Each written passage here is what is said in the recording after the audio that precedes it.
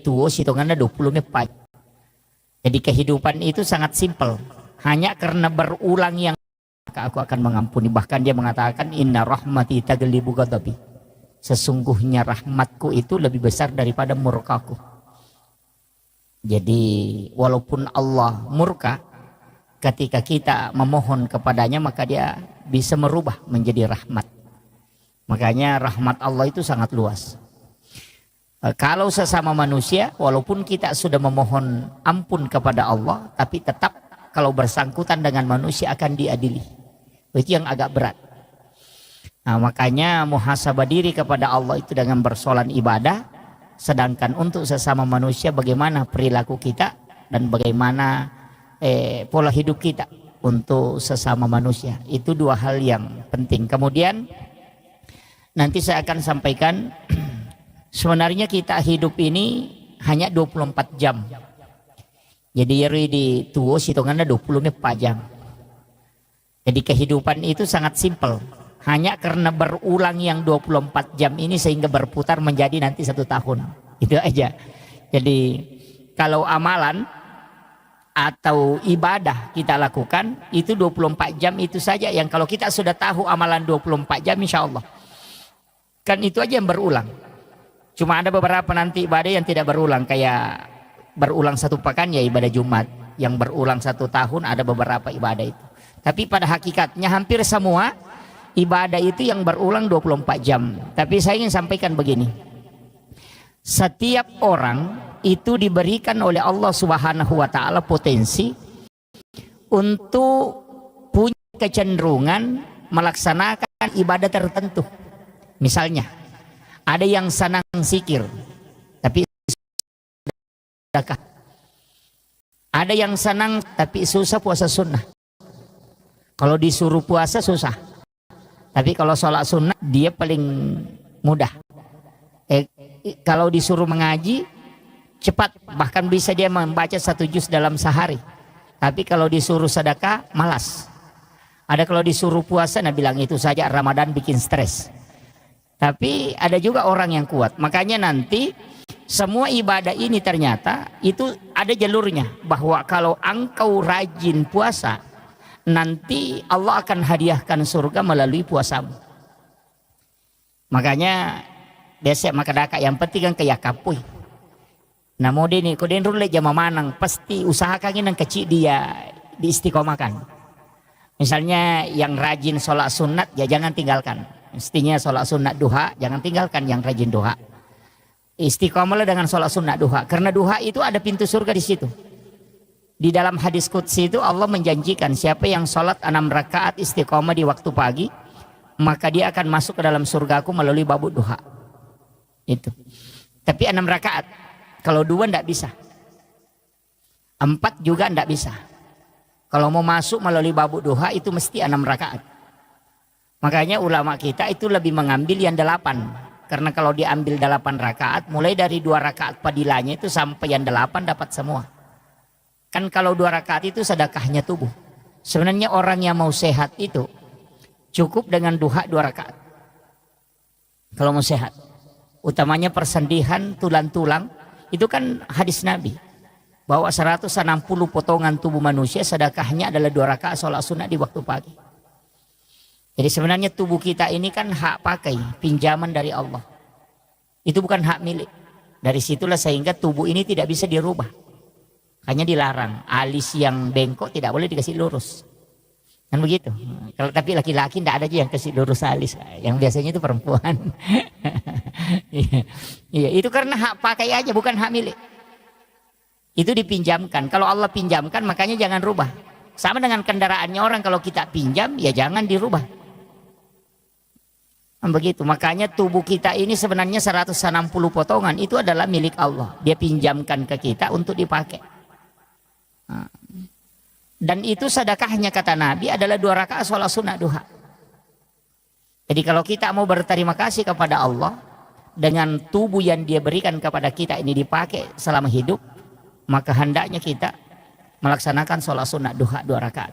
Cuma sholat sunat duha itu diatur dalam hadis. Saya baca salah satu hadis dari Anas bin Malik, ini hadis marfu. Rasulullah SAW itu berwasiat, tapi ini agak berat. Tidak semua orang bisa lakukan. Itu sholat sunnah duha di awal waktu. Jadi kita sekarang sholat sunnah duha itu tidak memilih waktu biasa nanti jam 8 atau jam 9. Kalau ini tidak. Kerjakan sholat sunnah duha di awal waktu. Misalnya waktu duha itu masuk jam 7. Maka langsung kerjakan waktu sholat duha 2 rakaat itu di waktu jam 7 itu. Jadi masam peja sunnah ki duha 2 rakaat. Tapi bacaan surahnya itu rakaat pertama sesudah Fatihah kita baca ayat kursi itu 10 kali. Ini hadis marfu. Itu langsung disandarkan ke Nabi. Bukan sandaran ke sahabat, itu langsung sandarannya ke Nabi. Makanya ini hadis sahih. Jadi dikerjakan sholat sunnah duha di awal waktu 2 rakaat. Itu dengan rakaat pertama sesudah Fatihah kita baca ayat kursi 10 kali. Sedangkan rakaat kedua sesudah Fatihah membaca surah Al-Ikhlas 10 kali. Maka dia nabita nigi jamnya sampajangnya makoro di awal waktu. Nah ayat kursi sibakulu Allahu na baca masing-masing 10 kali. Maka ia tuh tahu pasti nama saipong Allah Ta'ala. Itu kuncinya. Nah iya ko ya masiki berarti ya mati ki itu asoy manasa selama. Dan itu Nabi sudah katakan, orang itu pasti masuk dalam rahmat Allah. Iya kawan niwi balinna tanya duha tapi witir. Karena orang yang berwitir itu pasti kekasih Allah. Ini satu-satunya sholat sunnah dari semua sholat sunnah Pak yang dijamin menjadi wali. Jadi komeki menjadi wali sampai dia sunnah witir ini. Makanya duha di awal waktu 2 rakaat itu pamaseh. Ya komeki menjadi wali kekasih Allah. Kerjakan witir di malam hari. Makanya saya kasih tahu terutama ibu-ibu. Ya tapura masam pejang ngisa. Asam pejang witir memang. Jadi tidak usah tunggu sampai bangun sholat tahajud. Tidak usah. Kalau saya sholat witir memang kita baru tidur. Cuma ada kesalahan kita. Ustaz juga banyak yang keliru itu memahami. Maka dah sholat witir itu adalah penutup semua sholat. Jadi ketopura nama witir di negara sampai Jawa dengan jamah. Padahal itu Nabi meminta mengakhirkan. Kenapa? Itu maksudnya untuk sholat fardu bukan sholat sunat. Jadi kau pura ki masam pajam mengeribi aja tahu witiri. Nah sebab kamu pesan pajang isah. Makanya diminta sholat witir itu diakhirkan. Bukan akhir semua sholat. Tapi akhir untuk sholat fardu. Apa ya itu witiri? Kawan ni mini jamah. Anak dia nawat dito mawitiri ko pure mangaribi na saba ang kamu pasang pajangisa. Pura pi masang pajangisa na pamawitiri. Makanya Abu Hurairah itu setiap selesai sholat sunat isya langsung witir 3 rakaat. Kenapa kita berwitir? Ini kuncinya. Pertama, sebenarnya ulama itu banyak pakai witir sebelum tidur. Karena orang yang berwitir itu pasti tidak diganggu jin. Dan lejingnya tembus itu toma witir. Ya kemakan mimpi buruk itu sudah terhindar. Kecuali tidur sesudah sholat subuh pasti. Masih bisa diganggu karena sudah sholat subuh. Jadi ya kau nggak tahu mawitir na pematinro pasti dia nak tulu-tulu maja. Kalau ada mimpi itu pasti isyarat. Makanya ulama itu bisa tahu bahwa mimpinya ini ada pesan. Karena dia berwitir. Kalau orang tidak berwitir itu masih susah. Kita mendeteksi. Apakah ini isyarat atau ini gangguan. Kan begitu.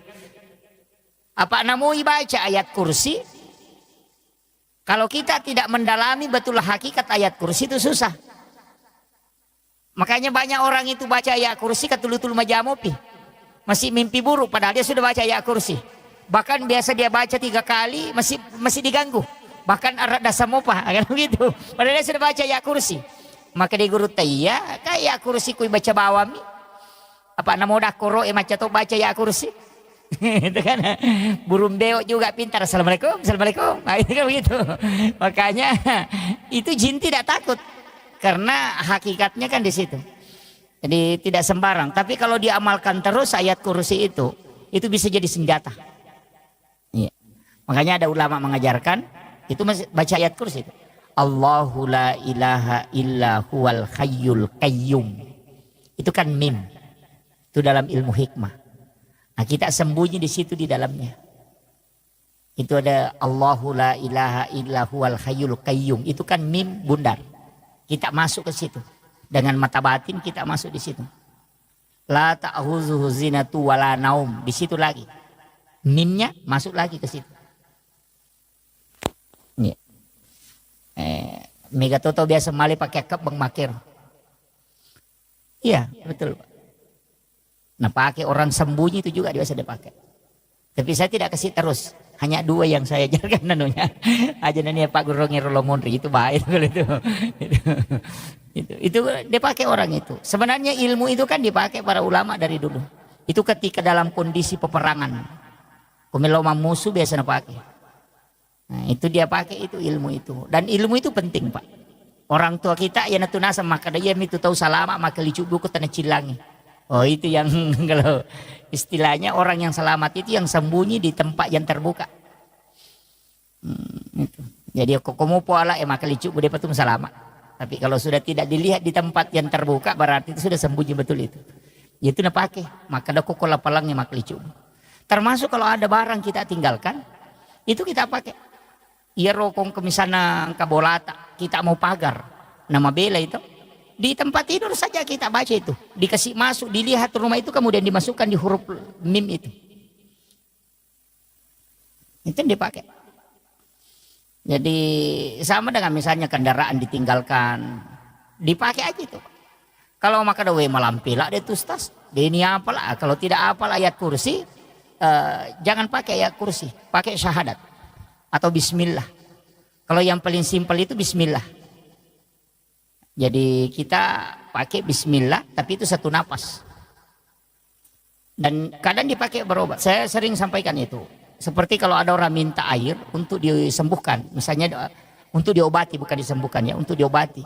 Biasa minta air supaya didoakan. Sebenarnya itu kuncinya itu basmalah. Baca basmalah 19 kali. Itu sesuai dengan jumlah hurufnya. Dan bismillahirrahmanirrahim itu hurufnya ada 19. Makanya baca basmalah 19 kali baru berdoa. Baru tiupkan ke air. Insya Allah itu mujarab.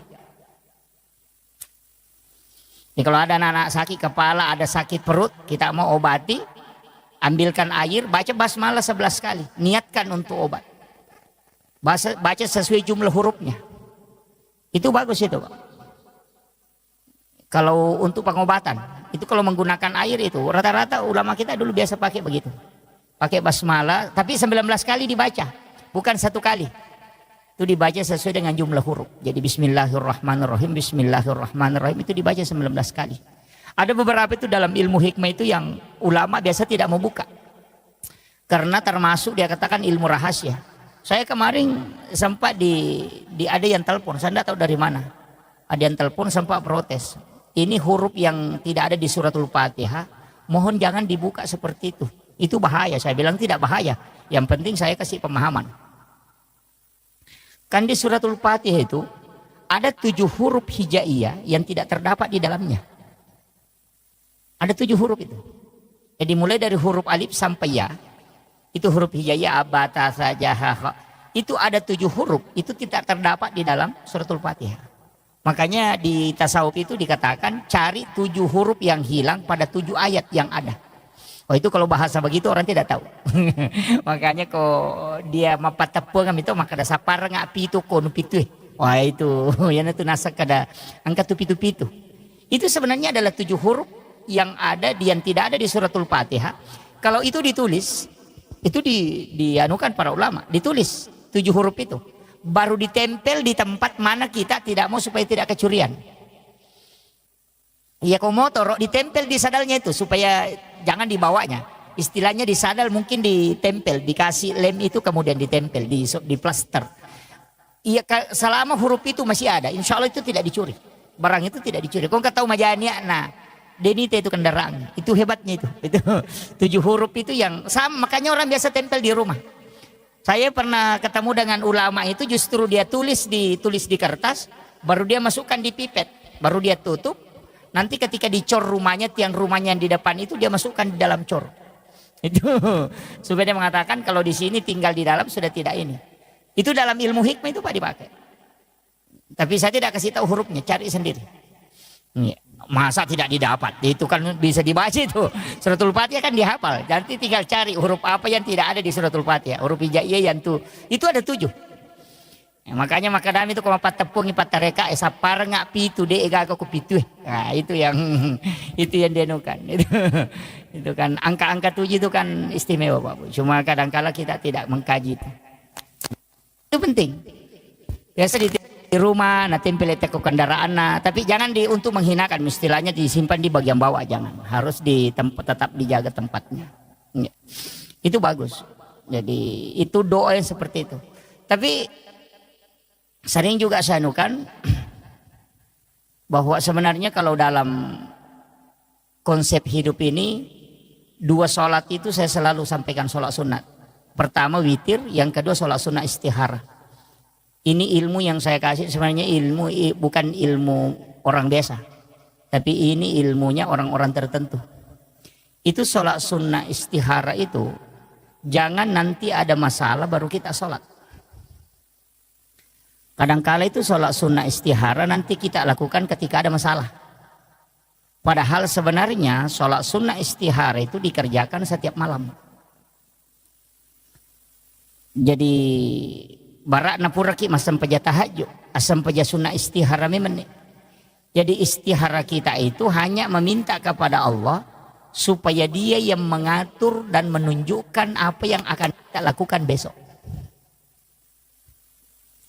Iya na tunang ka istilah na pakai teman-teman dulu maka ada depi apa pakai doku. Ah itu na masuk. Karena pasti ada.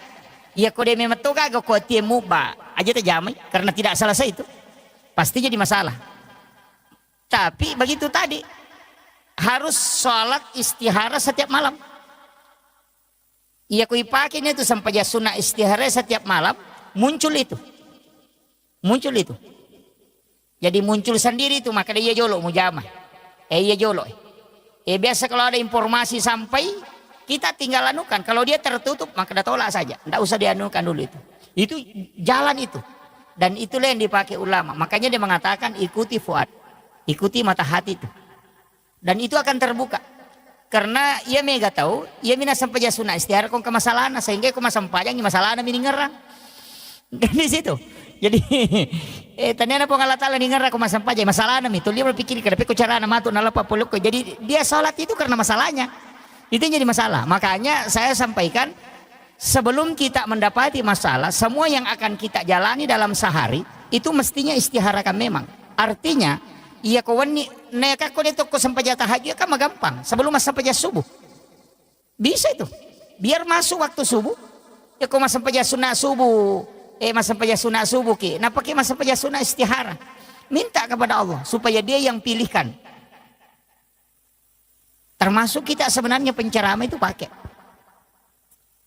Kalau normalnya saya itu Pak terus terang. Kalau normal itu biasa meselang. Pernah saya ceramah duhur di Balikpapan. Sudah duhur saya ceramah di Balikpapan. Sudah isya saya ceramah di Palu. Saya bilang itu bisa aja karena pesawat sore ada dari Balikpapan ke Makassar tiba jam 4 pesawat Palu jam 4 itu tiba jam 5 di Palu sholat saya sholat maghrib sholat isya di Palu. Saya bilang tapi itu butuh istihara karena kayak kendaraan begitu kan kadang delay itu butuh istihara. Kalau tidak konek memang saya tidak bisa ambil tapi kalau koneksi itu saya ambil. Jadi istihara begitu fungsinya. Jadi pasti dipilihkan itu. Karena ada waktu itu nanti bingungi maka dah loko kaje ya gajo ujamai tapi kalau kita istihara setiap malam pasti Allah pilihkan dan itu akan beri isyarat-isyarat terus. Jadi itu penting. Cuma kalau amalia ini yang sanukan kalau amalia kalau kita selesai sholat fardu itu dari Syekh Al-Maliki kita meletakkan tangan kanan ini di perut sebelah kiri. Itu setiap selesai sholat fardu. Jadi tangan kanan ini diletakkan di perut sebelah kiri. Ibu jari ini agak didorong sedikit ke jantung. Jadi dipisah. Jadi 4 jari ini di perut. Kemudian ibu jari ini agak didorong sedikit ke jantung. Baru baca alam nasr 3 kali. Surah al-ikhlas 3 kali. Baru Rabbi syrah li sadri wa yassir li amri wahlul uqdatam min lisani yafqahu qawli Rabbi yassir wa la tu'assir. Itu ada tambahannya. Jadi Rabbi yassir wa la tu'assir. Dibaca 3 kali. Orang yang mengamalkan ini Bapak Ibu sekalian, ia kongka masalah noloi, orang yang akan selesaikan. Jadi tahu murusukan masalah tak. Itu kuncinya. Jadi ternyata dia nak ada ide sipan rasa-rasa ngurusin apa selesai? Tidak. Pasti ada orang yang menguruskan itu. Cuma kalau itu kuncinya, artinya ini amalan sederhana tapi itu manfaatnya luar biasa. Dan orang yang mengamalkan itu tidak ada anaknya menjadi fakir.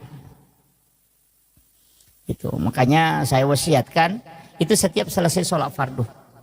Jadi kupura ki milo doang sesudah berdoa sebelum berdiri sholat sunat, letakkan tangan kanan itu di perut sebelah kiri. Kemudian ibu jari agak didorong sedikit ke jantung. Kemudian kita baca alam nasrah 3 kali, surah al-ikhlas 3 kali.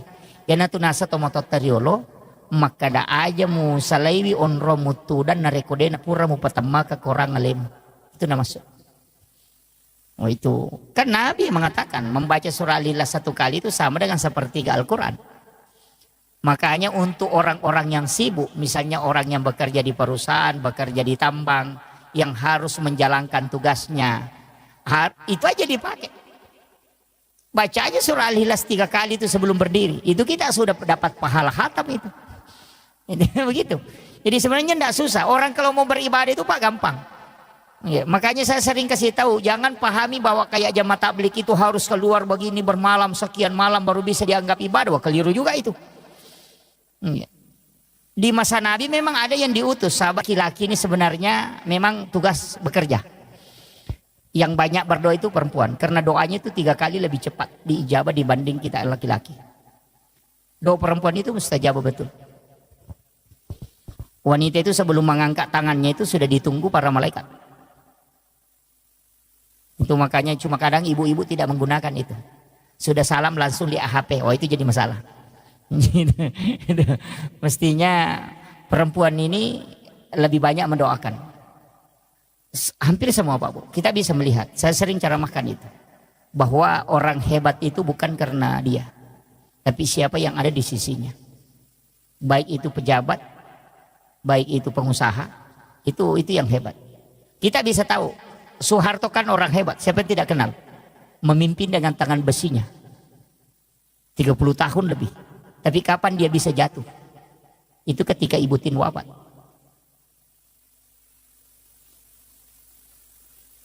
Habibie orang hebat. Siapa yang tidak mengakui, bahkan di Jerman dia dapat nilai summa cum laude. Kecerdasan beliau luar biasa. Tapi kapan mereka tidak bisa berbuat apa-apa? Ketika Ibu Ainun wafat. SBY sekarang kan masih hidup. Panglima TNI 2 kali jadi presiden. Tapi kapan dia tidak bisa mengambil kebijakan sempurna? Ketika Ibu Ani wafat. Itu pelajaran. Makanya sama dengan pondok pesantren. Kalau kiainya meninggal itu tidak jatuh. Tapi kalau ibunya meninggal pasti drop. Itu karena wanita itu doanya luar biasa. Cuma kadang wanita tidak tahu kalau dia punya senjata. Dia lupa pakai. Itu kadang-kadang senjatanya canggih tapi dia lupa. Makanya di situ. Makanya saya bilang wanita itu di sujud terakhir mestinya di situ dia berdoa. Makanya konsensus. Ini saya kasih tahu. Yang sudah berkeluarga yang belum ya mohon maaf. Kalau masih ada jomblo di sini ya mohon maaf. Tapi jangan terlalu lama jadi jomblo lah. Saya kasih tahu bahwa siapa yang paling tinggi kasih sayang dan cintanya kepada keluarganya pasti hidupnya berkah dan akan dibukakan pintu-pintu kemudahan. Pasti itu. Jadi itu aja. Makanya kalau kasih sayang ke istri itu pokok. Tapi ada yang saya kasih tahu, kalau terima gaji jangan sembunyikan uangnya. Kasih lihat dulu semua istri baru minta sebagian. Cuma ada istri juga tidak mau kasih lagi. itu yang bahaya tuh. Iya. Saya kasih tahu kalau mau berkah, saya ini wasiat guru kami, mursyid kami, termasuk pimpinan pondok kami Al-Mukarram Kiai Haji Fathuddin Sukara itu pernah beritahu. Maka dia kongka polia munak pita manang ibenim, biarkan dia pegang. Setelah itu baru kau minta kalau kau butuh. Nah sebab magai, tetap tuh makai guna. Tapi ya kita kau mata terima kidi misalnya 10 juta atau 5 juta. Nah pelak gai 2 juta dia ni pita bene 3 juta pitang. Capu mati itu 2 juta dia sekadar gayli. Itu karena hilang berkahnya. Dicabut. Tapi ya kau pura ini tamanang namo pura minakatan ni Napa ilau 2 juta maka data lengak 2 juta mereka pakai, itu pasti mak beraka. Sisa lami matui. Makanya kita laki-laki sebenarnya itu punya rezeki cuma 30%. Wanita itu yang punya 70%. Itu anunya. Makanya kalau mau banyak mendoakan ya kasih banyak istri.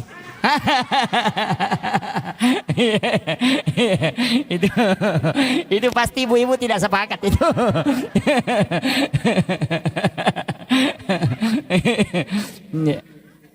Jadi kan kuncinya di situ. Makanya saya wasiatkan kepada ibu-ibu, cukup kalau sholat sunnah ataupun sholat fardu di sujud terakhir itu minta. Kita yang memohon kepada Allah, karena itu pasti dibuka.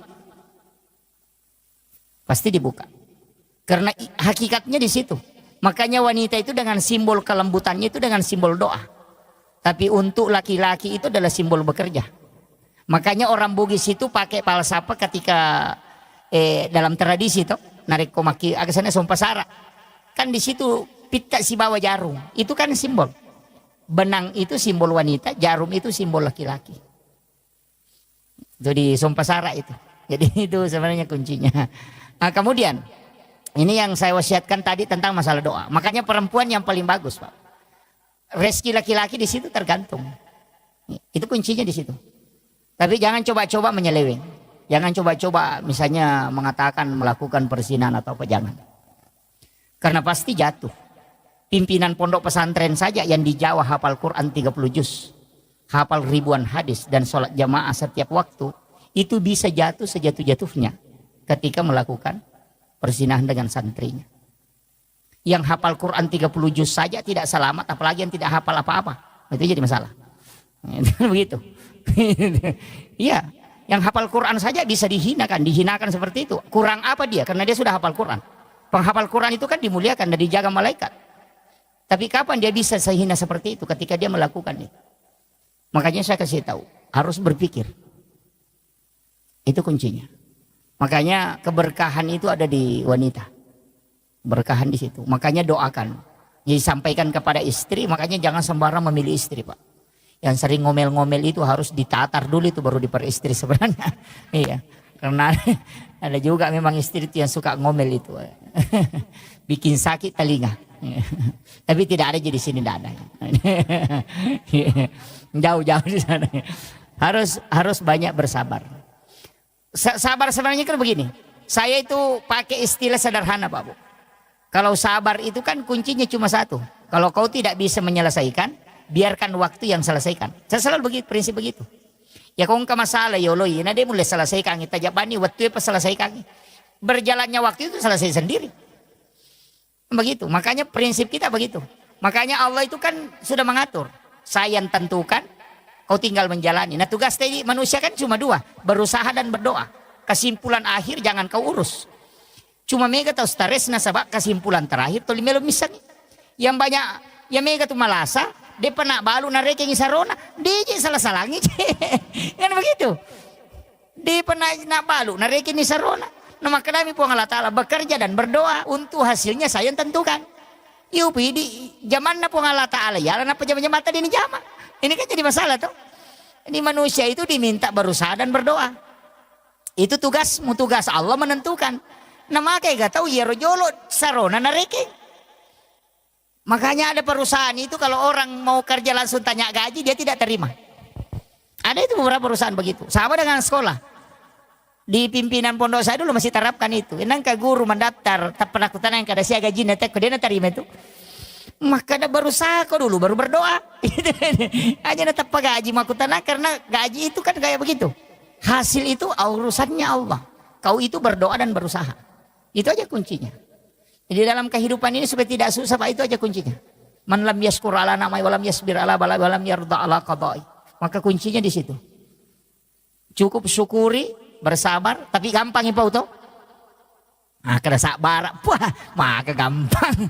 Tapi kalau mana mau noko kupuri. Memang sabar itu berat. Karena orang yang sabar itu ma Allah, bersama dengan Allah. Tapi begini, saya kalau kita ngaji tasawuf sedikit, saya tarik sedikit ke tasawuf. Dalam tasawuf itu sebenarnya tidak ada masalah. Jadi ada namanya zahirun kafi dan batinun kafi. Itu seperti telapak tangan. Kalau dia dilihat dari sini itu ada fungsinya. Kalau dia dari belakang juga berfungsi. Jadi semua kehidupan yang kita alami begitu Pak. Masalah itu sebenarnya bukan masalah. Cuma itu cara Allah memanggil kita.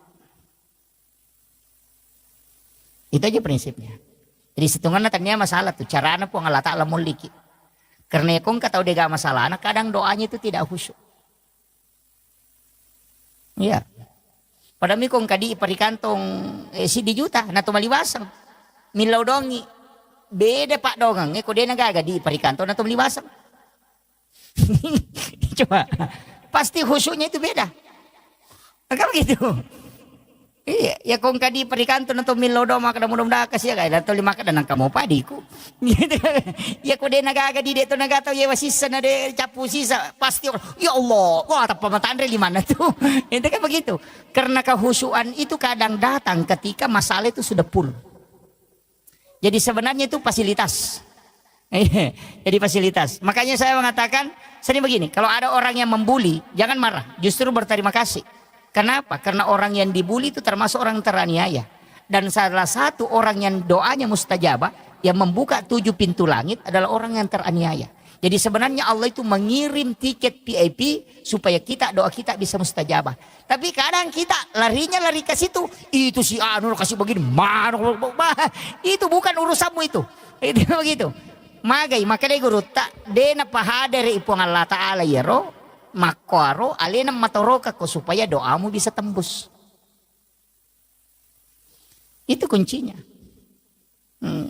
Jadi sebenarnya orang yang teraniaya itu justru hadiah. Kan begitu. Karena nanti doanya bisa tembus ketika teraniaya. Sama dengan ulama yang dicaci maki. Termasuk Habib Umar kan ketika dia baca Fatihah itu banyak mencaci maki. Mereka itu tidak mau urus. Kenapa? Karena jalur itu derajatnya diangkat. Tidak beriman seorang itu kecuali Allah menguji. Tidak mungkin.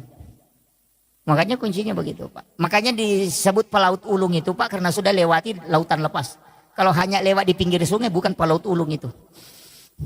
Pamem itu. Itu kan itu. Iya. Orang yang dianggap hebat kan begitu. Yang sudah mengikuti terpaan besar. Iya kok komiri salo itu lilalu bukan pelaut itu. Itu begitu. Makanya kehidupan itu begitu Pak. Orang itu yang ketika dia sudah menghadapi berbagai macam ujian, itu justru doanya mudah tembus. Coba kurang apa Nabi? Malaikat Jibril yang mendampingi, dia punya mukjizat. Allah langsung membimbingnya. Tapi kenapa dia kena masalah? Karena dari masalah itu muncul doa yang mustajabah. Itu aja kuncinya. Nabi kan disayangi oleh Allah tuh. Masa dia masih dapat ujian? Dilempari batu. Kan di situ. Karena dari situ Nabi berdoa. Ketika dilempari batu dia berdoa. Ya Allah kalau dia tidak beriman nanti anak-anaknya. Kalau anak-anaknya tidak nanti anak cucunya. Berkat doanya Nabi. Sampai hari ini penduduk Taif itu 100% muslim. Kalau Mesir itu masih ada Kristen Kotkit itu sekitar 13%. Coba. Makanya kadang-kala doa mustajabah itu nanti ada masalah. Pas begitu. Ya. Makanya saya bilang tadi kalau kita mendapati masalah. Jangan tarik ke masalahnya.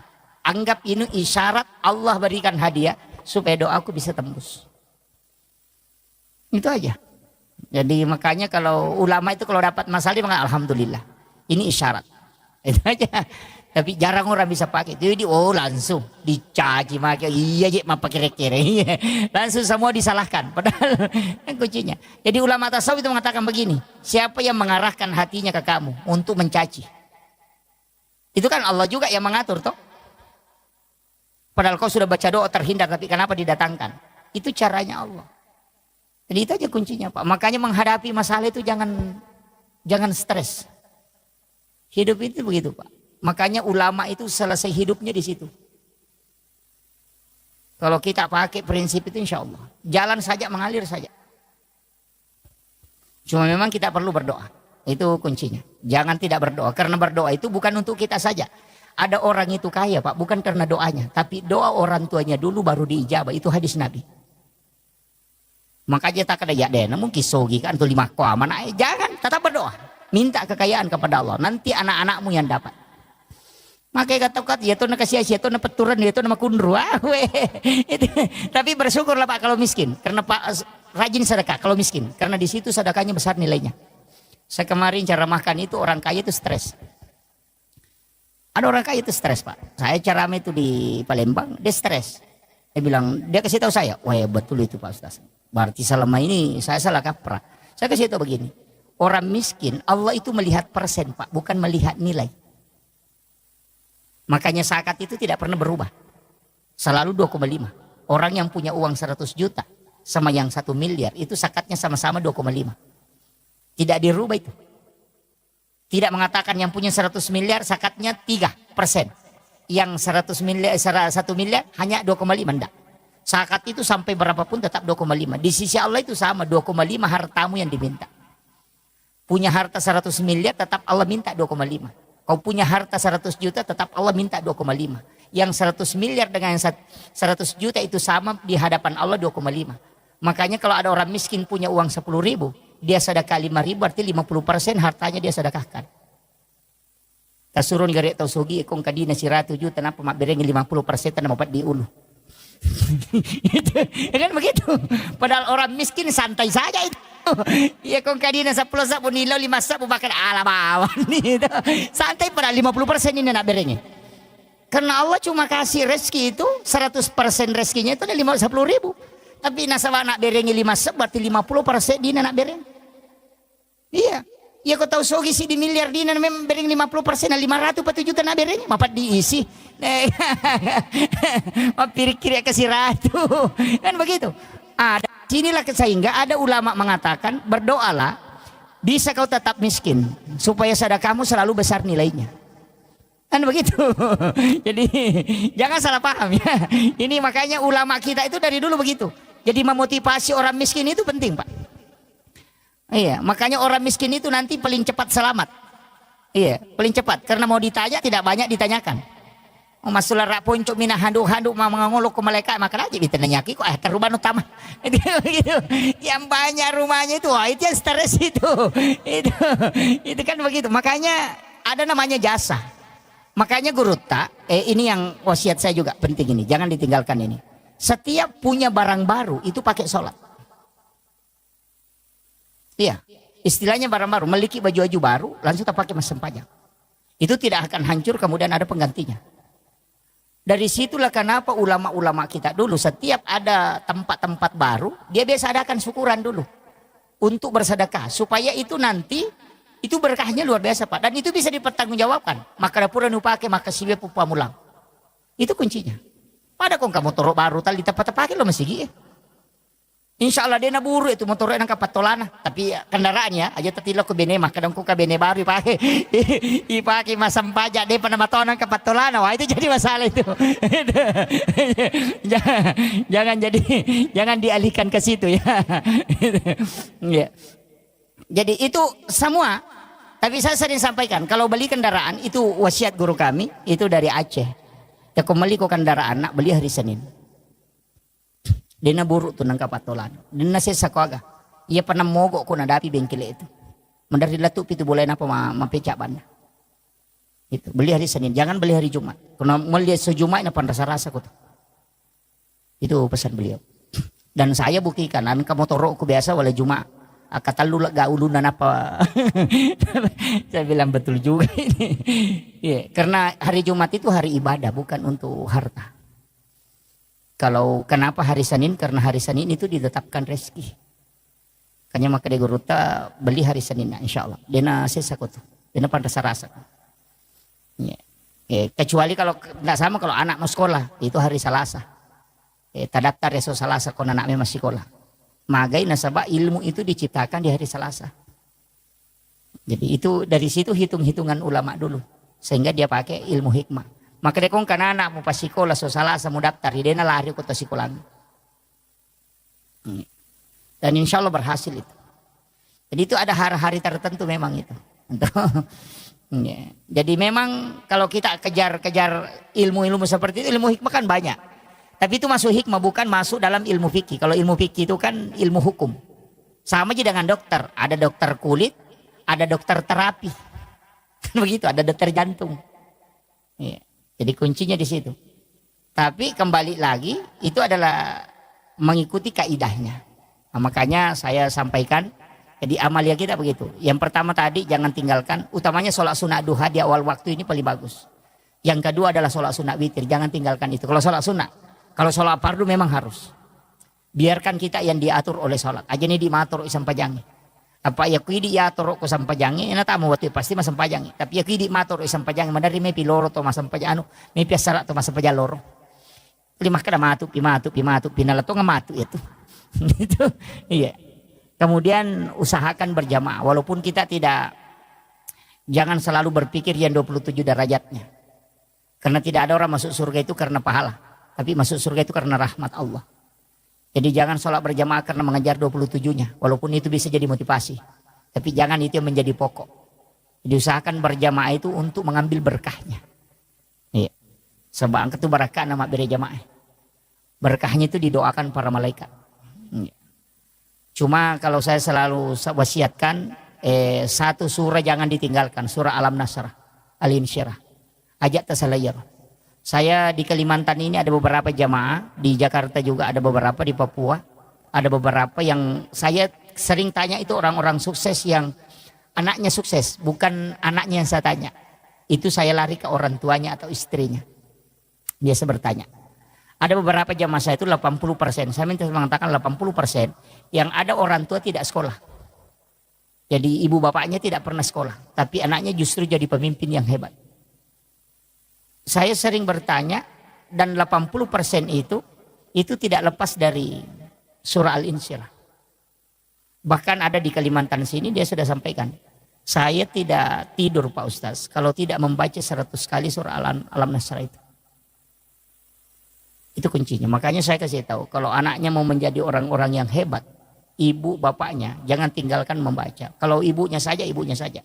Kalau bapaknya tidak sempat, mesti ada salah satu dari orang tua kita yang baca itu. Jangan kurang 100 kali membaca surah Al-Insyirah, Alam Nasrah, insya Allah. Itu bisa dibagi aja itu. 20 sudah sholat subuh, 20 sudah sholat duhur, 20 sudah sholat asar, 20 sudah sholat maghrib, 20 sudah sholat isya, itu sudah 100. Iya. Atau sambil jalan kita baca, apalagi tasbih sekarang kan sudah enak. Yang di tangan yang ditindis-tindis itu. Baca Alam Nasrah itu jangan kurang dari 100. Insya Allah anak-anak kita itu tidak akan ada yang susah.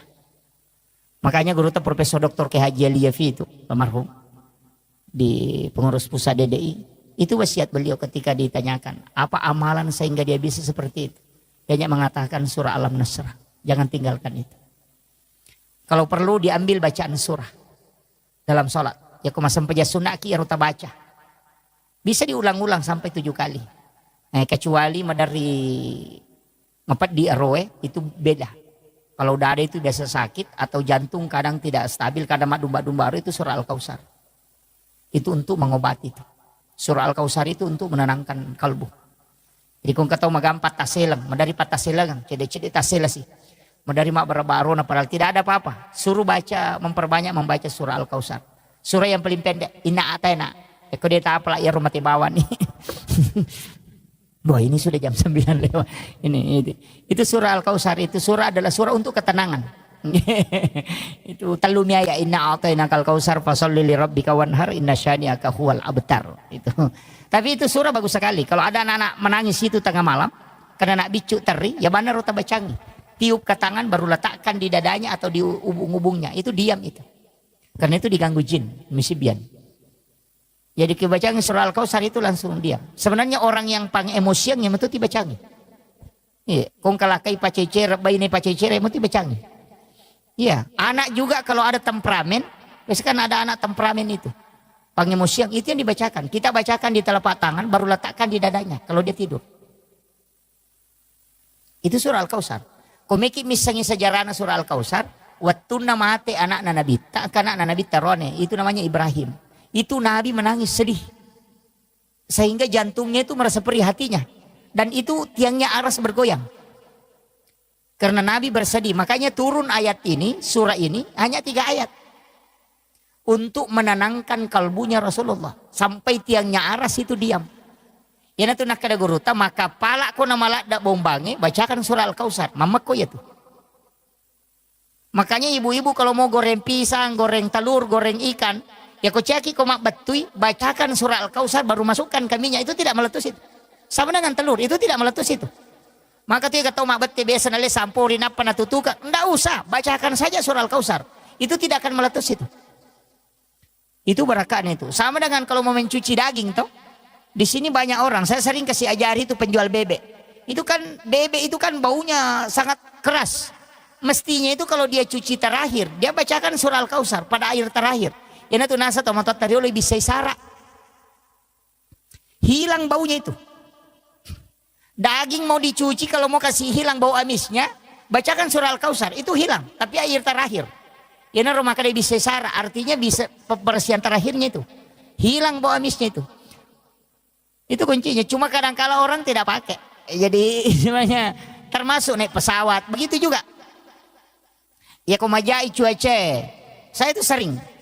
Kalau cuaca tidak bagus, saya cuma tempelkan telapak tangan begini di dinding pesawat. Itu kemudian baca itu. Naik kapal juga begitu. Ya miko oto dia ini cocok.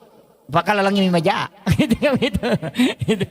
Jadi itu kalau hati orang anak-anak kita istilahnya temperamen itu. Tapi biasa anak-anak temperamen juga itu faktor dari orang tua. Utamanya istri itu yang besar pengaruhnya. Jadi makanya itu istri itu tidak boleh emosi kalau suaminya meminta untuk berhubungan. Jangan coba-coba. Itu pasti kalau tinggal itu anaknya temperamen. Cuma kali nggak baca. Apalagi itu 5 suruh Pak dia ngijok lampu yang anu ngijok kakak ngijok lah ke kuan ngijok yang ketu dia penata laca itu laca ngijok tengah deh gak. Kecincolan anaknya itu kong kanak nama itu. Iya. Itu kan banyak itu. Maka bini laki dan apa makan anu kakak ngajak laki anu jolo terijo benda anu jolo we pas surah pagah. Itu. Dan itu pasti anak nama itu kong ke sorangnya mereka bicaraan. Ya, makanya saya diwasiatkan itu sama guru tak. Itu mursyid tarekat itu, mursyid kami itu mengatakan, jangan berhubungan. Kok anak-anak maturu musapa aja berhubungan. Pak pasti na bali-bali kok matu. Itu kuncinya. Dan itu banyak. Napat ya itu mega pasuron. Itu makanya penting. Ini saya wasiatkan. Ya ada beberapa hal itu yang memang diajarkan para ulama kita dan itu terbukti. Dan itu masuk dalam ilmu hikmah. Kemudian saya nukan kalau mau diangkat derajat, satu sholat yang mengangkat derajat itu sholat tahajud, walaupun hanya 2 rakaat. Tapi kalau kayak Pak Haji ini dengan ibu, saya kasih tahu harus punya amal rahasia, tidak boleh tidak. Orang yang banyak istilahnya banyak tanggungan, seperti itu karena ada beberapa karyawan, kemudian tugas di mana-mana. Itu harus punya amal rahasia. Dia harus punya amalan yang dia sendiri tidak tahu. Harus. Bagaimana caranya? Itu ada di beberapa kitab. Dan itu ada di dalam hadis juga. Tapi ini orang khusus. Tapi kalau kita mau lakukan bisa. Kalau sedekah dengan memberikan langsung kepada orang. Itu biasa. Tapi ada sedekah itu yang dilakukan Rasulullah. Itu menyuapi orang buta Yahudi di pintu pasar. Itu kan hadis masyhur sekali tuh. Ketika orang bahas maulid. Bahwa Rasulullah punya kebiasaan menyuapi orang Yahudi yang buta di pintu pasar. Nanti ketika itu Umar menggantikan. Ketika beliau meninggal. Tapi apa yang terjadi? Itu sebenarnya orang tidak baca.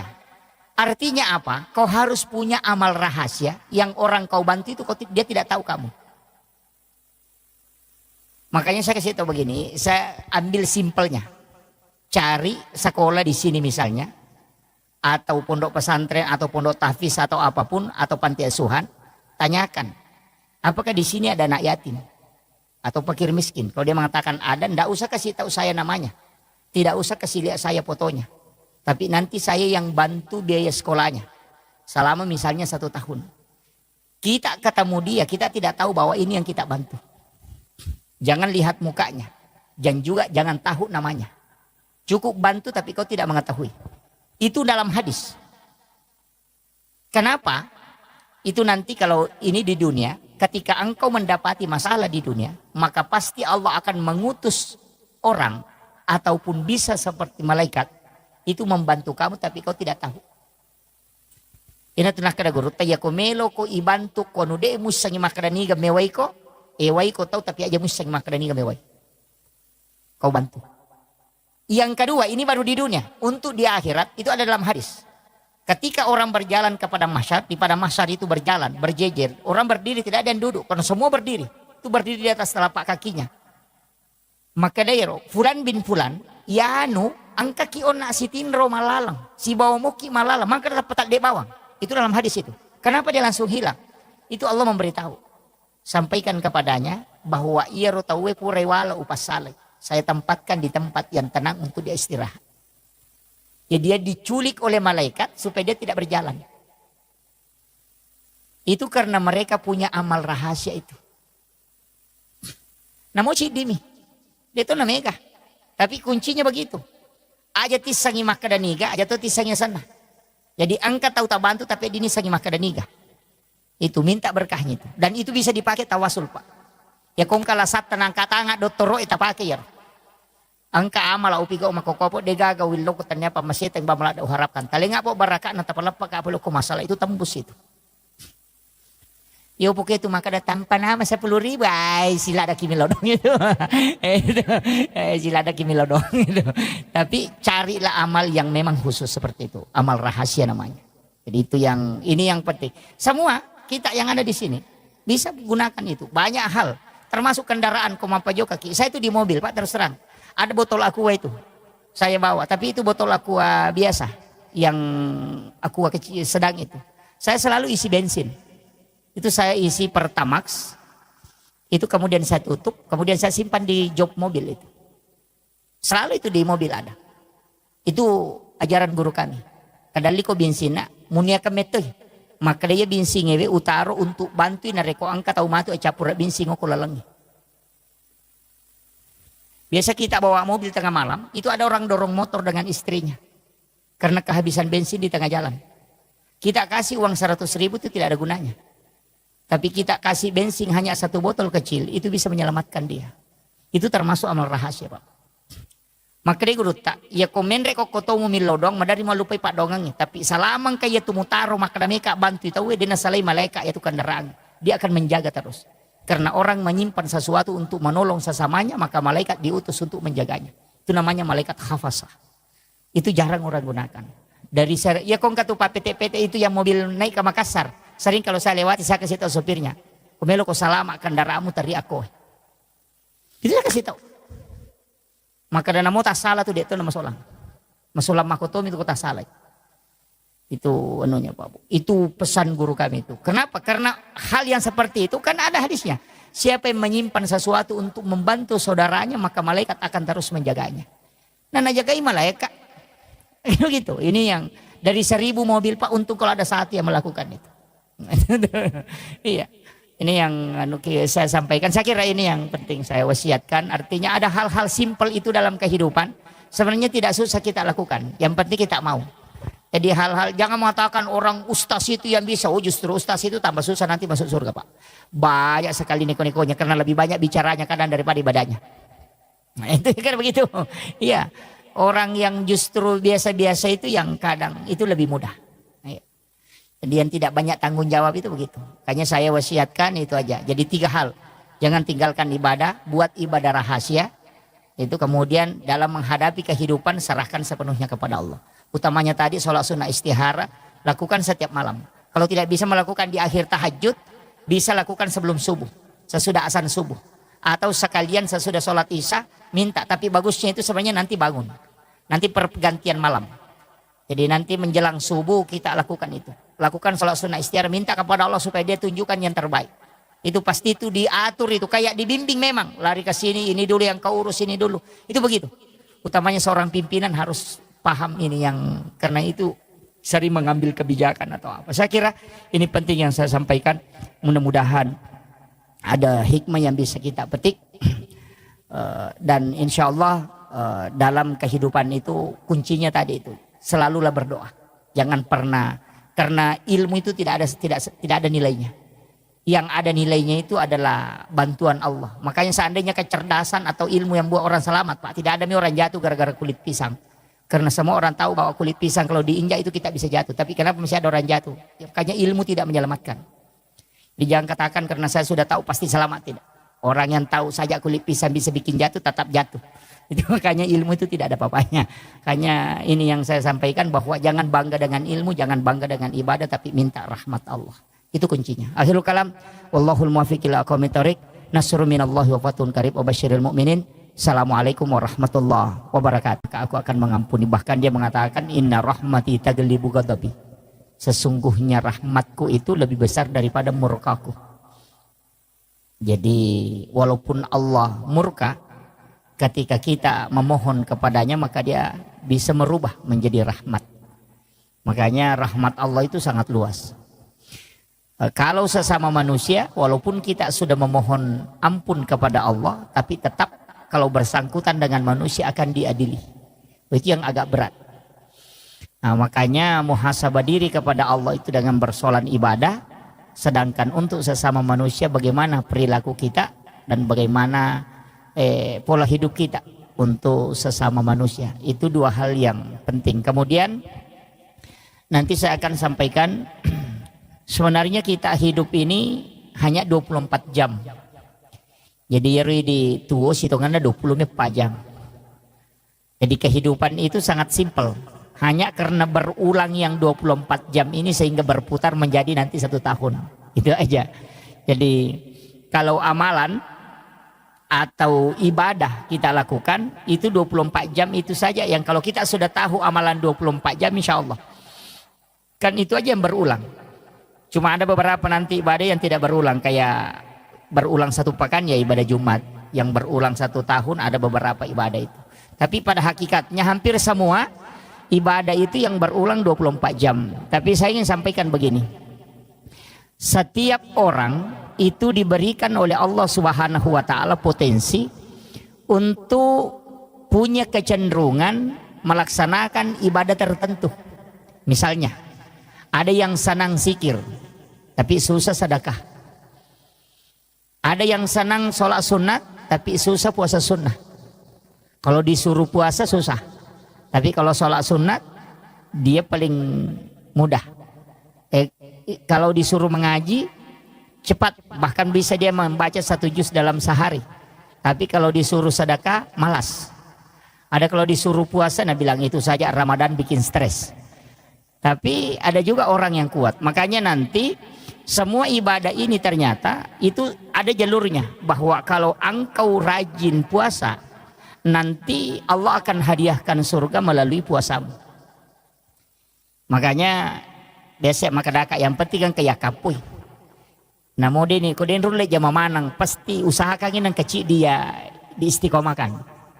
Misalnya yang rajin sholat sunat ya jangan tinggalkan. Mestinya sholat sunat duha jangan tinggalkan yang rajin duha.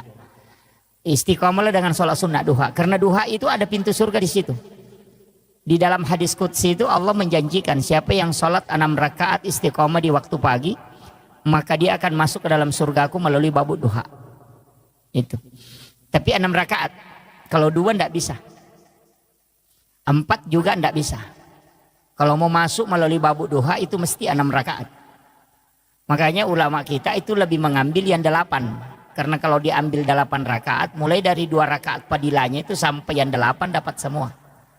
Kan kalau 2 rakaat itu sedekahnya tubuh. Sebenarnya orang yang mau sehat itu cukup dengan duha 2 rakaat. Kalau mau sehat. Utamanya persendihan tulang-tulang. Itu kan hadis Nabi. Bahwa 160 potongan tubuh manusia sedekahnya adalah 2 rakaat sholat sunat di waktu pagi. Jadi sebenarnya tubuh kita ini kan hak pakai, pinjaman dari Allah. Itu bukan hak milik. Dari situlah sehingga tubuh ini tidak bisa dirubah. Hanya dilarang. Alis yang bengkok tidak boleh dikasih lurus. Kan begitu.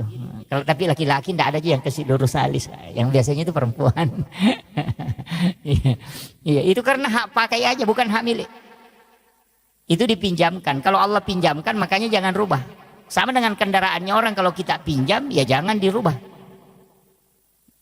Begitu. Makanya tubuh kita ini sebenarnya 160 potongan itu adalah milik Allah. Dia pinjamkan ke kita untuk dipakai.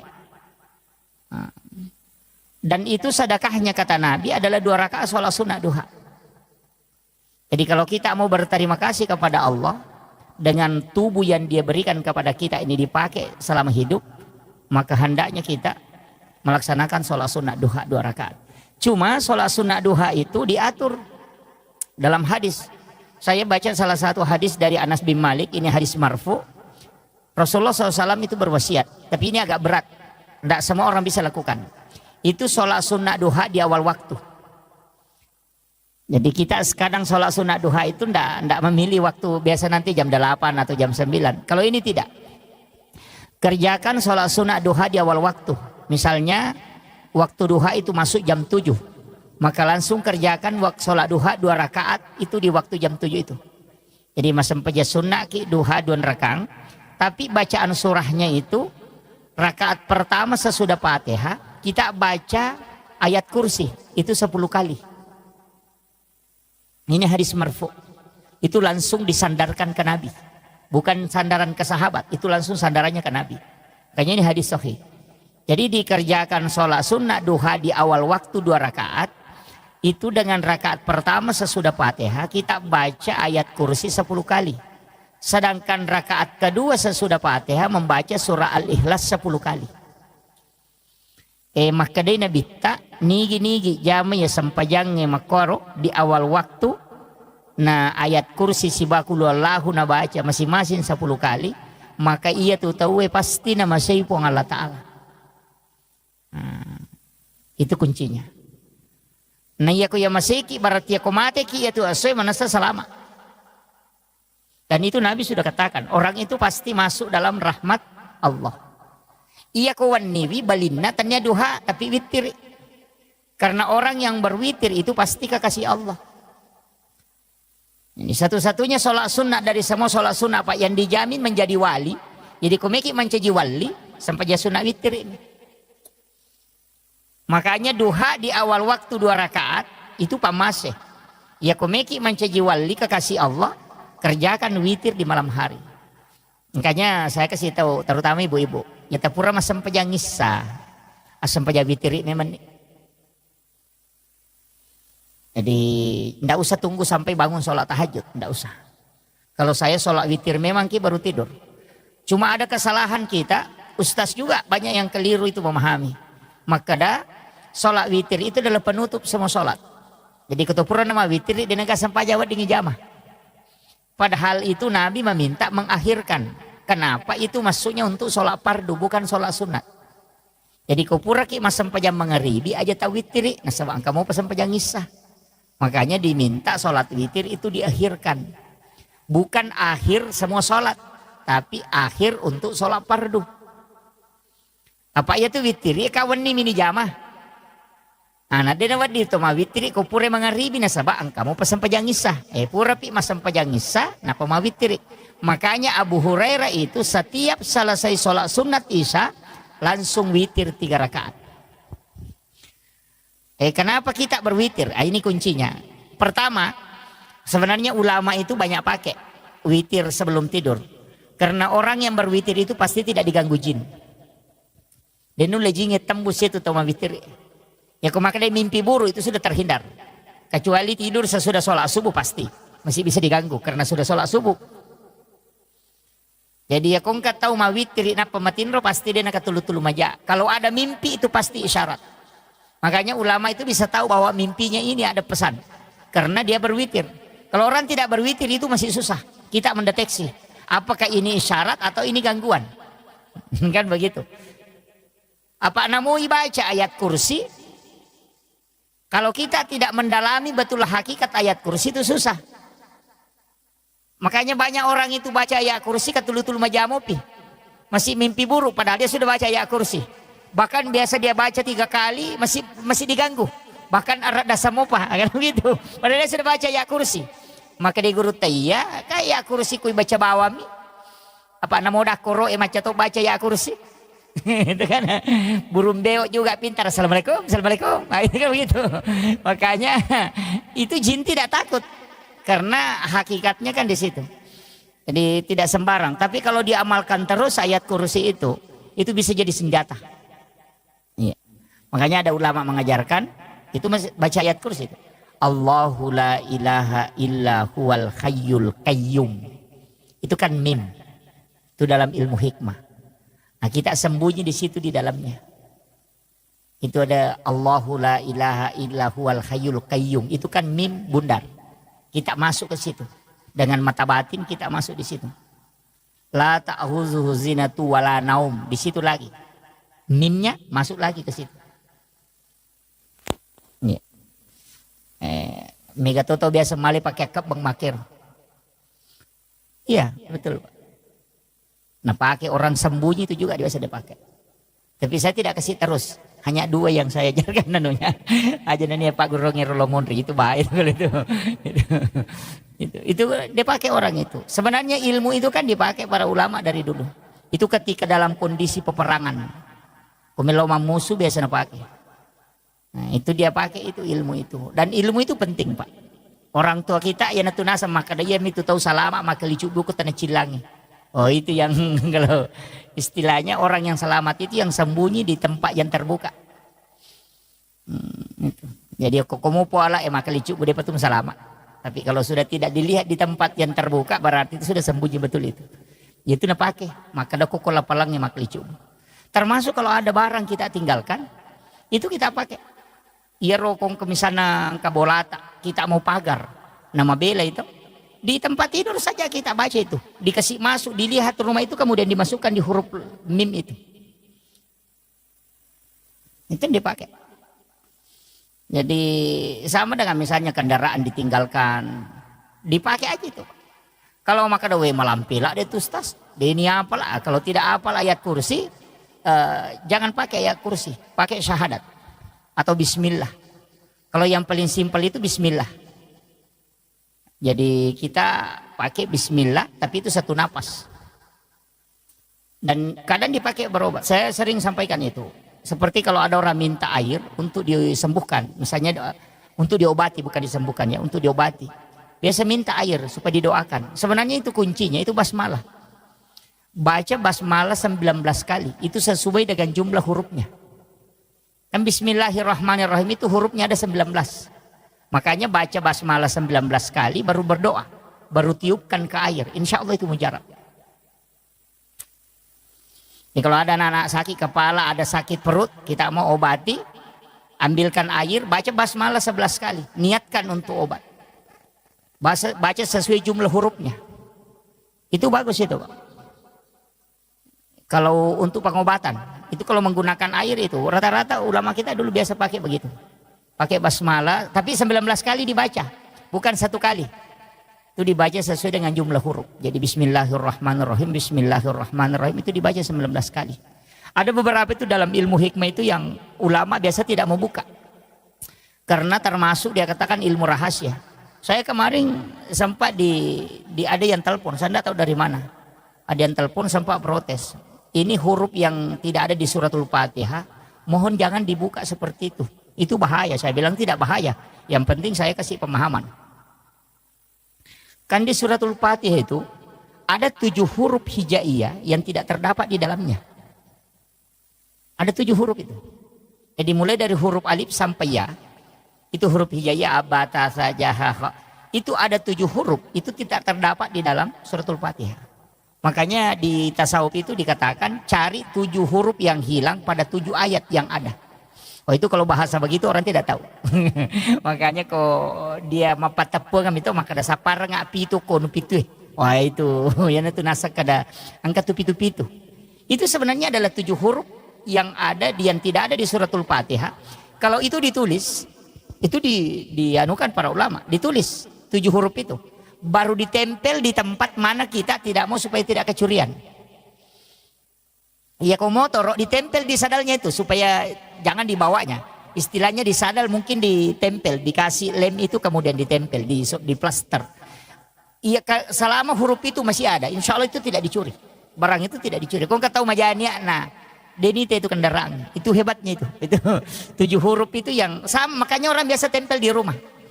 Saya pernah ketemu dengan ulama itu justru dia tulis di kertas, baru dia masukkan di pipet, baru dia tutup. Nanti ketika dicor rumahnya, tiang rumahnya yang di depan itu dia masukkan di dalam cor.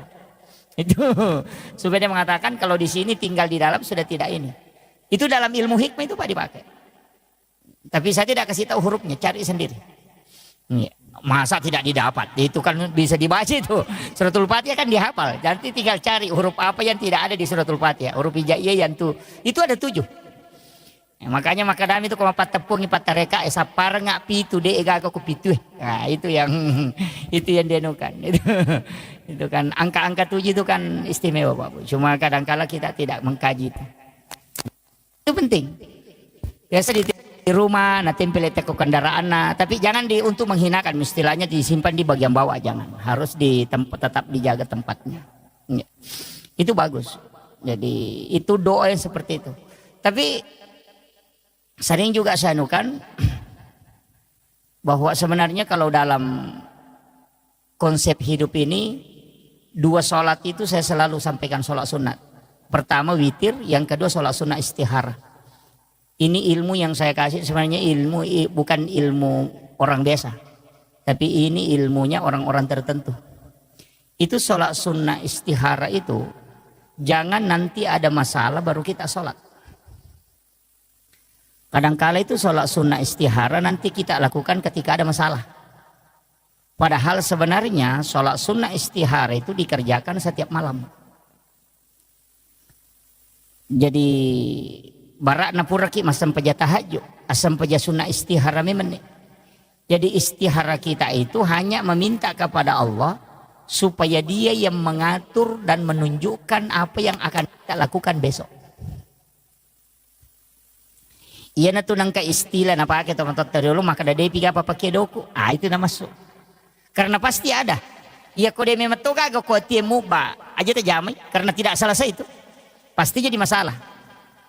Tapi begitu tadi harus sholat istihara setiap malam. Iya kui pakai itu sampai sunnah istihara setiap malam muncul itu. Jadi muncul sendiri itu maka dia jolo mujamah. Iya jolo. Biasa kalau ada informasi sampai kita tinggal anukan. Kalau dia tertutup maka dah tolak saja. Tidak usah dianukan dulu itu. Itu jalan itu. Dan itulah yang dipakai ulama. Makanya dia mengatakan ikuti fuad. Ikuti mata hati itu. Dan itu akan terbuka. Karena ia mega tahu, ia mina sampai sunnah istihara kong kemasalahan sehingga kong masampajang masalah mini ngerang. Dan di situ. Jadi tanya po Allah Taala ni ngerang kong masampajang masalah itu dia berpikir kada pe ko cara na matu nala papulok ko. Jadi dia salat itu karena masalahnya. Itu yang jadi masalah. Makanya saya sampaikan sebelum kita mendapati masalah, semua yang akan kita jalani dalam sehari itu mestinya istiharakan memang. Artinya, iya kawani neka ko dito ko sampai tahajud kan gampang. Sebelum sampai subuh. Bisa itu. Biar masuk waktu subuh, ya ko sampai sunnah subuh, sampai sunnah subuh ki. Nah pakai sampai sunnah istihara. Minta kepada Allah supaya Dia yang pilihkan. Termasuk kita sebenarnya penceramah itu pakai. Kalau normalnya saya itu Pak, terus terang. Kalau normal itu biasa meselang. Pernah saya ceramah duhur di Balikpapan. Sudah duhur saya ceramah di Balikpapan. Sudah isya saya ceramah di Palu. Saya bilang itu bisa aja karena pesawat sore ada dari Balikpapan ke Makassar, tiba jam 4, pesawat Palu jam 4 itu tiba jam 5 di Palu sholat. Saya sholat maghrib, sholat isya di Palu. Saya bilang, tapi itu butuh istihara. Karena kayak kendaraan begitu kan kadang delay. Itu butuh istihara. Kalau tidak konek memang saya tidak bisa ambil. Tapi kalau koneksi itu saya ambil. Jadi istihara begitu fungsinya. Jadi pasti dipilihkan itu. Karena ada waktu itu nanti bingungi maka ada loko kaje ya gajo ujamai, tapi kalau kita istihara setiap malam pasti Allah pilihkan dan itu akan beri isyarat-isyarat terus. Jadi itu penting. Cuma kalau amalia ini yang sanukan, kalau amalia kalau kita selesai sholat fardu itu dari Syekh Al-Maliki, kita meletakkan tangan kanan ini di perut sebelah kiri. Itu setiap selesai sholat fardu. Jadi tangan kanan ini diletakkan di perut sebelah kiri. Ibu jari ini agak didorong sedikit ke jantung. Jadi dipisah. Jadi 4 jari ini di perut. Kemudian ibu jari ini agak didorong sedikit ke jantung. Baru baca Alam Nasr 3 kali. Surah Al-Ikhlas 3 kali. Baru Rabbi syrah li sadri wa yassir li amri wahlul 'uqdatam min lisani yafqahu qawli Rabbi yassir wa la tu'assir. Itu ada tambahannya. Jadi Rabbi yassir wala tu'assir. Dibaca 3 kali. Orang yang mengamalkan ini Bapak Ibu sekalian, ia kongka masalah noloy, orang yang akan selesaikan. Jadi tahu merusukan masalah. Itu kuncinya. Jadi ternyata denak kada ini sipan rasa-rasa ngurusin apa selesai. Tidak. Pasti ada orang yang menguruskan itu. Cuma kalau itu kuncinya, artinya ini amalan sederhana tapi itu manfaatnya luar biasa. Dan orang yang mengamalkan itu tidak ada anaknya menjadi fakir. Itu makanya saya wasiatkan itu setiap selesai sholat fardu. Jadi kupura ki milo doang sesudah berdoa sebelum berdiri sholat sunnah, letakkan tangan kanan itu di perut sebelah kiri. Kemudian ibu jari agak didorong sedikit ke jantung. Kemudian kita baca alam nasr 3 kali, surah al-ikhlas 3 kali. Yana tu nasa tomotot teriolo, maka da aja mu salaiwi onro mutu dan narekode na pura mu patama ke korang alim. Itu nama masuk. Oh itu kan Nabi mengatakan membaca surah al-ikhlas 1 kali itu sama dengan sepertiga Al-Quran. Makanya untuk orang-orang yang sibuk, misalnya orang yang bekerja di perusahaan, bekerja di tambang, yang harus menjalankan tugasnya, itu aja dipakai. Baca aja surah Al-Ikhlas 3 kali itu sebelum berdiri. Itu kita sudah dapat pahala khatam itu. Jadi begitu. Jadi sebenarnya tidak susah. Orang kalau mau beribadah itu Pak gampang. Ya, makanya saya sering kasih tahu, jangan pahami bahwa kayak jamaah tabligh itu harus keluar begini bermalam sekian malam baru bisa dianggap ibadah. Wah, keliru juga itu. Ya. Di masa Nabi memang ada yang diutus, sahabatnya dia utus pergi berdakwah sampai 7 malam berdakwah, ada yang 3 hari berdakwah, ada yang 40 hari berdakwah baru pulang. Memang ada di masa Nabi, di masa sahabat juga begitu. Itu tidak masalah karena memang mengajarkan Islam itu penting, dakwah itu penting. Tapi jangan sampai itu melupakan keluarga, itu fatal itu. Tapi kalau saya prinsipnya begini, yang harus banyak berdoa itu perempuan. Kalau karena saya sudah baca beberapa hadis dan beberapa penjelasan ulama, saya mengatakan doa yang lebih banyak itu mestinya perempuan, istri. Jangan, kita laki-laki ini sebenarnya memang tugas bekerja. Yang banyak berdoa itu perempuan, karena doanya itu 3 kali lebih cepat diijabah dibanding kita laki-laki. Doa perempuan itu mustajabah betul. Wanita itu sebelum mengangkat tangannya itu sudah ditunggu para malaikat. Itu makanya cuma kadang ibu-ibu tidak menggunakan itu. Sudah salam langsung di HP. Oh itu jadi masalah. Mestinya perempuan ini lebih banyak mendoakan. Hampir semua Pak Bu. Kita bisa melihat. Saya sering ceramahkan itu. Bahwa orang hebat itu bukan karena dia. Tapi siapa yang ada di sisinya. Baik itu pejabat. Baik itu pengusaha. Itu yang hebat. Kita bisa tahu. Soeharto kan orang hebat, siapa yang tidak kenal? Memimpin dengan tangan besinya 30 tahun lebih. Tapi kapan dia bisa jatuh? Itu ketika Ibu Tin wafat.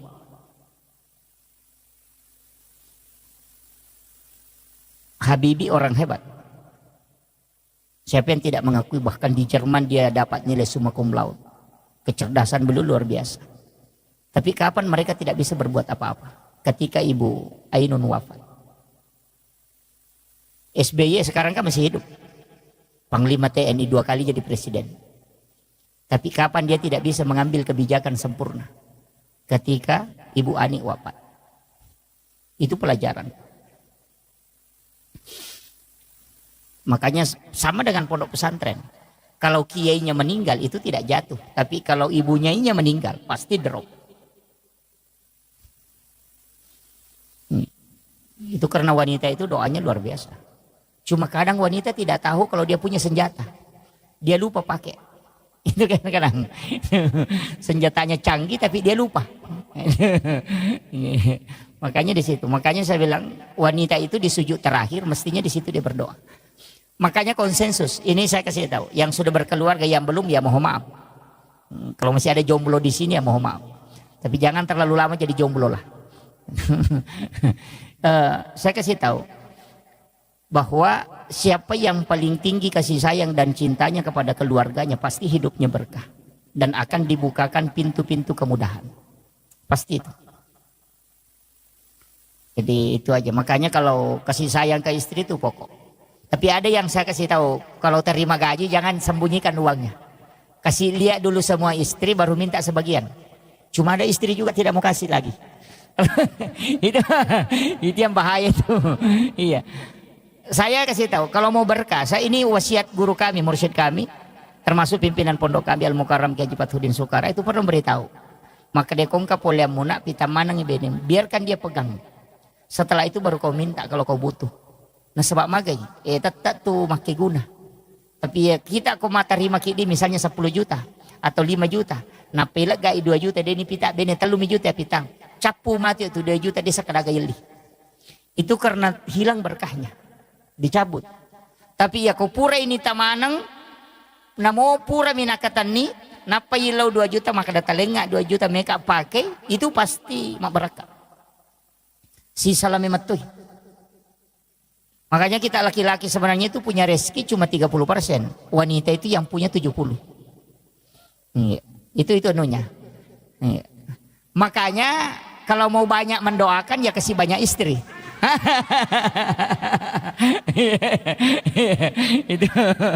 itu pasti ibu-ibu tidak sepakat itu.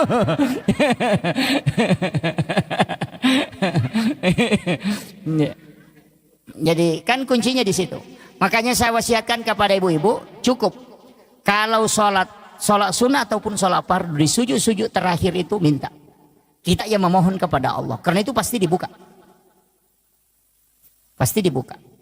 Karena hakikatnya di situ. Makanya wanita itu dengan simbol kelembutannya itu dengan simbol doa. Tapi untuk laki-laki itu adalah simbol bekerja. Makanya orang Bugis itu pakai palsapa ketika dalam tradisi itu narik komaki agasana sompasara. Kan di situ pita si bawa jarum. Itu kan simbol. Benang itu simbol wanita, jarum itu simbol laki-laki. Itu di sompasara itu. Jadi itu sebenarnya kuncinya. Nah, kemudian ini yang saya wasiatkan tadi tentang masalah doa. Makanya perempuan yang paling bagus, Pak. Rezeki laki-laki di situ tergantung. Itu kuncinya di situ. Tapi jangan coba-coba menyeleweng. Jangan coba-coba misalnya mengatakan melakukan perzinahan atau apa, jangan. Karena pasti jatuh. Pimpinan pondok pesantren saja yang di Jawa hafal Quran 30 juz, hafal ribuan hadis dan sholat jamaah setiap waktu, itu bisa jatuh sejatuh-jatuhnya ketika melakukan perzinahan dengan santrinya. Yang hafal Quran 30 juz saja tidak selamat, apalagi yang tidak hafal apa-apa. Itu jadi masalah. Begitu. Iya. Yang hafal Quran saja bisa dihinakan seperti itu. Kurang apa dia? Karena dia sudah hafal Quran. Penghafal Quran itu kan dimuliakan dan dijaga malaikat. Tapi kapan dia bisa sehina seperti itu ketika dia melakukan itu? Makanya saya kasih tahu, harus berpikir. Itu kuncinya. Makanya keberkahan itu ada di wanita. Berkahan di situ. Makanya doakan. Jadi sampaikan kepada istri, makanya jangan sembarang memilih istri, Pak. Yang sering ngomel-ngomel itu harus ditatar dulu itu baru diperistri sebenarnya. Iya. Karena ada juga memang istri itu yang suka ngomel itu. Bikin sakit telinga. Tapi tidak ada jadi sini tidak ada. Jauh-jauh di sana. Harus banyak bersabar. Sabar sebenarnya kan begini. Saya itu pakai istilah sederhana, Pak Bu. Kalau sabar itu kan kuncinya cuma satu. Kalau kau tidak bisa menyelesaikan, biarkan waktu yang selesaikan. Saya selalu begitu, prinsip begitu. Ya kau nggak masalah ya Allah, nah dia mulai selesaikan kita jabani waktu apa selesaikan. Berjalannya waktu itu selesai sendiri. Begitu. Makanya prinsip kita begitu. Makanya Allah itu kan sudah mengatur.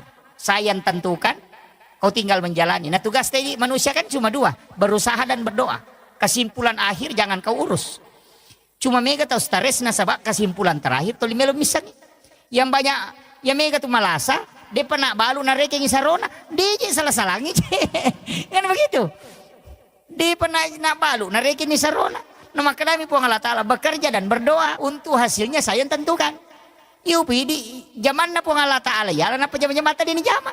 Ini kan jadi masalah tuh. Ini manusia itu diminta berusaha dan berdoa. Itu tugasmu, tugas Allah menentukan. Nah makanya gak tahu ya rojolo sarona nareke. Makanya ada perusahaan itu kalau orang mau kerja langsung tanya gaji dia tidak terima. Ada itu beberapa perusahaan begitu. Sama dengan sekolah. Di pimpinan pondok saya dulu masih terapkan itu. Enang ke guru mendaftar tak pernah kutanya yang kada sia gaji netek dia terima itu. Maka dah berusaha kau dulu baru berdoa. Hanya tetap gaji makutana karena gaji itu kan kayak begitu. Hasil itu urusannya Allah. Kau itu berdoa dan berusaha. Itu aja kuncinya. Jadi dalam kehidupan ini supaya tidak susah, Pak, itu aja kuncinya. Man lam yaskur ala namai walam yasbir ala bala walam yarda ala qada'i. Maka kuncinya di situ. Cukup syukuri, bersabar, tapi gampang ya Pak Uto. Ah, kada sabar, wah, maka gampang. Tapi kalau mana mau noko kupuri, memang sabar itu berat. Karena orang yang sabar itu ma Allah, bersama dengan Allah. Tapi begini, saya kalau kita ngaji tasawuf sedikit, saya tarik sedikit ke tasawuf. Dalam tasawuf itu sebenarnya tidak ada masalah. Jadi ada namanya zahirun kafi dan batinun kafi, itu seperti telapak tangan. Kalau dia dari sini itu ada fungsinya. Kalau dia dari belakang juga berfungsi. Jadi semua kehidupan yang kita alami begitu Pak. Masalah itu sebenarnya bukan masalah. Cuma itu cara Allah memanggil kita. Itu aja prinsipnya. Jadi setengah tanya masalah tuh. Cara anak pun Allah Ta'ala muliki. Karena kong kata udah gak masalah. Anak kadang doanya itu tidak khusyuk. Iya. Padahal kong kadi perikantong si di juta. Nato maliwasang. Milau dongi. Beda Pak dongang, kok dia nagaga di parikanto na tumliwasan. Coba, pasti khusyuknya itu beda. Agak begitu. Iya, ya kung kadi parikanto na tumilodo maka mudah-mudahan kasi ya kaya to lima ka nang kamo padiku. Ya kung dia nagaga di dito nagataw ya wasisa na de capu sisa pasti ya Allah, wah tapamataan re lima na to. Itu kan begitu. Karena kehusyuan itu kadang datang ketika masalah itu sudah full. Jadi sebenarnya itu fasilitas. Jadi fasilitas. Makanya saya mengatakan sering begini, kalau ada orang yang membuli, jangan marah, justru berterima kasih. Kenapa? Karena orang yang dibuli itu termasuk orang teraniaya. Dan salah satu orang yang doanya mustajabah, yang membuka 7 pintu langit adalah orang yang teraniaya. Jadi sebenarnya Allah itu mengirim tiket VIP supaya doa kita bisa mustajabah. Tapi kadang kita lari ke situ, itu si Anu kasih begini, itu bukan urusanmu itu. Itu begitu. Maka deh guru tak dena pahadere ipong Allah Ta'ala yero makaro alena matoroka ko supaya doamu bisa tembus. Itu kuncinya. Jadi sebenarnya orang yang teraniaya itu justru hadiah. Kan begitu. Karena nanti doanya bisa tembus ketika teraniaya. Sama dengan ulama yang dicaci maki. Termasuk Habib Umar kan ketika dia baca Fatihah itu banyak mencaci maki. Mereka itu tidak mau urus. Kenapa? Karena jalur itu derajatnya diangkat. Tidak beriman seorang itu kecuali Allah menguji. Tidak mungkin. Makanya kuncinya begitu Pak. Makanya disebut pelaut ulung itu Pak. Karena sudah lewati lautan lepas. Kalau hanya lewat di pinggir sungai bukan pelaut ulung itu. Pamem itu kan itu. Iya, orang yang dianggap hebat kan begitu, yang sudah mengikuti terpaan besar. Iya, kok komiri salo itu lilalu bukan pelaut itu. Itu begitu. Makanya kehidupan itu begitu Pak. Orang itu yang ketika dia sudah menghadapi berbagai macam ujian, itu justru doanya mudah tembus. Coba kurang apa Nabi? Malaikat Jibril yang mendampingi, dia punya mukjizat. Allah langsung membimbingnya. Tapi kenapa dia kena masalah? Karena dari masalah itu muncul doa yang mustajabah. Itu aja kuncinya. Nabi kan disayangi oleh Allah tuh. Masa dia masih dapat ujian? Dilempari batu. Kan di situ. Karena dari situ Nabi berdoa. Ketika dilempari batu dia berdoa. Ya Allah, kalau dia tidak beriman, nanti anak-anaknya. Kalau anak-anaknya tidak, nanti anak cucunya. Berkat doanya Nabi. Sampai hari ini penduduk Taif itu 100% Muslim. Kalau Mesir itu masih ada Kristen Kotkit itu sekitar 13%. Coba. Makanya kadang-kala doa mustajabah itu nanti ada masalah. Pas begitu. Ya. Makanya saya bilang tadi kalau kita mendapati masalah, jangan tarik ke masalahnya. Anggap ini isyarat Allah berikan hadiah supaya doaku bisa tembus. Itu aja. Jadi makanya kalau ulama itu kalau dapat masalah dia mengatakan alhamdulillah. Ini isyarat. Itu aja. Tapi jarang orang bisa pakai. Jadi langsung dicaci maki. Iya je mapa kira-kira. Langsung semua disalahkan. Padahal kan kuncinya. Jadi ulama tasawuf itu mengatakan begini. Siapa yang mengarahkan hatinya ke kamu untuk mencaci? Itu kan Allah juga yang mengatur toh. Padahal kau sudah baca doa terhindar tapi kenapa didatangkan? Itu caranya Allah. Jadi itu aja kuncinya Pak. Makanya menghadapi masalah itu jangan stres. Hidup itu begitu Pak. Makanya ulama itu selesai hidupnya di situ.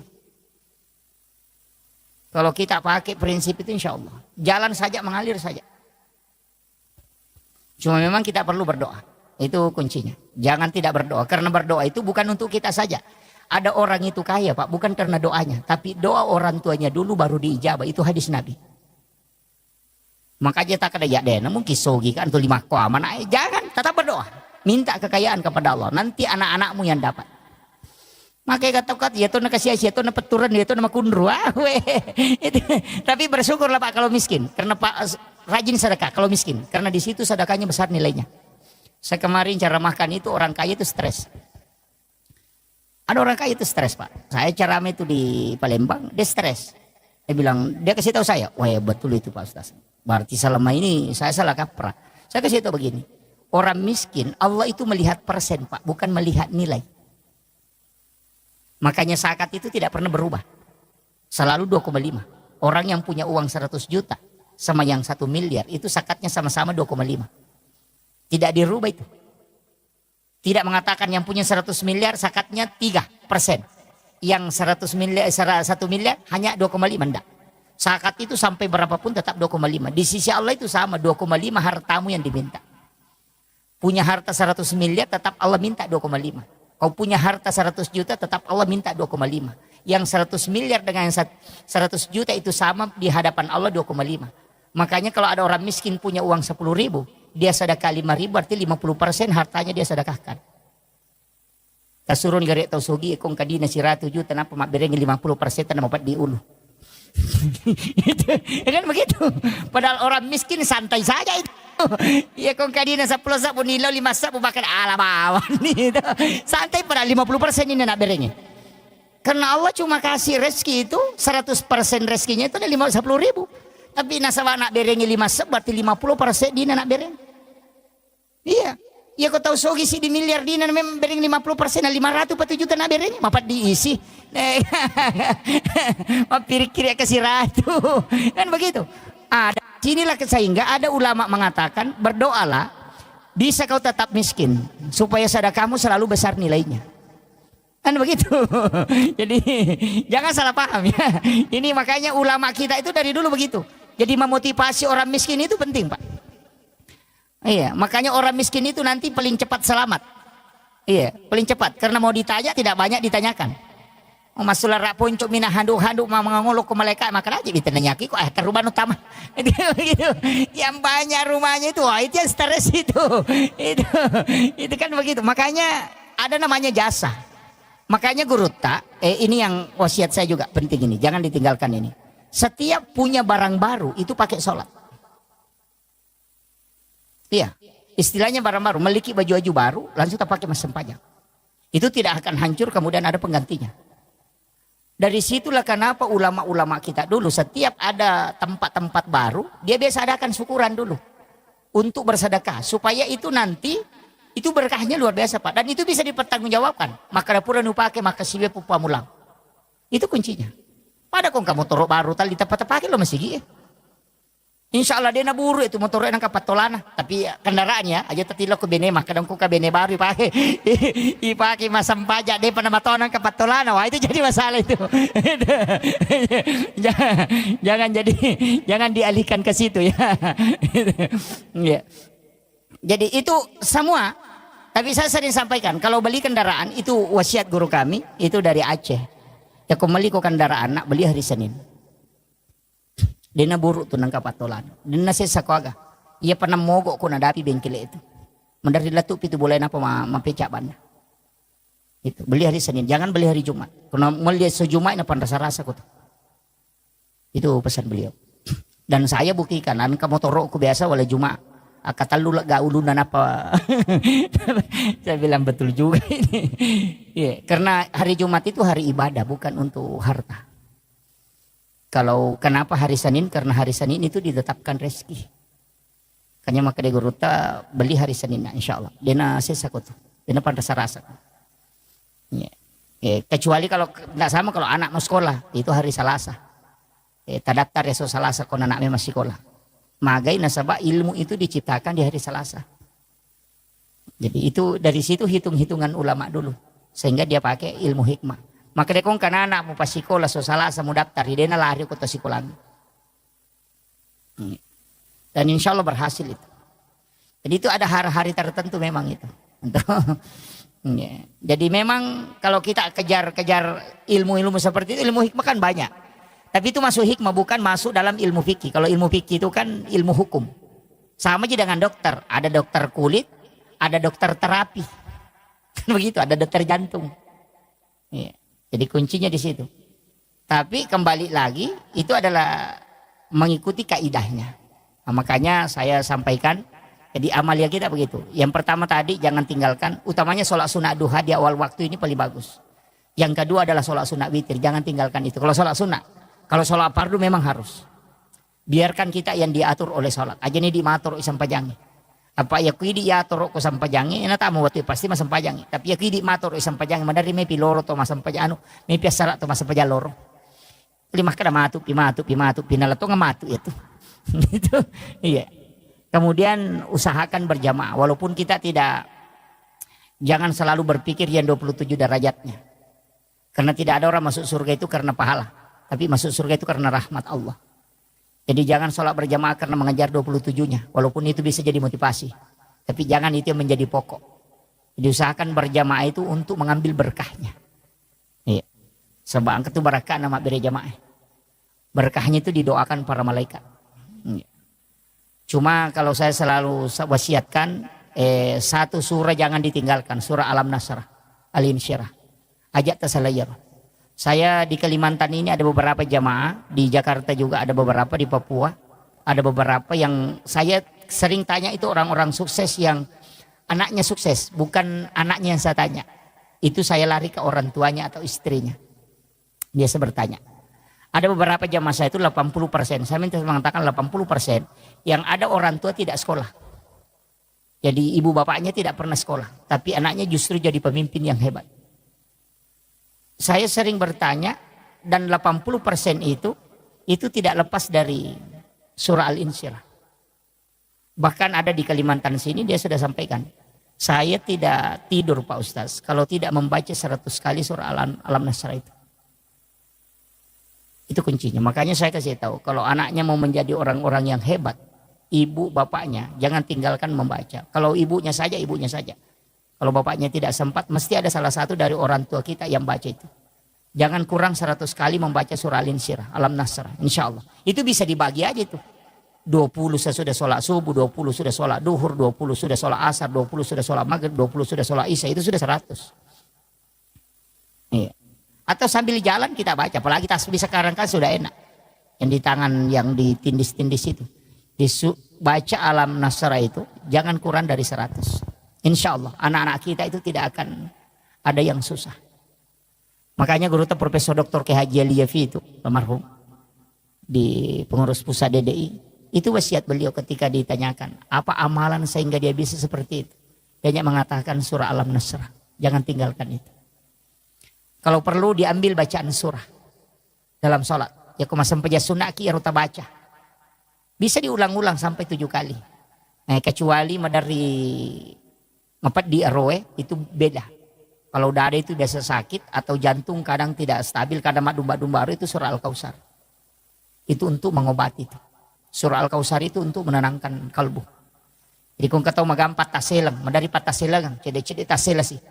Madari mak barabaro na padahal tidak ada apa-apa. Suruh baca, memperbanyak membaca surah Al-Kautsar. Surah yang paling pendek, inna atena. Eko dia tak apalah ya rumah tibawan nih. Wah ini sudah jam 9 lewat. Itu surah Al-Kautsar, itu surah adalah surah untuk ketenangan. Itu talumia ya inna a'tainaka al-kautsar fasholli li rabbika wanhar inna syani'aka huwal abtar. Itu. Tapi itu surah bagus sekali. Kalau ada anak-anak menangis itu tengah malam karena nak bicu teri, ya mana rota bacangi. Tiup ke tangan baru letakkan di dadanya atau di ubung-ubungnya. Itu diam itu. Karena itu diganggu jin, misibian. Jadi kebacangi surah Al-Kautsar itu langsung diam. Sebenarnya orang yang pang emosian yang itu dibacangi. Iya, kong kalakai pacecer, bayi pacecer yang itu dibacangi. Iya, anak juga kalau ada temperamen, biasanya kan ada anak temperamen itu.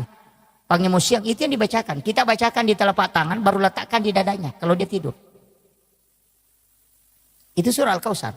Komeki misalnya sejarahnya surah Al-Kautsar, wattuna mate anak Nabi, tak anak Nabi tarone, itu namanya Ibrahim.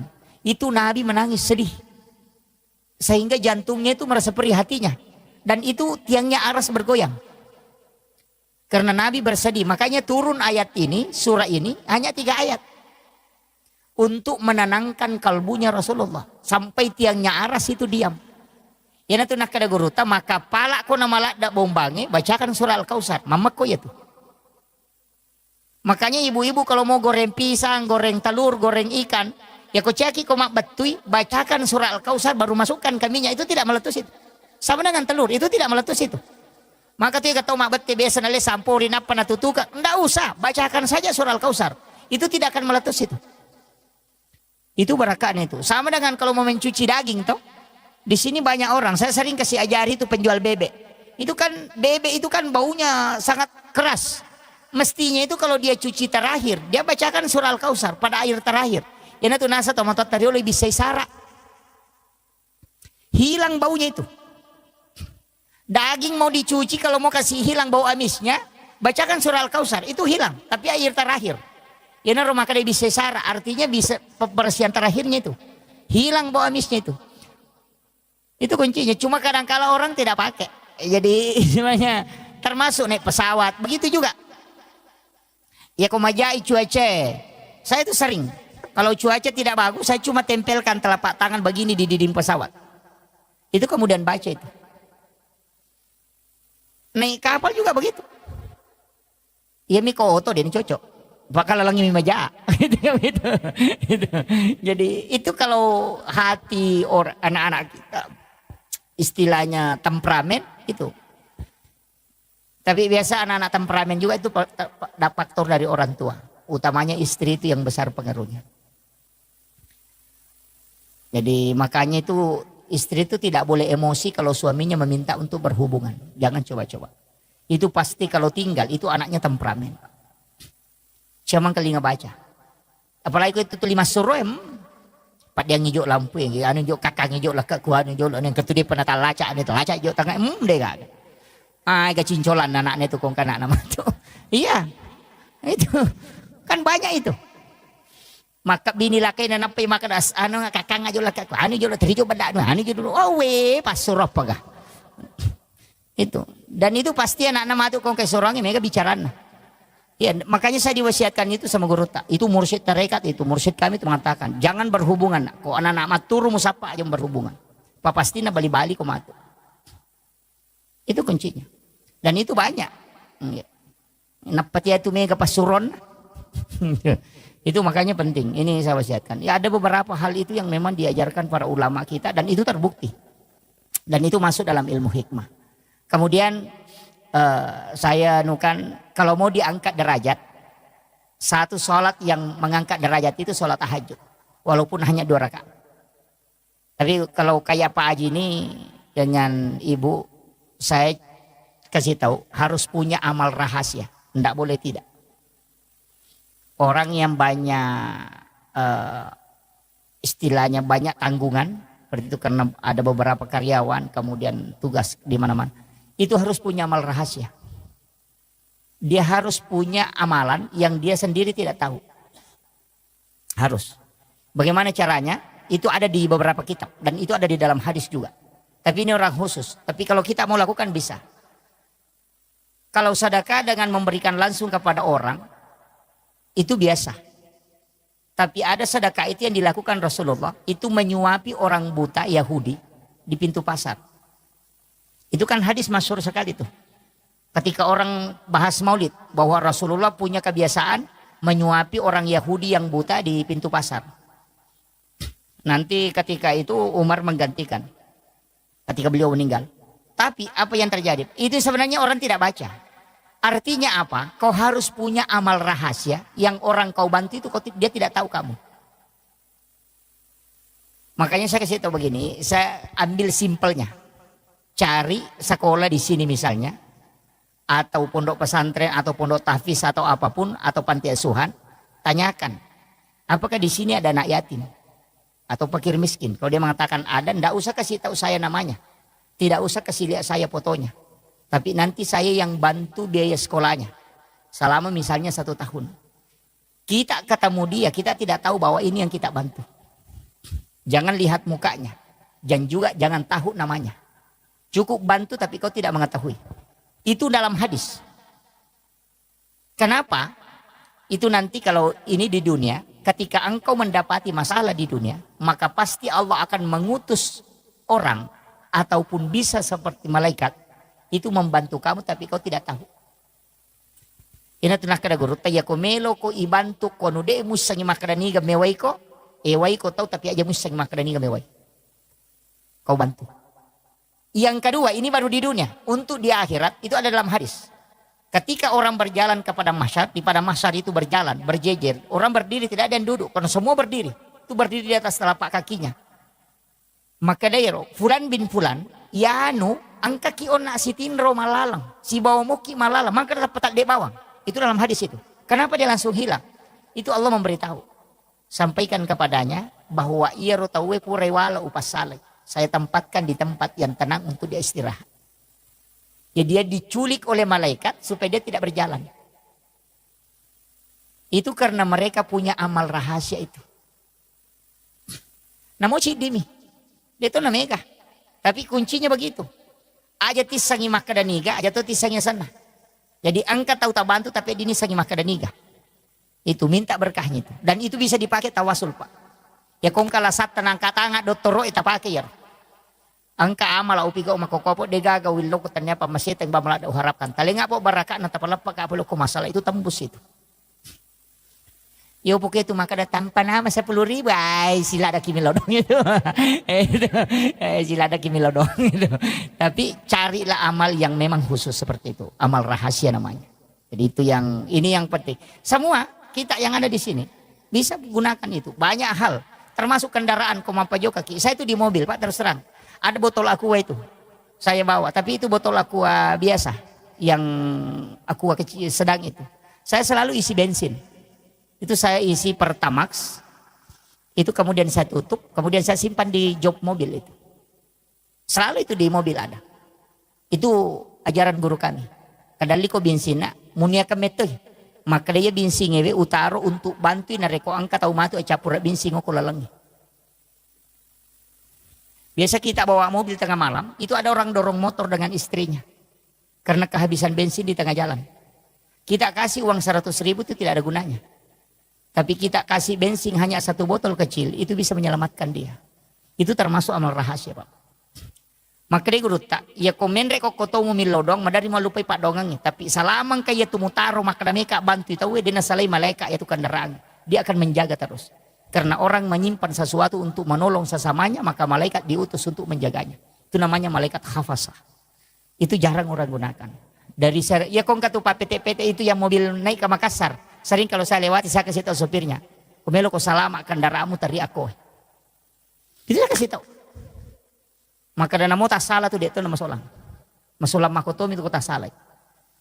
Itu anunya Pak Bu. Itu pesan guru kami itu. Kenapa? Karena hal yang seperti itu kan ada hadisnya. Siapa yang menyimpan sesuatu untuk membantu saudaranya maka malaikat akan terus menjaganya.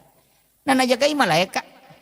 Gitu. Ini yang dari 1.000 mobil Pak untuk kalau ada satu yang melakukan itu. Iya. Ini yang saya sampaikan. Saya kira ini yang penting saya wasiatkan. Artinya ada hal-hal simpel itu dalam kehidupan. Sebenarnya tidak susah kita lakukan. Yang penting kita mau. Jadi hal-hal jangan mengatakan orang ustaz itu yang bisa. Oh justru ustaz itu tambah susah nanti masuk surga Pak. Banyak sekali neko-nekonya karena lebih banyak bicaranya kadang daripada ibadahnya. Nah itu kan begitu. Iya. Orang yang justru biasa-biasa itu yang kadang itu lebih mudah. Jadi yang tidak banyak tanggung jawab itu begitu. Makanya saya wasiatkan itu aja. Jadi 3 hal. Jangan tinggalkan ibadah, buat ibadah rahasia.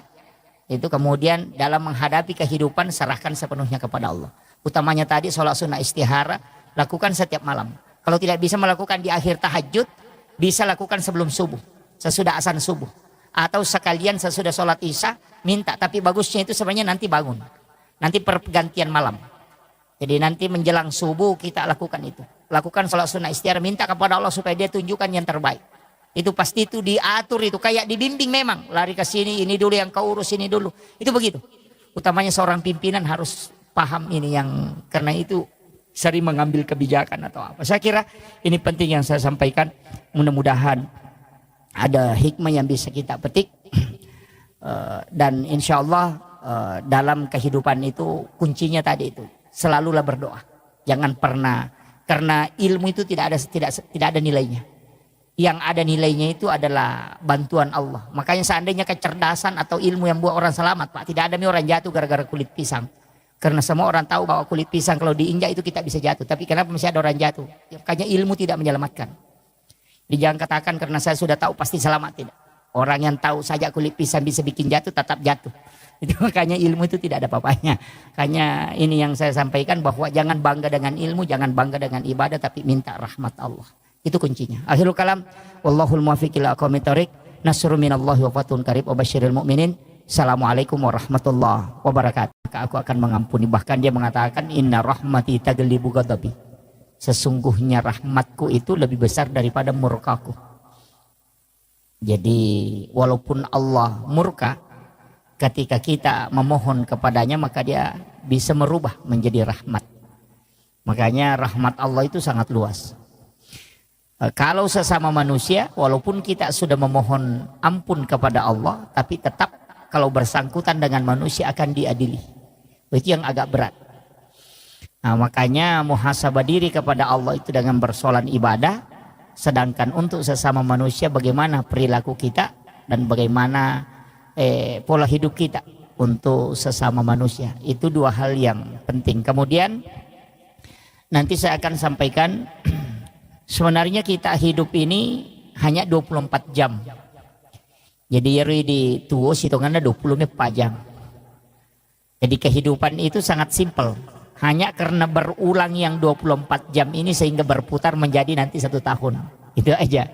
Jadi kalau amalan atau ibadah kita lakukan itu 24 jam itu saja. Yang kalau kita sudah tahu amalan 24 jam insya Allah.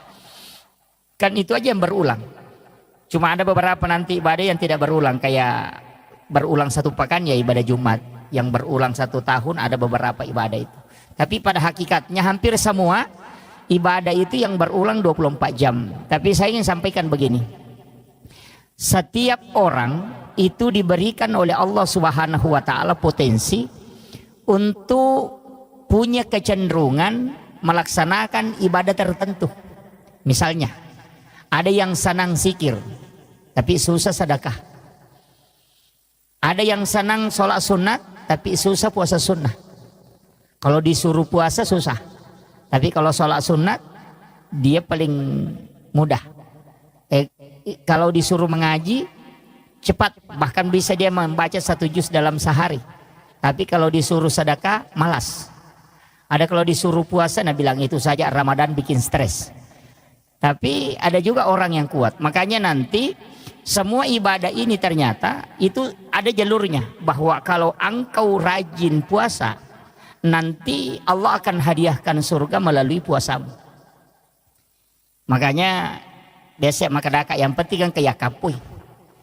Nah mau dini kuden rule jama manang pasti usahakan yang kecil dia diistiqomahkan. Misalnya yang rajin sholat sunat ya jangan tinggalkan. Mestinya sholat sunat duha jangan tinggalkan yang rajin duha. Istiqomahlah dengan sholat sunat duha, karena duha itu ada pintu surga di situ.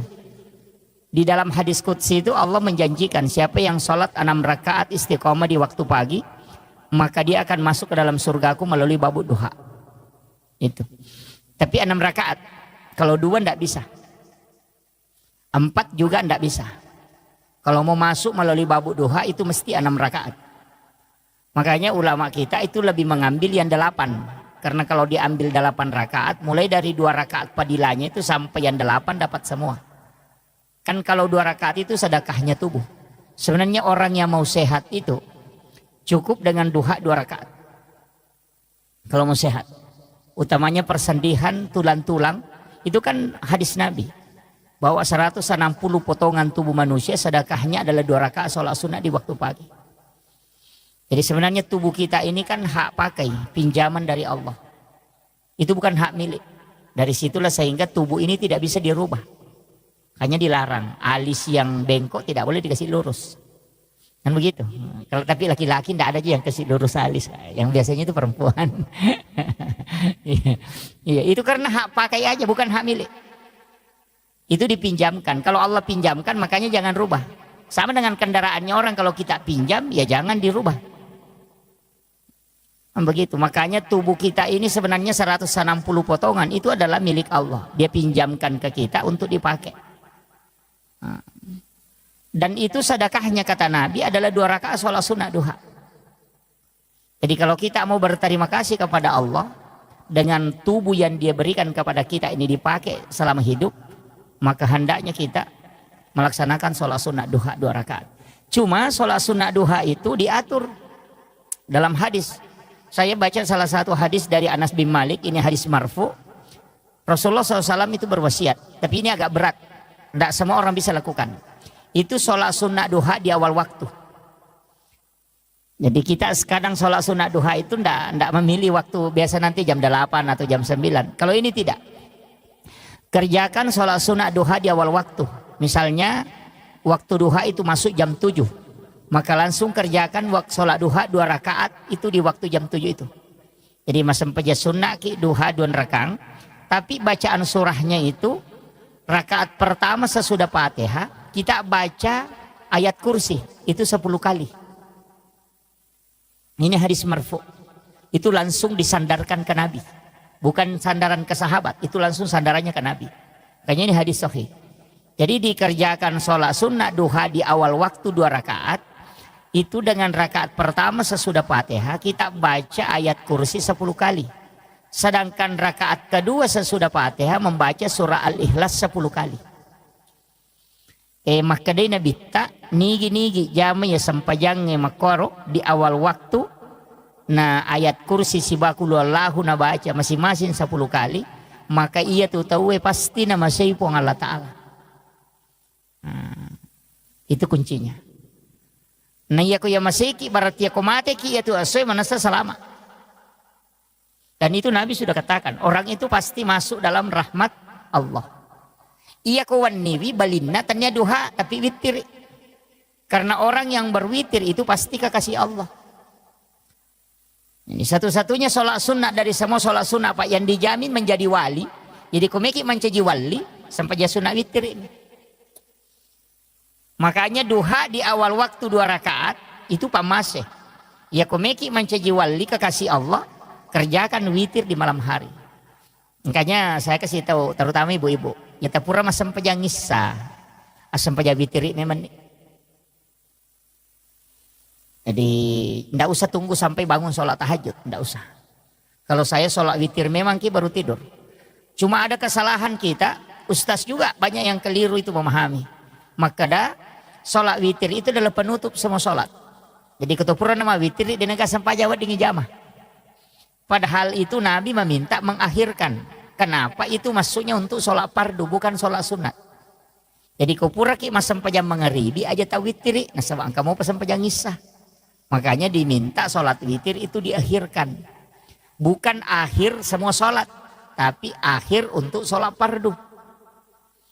Apa ya itu witir? Ya kawan ni mini jamah.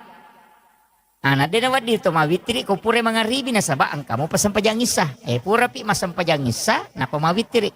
Makanya Abu Hurairah itu setiap selesai sholat sunat isya langsung witir 3 rakaat. Kenapa kita berwitir? Ini kuncinya. Pertama, sebenarnya ulama itu banyak pakai witir sebelum tidur. Karena orang yang berwitir itu pasti tidak diganggu jin. Dan nu lejinge tembus itu toma witir. Ya kemakai mimpi buruk itu sudah terhindar. Kecuali tidur sesudah sholat subuh pasti. Masih bisa diganggu karena sudah sholat subuh. Jadi ya kong tahu ma witir na pematinro pasti dia nak tulu-tulu maja. Kalau ada mimpi itu pasti isyarat. Makanya ulama itu bisa tahu bahwa mimpinya ini ada pesan. Karena dia berwitir. Kalau orang tidak berwitir itu masih susah. Kita mendeteksi. Apakah ini isyarat atau ini gangguan. Kan begitu. Apa namu baca ayat kursi. Kalau kita tidak mendalami betul hakikat ayat kursi itu susah. Makanya banyak orang itu baca ayat kursi katulutul majamopi. Masih mimpi buruk padahal dia sudah baca ayat kursi. Bahkan biasa dia baca 3 kali masih diganggu.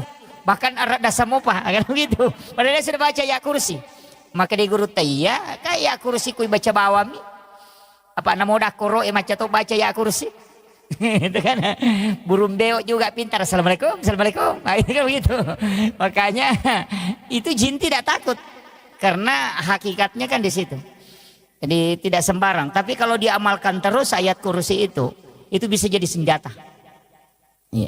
Makanya ada ulama mengajarkan itu baca ayat kursi. Allahu la ilaha illa huwal hayyul qayyum. Itu kan mim. Itu dalam ilmu hikmah. Nah, kita sembunyi di situ di dalamnya. Itu ada Allahu la ilaha illa huwal hayyul qayyum. Itu kan mim bundar. Kita masuk ke situ. Dengan mata batin kita masuk di situ. La ta'khuzuhu zinatu wala naum. Di situ lagi. Mimnya masuk lagi ke situ. Ya. Mega Toto biasa mali pakai kep bang makir. Iya, betul. Nah, pakai orang sembunyi itu juga biasa dipakai. Tapi saya tidak kasih terus. Hanya 2 yang saya ajarkan nanunya. Aja nanya Pak Guru Ngirolo Mondri itu baik kalau itu. Itu dia pakai orang itu. Sebenarnya ilmu itu kan dipakai para ulama dari dulu. Itu ketika dalam kondisi peperangan. Kumeloma musuh biasa pakai. Nah, itu dia pakai itu ilmu itu. Dan ilmu itu penting, Pak. Orang tua kita ya natuna sama maka dia itu tahu salama maka licu buku tanah cilangi. Oh, itu yang kalau istilahnya orang yang selamat itu yang sembunyi di tempat yang terbuka. Itu. Jadi kokomo poala maka licu bude patung selamat. Tapi kalau sudah tidak dilihat di tempat yang terbuka berarti itu sudah sembunyi betul itu. Itu nak pakai maka ada kokola palangnya maka licu. Termasuk kalau ada barang kita tinggalkan itu kita pakai. Iya rokong ke misalnya kabolata kita mau pagar nama bela itu di tempat tidur saja kita baca itu dikasih masuk dilihat rumah itu kemudian dimasukkan di huruf mim itu dipakai.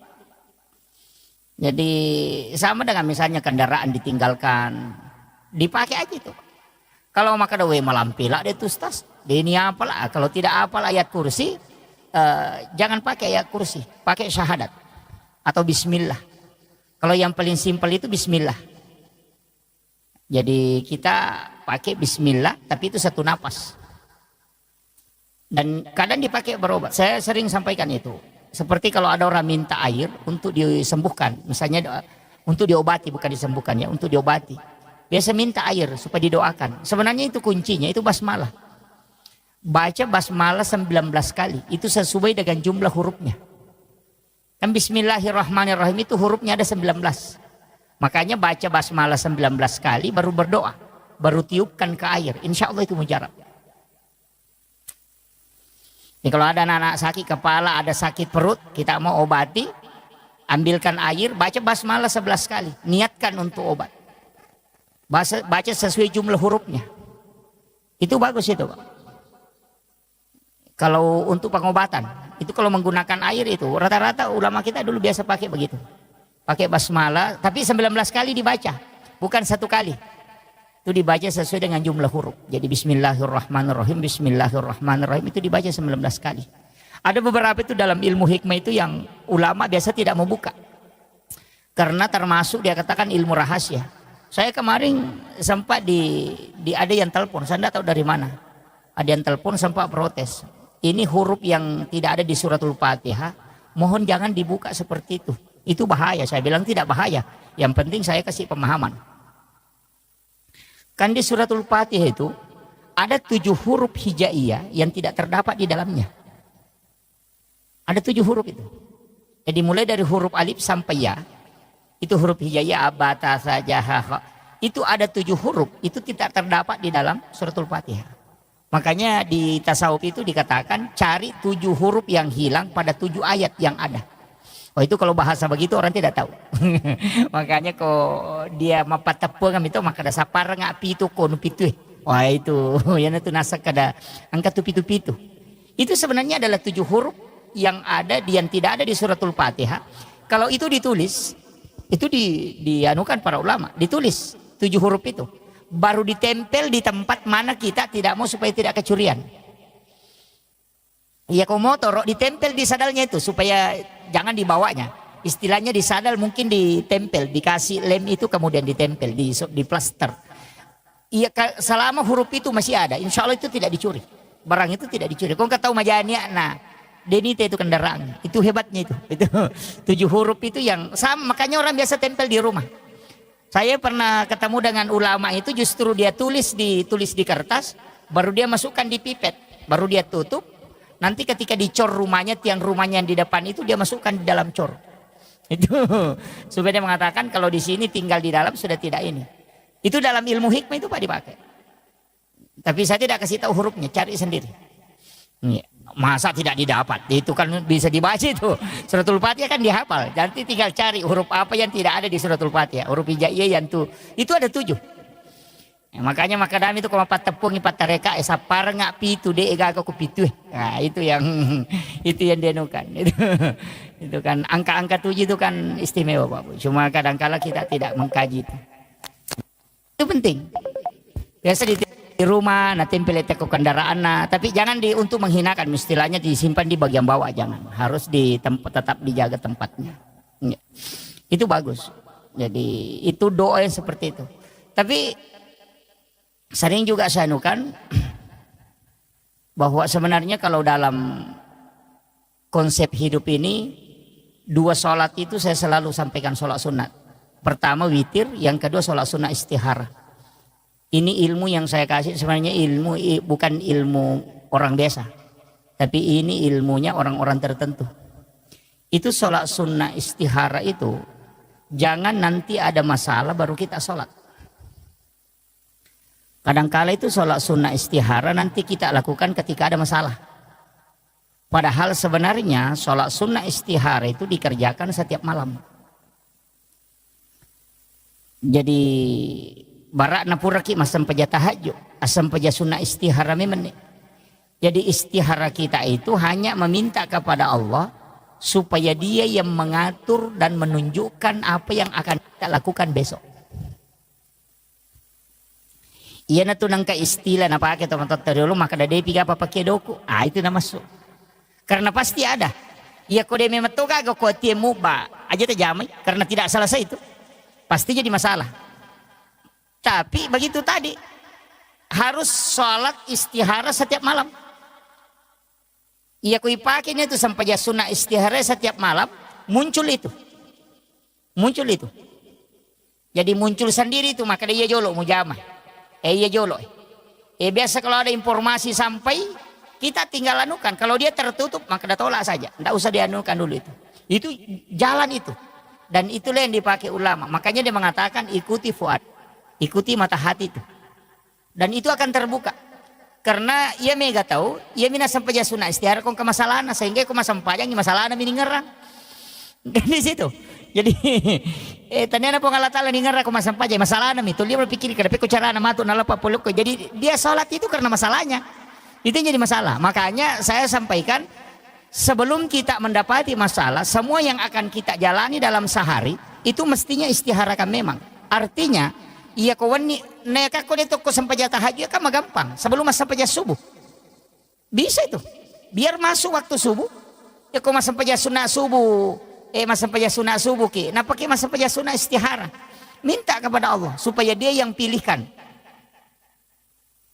Termasuk kita sebenarnya penceramah itu pakai. Kalau normalnya saya itu Pak terus terang. Kalau normal itu biasa maselang. Pernah saya ceramah duhur di Balikpapan. Sudah duhur saya ceramah di Balikpapan. Sudah isya saya ceramah di Palu. Saya bilang itu bisa aja karena pesawat sore ada dari Balikpapan ke Makassar. Tiba jam 4 pesawat Palu jam 4 itu tiba jam 5 di Palu sholat. Saya sholat maghrib sholat isya di Palu. Saya bilang tapi itu butuh istihara. Karena kayak kendaraan begitu kan kadang delay. Itu butuh istihara. Kalau tidak konek memang saya tidak bisa ambil. Tapi kalau koneksi itu saya ambil. Jadi istihara begitu fungsinya. Jadi pasti dipilihkan itu. Karena ada waktu itu nanti bingung nih. Maka loko kajaga ya gajo ujamai, tapi kalau kita istihara setiap malam, pasti Allah pilihkan. Dan itu akan beri isyarat-isyarat terus. Ya. Jadi itu penting. Cuma kalau amalia, ini yang sanukan, kalau amalia, kalau kita selesai sholat fardu, itu dari Syekh Al-Maliki, kita meletakkan tangan kanan ini di perut sebelah kiri. Itu setiap selesai sholat fardu. Jadi tangan kanan ini diletakkan di perut sebelah kiri, ibu jari ini agak didorong sedikit ke jantung. Jadi dipisah, jadi 4 jari ini di perut, kemudian ibu jari ini agak didorong sedikit ke jantung, baru baca Alam Nasr 3 kali, surah Al-Ikhlas 3 kali. Baru Rabbi syrah li sadri wa yassir li amri wahlul 'uqdatam min lisani yafqahu qawli Rabbi yassir wa la tu'assir. Itu ada tambahannya. Jadi Rabbi yassir wa la tu'assir. Dibaca 3 kali. Orang yang mengamalkan ini Bapak Ibu sekalian, ia kongka masalah noloi, orang yang akan selesaikan. Jadi tahu murusukan masalah. Itu kuncinya. Jadi ternyata denak kada ini sipan rasa-rasa ngurusin apa selesai. Tidak. Pasti ada orang yang menguruskan itu. Cuma kalau itu kuncinya, artinya ini amalan sederhana tapi itu manfaatnya luar biasa. Dan orang yang mengamalkan itu tidak ada anaknya menjadi fakir. Itu makanya saya wasiatkan itu setiap selesai sholat fardu. Jadi kupuraki milo doang sesudah berdoa sebelum berdiri sholat sunat, letakkan tangan kanan itu di perut sebelah kiri. Kemudian ibu jari agak didorong sedikit ke jantung. Kemudian kita baca Alam Nasr 3 kali, surah Al-Ikhlas 3 kali. Yana tu nasa tomatot teriolo, maka da aja mu salaiwi onro mutu dan narekode na pura mu patama ke korang alim. Itu nama masuk. Oh itu kan Nabi mengatakan membaca surah Al-Ikhlas 1 kali itu sama dengan sepertiga Al-Quran. Makanya untuk orang-orang yang sibuk, misalnya orang yang bekerja di perusahaan, bekerja di tambang, yang harus menjalankan tugasnya, itu aja dipakai. Baca aja surah Al-Ikhlas 3 kali itu sebelum berdiri. Itu kita sudah dapat pahala khatam itu. Begitu. Jadi sebenarnya tidak susah. Orang kalau mau beribadah itu Pak gampang. Ya, makanya saya sering kasih tahu, jangan pahami bahwa kayak jamaah tabligh itu harus keluar begini bermalam sekian malam baru bisa dianggap ibadah. Wah, keliru juga itu. Ya. Di masa Nabi memang ada yang diutus, sahabatnya dia utus pergi berdakwah sampai 7 malam berdakwah, ada yang 3 hari berdakwah, ada yang 40 hari berdakwah baru pulang. Memang ada di masa Nabi. Di masa sahabat juga begitu. Itu tidak masalah karena memang mengajarkan Islam itu penting. Dakwah itu penting. Tapi jangan sampai itu melupakan keluarga, itu fatal itu. Tapi kalau saya prinsipnya begini, yang harus banyak berdoa itu perempuan. Kalau saya, karena saya sudah baca beberapa hadis dan beberapa penjelasan ulama, saya mengatakan doa yang lebih banyak itu mestinya perempuan, istri. Jangan, kita laki-laki ini sebenarnya memang tugas bekerja. Yang banyak berdoa itu perempuan, karena doanya itu 3 kali lebih cepat diijabah dibanding kita laki-laki. Doa perempuan itu mustajab betul. Wanita itu sebelum mengangkat tangannya itu sudah ditunggu para malaikat. Itu makanya cuma kadang ibu-ibu tidak menggunakan itu. Sudah salam langsung di AHP. Oh itu jadi masalah. Mestinya perempuan ini lebih banyak mendoakan. Hampir semua Pak Bu. Kita bisa melihat. Saya sering ceramahkan itu. Bahwa orang hebat itu bukan karena dia. Tapi siapa yang ada di sisinya. Baik itu pejabat. Baik itu pengusaha. Itu yang hebat. Kita bisa tahu. Soeharto kan orang hebat, siapa yang tidak kenal? Memimpin dengan tangan besinya 30 tahun lebih. Tapi kapan dia bisa jatuh? Itu ketika Ibu Tin wafat.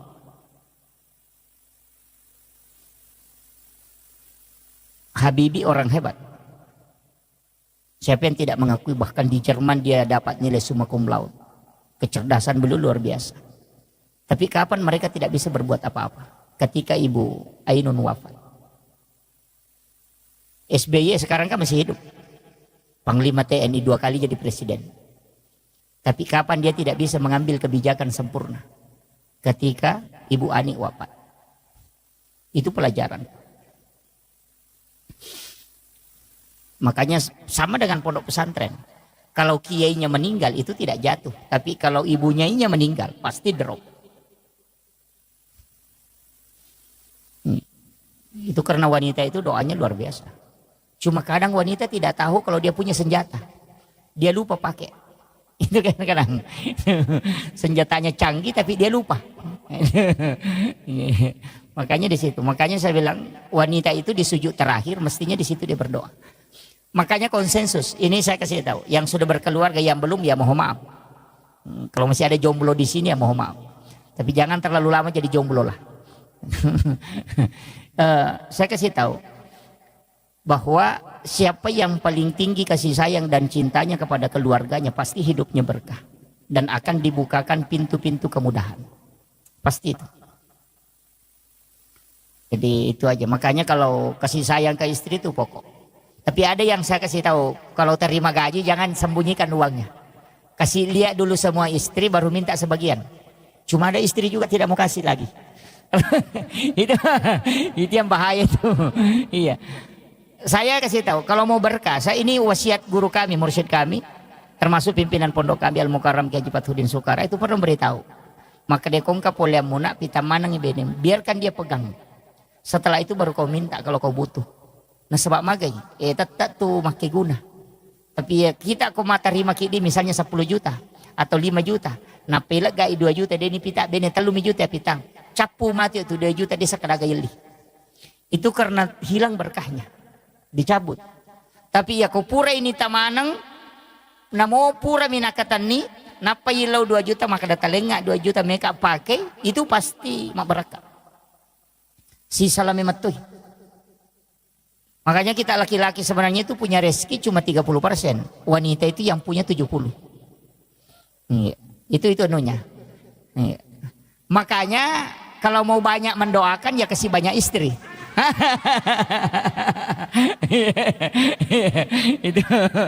itu pasti ibu-ibu tidak sepakat itu.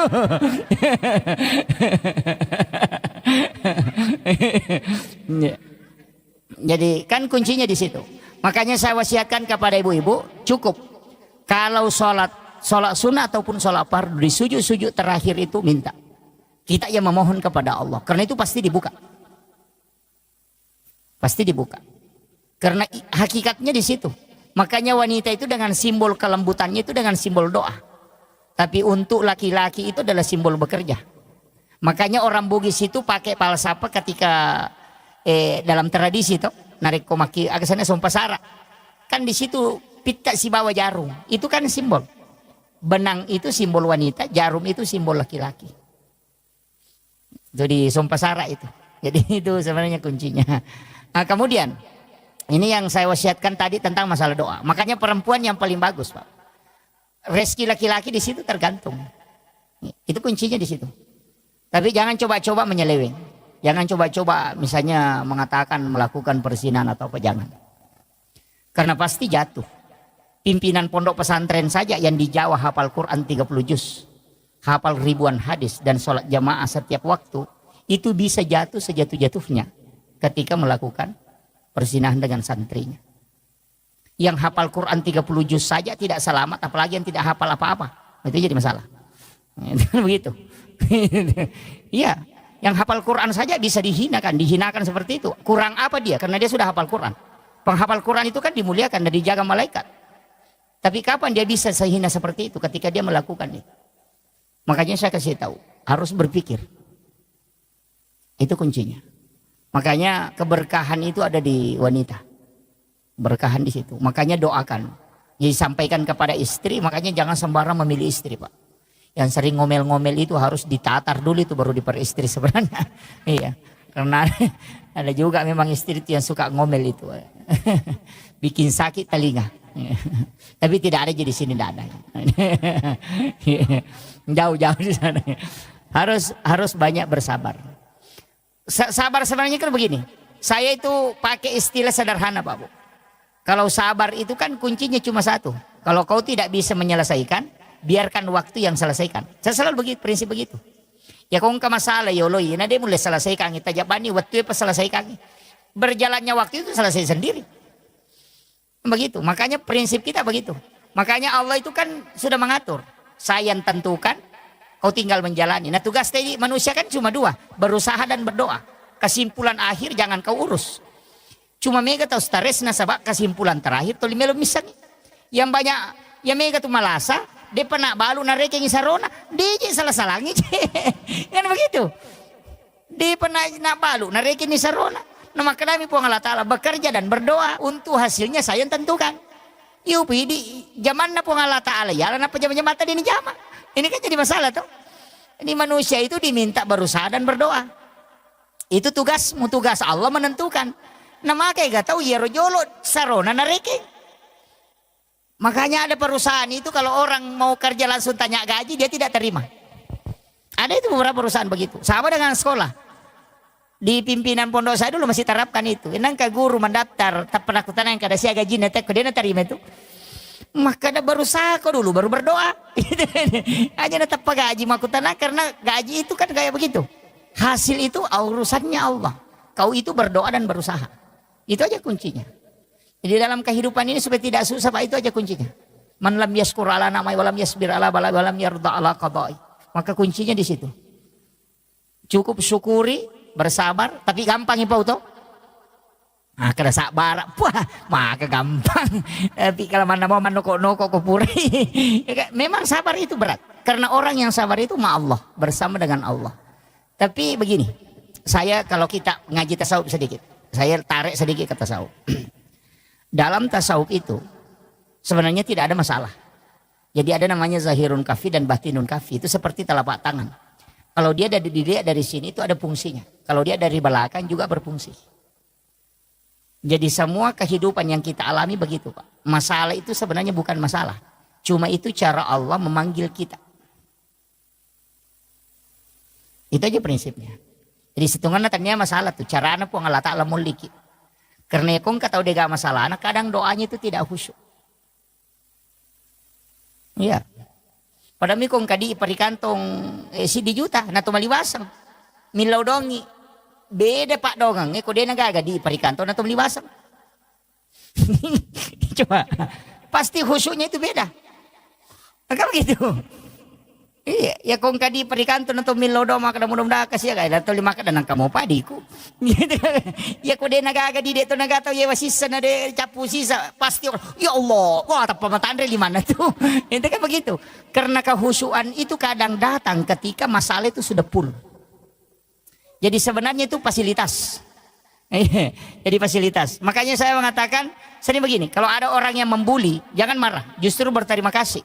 Kenapa? Karena orang yang dibuli itu termasuk orang teraniaya. Dan salah satu orang yang doanya mustajabah, yang membuka 7 pintu langit adalah orang yang teraniaya. Jadi sebenarnya Allah itu mengirim tiket VIP supaya doa kita bisa mustajabah. Tapi kadang kita lari ke situ, itu si anu kasih begini, itu bukan urusanmu itu. Itu begitu. Maka dia guru tak dena pahadere ipong Allah Ta'ala yero makoro alena matoroka ko supaya doamu bisa tembus. Itu kuncinya. Jadi sebenarnya orang yang teraniaya itu justru hadiah. Kan begitu. Karena nanti doanya bisa tembus ketika teraniaya. Sama dengan ulama yang dicaci maki. Termasuk Habib Umar kan ketika dia baca Fatihah itu banyak mencaci maki. Mereka itu tidak mau urus. Kenapa? Karena jalur itu derajatnya diangkat. Tidak beriman seorang itu kecuali Allah menguji. Tidak mungkin. Makanya kuncinya begitu Pak. Makanya disebut pelaut ulung itu Pak. Karena sudah lewati lautan lepas. Kalau hanya lewat di pinggir sungai bukan pelaut ulung itu. Pamem itu. Itu kan begitu. Iya. Orang yang dianggap hebat kan begitu. Yang sudah mengikuti terpaan besar. Iya kok komiri salo itu lilalu bukan pelaut itu. Begitu. Makanya kehidupan itu begitu Pak. Orang itu yang ketika dia sudah menghadapi berbagai macam ujian, itu justru doanya mudah tembus. Coba kurang apa Nabi? Malaikat Jibril yang mendampingi, dia punya mukjizat. Allah langsung membimbingnya. Tapi kenapa dia kena masalah? Karena dari masalah itu muncul doa yang mustajabah. Itu aja kuncinya. Nabi kan disayangi oleh Allah tuh. Masa dia masih dapat ujian? Dilempari batu. Kan di situ. Karena dari situ Nabi berdoa. Ketika dilempari batu dia berdoa. Ya Allah kalau dia tidak beriman nanti anak-anaknya. Kalau anak-anaknya tidak nanti anak cucunya. Berkat doanya Nabi. Sampai hari ini penduduk Taif itu 100% muslim. Kalau Mesir itu masih ada Kristen Kotkit itu sekitar 13%. Coba. Makanya kadang-kala doa mustajabah itu nanti ada masalah. Pas begitu. Ya. Makanya saya bilang tadi, kalau kita mendapati masalah, jangan tarik ke masalahnya. Anggap ini isyarat Allah berikan hadiah supaya doaku bisa tembus. Itu aja. Jadi makanya kalau ulama itu kalau dapat masalah dia mengatakan alhamdulillah. Ini isyarat. Itu aja. Tapi jarang orang bisa pakai. Jadi langsung dicaci maki. Iya je mah pakai kere. Langsung semua disalahkan. Padahal kuncinya. Jadi ulama tasawuf itu mengatakan begini, siapa yang mengarahkan hatinya ke kamu untuk mencaci? Itu kan Allah juga yang mengatur toh. Padahal kau sudah baca doa terhindar, tapi kenapa didatangkan? Itu caranya Allah. Jadi itu aja kuncinya Pak. Makanya menghadapi masalah itu jangan stres. Hidup itu begitu Pak. Makanya ulama itu selesai hidupnya di situ. Kalau kita pakai prinsip itu insya Allah. Jalan saja, mengalir saja. Cuma memang kita perlu berdoa. Itu kuncinya. Jangan tidak berdoa. Karena berdoa itu bukan untuk kita saja. Ada orang itu kaya Pak. Bukan karena doanya. Tapi doa orang tuanya dulu baru diijabah. Itu hadis Nabi. Makanya tak ada ya deh. Namun kisogi kan tuh 5 koaman. Jangan. Tetap berdoa. Minta kekayaan kepada Allah. Nanti anak-anakmu yang dapat. Makanya kata-kata ya tuh nakasih ya tuh napeturan ya tuh nama kundru. Tapi bersyukurlah Pak kalau miskin. Karena Pak rajin sedekah kalau miskin. Karena di situ sedekahnya besar nilainya. Saya kemarin cara makan itu orang kaya itu stres. Ada orang kaya itu stres Pak. Saya ceramah itu di Palembang, dia stres. Dia bilang, dia kasih tahu saya, wah ya betul itu Pak Ustaz. Berarti selama ini saya salah kaprah. Saya kasih tahu begini, orang miskin Allah itu melihat persen Pak, bukan melihat nilai. Makanya zakat itu tidak pernah berubah. Selalu 2,5. Orang yang punya uang 100 juta sama yang 1 miliar itu zakatnya sama-sama 2,5. Tidak dirubah itu. Tidak mengatakan yang punya 100 miliar zakatnya 3%. Yang 100 miliar, 1 miliar hanya 2,5. Enggak. Zakat itu sampai berapapun tetap 2,5. Di sisi Allah itu sama 2,5 hartamu yang diminta. Punya harta 100 miliar tetap Allah minta 2,5. Kau punya harta 100 juta tetap Allah minta 2,5. Yang 100 miliar dengan 100 juta itu sama di hadapan Allah 2,5. Makanya kalau ada orang miskin punya uang 10 ribu, dia sedekah 5 ribu, berarti 50% hartanya dia sedekahkan. Kasurun garek tau sogi ekong kadina siratu juta napa mak berengi 50% tanah mapat di ulu. Kan begitu. Padahal orang miskin santai saja itu. Ya kong kadina 10 sapu nilau 5 sapu bahkan alabawan itu. Santai pada 50% ini nak berengi. Karena Allah cuma kasih rezeki itu 100% rezekinya itu ada 10 ribu. Tapi nasabah nak berengi 5 sep berarti 50% dina nak bereng. Iya. Ya kau tahu sogi si di miliar dina memang bereng 50% 500 patu juta nak bereng. Mapat diisi. Mapir-kiri kasih ratu. Kan begitu. Ada sinilah sehingga ada ulama mengatakan berdoalah bisa kau tetap miskin supaya sedekahmu selalu besar nilainya. Kan begitu. Jadi jangan salah paham ya. Ini makanya ulama kita itu dari dulu begitu. Jadi memotivasi orang miskin itu penting Pak. Iya, makanya orang miskin itu nanti paling cepat selamat. Iya, paling cepat karena mau ditanya tidak banyak ditanyakan. Oh masalah rak poncok mina handuk-handuk mau mengolok ke malaikat maka aja ditanyaki kok teruban utama. Gitu. Yang banyak rumahnya itu, wah, itu yang stres itu. Itu kan begitu. Makanya ada namanya jasa.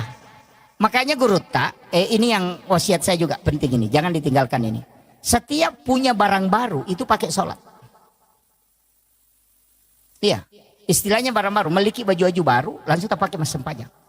Itu tidak akan hancur, kemudian ada penggantinya. Dari situlah kenapa ulama-ulama kita dulu setiap ada tempat-tempat baru, dia biasa adakan syukuran dulu untuk bersedekah supaya itu nanti itu berkahnya luar biasa Pak, dan itu bisa dipertanggungjawabkan. Maka dapura nu pakai maka siwe pupa mulang. Itu kuncinya. Pada kong kamu motor baru tali tepat pakai lo masih gih. Insya Allah dia naburu itu motornya nang kapatolana, tapi kendaraannya aja tetilo ke bene mah kadang ku ke bene baru pakai ipakai masam pajak dia pada matonan kapatolana, wah itu jadi masalah itu. jangan dialihkan ke situ ya. Ya.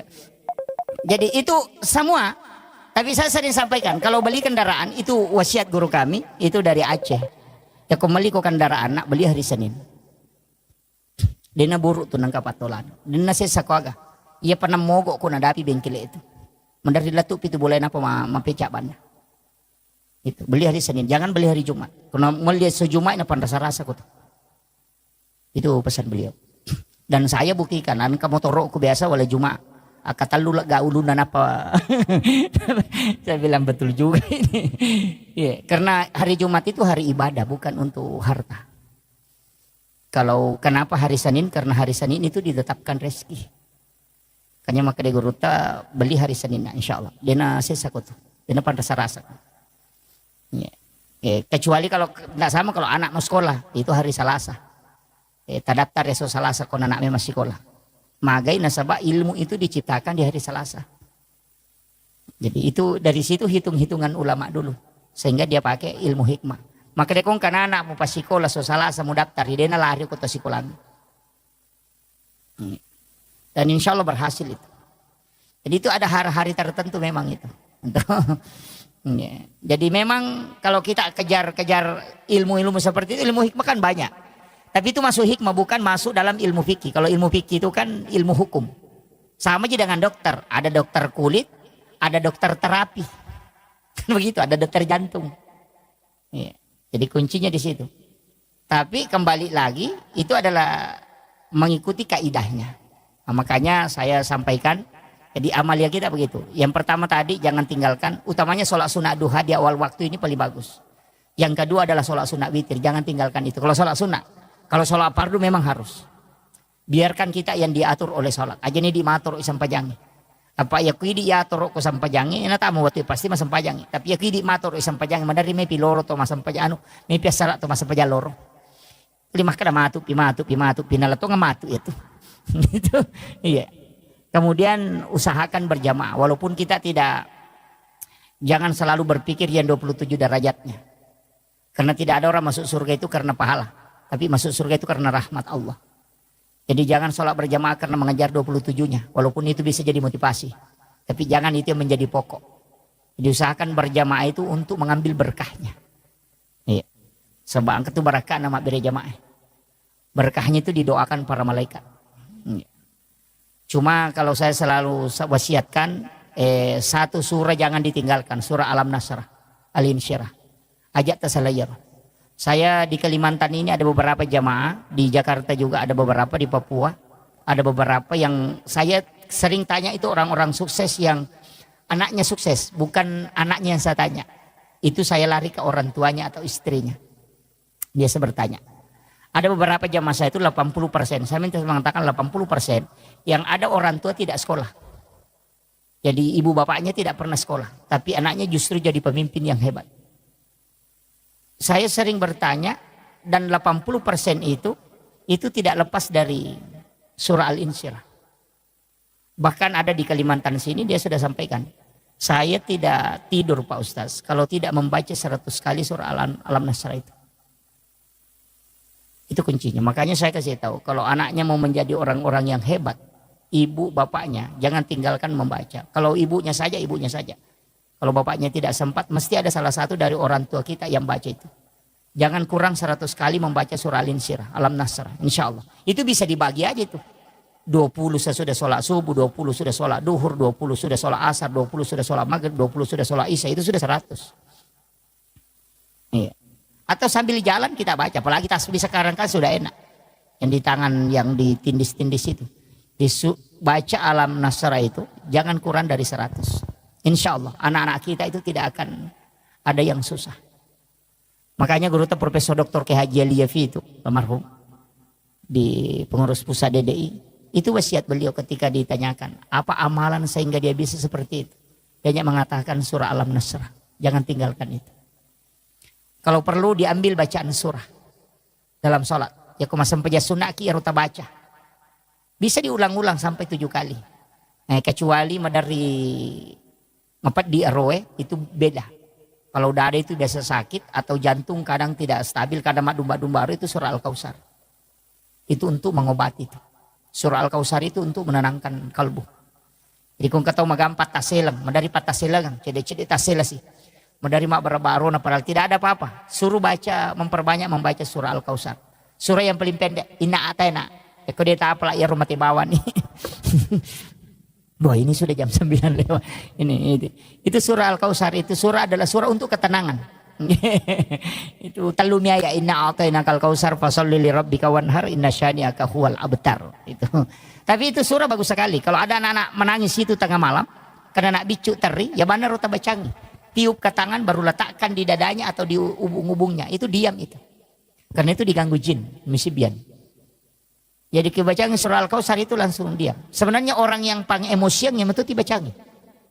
Iya, kong kalakai pacecer, bayi ini pacecer yang itu dibacangi. Iya, anak juga kalau ada temperamen, biasanya kan ada anak temperamen itu. Pang emosian itu yang dibacakan. Kita bacakan di telapak tangan baru letakkan di dadanya kalau dia tidur. Itu surah Al-Kautsar. Komeki misalnya sejarahnya surah Al-Kautsar, waktu nama ate anak Nabi, tak anak Nabi Tarone, itu namanya Ibrahim. Itu Nabi menangis sedih. Sehingga jantungnya itu merasa perih hatinya. Dan itu tiangnya aras bergoyang. Karena Nabi bersedih. Makanya turun ayat ini, surah ini, hanya 3 ayat. Untuk menenangkan kalbunya Rasulullah. Sampai tiangnya aras itu diam. Yana tu nak kada guruta, maka pala ko na malak dak bombange, bacakan surah Al-Kautsar. Mamak ko ya tuh. Makanya ibu-ibu kalau mau goreng pisang, goreng telur, goreng ikan, ya kau ceki kau mak betui, bacakan surah Al-Kautsar baru masukkan ke minyak, itu tidak meletus itu. Sama dengan telur, itu tidak meletus itu. Maka tu kata mak beti biasa nale sampurin apa natutuka, enggak usah, bacakan saja surah Al-Kautsar. Itu tidak akan meletus itu. Itu berakanya itu. Sama dengan kalau mau mencuci daging toh. Di sini banyak orang, saya sering kasih ajari itu penjual bebek. Itu kan bebek itu kan baunya sangat keras. Mestinya itu kalau dia cuci terakhir, dia bacakan surah Al-Kautsar pada air terakhir. Yana tu nasa tomatot tadi oleh bisa sara. Hilang baunya itu. Daging mau dicuci kalau mau kasih hilang bau amisnya, bacakan surah Al-Kautsar itu hilang, tapi air terakhir. Yana rumah kada bisa sara, artinya bisa pembersihan terakhirnya itu. Hilang bau amisnya itu. Itu kuncinya. Cuma kadang-kala orang tidak pakai. Jadi semuanya termasuk naik pesawat, begitu juga. Ya komajai cuaca. Saya itu sering. Kalau cuaca tidak bagus, saya cuma tempelkan telapak tangan begini di dinding pesawat. Itu kemudian baca itu. Naik kapal juga begitu. Ya miko oto dia cocok. Bakal lalangi mimaja. Gitu. Jadi itu kalau hati orang anak-anak kita istilahnya temperamen itu. Tapi biasa anak-anak temperamen juga itu faktor dari orang tua. Utamanya istri itu yang besar pengaruhnya. Jadi makanya itu istri itu tidak boleh emosi kalau suaminya meminta untuk berhubungan. Jangan coba-coba. Itu pasti kalau tinggal itu anaknya temperamen. Cuma kali ngebaca. Apalagi itu 5 suruh Pak dia ngijok lampu yang anu ngijok kakak ngijok lah kuan ngijok yang ketu dia pernah laca itu laca ngijok tengah deh gak. Kecincolan anaknya itu kong kanak nama itu. Iya. Itu kan banyak itu. Maka bini laki dan apa maka das anu kakak ngajol laki anu jolo terijo benda anu jolo pas surah pagah.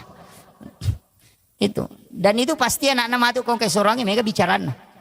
Ya, makanya saya diwasiatkan itu sama guru tak. Itu mursyid tarekat itu, mursyid kami itu mengatakan, jangan berhubungan. Kok anak-anak maturu musapa aja berhubungan. Papastina bali-bali kok matu. Itu kuncinya. Dan itu banyak. Napati itu mega pasuron. Itu makanya penting. Ini saya wasiatkan. Ya ada beberapa hal itu yang memang diajarkan para ulama kita dan itu terbukti. Dan itu masuk dalam ilmu hikmah. Kemudian saya nukan kalau mau diangkat derajat, satu sholat yang mengangkat derajat itu sholat tahajud, walaupun hanya 2 rakaat. Tapi kalau kayak Pak Haji ini dengan ibu, saya kasih tahu harus punya amal rahasia, tidak boleh tidak. Orang yang banyak istilahnya banyak tanggungan, seperti itu karena ada beberapa karyawan, kemudian tugas di mana-mana. Itu harus punya amal rahasia. Dia harus punya amalan yang dia sendiri tidak tahu. Harus. Bagaimana caranya? Itu ada di beberapa kitab dan itu ada di dalam hadis juga. Tapi ini orang khusus. Tapi kalau kita mau lakukan bisa. Kalau sedekah dengan memberikan langsung kepada orang, itu biasa. Tapi ada sedekah itu yang dilakukan Rasulullah, itu menyuapi orang buta Yahudi di pintu pasar. Itu kan hadis masyhur sekali tuh. Ketika orang bahas maulid, bahwa Rasulullah punya kebiasaan menyuapi orang Yahudi yang buta di pintu pasar. Nanti ketika itu Umar menggantikan. Ketika beliau meninggal. Tapi apa yang terjadi? Itu sebenarnya orang tidak baca. Artinya apa? Kau harus punya amal rahasia yang orang kau bantu itu dia tidak tahu kamu. Makanya saya kasih tahu begini, saya ambil simpelnya. Cari sekolah di sini misalnya, atau pondok pesantren, atau pondok tahfiz, atau apapun, atau panti asuhan, tanyakan, apakah di sini ada anak yatim? Atau fakir miskin. Kalau dia mengatakan ada, tidak usah kasih tahu saya namanya. Tidak usah kasih lihat saya fotonya. Tapi nanti saya yang bantu biaya sekolahnya. Selama misalnya 1 tahun. Kita ketemu dia, kita tidak tahu bahwa ini yang kita bantu. Jangan lihat mukanya. Dan juga jangan tahu namanya. Cukup bantu tapi kau tidak mengetahui. Itu dalam hadis. Kenapa? Itu nanti kalau ini di dunia, ketika engkau mendapati masalah di dunia, maka pasti Allah akan mengutus orang ataupun bisa seperti malaikat itu membantu kamu tapi kau tidak tahu. Ina tunah kada guru taya ko melo ko ibantu ko nude musangi makadani ga mewai ko ko tahu tapi aja musangi makadani ga mewai. Kau bantu. Yang kedua ini baru di dunia, untuk di akhirat itu ada dalam hadis. Ketika orang berjalan kepada mahsyar, di pada mahsyar itu berjalan, berjejer. Orang berdiri, tidak ada yang duduk. Karena semua berdiri. Itu berdiri di atas telapak kakinya. Maka dairo, Fulan bin Fulan, ya anu, angka kion nak sitinro malalang. Si bawamuki malalang, maka dapat petak de bawang. Itu dalam hadis itu. Kenapa dia langsung hilang? Itu Allah memberitahu. Sampaikan kepadanya, bahwa ia rotawe purewala upas saleh. Saya tempatkan di tempat yang tenang untuk dia istirahat. Ya dia diculik oleh malaikat supaya dia tidak berjalan. Itu karena mereka punya amal rahasia itu. Namun dimi. Dia itu namanya. Tapi kuncinya begitu. Aja tisangi maka dan niga, aja tuh tisangi sana. Jadi angkat tahu tak bantu tapi dini sangi maka dan niga.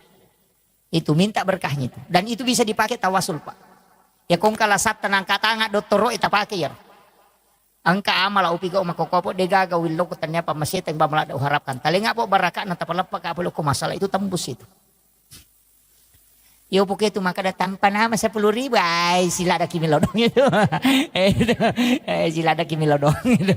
Tapi carilah amal yang memang khusus seperti itu. Amal rahasia namanya. Jadi itu yang ini yang penting. Semua kita yang ada di sini bisa gunakan itu. Banyak hal termasuk kendaraan komapajo kaki. Saya itu di mobil Pak terus terang. Ada botol aqua itu, saya bawa. Tapi itu botol aqua biasa, yang aqua kecil sedang itu. Saya selalu isi bensin. Itu saya isi Pertamax. Itu kemudian saya tutup, kemudian saya simpan di jok mobil itu. Selalu itu di mobil ada. Itu ajaran guru kami. Kadali ko bensina, munia kametoy. Maka dia bensin ngewe utaro untuk bantu nareko angkat atau matu capura bensin ko lalangi. Biasa kita bawa mobil tengah malam, itu ada orang dorong motor dengan istrinya. Karena kehabisan bensin di tengah jalan. Kita kasih uang 100.000 itu tidak ada gunanya. Tapi kita kasih bensin hanya 1 botol kecil, itu bisa menyelamatkan dia. Itu termasuk amal rahasia Pak. Maka dia guru tak, ya komen reko kotomu milodong, madari malupai Pak dongangnya. Tapi salamang kaya tumutaro, maka mereka bantu, tahu dia nasalai malaikat yaitu kendaraan. Dia akan menjaga terus. Karena orang menyimpan sesuatu untuk menolong sesamanya, maka malaikat diutus untuk menjaganya. Itu namanya malaikat hafazah. Itu jarang orang gunakan. Dari ya kong katu Pak PT-PT itu yang mobil naik ke Makassar. Sering kalau saya lewati saya kasih tahu sopirnya. Kumelo ko salama kendaraanmu tari aku. Itu saya kasih tahu. Maka dana mo tak salah tuh dia itu nama solang. Masolang makotom itu kota salah. Itu anunya Pak Bu. Itu pesan guru kami itu. Kenapa? Karena hal yang seperti itu kan ada hadisnya. Siapa yang menyimpan sesuatu untuk membantu saudaranya maka malaikat akan terus menjaganya. Nah najagai malaikat. Gitu. Ini yang dari 1.000 mobil Pak untuk kalau ada saat yang melakukan itu. Iya. Ini yang saya sampaikan. Saya kira ini yang penting saya wasiatkan. Artinya ada hal-hal simpel itu dalam kehidupan. Sebenarnya tidak susah kita lakukan. Yang penting kita mau. Jadi hal-hal, jangan mengatakan orang ustaz itu yang bisa. Oh justru ustaz itu tambah susah nanti masuk surga Pak. Banyak sekali neko-nekonya karena lebih banyak bicaranya kadang daripada ibadahnya. Nah itu kan begitu. Iya. Orang yang justru biasa-biasa itu yang kadang itu lebih mudah. Jadi yang tidak banyak tanggung jawab itu begitu. Makanya saya wasiatkan itu aja. Jadi 3 hal. Jangan tinggalkan ibadah, buat ibadah rahasia. Itu kemudian dalam menghadapi kehidupan serahkan sepenuhnya kepada Allah. Utamanya tadi sholat sunnah istihara, lakukan setiap malam. Kalau tidak bisa melakukan di akhir tahajud, bisa lakukan sebelum subuh, sesudah azan subuh. Atau sekalian sesudah sholat isya, minta. Tapi bagusnya itu sebenarnya nanti bangun. Nanti pergantian malam. Jadi nanti menjelang subuh kita lakukan itu. Lakukan sholat sunnah istihara, minta kepada Allah supaya dia tunjukkan yang terbaik. Itu pasti itu diatur itu, kayak dibimbing memang. Lari ke sini, ini dulu yang kau urus, ini dulu. Itu begitu. Utamanya seorang pimpinan harus paham ini yang karena itu sering mengambil kebijakan atau apa. Saya kira ini penting yang saya sampaikan. Mudah-mudahan ada hikmah yang bisa kita petik dan insya Allah dalam kehidupan itu kuncinya tadi itu selalulah berdoa. Jangan pernah, karena ilmu itu tidak ada nilainya. Yang ada nilainya itu adalah bantuan Allah. Makanya seandainya kecerdasan atau ilmu yang buat orang selamat Pak, tidak ada orang jatuh gara-gara kulit pisang. Karena semua orang tahu bahwa kulit pisang kalau diinjak itu kita bisa jatuh. Tapi kenapa masih ada orang jatuh? Makanya ilmu tidak menyelamatkan. Jangan katakan karena saya sudah tahu pasti selamat, tidak. Orang yang tahu saja kulit pisang bisa bikin jatuh, tetap jatuh. Itu makanya ilmu itu tidak ada apa-apanya. Makanya ini yang saya sampaikan bahwa jangan bangga dengan ilmu, jangan bangga dengan ibadah, tapi minta rahmat Allah. Itu kuncinya. Akhirul kalam, wallahul muwaffiq ila aqwamit thoriq. Nasrun minallahi wa fathun qarib wa basyiril mu'minin. Assalamualaikum warahmatullahi wabarakatuh. Aku akan mengampuni. Bahkan dia mengatakan inna rahmati taglibu ghadabi. Sesungguhnya rahmatku itu lebih besar daripada murkaku. Jadi walaupun Allah murka, ketika kita memohon kepadanya maka dia bisa merubah menjadi rahmat. Makanya rahmat Allah itu sangat luas. Kalau sesama manusia, walaupun kita sudah memohon ampun kepada Allah, tapi tetap kalau bersangkutan dengan manusia akan diadili. Itu yang agak berat. Nah, makanya muhasabah diri kepada Allah itu dengan bersolat ibadah. Sedangkan untuk sesama manusia bagaimana perilaku kita dan bagaimana pola hidup kita untuk sesama manusia. Itu 2 hal yang penting. Kemudian nanti saya akan sampaikan sebenarnya kita hidup ini hanya 24 jam. Jadi di tuo hitungannya 24 jam. Jadi kehidupan itu sangat simpel. Hanya karena berulang yang 24 jam ini sehingga berputar menjadi nanti 1 tahun. Itu aja. Jadi kalau amalan atau ibadah kita lakukan itu 24 jam itu saja. Yang kalau kita sudah tahu amalan 24 jam insya Allah. Kan itu aja yang berulang. Cuma ada beberapa nanti ibadah yang tidak berulang, kayak berulang 1 pekan ya ibadah Jumat, yang berulang 1 tahun ada beberapa ibadah itu. Tapi pada hakikatnya hampir semua ibadah itu yang berulang 24 jam. Tapi saya ingin sampaikan begini. Setiap orang itu diberikan oleh Allah Subhanahu wa taala potensi untuk punya kecenderungan melaksanakan ibadah tertentu. Misalnya, ada yang senang zikir tapi susah sedekah. Ada yang senang sholat sunat tapi susah puasa sunnah. Kalau disuruh puasa susah, tapi kalau sholat sunat dia paling mudah. Kalau disuruh mengaji cepat, bahkan bisa dia membaca 1 juz dalam sehari. Tapi kalau disuruh sedekah malas. Ada kalau disuruh puasa, nah bilang itu saja Ramadan bikin stres. Tapi ada juga orang yang kuat. Makanya nanti semua ibadah ini ternyata itu ada jalurnya. Bahwa kalau engkau rajin puasa, nanti Allah akan hadiahkan surga melalui puasamu. Makanya biasa maka daka yang penting kan kayak kapui. Nah mau ini kau den rule jama manang pasti usahakan yang kecil dia diistiqomahkan. Misalnya yang rajin sholat sunat ya jangan tinggalkan. Mestinya sholat sunat duha jangan tinggalkan yang rajin duha. Istiqomalah dengan sholat sunnah duha. Karena duha itu ada pintu surga di situ. Di dalam hadis qudsi itu Allah menjanjikan siapa yang sholat 6 rakaat istiqomah di waktu pagi, maka dia akan masuk ke dalam surgaku melalui babuk duha. Itu. Tapi 6 rakaat. Kalau 2 tidak bisa. 4 juga tidak bisa. Kalau mau masuk melalui babuk duha itu mesti 6 rakaat. Makanya ulama kita itu lebih mengambil yang 8. Karena kalau diambil 8 rakaat, mulai dari 2 rakaat padilanya itu sampai yang 8 dapat semua. Kan kalau 2 rakaat itu sedekahnya tubuh. Sebenarnya orang yang mau sehat itu cukup dengan duha 2 rakaat. Kalau mau sehat. Utamanya persendihan tulang-tulang, itu kan hadis Nabi. Bahwa 160 potongan tubuh manusia sedekahnya adalah 2 rakaat sholat sunnah di waktu pagi. Jadi sebenarnya tubuh kita ini kan hak pakai, pinjaman dari Allah. Itu bukan hak milik. Dari situlah sehingga tubuh ini tidak bisa dirubah. Hanya dilarang. Alis yang bengkok tidak boleh dikasih lurus. Kan begitu. Kalau tapi laki-laki tidak ada aja yang kasih lurus alis. Yang biasanya itu perempuan. Iya, itu karena hak pakai aja, bukan hak milik. Itu dipinjamkan. Kalau Allah pinjamkan, makanya jangan rubah. Sama dengan kendaraannya orang, kalau kita pinjam, ya jangan dirubah. Begitu, makanya tubuh kita ini sebenarnya 160 potongan itu adalah milik Allah. Dia pinjamkan ke kita untuk dipakai. Dan itu sedekahnya kata Nabi adalah 2 rakaat sholat sunnah duha. Jadi kalau kita mau berterima kasih kepada Allah dengan tubuh yang dia berikan kepada kita ini dipakai selama hidup, maka hendaknya kita melaksanakan sholat sunnah duha 2 rakaat. Cuma sholat sunnah duha itu diatur dalam hadis. Saya baca salah satu hadis dari Anas bin Malik, ini hadis marfu. Rasulullah SAW itu berwasiat, tapi ini agak berat. Tidak semua orang bisa lakukan. Itu sholat sunnah duha di awal waktu.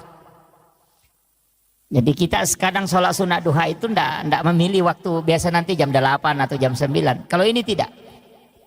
Kerjakan sholat sunnah duha di awal waktu. Misalnya waktu duha itu masuk jam 7.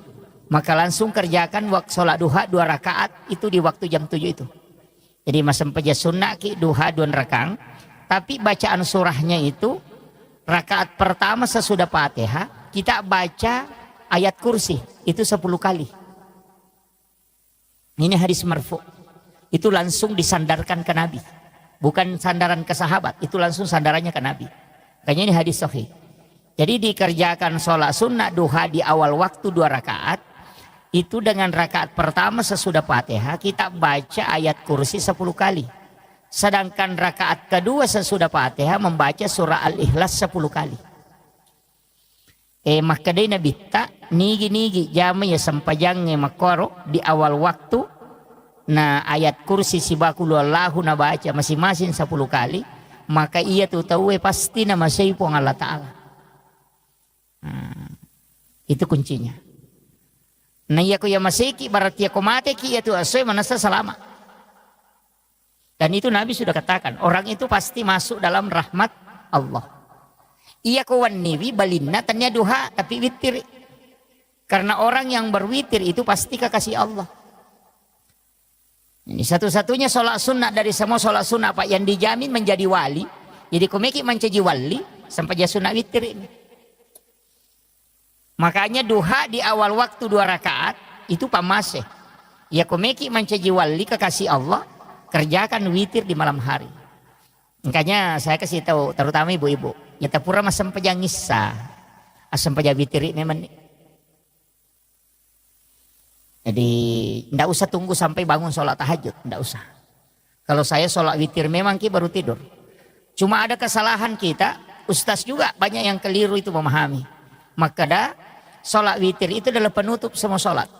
Jadi ketupuran nama witir di negara sampai jawab dengan jamah. Padahal itu Nabi meminta mengakhirkan. Kenapa? Itu masuknya untuk sholat fardu bukan sholat sunat. Jadi kupura ki masam pajam mengeribi aja tak witir. Nah sebab kamu pasam pajang ngisah. Makanya diminta sholat witir itu diakhirkan. Bukan akhir semua sholat.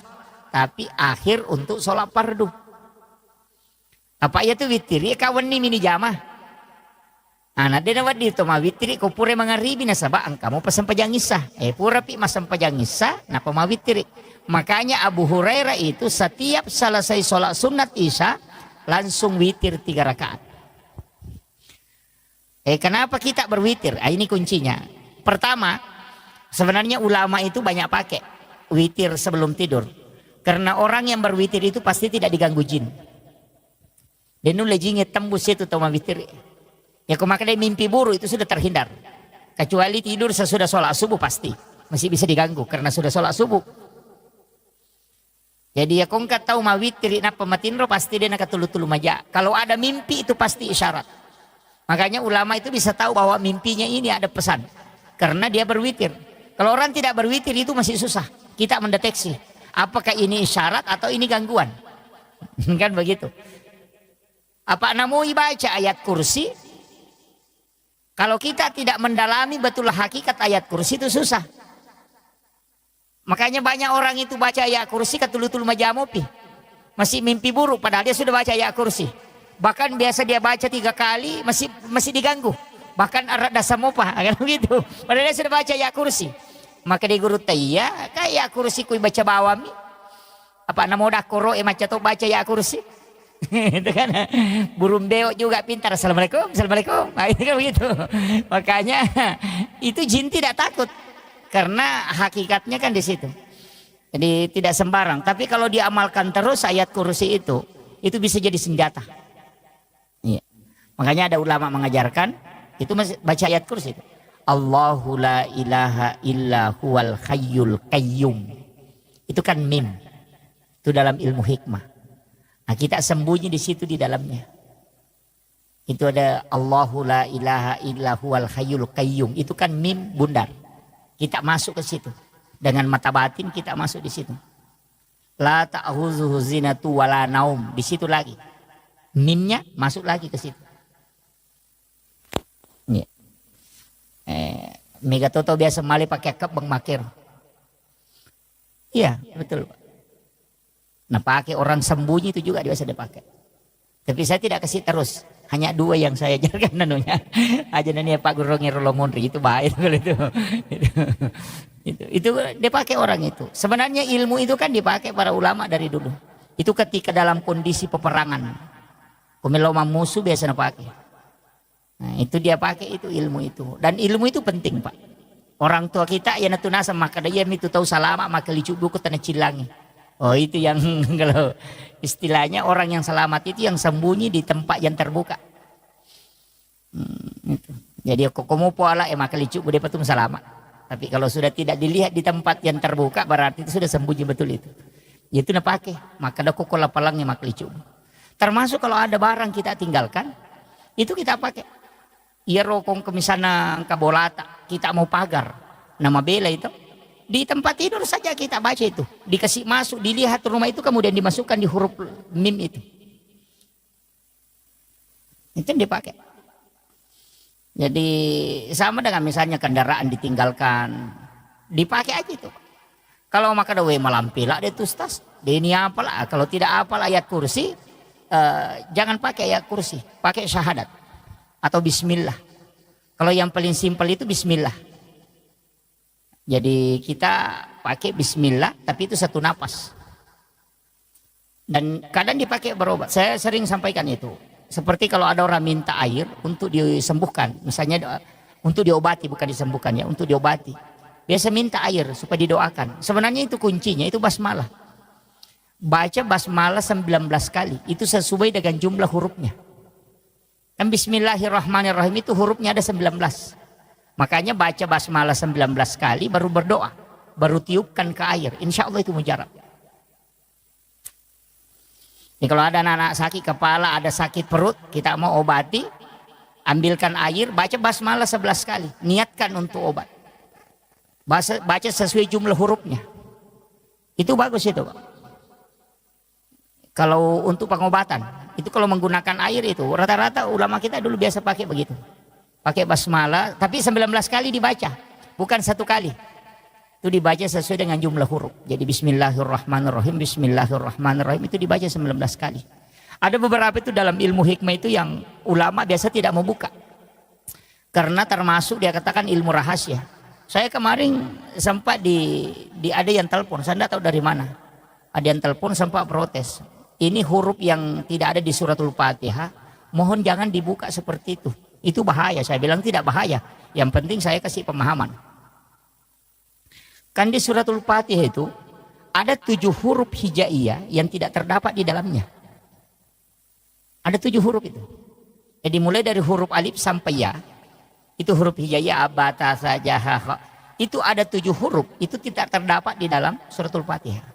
Makanya di tasawuf itu dikatakan cari 7 huruf yang hilang pada 7 ayat yang ada. Oh itu kalau bahasa begitu orang tidak tahu. Makanya kok dia mapat tepung itu maka ada sapar ngak pitu kono pitu. Wah itu yang itu nasak ada angka tu pitu. Itu sebenarnya adalah 7 huruf yang ada yang tidak ada di suratul Fatihah. Kalau itu ditulis itu dianukan para ulama, ditulis 7 huruf itu baru ditempel di tempat mana kita tidak mau supaya tidak kecurian. Iya kau motor ditempel di sadalnya itu supaya jangan dibawanya. Istilahnya di sadal mungkin ditempel, dikasih lem itu kemudian ditempel di plaster. Iya selama huruf itu masih ada, insya Allah itu tidak dicuri. Barang itu tidak dicuri. Kau nggak tahu majanya, nah Denite itu kendaraan, itu hebatnya itu 7 huruf itu yang sama, makanya orang biasa tempel di rumah. Saya pernah ketemu dengan ulama itu justru dia tulis di kertas, baru dia masukkan di pipet, baru dia tutup. Nanti ketika dicor rumahnya, tiang rumahnya yang di depan itu dia masukkan di dalam cor. Itu supaya dia mengatakan kalau di sini tinggal di dalam sudah tidak ini. Itu dalam ilmu hikmah itu Pak dipakai. Tapi saya tidak kasih tahu hurufnya, cari sendiri. Masa tidak didapat? Itu kan bisa dibaca itu. Suratul Fatihah kan dihafal. Nanti tinggal cari huruf apa yang tidak ada di suratul Fatihah. Huruf hijaiyah yang itu ada 7. Makanya makadami itu kalau 4 tepung 4 tareka sapar ngak pitu de ega aku pitu. Nah, itu yang denukan. Itu kan angka-angka 7 itu kan istimewa Pak Bu. Cuma kadang-kala kita tidak mengkaji itu. Itu penting. Biasa di rumah, nah tempel teko kendaraan, nah, tapi jangan untuk menghinakan, istilahnya disimpan di bagian bawah, jangan. Harus tetap dijaga tempatnya. Ya. Itu bagus. Jadi itu doa yang seperti itu.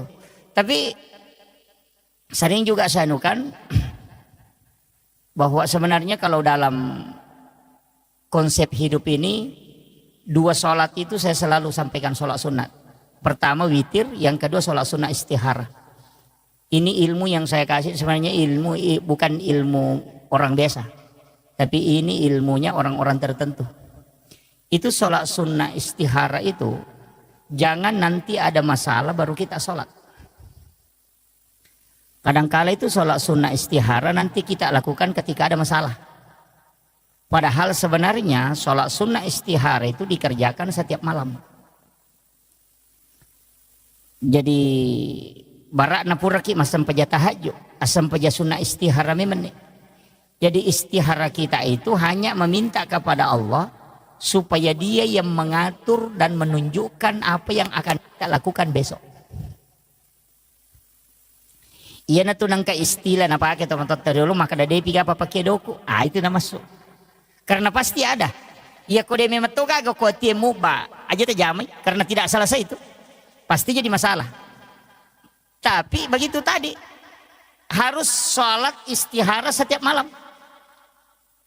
Iya kui pakainya itu sampai sunnah istihara setiap malam muncul itu. Jadi muncul sendiri itu maka dia jolo mujamah. Iya jolo. Biasa kalau ada informasi sampai kita tinggal anukan. Kalau dia tertutup maka dia tolak saja. Tidak usah dianukan dulu itu. Itu jalan itu. Dan itulah yang dipakai ulama. Makanya dia mengatakan ikuti fuad. Ikuti mata hati itu. Dan itu akan terbuka. Karena ia mega tahu, ia mina sampai sunnah istihara kong kemasalahna sehingga kong masampajang ni masalahna mini ngerang. Kan di situ. Jadi tanyana po Allah Taala ni ngerang kong masampajang masalahna mi. Dia berpikir kada pe ko cara na matu na lapa puluk ko. Jadi dia salat itu karena masalahnya. Itu jadi masalah. Makanya saya sampaikan sebelum kita mendapati masalah, semua yang akan kita jalani dalam sehari itu mestinya istiharakan memang. Artinya iya kawan ni neka ko nito ko sampai tahajud kan gampang sebelum sampai subuh. Bisa itu. Biar masuk waktu subuh. Ya ko sampai sunnah subuh. Mas sampai sunnah subuh ki. Napa ki mas sampai sunnah istihara. Minta kepada Allah supaya dia yang pilihkan. Termasuk kita sebenarnya penceramah itu pakai.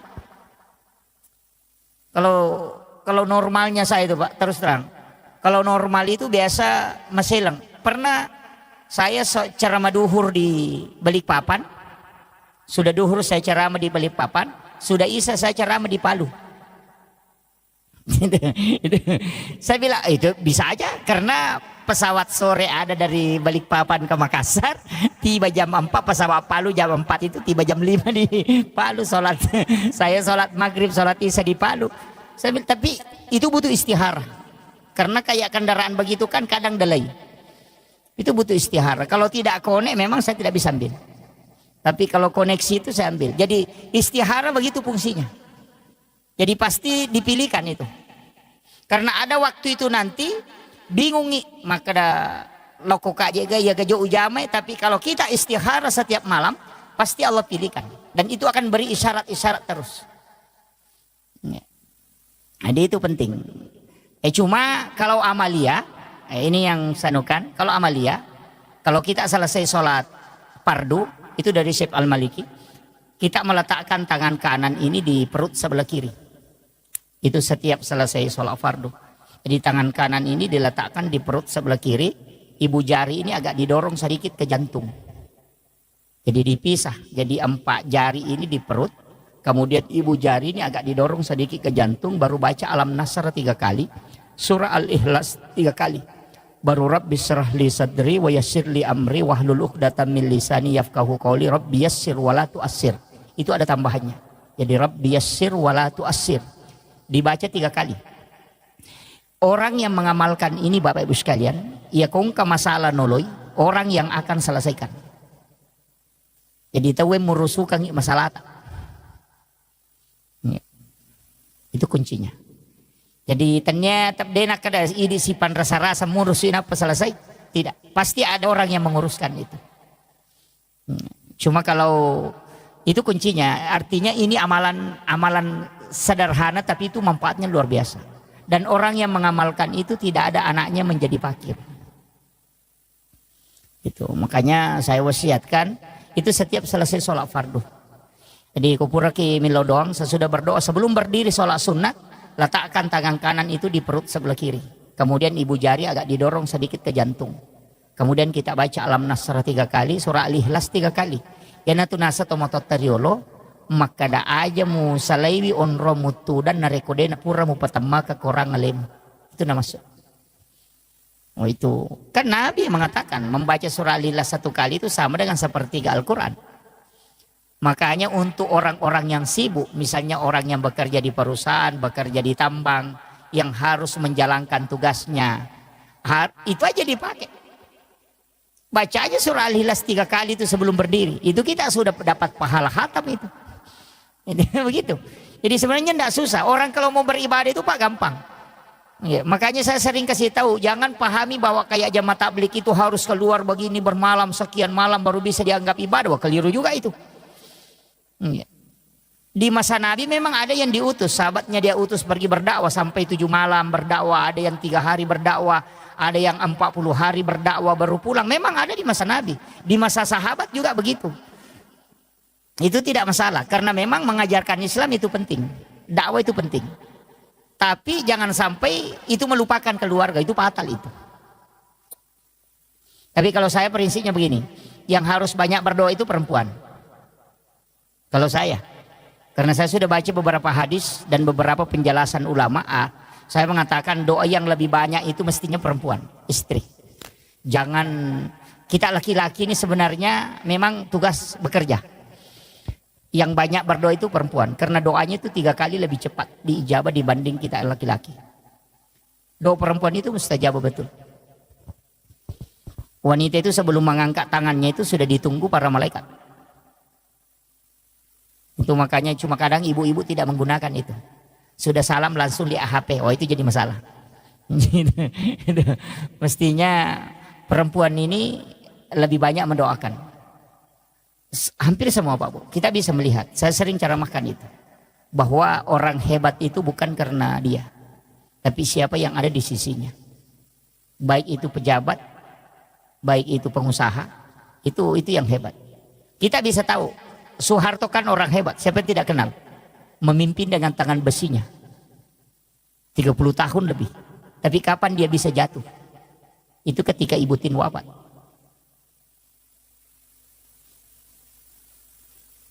Habibie orang hebat. Siapa yang tidak mengakui, bahkan di Jerman dia dapat nilai summa cum laude. Kecerdasan beliau luar biasa. Tapi kapan mereka tidak bisa berbuat apa-apa? Ketika Ibu Ainun wafat. SBY sekarang kan masih hidup. Panglima TNI 2 kali jadi presiden. Tapi kapan dia tidak bisa mengambil kebijakan sempurna? Ketika Ibu Ani wafat.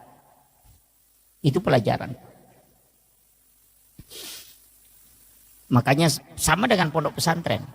Kalau kiainya meninggal itu tidak jatuh. Tapi kalau ibunya meninggal pasti drop. Itu karena wanita itu doanya luar biasa. Cuma kadang wanita tidak tahu kalau dia punya senjata. Dia lupa pakai. Itu kadang-kadang senjatanya canggih tapi dia lupa. Makanya di situ. Makanya saya bilang wanita itu di sujud terakhir mestinya di situ dia berdoa.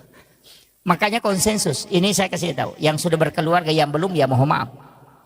Kalau masih ada jomblo di sini ya mohon maaf. Tapi jangan terlalu lama jadi jomblo lah.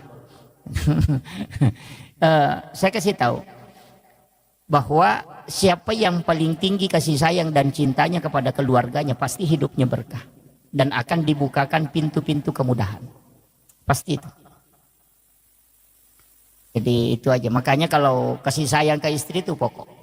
Tapi ada yang saya kasih tahu, kalau terima gaji jangan sembunyikan uangnya. Kasih lihat dulu semua istri baru minta sebagian. Cuma ada istri juga tidak mau kasih lagi. itu yang bahaya tuh. Iya. Saya kasih tahu, kalau mau berkah, saya ini wasiat guru kami, mursyid kami, termasuk pimpinan pondok kami Al-Mukarram Kiai Haji Fathudin Sukara itu pernah beritahu. Maka dia kongka polia muna pita manang ibenim, biarkan dia pegang. Setelah itu baru kau minta kalau kau butuh. Nah sebab magai, tetap tuh makai guna.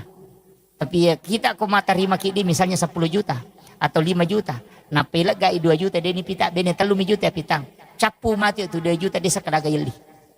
Itu karena hilang berkahnya. Dicabut. Tapi ya kau pura ini tamanang namo pura minakatan ni napa ilau 2 juta maka data lengak 2 juta mereka pakai itu pasti mak berkah. Sisa lami matuh. Makanya kita laki-laki sebenarnya itu punya rezeki cuma 30%. Wanita itu yang punya 70%. Iya. Itu anunya. Iya. Makanya kalau mau banyak mendoakan ya kasih banyak istri.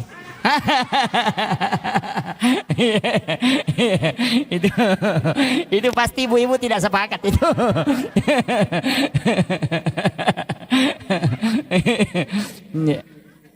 Jadi kan kuncinya di situ. Makanya saya wasiatkan kepada ibu-ibu cukup kalau sholat sunnah ataupun sholat fardu di sujud terakhir itu minta. Kita yang memohon kepada Allah karena itu pasti dibuka.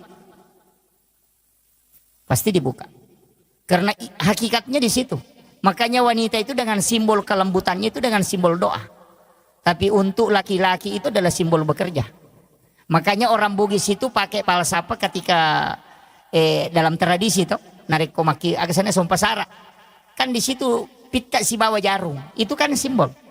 Benang itu simbol wanita, jarum itu simbol laki-laki. Jadi sompasara itu. Jadi itu sebenarnya kuncinya. Nah, kemudian ini yang saya wasiatkan tadi tentang masalah doa. Makanya perempuan yang paling bagus, Pak. Rezeki laki-laki di situ tergantung. Itu kuncinya di situ. Tapi jangan coba-coba menyeleweng. Jangan coba-coba misalnya mengatakan melakukan perzinahan atau apa, jangan. Karena pasti jatuh. Pimpinan pondok pesantren saja yang di Jawa hafal Quran 30 juz. Hafal ribuan hadis dan sholat jamaah setiap waktu. Itu bisa jatuh sejatuh-jatuhnya ketika melakukan perzinahan dengan santrinya. Yang hafal Quran 30 juz saja tidak selamat, apalagi yang tidak hafal apa-apa. Itu jadi masalah. Begitu. Iya, yang hafal Quran saja bisa dihinakan seperti itu. Kurang apa dia? Karena dia sudah hafal Quran. Penghafal Quran itu kan dimuliakan dan dijaga malaikat. Tapi kapan dia bisa sehina seperti itu ketika dia melakukan itu? Makanya saya kasih tahu, harus berpikir. Itu kuncinya. Makanya keberkahan itu ada di wanita. Berkahan di situ. Makanya doakan. Jadi sampaikan kepada istri, makanya jangan sembarang memilih istri, Pak. Yang sering ngomel-ngomel itu harus ditatar dulu, itu baru diperistri sebenarnya. Iya. Karena ada juga memang istri itu yang suka ngomel itu. Bikin sakit telinga. Tapi tidak ada jadi sini, tidak ada. Jauh-jauh di sana. Harus banyak bersabar. Sabar sebenarnya kan begini. Saya itu pakai istilah sederhana, Pak Bu. Kalau sabar itu kan kuncinya cuma satu. Kalau kau tidak bisa menyelesaikan, biarkan waktu yang selesaikan. Saya selalu begitu, prinsip begitu. Ya kau ke masalah ya Allah, nah dia mulai selesaikan kita jabani waktu apa selesaikan. Berjalannya waktu itu selesai sendiri. Begitu. Makanya prinsip kita begitu. Makanya Allah itu kan sudah mengatur. Saya yang tentukan, kau tinggal menjalani. Nah tugas tadi manusia kan cuma dua, berusaha dan berdoa. Kesimpulan akhir jangan kau urus. Cuma mega tahu staresna sabak kesimpulan terakhir toli melo misalnya. Yang banyak yang mega tu malasa, dia pernah balu nareke ngisarona, dia salah-salangi. Kan begitu. Dia pernah nak balu nareke ngisarona. Nama kami pun Allah Ta'ala bekerja dan berdoa untuk hasilnya saya yang tentukan. Yupi di zaman pun Allah Ta'ala ya, apa jam-jam mata ini jama. Ini kan jadi masalah tuh. Ini manusia itu diminta berusaha dan berdoa. Itu tugasmu, tugas Allah menentukan. Nama kayak gak tahu ya rojolo sarona nareke. Makanya ada perusahaan itu kalau orang mau kerja langsung tanya gaji dia tidak terima. Ada itu beberapa perusahaan begitu. Sama dengan sekolah. Di pimpinan pondok saya dulu masih terapkan itu. Enang ke guru mendaftar tak pernah kutanya yang kada sia gaji netek dia terima itu. Maka ada berusaha kok dulu baru berdoa. Hanya tetap gaji makutana karena gaji itu kan kayak begitu. Hasil itu urusannya Allah. Kau itu berdoa dan berusaha. Itu aja kuncinya. Jadi dalam kehidupan ini supaya tidak susah, Pak, itu aja kuncinya. Man lam yaskur ala namai walam yasbir ala bala walam yarda ala qadai. Maka kuncinya di situ. Cukup syukuri, bersabar, tapi gampang ya Pak Uto. Nah, kada sabar, wah, maka gampang. Tapi kalau mana mau noko kupuri. Memang sabar itu berat. Karena orang yang sabar itu ma Allah, bersama dengan Allah. Tapi begini, saya kalau kita ngaji tasawuf sedikit. Saya tarik sedikit ke tasawuf. Dalam tasawuf itu sebenarnya tidak ada masalah. Jadi ada namanya zahirun kafi dan batinun kafi. Itu seperti telapak tangan. Kalau dia dari sini itu ada fungsinya. Kalau dia dari belakang juga berfungsi. Jadi semua kehidupan yang kita alami begitu, Pak. Masalah itu sebenarnya bukan masalah. Cuma itu cara Allah memanggil kita. Itu aja prinsipnya. Jadi hitungannya ternyata masalah tuh. Cara anak pun Allah Ta'ala muliki. Karena kong kata udah gak masalah. Anak kadang doanya itu tidak khusyuk. Iya. Pada mi kong kadi iparikantong si di juta. Nato maliwasang. Milaw dongi. Beda Pak dongang. Kok dia nagaga di iparikantong nato maliwasang. Coba. Pasti khusyuknya itu beda. Maka begitu. Iya, ya kong kadi perikanto na to milodo maka mudah-mudahan kasi ya kaya to lima ka nang kamo padiku. Ya ko de nagagadi de to nagataw ya wasisa na de capu sisa pasti ya Allah, wah tak pamataan re lima na to. Itu kan begitu. Karena kehusuan itu kadang datang ketika masalah itu sudah full. Jadi sebenarnya itu fasilitas.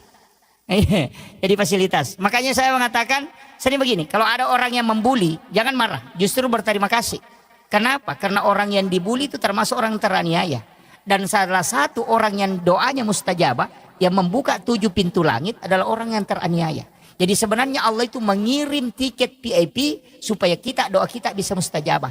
Tapi kadang kita lari ke situ, itu si Anu kasih begini, itu bukan urusanmu itu. Itu begitu. Maka dia guru tak dena pahadere ipong Allah Ta'ala ya roh. Makwaro alena matoroka ko supaya doamu bisa tembus.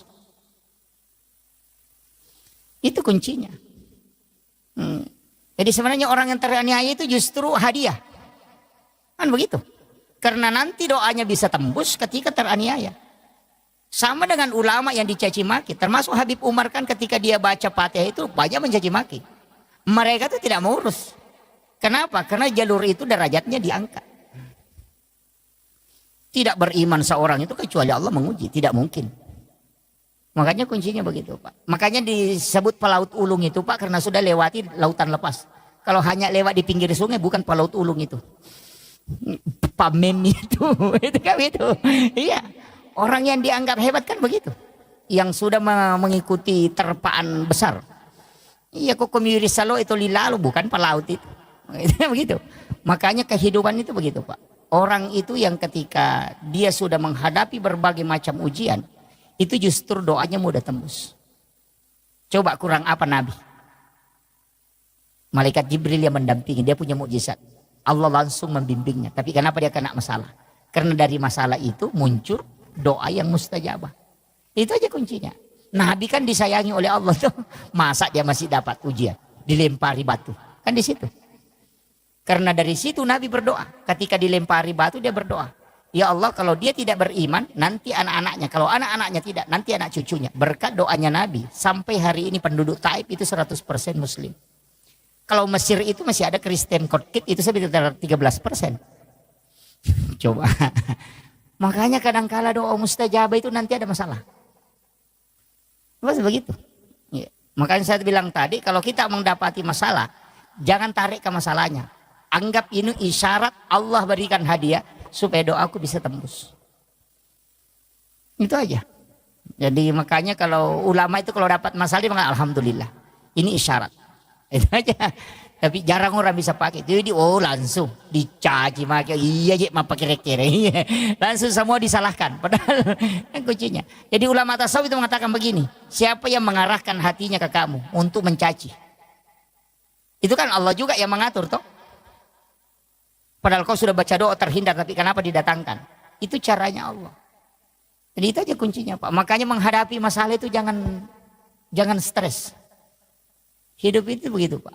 Makanya ulama itu selesai hidupnya di situ. Kalau kita pakai prinsip itu insya Allah. Jalan saja mengalir saja. Cuma memang kita perlu berdoa. Itu kuncinya. Jangan tidak berdoa. Karena berdoa itu bukan untuk kita saja. Ada orang itu kaya Pak. Bukan karena doanya. Tapi doa orang tuanya dulu baru diijabah. Itu hadis Nabi. Makanya tak ada ya deh. Namun kisogi kan. Itu 5 koaman. Jangan. Tetap berdoa.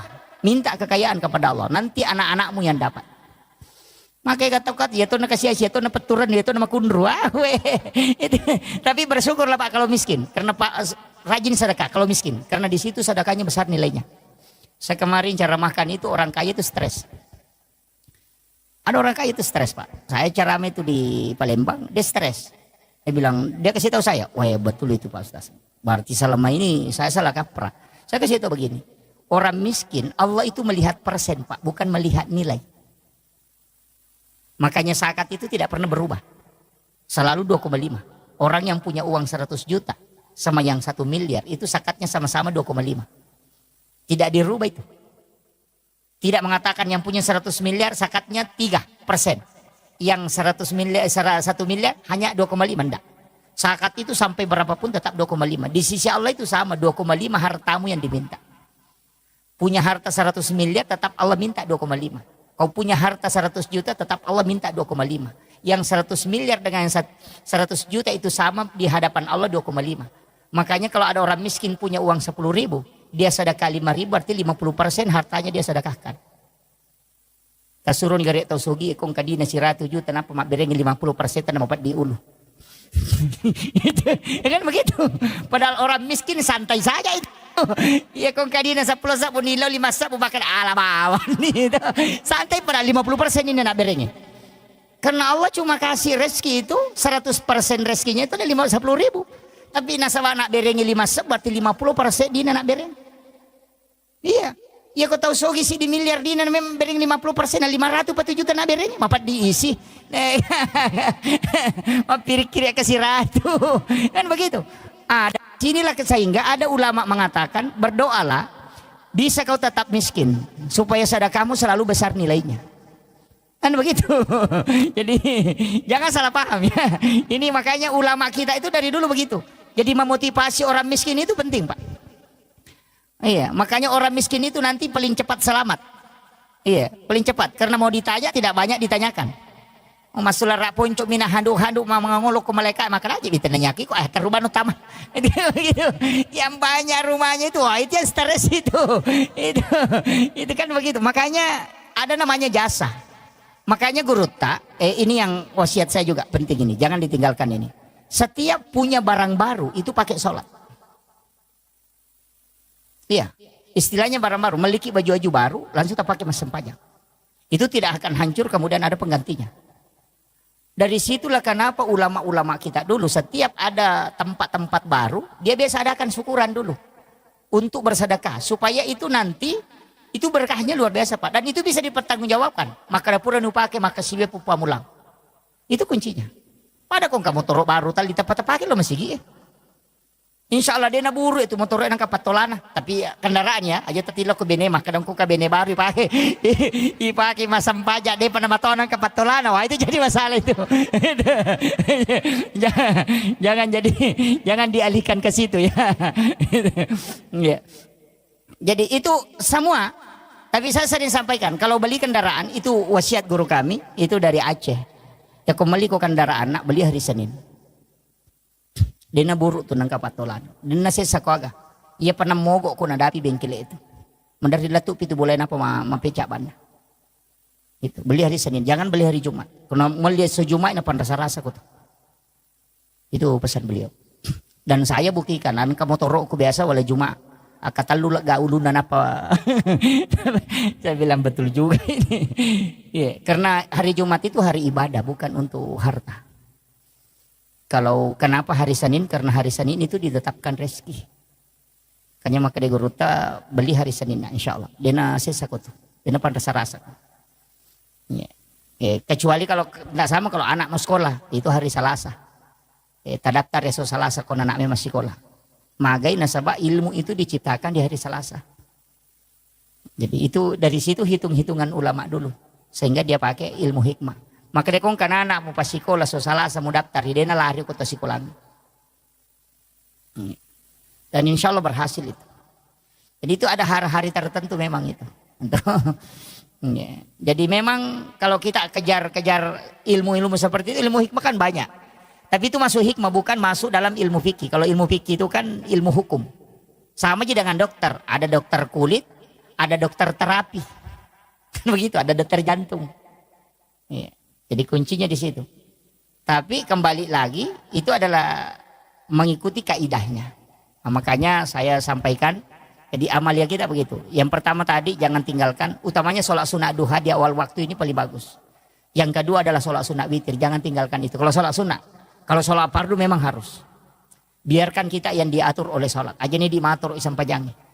Apa ya kuidi ya torok ko sampajangi ina tamu waktu pasti masam pajangi tapi ya kuidi mator isam pajangi mandari me piloro to masam pajano me piasara to masam pajaloro lima kada matu pinala to ngamatu itu itu iya. Kemudian usahakan berjamaah walaupun kita tidak, jangan selalu berpikir yang 27 derajatnya, karena tidak ada orang masuk surga itu karena pahala, tapi masuk surga itu karena rahmat Allah. Jadi jangan sholat berjamaah karena mengejar 27-nya. Walaupun itu bisa jadi motivasi. Tapi jangan itu yang menjadi pokok. Jadi usahakan berjamaah itu untuk mengambil berkahnya. Iya.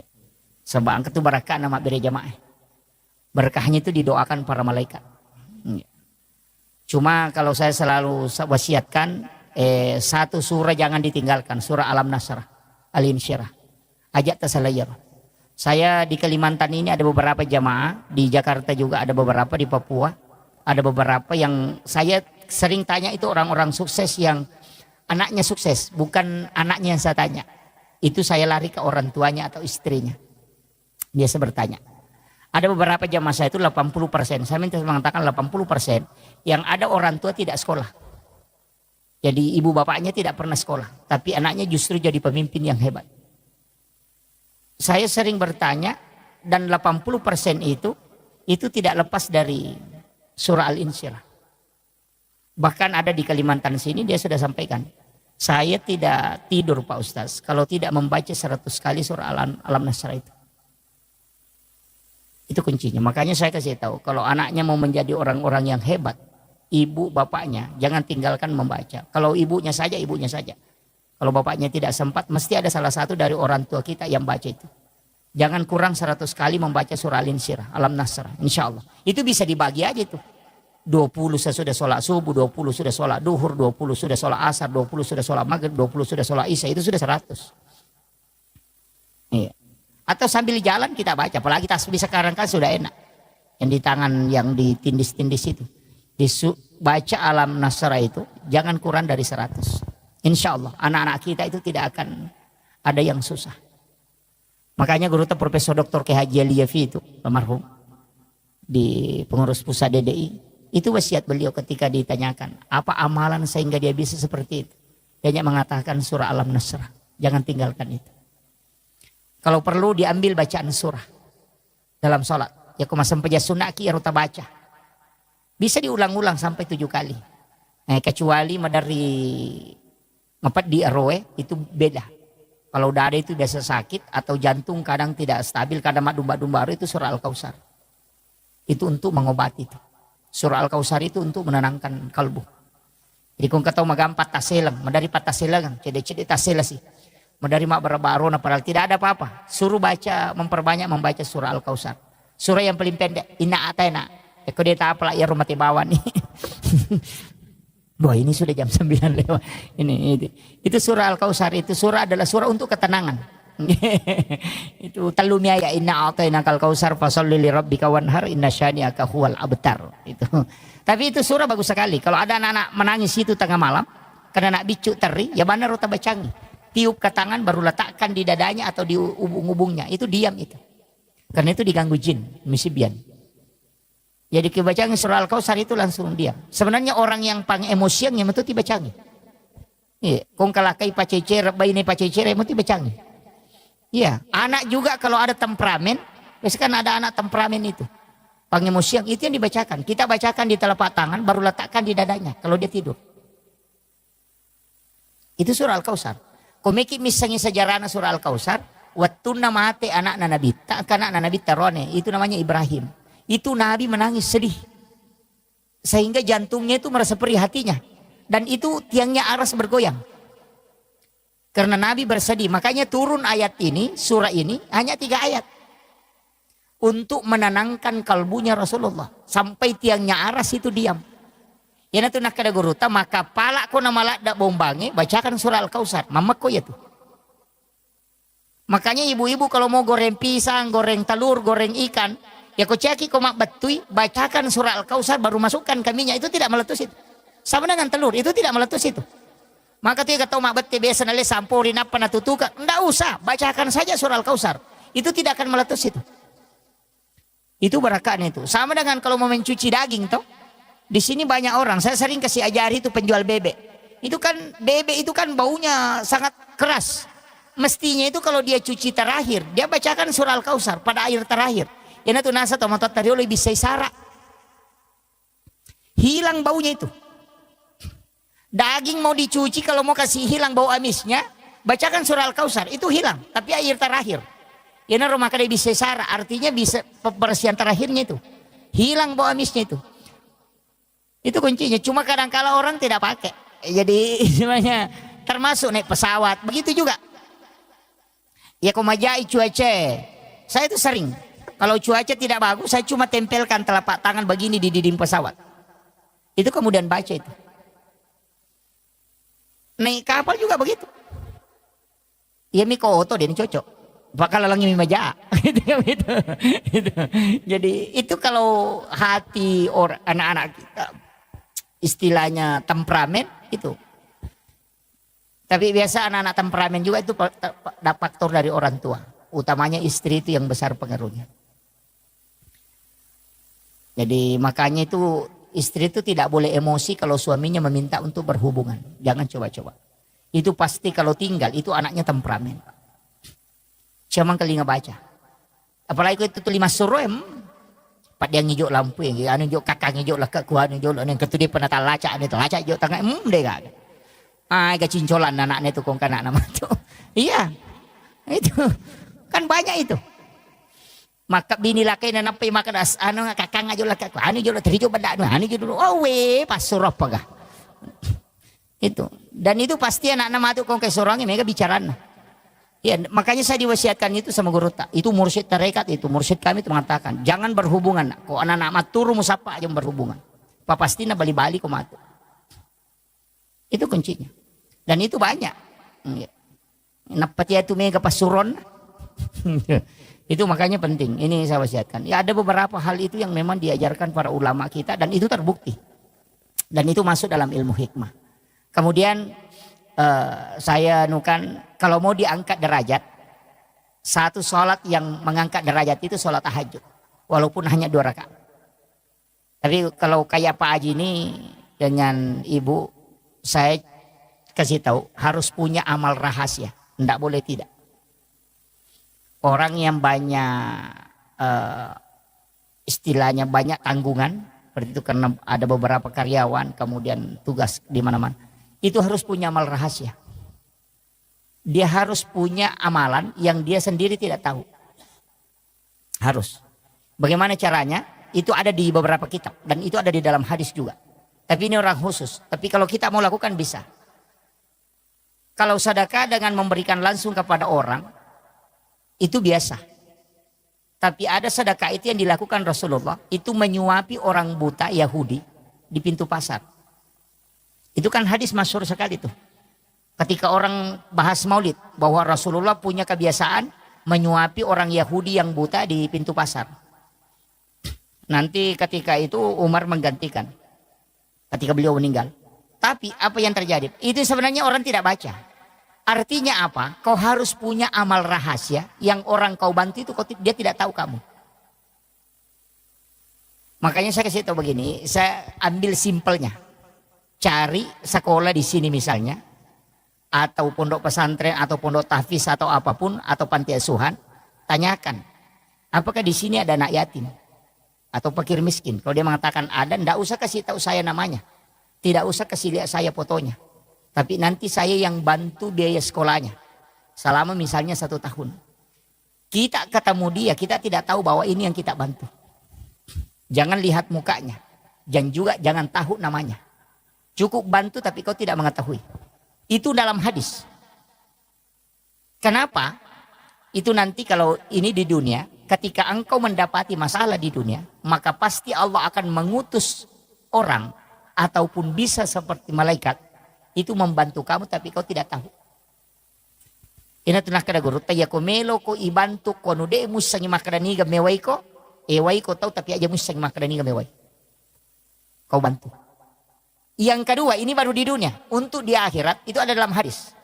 Ketika orang berjalan kepada mahsyar, di pada mahsyar itu berjalan, berjejer, orang berdiri tidak ada yang duduk karena semua berdiri. Itu berdiri di atas telapak kakinya. Maka dairo Fulan bin Fulan ya anu angka kiona si tinro malalang, si bawa muki malalang, maka dapat petak de bawang. Itu dalam hadis itu. Kenapa dia langsung hilang? Itu Allah memberitahu. Sampaikan kepadanya bahwa ia rotawe purewala upas saleh. Saya tempatkan di tempat yang tenang untuk dia istirahat. Ya dia diculik oleh malaikat supaya dia tidak berjalan. Itu karena mereka punya amal rahasia itu. Namun dimi. Dia itu namanya. Tapi kuncinya begitu. Aja tisangi makadaniga, aja tuh tisangnya sana. Jadi angkat tahu tak bantu tapi dini sangi makadaniga. Itu minta berkahnya itu. Dan itu bisa dipakai tawasul Pak. Ya kong kala sat tenang katanga doktoro ita pakai ya. Angka amala upiga umakokopo degaga willo ko tanya pa masita yang bamala da uharapkan. Talinga po baraka na tapalapak ka po masalah itu tembus itu. Yo pokoknya itu maka datang panama 10.000 ay sila ada kimilodong itu. Sila ada kimilodong itu. Tapi carilah amal yang memang khusus seperti itu. Amal rahasia namanya. Jadi itu yang ini yang penting. Semua kita yang ada di sini bisa gunakan itu. Banyak hal termasuk kendaraan komampajo kaki. Saya itu di mobil Pak terus terang. Ada botol aqua itu. Saya bawa tapi itu botol aqua biasa yang aqua kecil sedang itu. Saya selalu isi bensin. Itu saya isi Pertamax, itu kemudian saya tutup, kemudian saya simpan di jok mobil itu. Selalu itu di mobil ada. Itu ajaran guru kami. Kadali ko bensina, munia kametoy. Maka dia bensin ngewe utaro untuk bantu nareko angka tau matu capura bensin ko lalangi. Biasa kita bawa mobil tengah malam, itu ada orang dorong motor dengan istrinya. Karena kehabisan bensin di tengah jalan. Kita kasih uang 100.000 itu tidak ada gunanya. Tapi kita kasih bensin hanya 1 botol kecil, itu bisa menyelamatkan dia. Itu termasuk amal rahasia Pak. Maka dia guru tak, ya komen rek kok kotomu milodong, madari malupai pak dongangi. Tapi salamang kaya tumutaro maka mereka bantu tahu dia nasalai malaikat itu kendaraan. Dia akan menjaga terus. Karena orang menyimpan sesuatu untuk menolong sesamanya, maka malaikat diutus untuk menjaganya. Itu namanya malaikat hafasah. Itu jarang orang gunakan. Dari ya kong katu pak PT-PT itu yang mobil naik ke Makassar. Sering kalau saya lewati saya kasih tahu sopirnya. Komelo ko salama kendaraanmu tadi aku. Itu saya kasih tahu. Maka dana mau tak salah tuh dia itu nama solang. Masulam makotom itu kota salah. Itu anunya Pak Bu. Itu pesan guru kami itu. Kenapa? Karena hal yang seperti itu kan ada hadisnya. Siapa yang menyimpan sesuatu untuk membantu saudaranya maka malaikat akan terus menjaganya. Nah najagai malaikat. Gitu. Ini yang dari 1000 mobil Pak untuk kalau ada saat yang melakukan itu. Iya. Ini yang saya sampaikan. Saya kira ini yang penting saya wasiatkan. Artinya ada hal-hal simpel itu dalam kehidupan. Sebenarnya tidak susah kita lakukan. Yang penting kita mau. Jadi hal-hal jangan mengatakan orang ustaz itu yang bisa. Oh justru ustaz itu tambah susah nanti masuk surga Pak.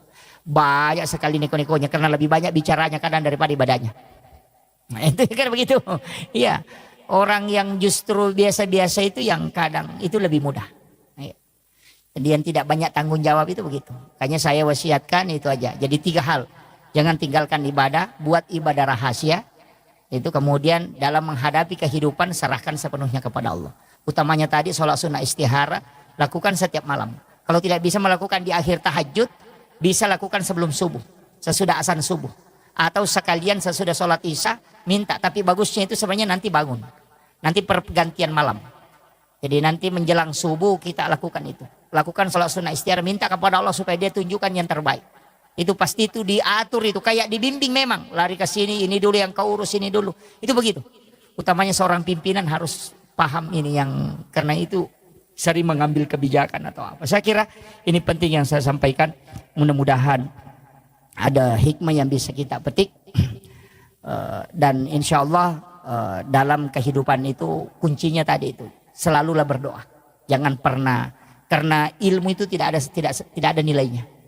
Yang ada nilainya itu adalah bantuan Allah. Makanya seandainya kecerdasan atau ilmu yang buat orang selamat Pak, tidak ada orang jatuh gara-gara kulit pisang. Karena semua orang tahu bahwa kulit pisang kalau diinjak itu kita bisa jatuh. Tapi kenapa masih ada orang jatuh? Ya, makanya ilmu tidak menyelamatkan. Jadi jangan katakan karena saya sudah tahu pasti selamat, tidak. Orang yang tahu saja kulit pisang bisa bikin jatuh tetap jatuh. Itu makanya ilmu itu tidak ada apa-apanya. Makanya ini yang saya sampaikan bahwa jangan bangga dengan ilmu, jangan bangga dengan ibadah, tapi minta rahmat Allah. Itu kuncinya. Akhirul kalam, wallahul muwaffiq ila aqwamit thoriq. Nasrun minallahi wa fathun qarib wa basyiril mu'minin. Assalamualaikum warahmatullahi wabarakatuh. Aku akan mengampuni. Bahkan dia mengatakan inna rahmati taglibu ghadabi. Sesungguhnya rahmatku itu lebih besar daripada murkaku. Jadi walaupun Allah murka, ketika kita memohon kepadanya maka dia bisa merubah menjadi rahmat. Makanya rahmat Allah itu sangat luas. Kalau sesama manusia walaupun kita sudah memohon ampun kepada Allah, tapi tetap kalau bersangkutan dengan manusia akan diadili. Itu yang agak berat. Nah, makanya muhasabah diri kepada Allah itu dengan bersolat ibadah. Sedangkan untuk sesama manusia bagaimana perilaku kita dan bagaimana pola hidup kita untuk sesama manusia. Itu 2 hal yang penting. Kemudian nanti saya akan sampaikan sebenarnya kita hidup ini hanya 24 jam. Jadi di tuo hitungannya 24 jam. Jadi kehidupan itu sangat simpel. Hanya karena berulang yang 24 jam ini sehingga berputar menjadi nanti 1 tahun. Itu aja. Jadi kalau amalan atau ibadah kita lakukan itu 24 jam itu saja. Yang kalau kita sudah tahu amalan 24 jam insya Allah. Kan itu aja yang berulang. Cuma ada beberapa nanti ibadah yang tidak berulang. Kayak berulang 1 pekan ya ibadah Jumat. Yang berulang 1 tahun ada beberapa ibadah itu. Tapi pada hakikatnya hampir semua ibadah itu yang berulang 24 jam. Tapi saya ingin sampaikan begini.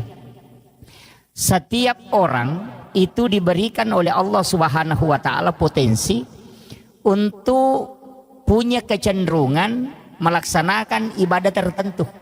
Misalnya, ada yang senang zikir tapi susah sedekah. Ada yang senang sholat sunat tapi susah puasa sunnah. Kalau disuruh puasa susah. Tapi kalau sholat sunat dia paling mudah. Kalau disuruh mengaji cepat, bahkan bisa dia membaca 1 juz dalam sehari. Tapi kalau disuruh sedekah malas. Ada kalau disuruh puasa, nah bilang itu saja Ramadan bikin stres. Tapi ada juga orang yang kuat. Makanya nanti semua ibadah ini ternyata itu ada jalurnya. Bahwa kalau engkau rajin puasa, nanti Allah akan hadiahkan surga melalui puasamu. Makanya biasa maka daka yang penting kan kayak kapui. Nah mau ini kau den rule jama manang pasti usahakan yang kecil dia diistiqomahkan. Misalnya yang rajin sholat sunat ya jangan tinggalkan. Mestinya sholat sunat duha jangan tinggalkan yang rajin duha. Istiqomahlah dengan sholat sunat duha karena duha itu ada pintu surga di situ. Di dalam hadis qudsi itu Allah menjanjikan siapa yang sholat 6 rakaat istiqomah di waktu pagi maka dia akan masuk ke dalam surgaku melalui babu duha. Itu. Tapi 6 rakaat. Kalau 2 tidak bisa. 4 juga tidak bisa. Kalau mau masuk melalui babu duha itu mesti 6 rakaat. Makanya ulama kita itu lebih mengambil yang 8. Karena kalau diambil 8 rakaat, mulai dari 2 rakaat padilanya itu sampai yang 8 dapat semua. Kan kalau 2 rakaat itu sedekahnya tubuh. Sebenarnya orang yang mau sehat itu cukup dengan duha 2 rakaat. Kalau mau sehat. Utamanya persendihan tulang-tulang. Itu kan hadis Nabi. Bahwa 160 potongan tubuh manusia sedekahnya adalah 2 rakaat sholat sunat di waktu pagi. Jadi sebenarnya tubuh kita ini kan hak pakai, pinjaman dari Allah. Itu bukan hak milik. Dari situlah sehingga tubuh ini tidak bisa dirubah. Hanya dilarang. Alis yang bengkok tidak boleh dikasih lurus. Kan begitu. Kalau tapi laki-laki tidak ada aja yang kasih lurus alis. Yang biasanya itu perempuan. Iya, itu karena hak pakai aja bukan hak milik. Itu dipinjamkan. Kalau Allah pinjamkan makanya jangan rubah. Sama dengan kendaraannya orang kalau kita pinjam ya jangan dirubah. Begitu. Makanya tubuh kita ini sebenarnya 160 potongan itu adalah milik Allah. Dia pinjamkan ke kita untuk dipakai. Dan itu sedekahnya kata Nabi adalah 2 rakaat sholat sunat duha. Jadi kalau kita mau berterima kasih kepada Allah dengan tubuh yang dia berikan kepada kita ini dipakai selama hidup, maka hendaknya kita melaksanakan sholat sunat duha 2 rakaat. Cuma sholat sunat duha itu diatur dalam hadis. Saya baca salah satu hadis dari Anas bin Malik, ini hadis marfu. Rasulullah SAW itu berwasiat, tapi ini agak berat. Tidak semua orang bisa lakukan. Itu sholat sunat duha di awal waktu. Jadi kita sekarang sholat sunat duha itu tidak memilih waktu biasa nanti jam 8 atau jam 9. Kalau ini tidak. Kerjakan sholat sunat duha di awal waktu. Misalnya waktu duha itu masuk jam 7. Maka langsung kerjakan waktu sholat duha 2 rakaat itu di waktu jam 7 itu. Jadi masam peja sunnah ki duha 2 rakaat. Tapi bacaan surahnya itu rakaat pertama sesudah Fatihah kita baca ayat kursi itu 10 kali. Ini hadis marfu. Itu langsung disandarkan ke Nabi. Bukan sandaran ke sahabat, itu langsung sandarannya ke Nabi. Kayaknya ini hadis sahih. Jadi dikerjakan sholat sunnah duha di awal waktu 2 rakaat. Itu dengan rakaat pertama sesudah Fatihah kita baca ayat kursi 10 kali. Sedangkan rakaat kedua sesudah Fatihah membaca surah Al-Ikhlas 10 kali. Makadai Nabi tak nigi jamnya sempajangnya makoro di awal waktu. Nah ayat kursi si bakulu Allahu na baca masing-masing 10 kali. Maka ia tuh tahu pasti nama saipong Allah Ta'ala. Itu kuncinya. Nah iya ko ya masiki berarti ya mate ki itu asoy manasa selama. Dan itu Nabi sudah katakan orang itu pasti masuk dalam rahmat Allah. Iya ko waniwi balinna tanya duha tapi witir. Karena orang yang berwitir itu pasti kekasih Allah. Ini satu-satunya sholat sunnah dari semua sholat sunnah Pak yang dijamin menjadi wali. Jadi komeki menjadi wali sampai dia sunnah witir ini. Makanya duha di awal waktu 2 rakaat itu pamase. Ya komeki menjadi wali kekasih Allah kerjakan witir di malam hari. Makanya saya kasih tahu terutama ibu-ibu. Ya tapura masam pejang ngissa. Asam pejang witir memang. Jadi tidak usah tunggu sampai bangun sholat tahajud, tidak usah. Kalau saya sholat witir memang baru tidur. Cuma ada kesalahan kita, ustaz juga banyak yang keliru itu memahami. Maka sholat witir itu adalah penutup semua sholat. Jadi ketupuran nama witir di negara sampai jawab dengan jamah. Padahal itu Nabi meminta mengakhirkan. Kenapa? Itu maksudnya untuk sholat fardu bukan sholat sunat. Jadi kupura ki masam pajang mengeribi aja tak witiri. Nah sebab kamu pasang pajang ngisah. Makanya diminta sholat witir itu diakhirkan. Bukan akhir semua sholat. Tapi akhir untuk sholat fardu.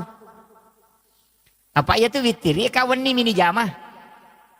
Anak dia nawat di toma witiri kupura mengeribi. Nah sebab kamu pasang pajang ngisah. Pura pi masam pajang ngisah. Napa ma witiri?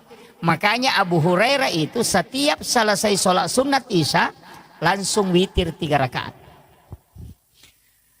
Kenapa kita berwitir? Ini kuncinya. Pertama, sebenarnya ulama itu banyak pakai witir sebelum tidur. Karena orang yang berwitir itu pasti tidak diganggu jin. Dan nu lejingnya tembus itu toma witir. Ya kemakai mimpi buruk itu sudah terhindar. Kecuali tidur sesudah sholat subuh pasti masih bisa diganggu karena sudah sholat subuh.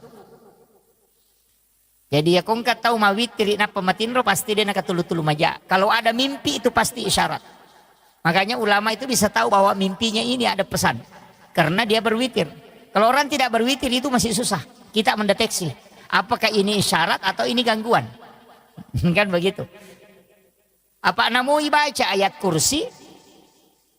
Kalau kita tidak mendalami betul hakikat ayat kursi itu susah. Makanya banyak orang itu baca ayat kursi ketulu-tulu majamopi. Masih mimpi buruk padahal dia sudah baca ayat kursi. Bahkan biasa dia baca 3 kali masih diganggu. Bahkan arat dasar mopa kan begitu. Padahal dia sudah baca ayat kursi. Maka dia guru taya kayak kursi kui baca bawami. Apa nama dah koro macam tu baca ayat kursi. Itu kan burung beok juga pintar. Assalamualaikum, assalamualaikum. Nah, itu kan begitu. Makanya itu jin tidak takut karena hakikatnya kan di situ.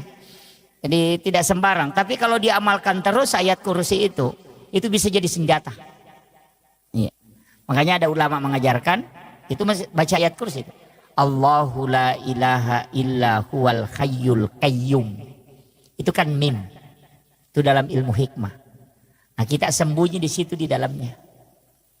Itu ada Allahu la ilaha illa huwal hayyul qayyum. Itu kan mim bundar. Kita masuk ke situ. Dengan mata batin kita masuk di situ. La ta'khuzuhu zinatu wala naum. Di situ lagi. Mimnya masuk lagi ke situ. Ya. Mega Toto biasa mali pakai kep bang makir. Iya betul. Nah pakai orang sembunyi itu juga biasa dipakai. Tapi saya tidak kasih terus. Hanya 2 yang saya ajarkan nanunya. Aja nanya Pak Guru Ngirolo Mondri itu baik kalau itu. Itu dipakai orang itu. Sebenarnya ilmu itu kan dipakai para ulama dari dulu. Itu ketika dalam kondisi peperangan. Kumeloma musuh biasa pakai. Nah, itu dia pakai itu ilmu itu. Dan ilmu itu penting, Pak. Orang tua kita ya natunasa maka dia itu tahu salama maka licu buku tanah cilangi. Oh itu yang kalau istilahnya orang yang selamat itu yang sembunyi di tempat yang terbuka. Itu. Jadi kokomu poala maka licu bude patung selamat. Tapi kalau sudah tidak dilihat di tempat yang terbuka berarti itu sudah sembunyi betul itu. Itu nak pakai maka ada kokola palangnya maka licu. Termasuk kalau ada barang kita tinggalkan itu kita pakai. Iya rokong ke misalnya kabolata kita mau pagar nama bela itu. Di tempat tidur saja kita baca itu. Dikasih masuk, dilihat rumah itu kemudian dimasukkan di huruf mim itu. Itu yang dipakai. Jadi sama dengan misalnya kendaraan ditinggalkan. Dipakai aja itu. Kalau maka dawe malampila dia tustas. Dia ini apalah. Kalau tidak apal ayat kursi. Jangan pakai ayat kursi. Pakai syahadat. Atau bismillah. Kalau yang paling simpel itu bismillah. Jadi kita pakai bismillah tapi itu 1 napas. Dan kadang dipakai berobat. Saya sering sampaikan itu. Seperti kalau ada orang minta air untuk disembuhkan. Misalnya untuk diobati bukan disembuhkan ya. Untuk diobati. Biasa minta air supaya didoakan. Sebenarnya itu kuncinya itu basmalah. Baca basmalah 19 kali. Itu sesuai dengan jumlah hurufnya. Dan bismillahirrahmanirrahim itu hurufnya ada 19. Makanya baca basmalah 19 kali baru berdoa, baru tiupkan ke air. Insya Allah itu mujarab. Jadi kalau ada anak sakit kepala, ada sakit perut, kita mau obati, ambilkan air, baca basmalah 11 kali, niatkan untuk obat. Baca sesuai jumlah hurufnya. Itu bagus itu, Pak. Kalau untuk pengobatan, itu kalau menggunakan air itu, rata-rata ulama kita dulu biasa pakai begitu. Pakai basmalah, tapi 19 kali dibaca, bukan satu kali. Itu dibaca sesuai dengan jumlah huruf. Jadi bismillahirrahmanirrahim, bismillahirrahmanirrahim itu dibaca 19 kali. Ada beberapa itu dalam ilmu hikmah itu yang ulama biasa tidak mau buka. Karena termasuk dia katakan ilmu rahasia. Saya kemarin sempat ada yang telepon, saya tidak tahu dari mana. Ada yang telepon sempat protes. Ini huruf yang tidak ada di suratul Fatihah, mohon jangan dibuka seperti itu. Itu bahaya. Saya bilang tidak bahaya. Yang penting saya kasih pemahaman. Kan di suratul Fatihah itu ada 7 huruf hijaiyah yang tidak terdapat di dalamnya. Ada 7 huruf itu. Jadi mulai dari huruf alif sampai ya, itu huruf hijaiyah abata saja. Itu ada 7 huruf, itu tidak terdapat di dalam suratul Fatihah. Makanya di tasawuf itu dikatakan cari 7 huruf yang hilang pada 7 ayat yang ada. Oh itu kalau bahasa begitu orang tidak tahu. Makanya kok dia mapat tepung itu maka ada sapar ngak pitu kono pitu. Wah itu yang itu nasak kada angka tu pitu. Itu sebenarnya adalah 7 huruf yang ada yang tidak ada di suratul Fatihah. Kalau itu ditulis, itu dianukan para ulama, ditulis 7 huruf itu. Baru ditempel di tempat mana kita tidak mau supaya tidak kecurian. Iya kau motor ditempel di sadalnya itu supaya jangan dibawanya. Istilahnya di sadal mungkin ditempel, dikasih lem itu kemudian ditempel di plaster. Iya selama huruf itu masih ada, insya Allah itu tidak dicuri. Barang itu tidak dicuri. Kau nggak tahu majanya, nah denite itu kendaraan. Itu hebatnya itu. Itu 7 huruf itu yang sama. Makanya orang biasa tempel di rumah. Saya pernah ketemu dengan ulama itu justru dia tulis di kertas, baru dia masukkan di pipet, baru dia tutup. Nanti ketika dicor rumahnya, tiang rumahnya yang di depan itu dia masukkan di dalam cor. Itu supaya dia mengatakan kalau di sini tinggal di dalam sudah tidak ini. Itu dalam ilmu hikmah itu Pak dipakai. Tapi saya tidak kasih tahu hurufnya, cari sendiri. Masa tidak didapat? Itu kan bisa dibaca itu. Suratul Fatihah kan dihafal. Nanti tinggal cari huruf apa yang tidak ada di suratul Fatihah. Huruf hijaiyah yang itu ada 7. Makanya makadami itu kalau empat tepung empat tareka sapar ngak pitu de ega aku pitu. Nah itu yang denukan. Itu kan angka-angka 7 itu kan istimewa Pak Bu. Cuma kadang-kala kita tidak mengkaji itu. Itu penting. Biasa di rumah nah tempel ke kendaraan nah, tapi jangan untuk menghinakan, istilahnya disimpan di bagian bawah, jangan. Harus di tempat tetap dijaga tempatnya. Ya. Itu bagus. Jadi itu doa yang seperti itu. Tapi sering juga saya anukan bahwa sebenarnya kalau dalam konsep hidup ini 2 sholat itu saya selalu sampaikan sholat sunat. Pertama witir, yang kedua sholat sunat istihara. Ini ilmu yang saya kasih sebenarnya ilmu bukan ilmu orang biasa, tapi ini ilmunya orang-orang tertentu. Itu sholat sunnah istihara itu jangan nanti ada masalah baru kita sholat. Kadangkala itu sholat sunnah istihara nanti kita lakukan ketika ada masalah. Padahal sebenarnya sholat sunnah istihara itu dikerjakan setiap malam. Jadi barak napuraki masam paja tahajud, asam paja sunnah istihara memang. Jadi istihara kita itu hanya meminta kepada Allah supaya Dia yang mengatur dan menunjukkan apa yang akan kita lakukan besok. Iya na tunang ka istilah na pakai teman-teman dulu maka ada depi apa pakai doku. Ah itu nama masuk. Karena pasti ada. Iya kode memang tuh kagak kau tiemu ba aja terjamai karena tidak selesai itu pasti jadi masalah. Tapi begitu tadi harus sholat istihara setiap malam. Iya kui pakainya itu sampai ya sunnah istihara setiap malam muncul itu. Jadi muncul sendiri itu maka dia jolo mujamah. Iya jolo. Biasa kalau ada informasi sampai kita tinggal anukan. Kalau dia tertutup maka dah tolak saja. Tidak usah dianukan dulu itu. Itu jalan itu. Dan itulah yang dipakai ulama. Makanya dia mengatakan ikuti fuad, ikuti mata hati itu. Dan itu akan terbuka. Karena ia mega tahu, ia mina sampai jasuna istihara kong kemasalahna sehingga kong masampajang ni masalahna mini ngerang. Kan di situ. Jadi tanyana po Allah Ta'ala ni ngerang kong masampajang masalahna mi. Tulia berpikir kenapa ko cara na matu nalapa puluk ko. Jadi dia sholat itu karena masalahnya. Itu yang jadi masalah. Makanya saya sampaikan sebelum kita mendapati masalah, semua yang akan kita jalani dalam sehari itu mestinya istiharakan memang. Artinya iya kawani neka ko nito ko sampai tahajud kan gampang sebelum sampai subuh. Bisa itu. Biar masuk waktu subuh. Ya ko sampai sunat subuh. Sampai sunat subuh ki. Nah pakai sampai sunat istihara. Minta kepada Allah supaya dia yang pilihkan. Termasuk kita sebenarnya penceramah itu pakai. Kalau normalnya saya itu Pak, terus terang. Kalau normal itu biasa meselang. Pernah saya ceramah duhur di Balikpapan.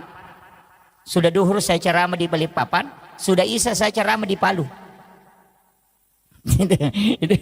Saya bilang itu bisa aja karena pesawat sore ada dari Balikpapan ke Makassar.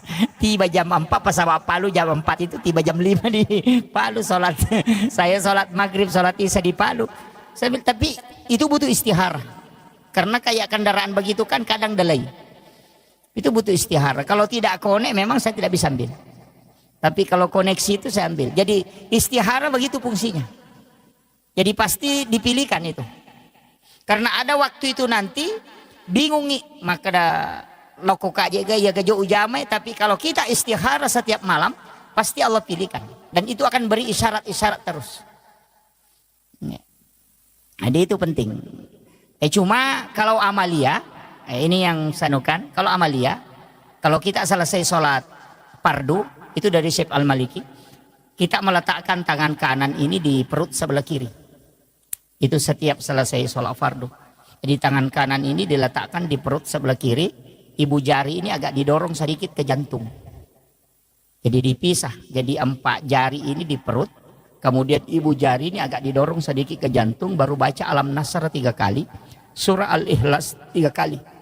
Baru Rabbi syrah li sadri wa yassir li amri wahlul 'uqdatam min lisani yafqahu qawli Rabbi yassir wa la tu'assir. Itu ada tambahannya. Jadi Rabbi yassir wa la tu'assir. Dibaca 3 kali. Orang yang mengamalkan ini Bapak Ibu sekalian, ia kongka masalah noloi, orang yang akan selesaikan. Jadi tahu murusukan masalah. Itu kuncinya. Jadi ternyata dia nak ada ide sipan rasa-rasa ngurusin apa selesai? Tidak. Pasti ada orang yang menguruskan itu. Cuma kalau itu kuncinya, artinya ini amalan sederhana tapi itu manfaatnya luar biasa. Dan orang yang mengamalkan itu tidak ada anaknya menjadi fakir. Itu makanya saya wasiatkan itu setiap selesai sholat fardu. Jadi kupura ki milo doang sesudah berdoa sebelum berdiri sholat sunat. Letakkan tangan kanan itu di perut sebelah kiri. Kemudian ibu jari agak didorong sedikit ke jantung. Kemudian kita baca Alam Nasr 3 kali, surah Al-Ikhlas 3 kali. Yana tu nasa tomatot teriolo, maka da aja mu salaiwi onro mutu dan narekode na pura mu patama ke korang alem. Itu nama. Oh itu kan Nabi mengatakan membaca surah Al-Ikhlas 1 kali itu sama dengan sepertiga Al-Quran.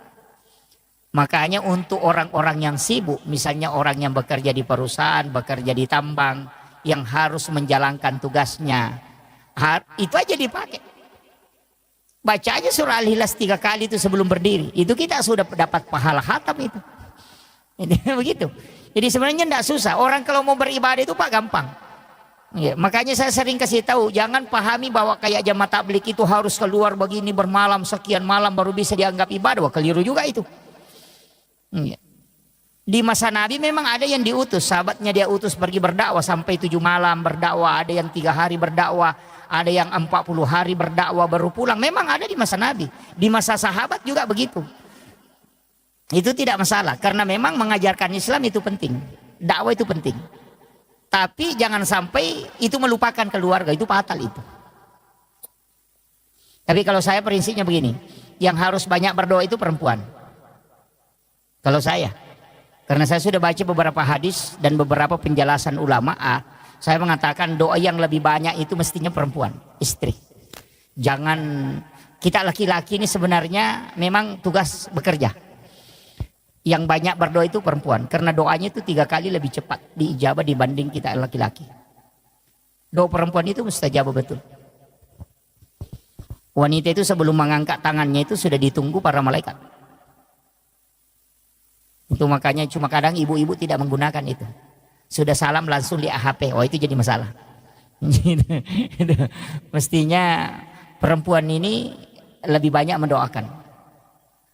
Hampir semua Pak Bu, kita bisa melihat. Saya sering ceramahkan itu, bahwa orang hebat itu bukan karena dia, tapi siapa yang ada di sisinya.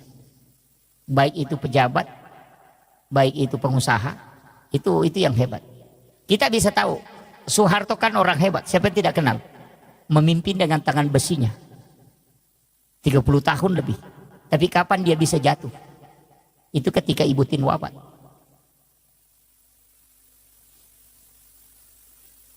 Habibie orang hebat. Siapa yang tidak mengakui? Bahkan di Jerman dia dapat nilai summa cum laude. Kecerdasan beliau luar biasa. Tapi kapan mereka tidak bisa berbuat apa-apa? Ketika Ibu Ainun wafat. SBY sekarang kan masih hidup. Panglima TNI 2 kali jadi presiden. Tapi kapan dia tidak bisa mengambil kebijakan sempurna? Ketika Ibu Ani wafat. Itu pelajaran. Makanya sama dengan pondok pesantren. Kalau kiainya meninggal itu tidak jatuh. Tapi kalau ibunya meninggal pasti drop.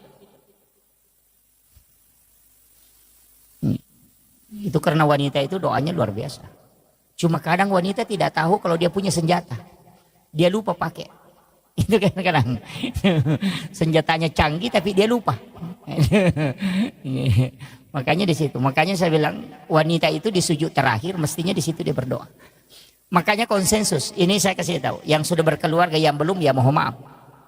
Kalau masih ada jomblo di sini ya mohon maaf. Tapi jangan terlalu lama jadi jomblo lah.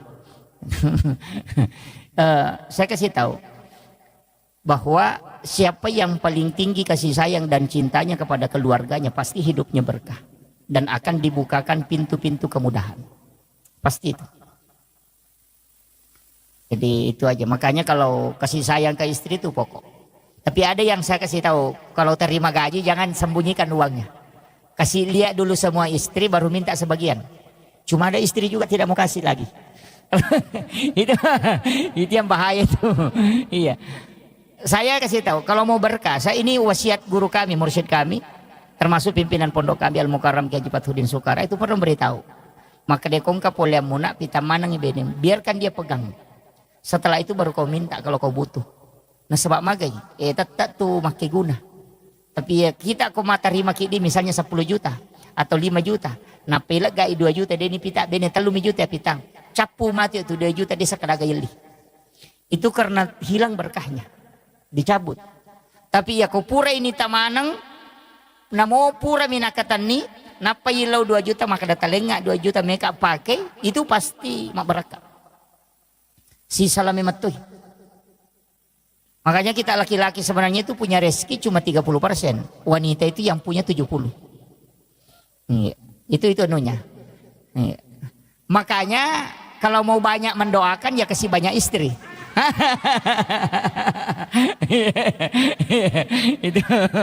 itu pasti ibu-ibu tidak sepakat itu.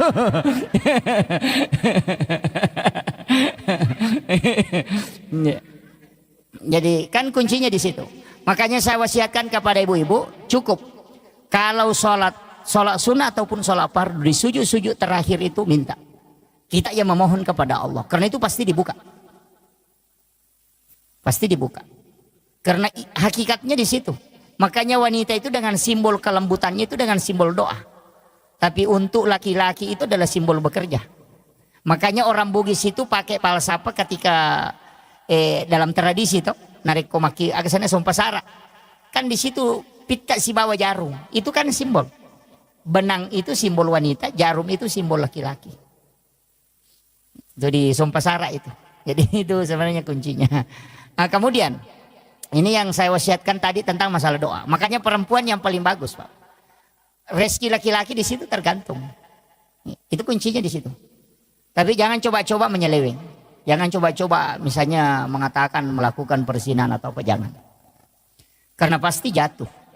Pimpinan pondok pesantren saja yang di Jawa hafal Quran 30 juz, hafal ribuan hadis dan sholat jamaah setiap waktu, itu bisa jatuh sejatuh-jatuhnya ketika melakukan perzinahan dengan santrinya.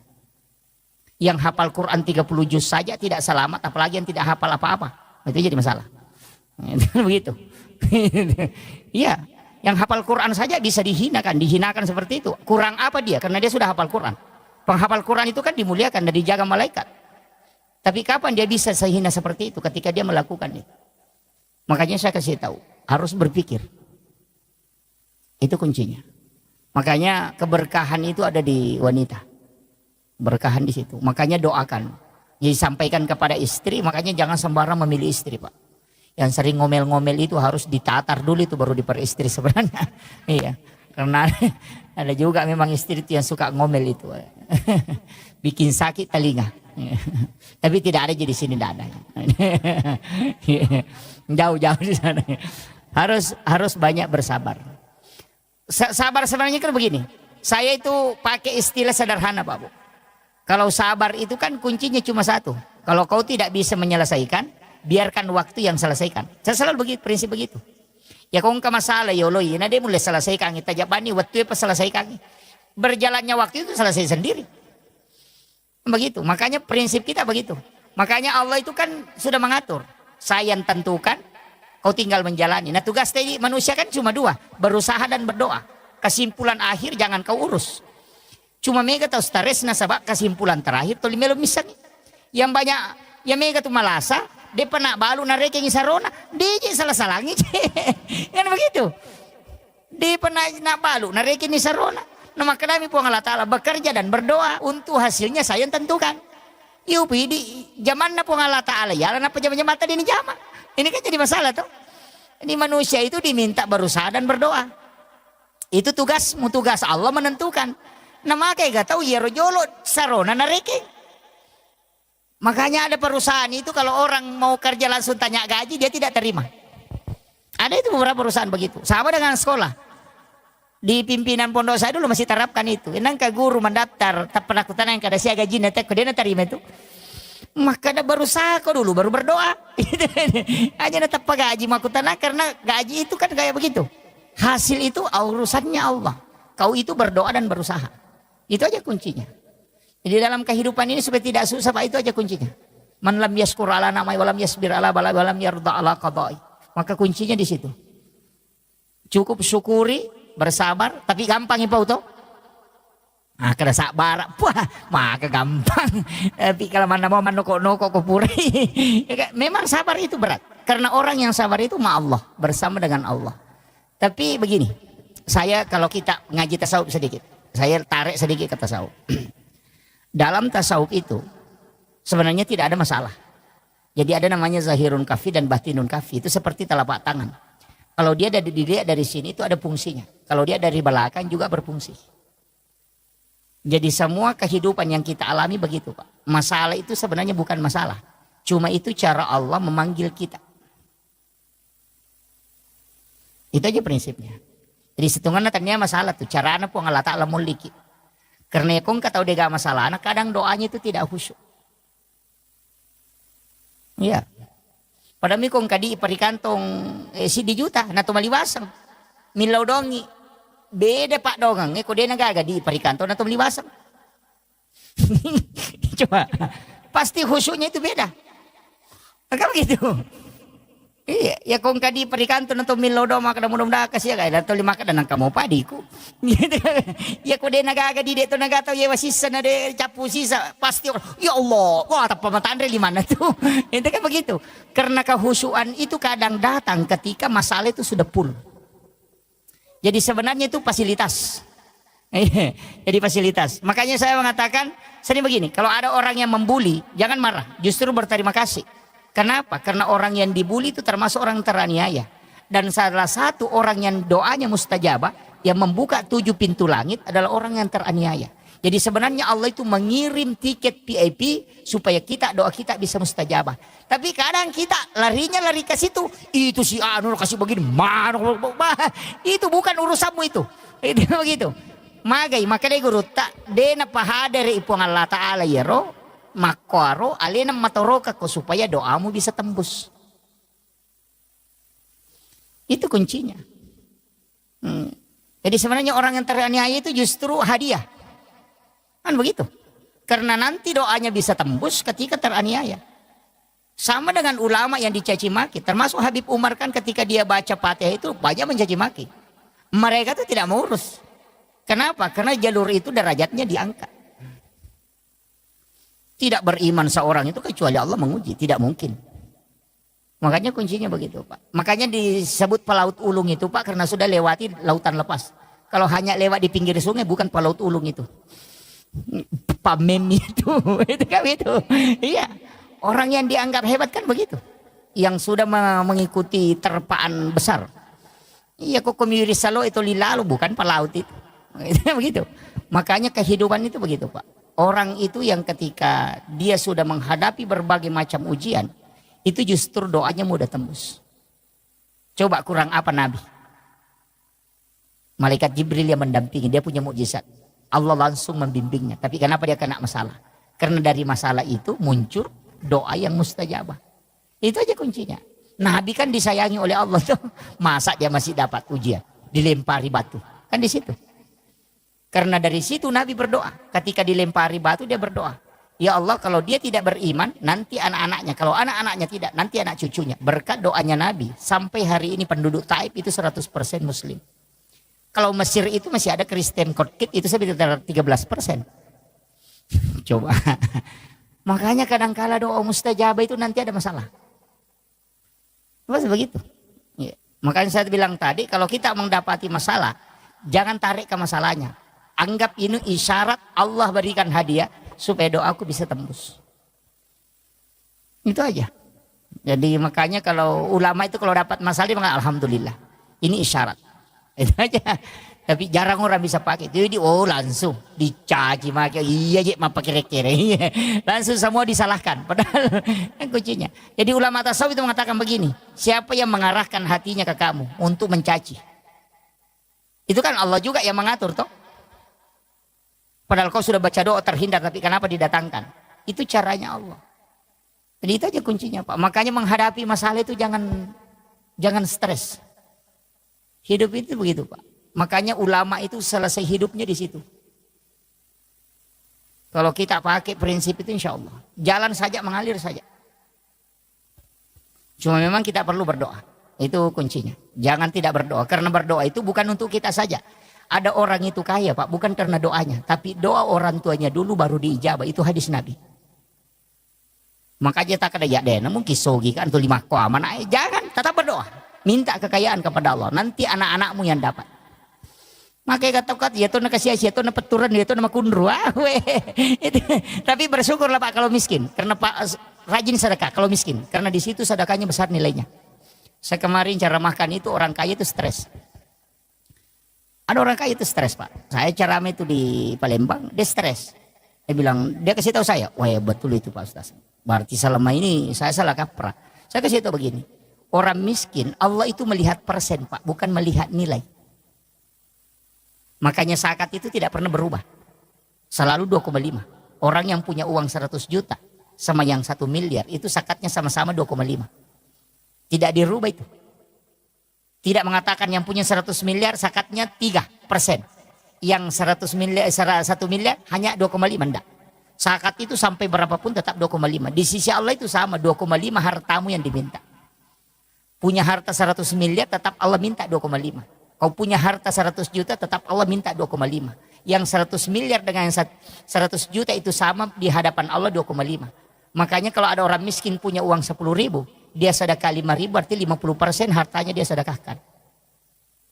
Kasurun garek tau sogi kong kadina siratu juta napa mak berengin 50% tanah mapat di ulu. Kan begitu. Padahal orang miskin santai saja itu.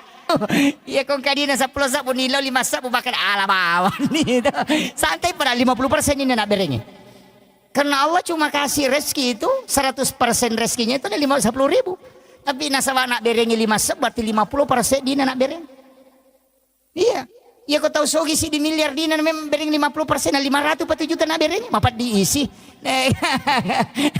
Mapirik kiri kasih ratu. Kan begitu. Ada sinilah sehingga ada ulama mengatakan berdoalah bisa kau tetap miskin supaya sedekahmu selalu besar nilainya. Kan begitu. Jadi jangan salah paham ya. Ini makanya ulama kita itu dari dulu begitu. Jadi memotivasi orang miskin itu penting, Pak. Iya, makanya orang miskin itu nanti paling cepat selamat. Iya, paling cepat karena mau ditanya tidak banyak ditanyakan. Masulah rak puncuk mina handuk-handuk mangolok ke malaikat maka aja ditanyaki kok ke rumah utama. Begitu. Yang banyak rumahnya itu, wah itu yang stres itu.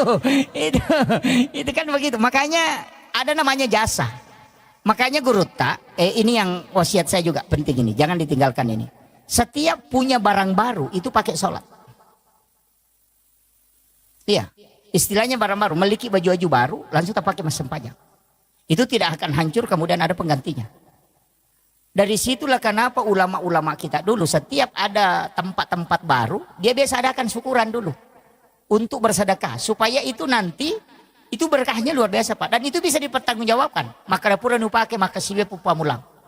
Itu kuncinya. Pada kong kamu motor baru tali tepat pakai lo masih gitu. Insya Allah dia naburu itu motornya nang kapatolana, tapi kendaraannya aja tetilo ke bene maka dong ke bene baru dipakai. Dipakai masam pajak dia pernah matonan kapatolana, wah itu jadi masalah itu. jangan dialihkan ke situ ya. Ya. Jadi itu semua, tapi saya sering sampaikan kalau beli kendaraan itu wasiat guru kami itu dari Aceh. Ya kembali ke kendaraan nak beli hari Senin. Dia buruk tuh nang kapatolan. Dia sesa ko aga. Ia pernah mogok ko nadapi bengkel itu. Mendari latup itu boleh napa mapecak banda. Itu beli hari Senin, jangan beli hari Jumat. Karena melihat sejumat napa rasa-rasa ko tuh. Itu pesan beliau. Dan saya buktikan an ka motor ko biasa wala Jumat. Katalu ga ulunan apa. Saya bilang betul juga ini. Yeah, karena hari Jumat itu hari ibadah bukan untuk harta. Kalau kenapa hari Senin? Karena hari Senin itu ditetapkan rezeki. Kanya maka dia guru ta beli hari Senin insya Allah. Dena sesa tuh. Dena pantas rasa. Ya. Kecuali kalau tidak sama kalau anak mau sekolah itu hari Selasa. Tadaptar esok Selasa kalau anaknya masih sekolah. Magai nasabah ilmu itu diciptakan di hari Selasa. Jadi itu dari situ hitung-hitungan ulama dulu.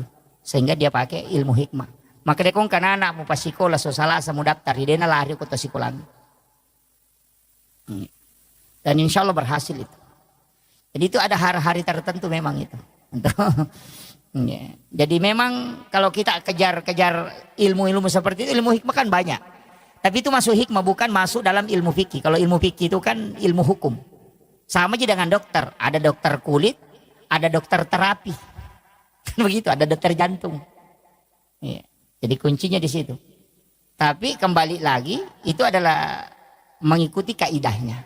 Nah, makanya saya sampaikan jadi amalia kita begitu. Yang pertama tadi jangan tinggalkan, utamanya sholat sunat duha di awal waktu ini paling bagus. Yang kedua adalah sholat sunat witir, jangan tinggalkan itu. Kalau sholat sunat, kalau sholat fardu memang harus. Biarkan kita yang diatur oleh sholat. Aja ini dimatur isam pajangi. Apa ya kui diatur ko sampajangi, ina tamu waktu pasti masam pajangi. Tapi ya kui di matur isam pajangi, mandari may piloro to masam pajang may piasara to masam pajang loro. Lima kada matu, pinalato nga matu itu. Itu iya. Kemudian usahakan berjamaah walaupun kita tidak, jangan selalu berpikir yang 27 derajatnya. Karena tidak ada orang masuk surga itu karena pahala, tapi masuk surga itu karena rahmat Allah. Jadi jangan sholat berjamaah karena mengejar 27-nya. Walaupun itu bisa jadi motivasi. Tapi jangan itu yang menjadi pokok.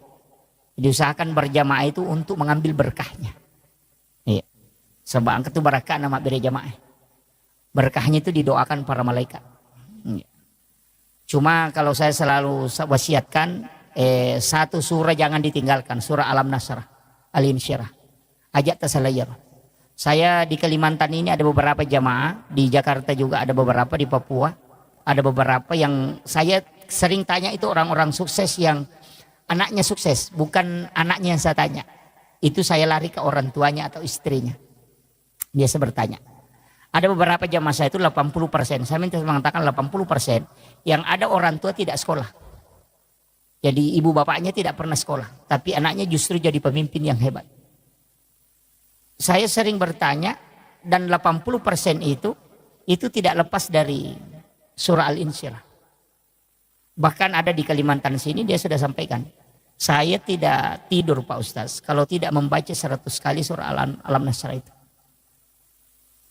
Itu kuncinya. Makanya saya kasih tahu, kalau anaknya mau menjadi orang-orang yang hebat, ibu bapaknya jangan tinggalkan membaca. Kalau ibunya saja, ibunya saja. Kalau bapaknya tidak sempat, mesti ada salah satu dari orang tua kita yang baca itu. Jangan kurang 100 kali membaca surah Al-Insyirah, Al-Nasr, insya Allah. Itu bisa dibagi aja itu. 20 sudah sholat subuh, 20 sudah sholat duhur, 20 sudah sholat asar, 20 sudah sholat maghrib, 20 sudah sholat isya, itu sudah 100. Iya. Atau sambil jalan kita baca, apalagi tasbih sekarang kan sudah enak.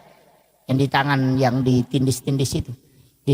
Baca Alam Nasra itu jangan kurang dari 100. Insya Allah anak-anak kita itu tidak akan ada yang susah. Makanya guru Profesor Dr. K. Haji Aliyafi itu almarhum di pengurus pusat DDI, itu wasiat beliau ketika ditanyakan apa amalan sehingga dia bisa seperti itu. Dia mengatakan surah Alam Nasra, jangan tinggalkan itu. Kalau perlu diambil bacaan surah dalam sholat. Ya kuma sampai sunaki ya ruta baca. Bisa diulang-ulang sampai 7 kali.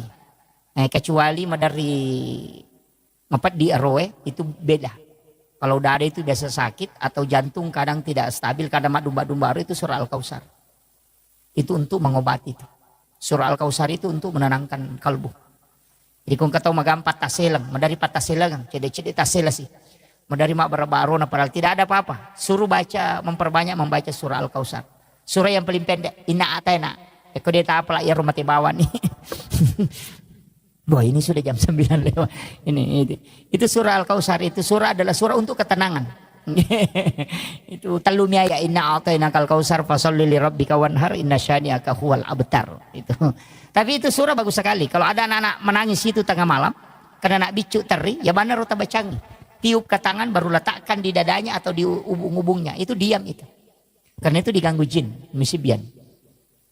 Jadi kebacaan surah Al-Kautsar itu langsung diam. Sebenarnya orang yang pang emosian yang itu dibacangi. Iya, kong kalakai pacecer, bayi ini pacecer yang itu dibacangi. Iya, anak juga kalau ada temperamen, biasanya kan ada anak temperamen itu. Pang emosian itu yang dibacakan. Kita bacakan di telapak tangan baru letakkan di dadanya kalau dia tidur. Itu surah Al-Kautsar. Komiki misalnya sejarahnya surah Al-Kautsar, waktu namate anak Nabi, tak anak Nabi Tarone, itu namanya Ibrahim. Itu Nabi menangis sedih. Sehingga jantungnya itu merasa perih hatinya. Dan itu tiangnya aras bergoyang. Karena Nabi bersedih, makanya turun ayat ini, surah ini hanya 3 ayat. Untuk menenangkan kalbunya Rasulullah. Sampai tiangnya aras itu diam. Ya nanti nak kada guruta maka pala ko na malak bombange bacakan surah Al-Kautsar mamak ko ya tuh. Makanya ibu-ibu kalau mau goreng pisang, goreng telur, goreng ikan, ya ko ceki ko mak batui bacakan surah Al-Kautsar baru masukkan ke minyak, itu tidak meletus itu. Sama dengan telur itu tidak meletus itu. Maka tuh kata mak batti biasa nale sampurin apa natutuka, enggak usah, bacakan saja surah Al-Kautsar. Itu tidak akan meletus itu. Itu barakan itu. Sama dengan kalau mau mencuci daging toh. Di sini banyak orang, saya sering kasih ajari itu penjual bebek. Itu kan bebek itu kan baunya sangat keras. Mestinya itu kalau dia cuci terakhir, dia bacakan surah Al-Kautsar pada air terakhir. Yana tu nasa tomato tario lebih sara. Hilang baunya itu. Daging mau dicuci kalau mau kasih hilang bau amisnya, bacakan surah Al-Kautsar itu hilang, tapi air terakhir. Yana rumah kada bisa sara, artinya bisa pembersihan terakhirnya itu. Hilang bau amisnya itu. Itu kuncinya. Cuma kadang-kala orang tidak pakai. Jadi sebenarnya termasuk naik pesawat. Begitu juga. Ya komajai cuaca. Saya itu sering. Kalau cuaca tidak bagus, saya cuma tempelkan telapak tangan begini di dinding pesawat.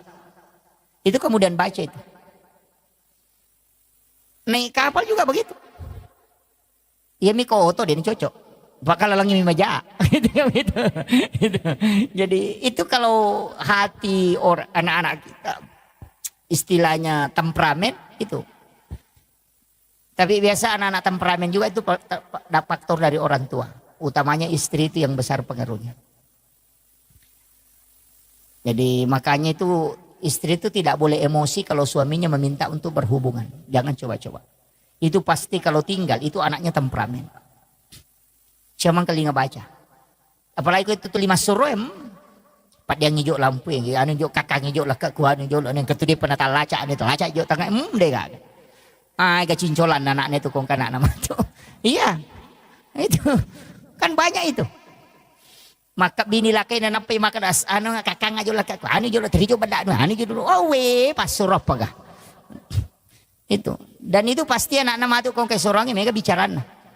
Ya, makanya saya diwasiatkan itu sama guru tak. Itu mursyid tarekat itu, mursyid kami itu mengatakan, jangan berhubungan. Kok anak-anak maturu musapa aja berhubungan. Pa pasti na bali-bali kok matu. Itu kuncinya. Dan itu banyak. Napati itu mega pasuron. Itu makanya penting. Ini saya wasiatkan. Ya ada beberapa hal itu yang memang diajarkan para ulama kita dan itu terbukti. Dan itu masuk dalam ilmu hikmah.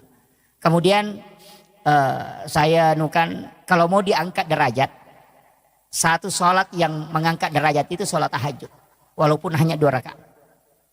Tapi kalau kayak Pak Haji ini dengan Ibu, saya kasih tahu harus punya amal rahasia, tidak boleh tidak.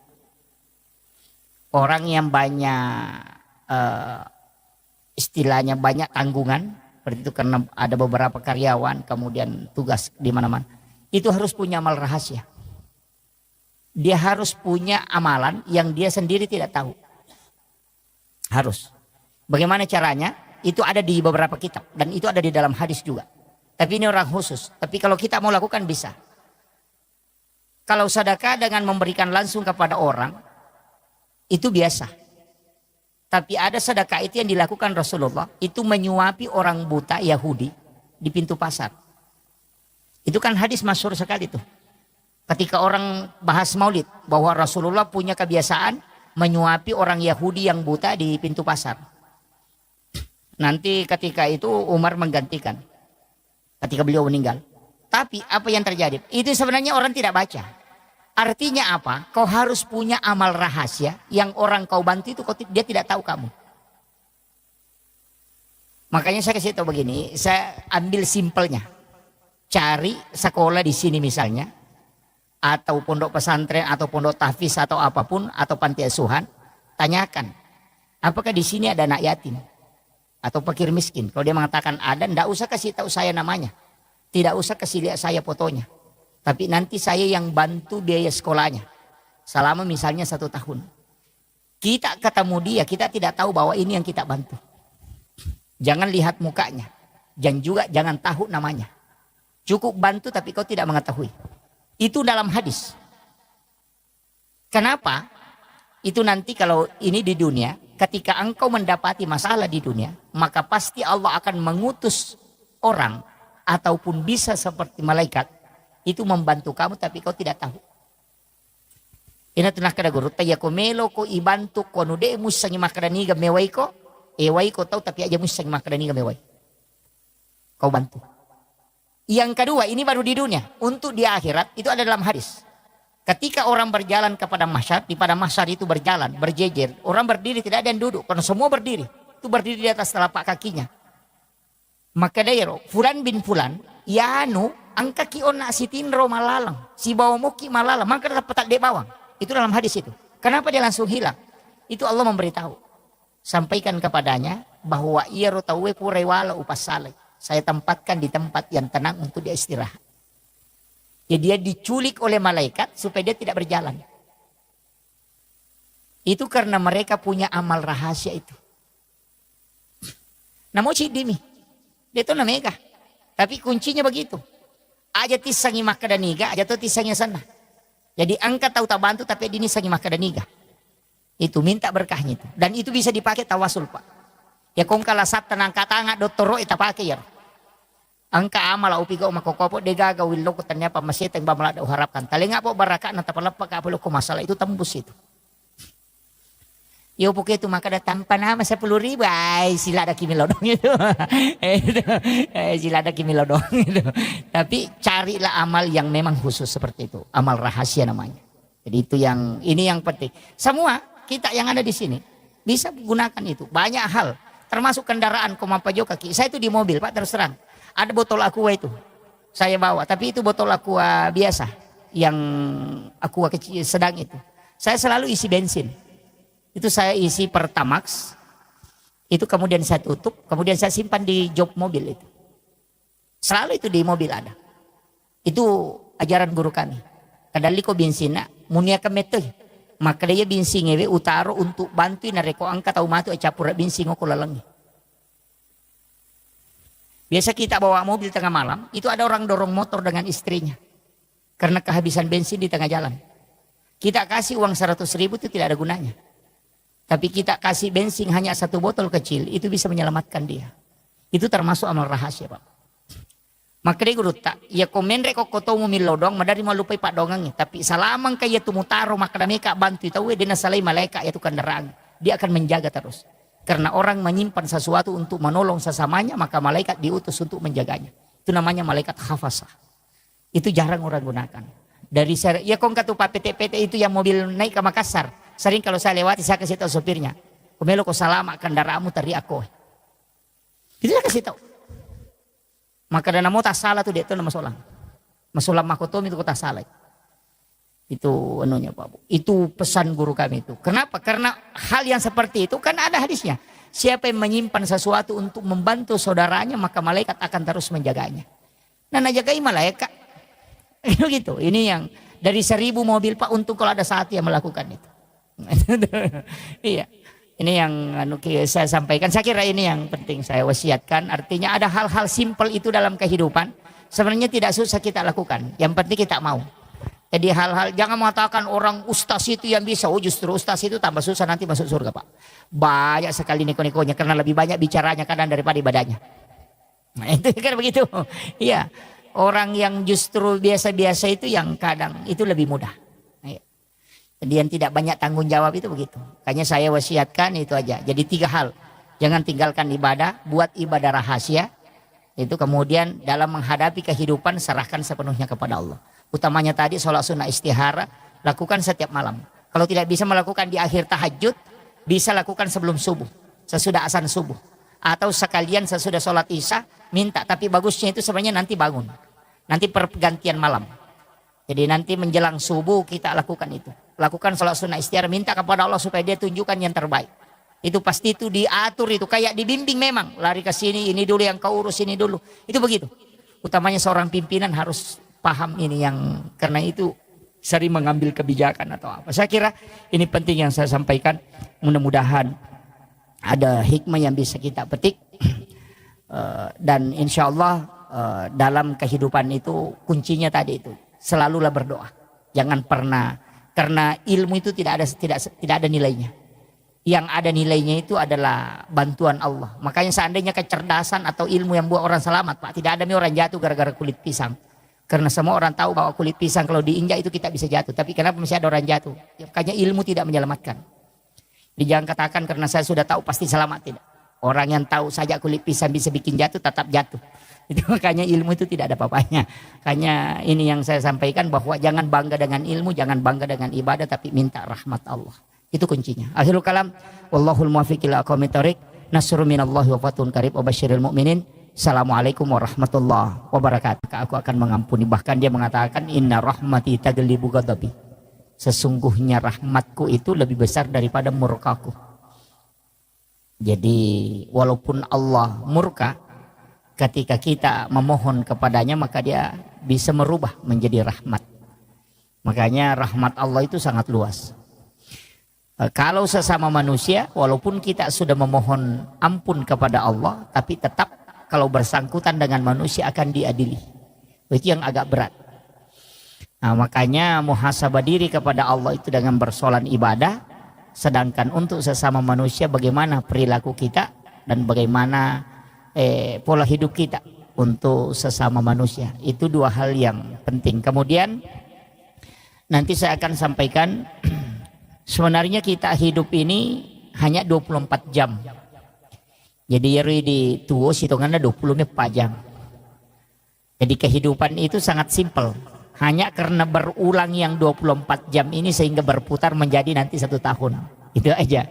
Jadi kalau amalan atau ibadah kita lakukan itu 24 jam itu saja, yang kalau kita sudah tahu amalan 24 jam insya Allah kan itu aja yang berulang.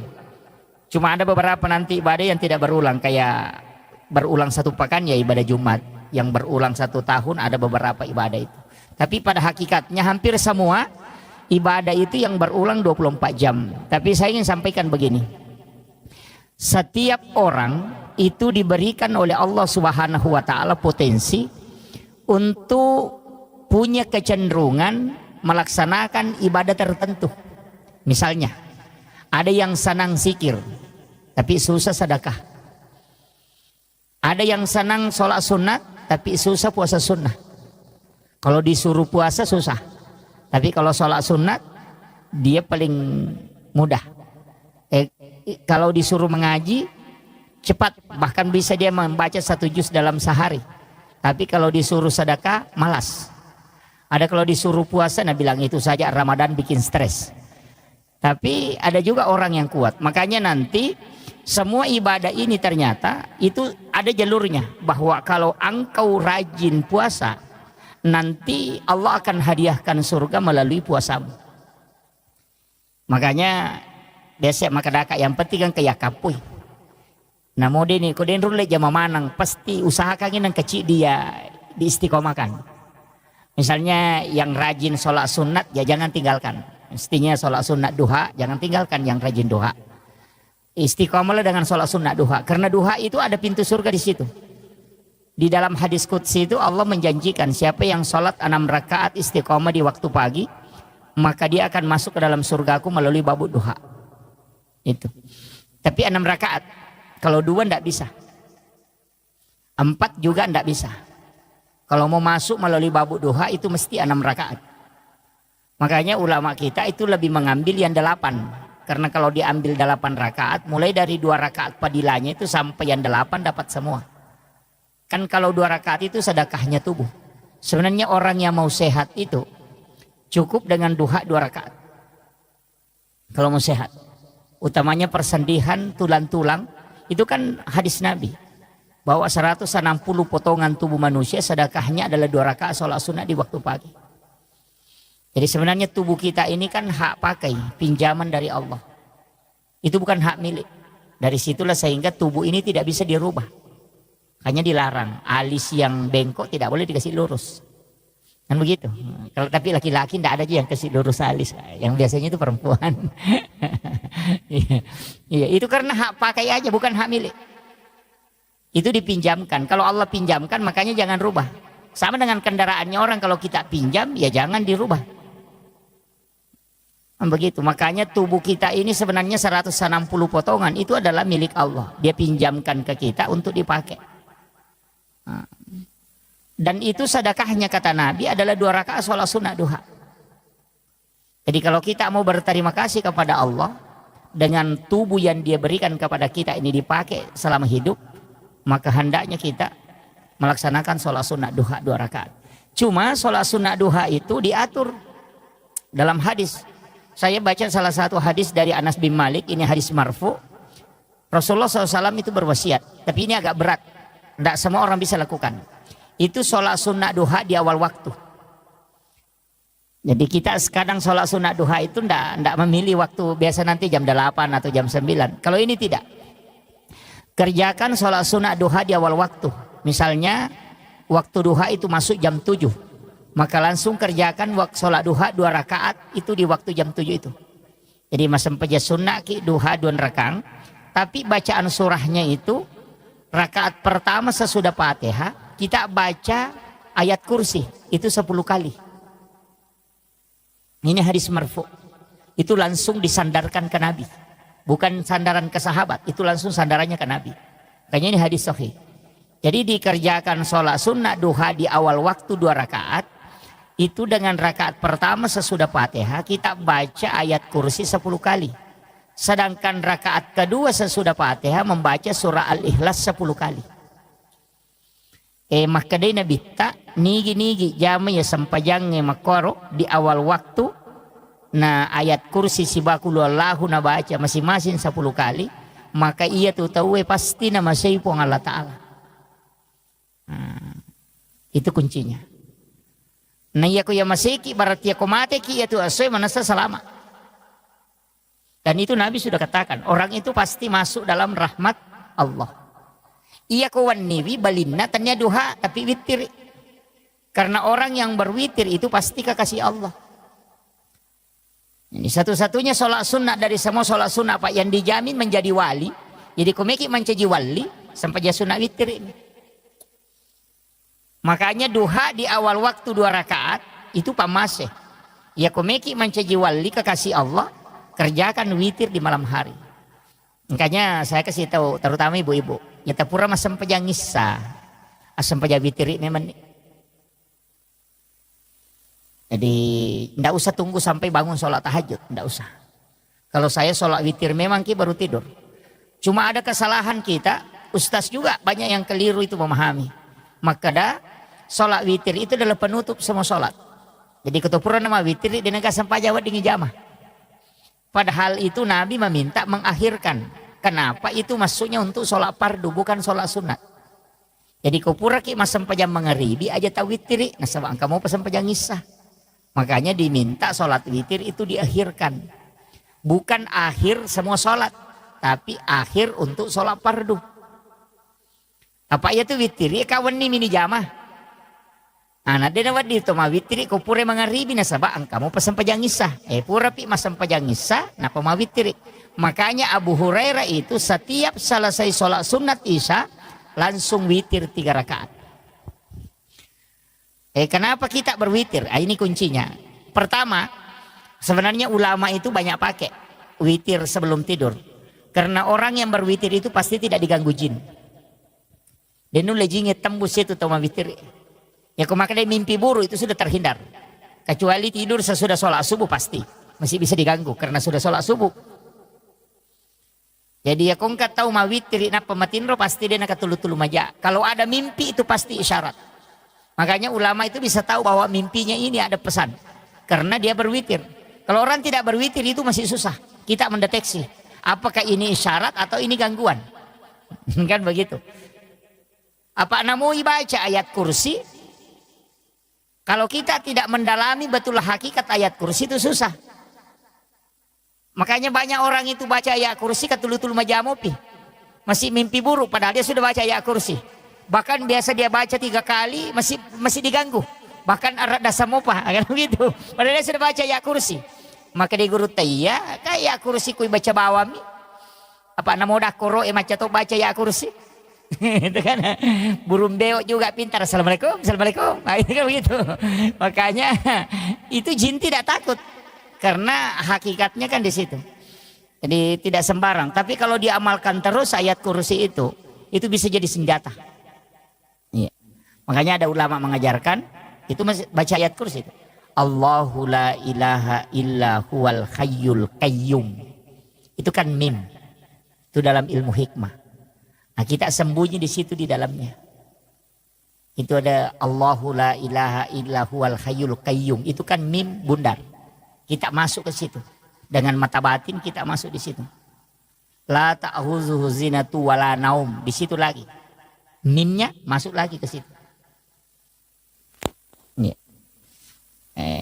Mega Toto biasa mali pakai kep bang makir. Iya betul. Nah pakai orang sembunyi itu juga biasa dipakai. Tapi saya tidak kasih terus. Hanya 2 yang saya ajarkan nanunya.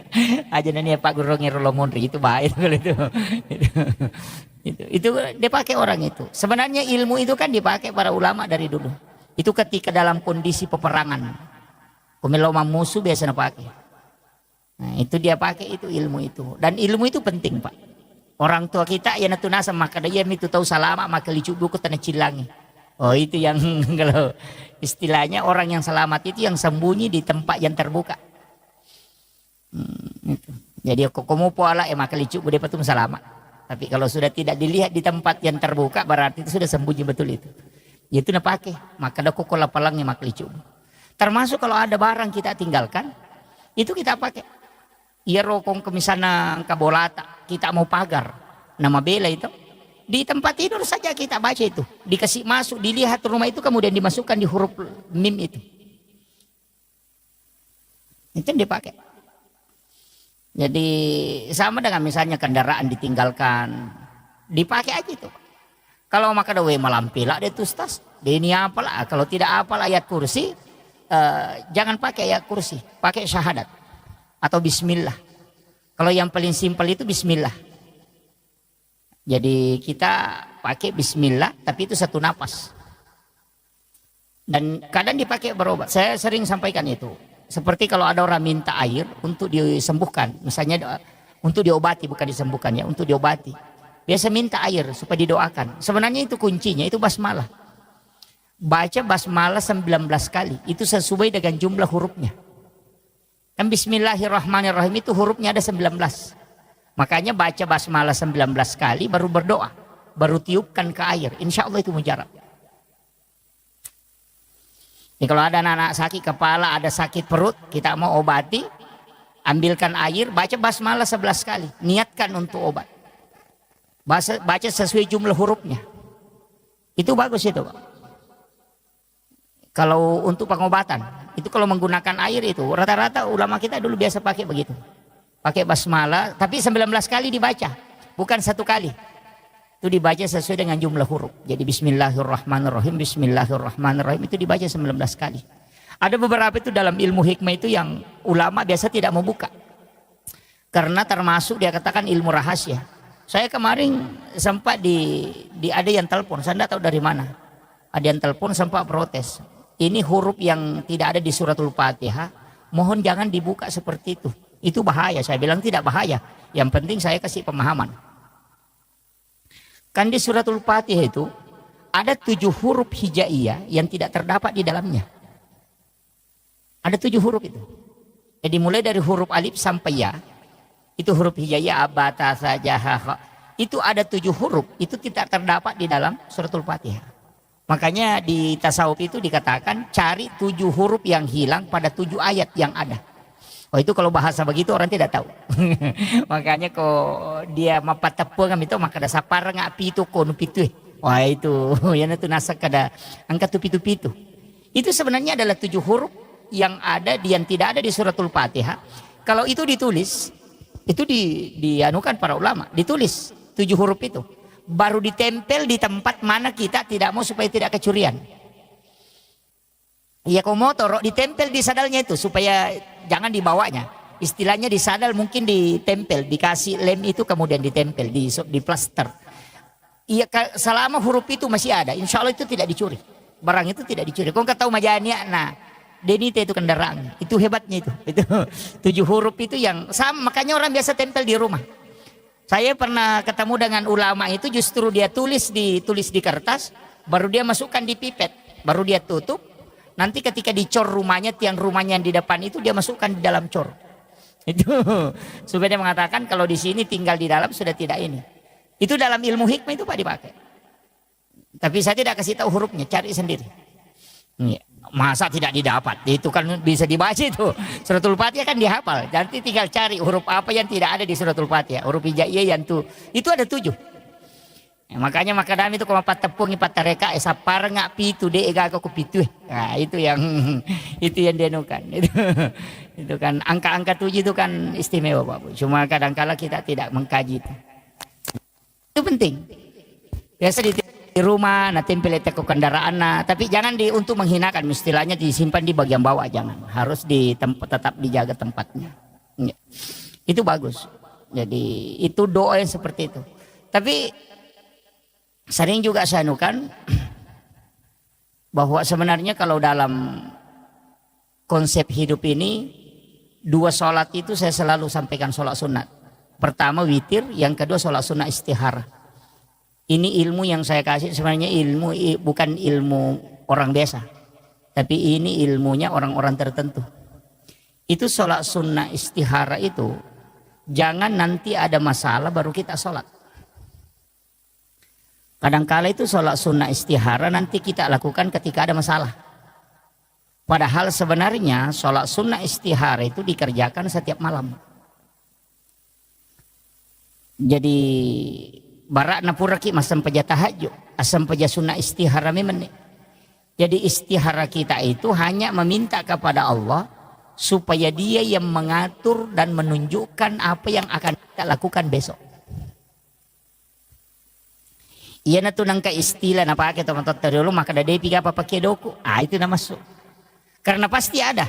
Iya kode memang tuh kagak kau tiemu ba aja terjamai karena tidak selesai itu pasti jadi masalah. Tapi begitu tadi harus sholat istihara setiap malam. Iya kui pakai itu sampai sunnah istihara setiap malam muncul itu. Jadi muncul sendiri itu maka dia jolo mujamah. Iya jolo. Biasa kalau ada informasi sampai kita tinggal anukan. Kalau dia tertutup maka dah tolak saja. Tidak usah dianukan dulu itu. Itu jalan itu. Dan itulah yang dipakai ulama. Makanya dia mengatakan ikuti fuad. Ikuti mata hati itu. Dan itu akan terbuka. Karena ia mega tahu. Ia mina sampai sunnah istihara kong kemasalahan. Sehingga kong masampajang masalahan mini ngerang.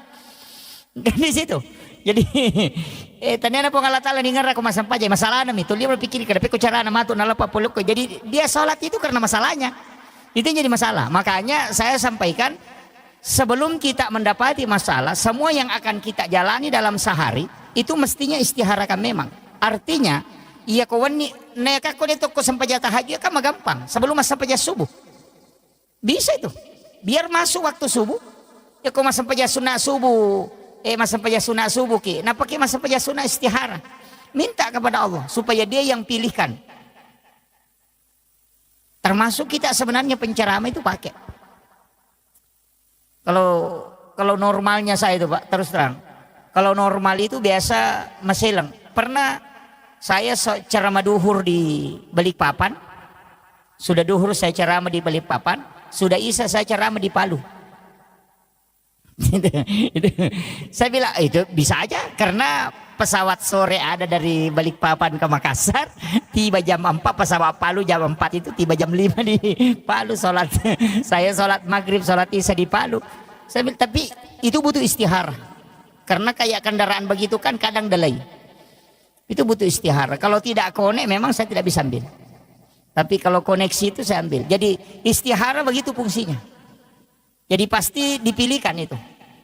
Karena ada waktu itu nanti bingungi maka ada loko kaje ya gajo ujame tapi kalau kita istihara setiap malam pasti Allah pilihkan dan itu akan beri isyarat-isyarat terus.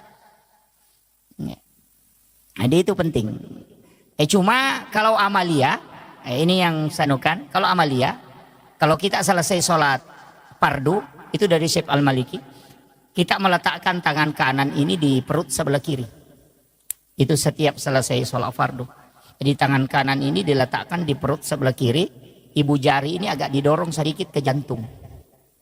Jadi dipisah. Jadi 4 jari ini di perut. Kemudian ibu jari ini agak didorong sedikit ke jantung. Baru baca Alam Nasr 3 kali. Surah Al-Ikhlas 3 kali. Baru Rabbi syrah li sadri wa yassir li amri wahlul 'uqdatam min lisani yafqahu qawli Rabbi yassir wa la tu'assir. Itu ada tambahannya. Jadi Rabbi yassir wa la tu'assir. Dibaca 3 kali.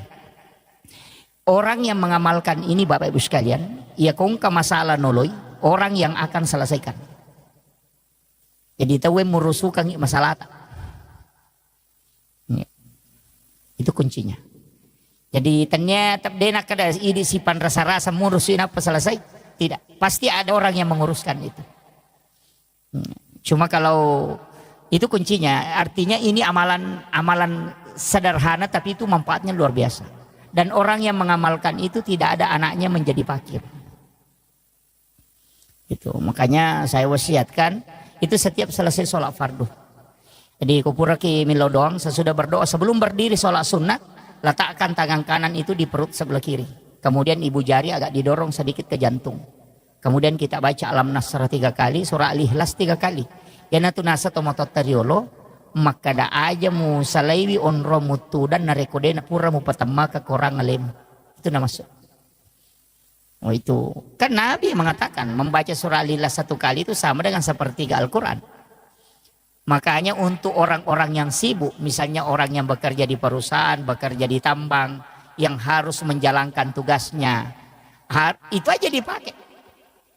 Baca aja surah Al-Ikhlas 3 kali itu sebelum berdiri. Itu kita sudah dapat pahala khatam itu. Jadi begitu. Jadi sebenarnya tidak susah. Orang kalau mau beribadah itu Pak gampang. Ya, makanya saya sering kasih tahu, jangan pahami bahwa kayak jamaah tabligh itu harus keluar begini bermalam sekian malam baru bisa dianggap ibadah. Wah, keliru juga itu. Ya.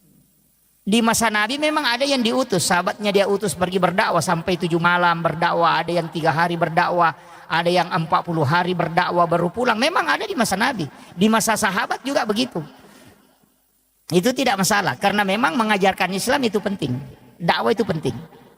Tapi jangan sampai itu melupakan keluarga, itu fatal itu. Tapi kalau saya prinsipnya begini, yang harus banyak berdoa itu perempuan. Kalau saya, karena saya sudah baca beberapa hadis dan beberapa penjelasan ulama, saya mengatakan doa yang lebih banyak itu mestinya perempuan, istri. Jangan, kita laki-laki ini sebenarnya memang tugas bekerja. Yang banyak berdoa itu perempuan, karena doanya itu 3 kali lebih cepat diijabah dibanding kita laki-laki. Doa perempuan itu mustajab betul. Wanita itu sebelum mengangkat tangannya itu sudah ditunggu para malaikat. Itu makanya cuma kadang ibu-ibu tidak menggunakan itu. Sudah salam langsung di AHP, oh itu jadi masalah. Mestinya perempuan ini lebih banyak mendoakan.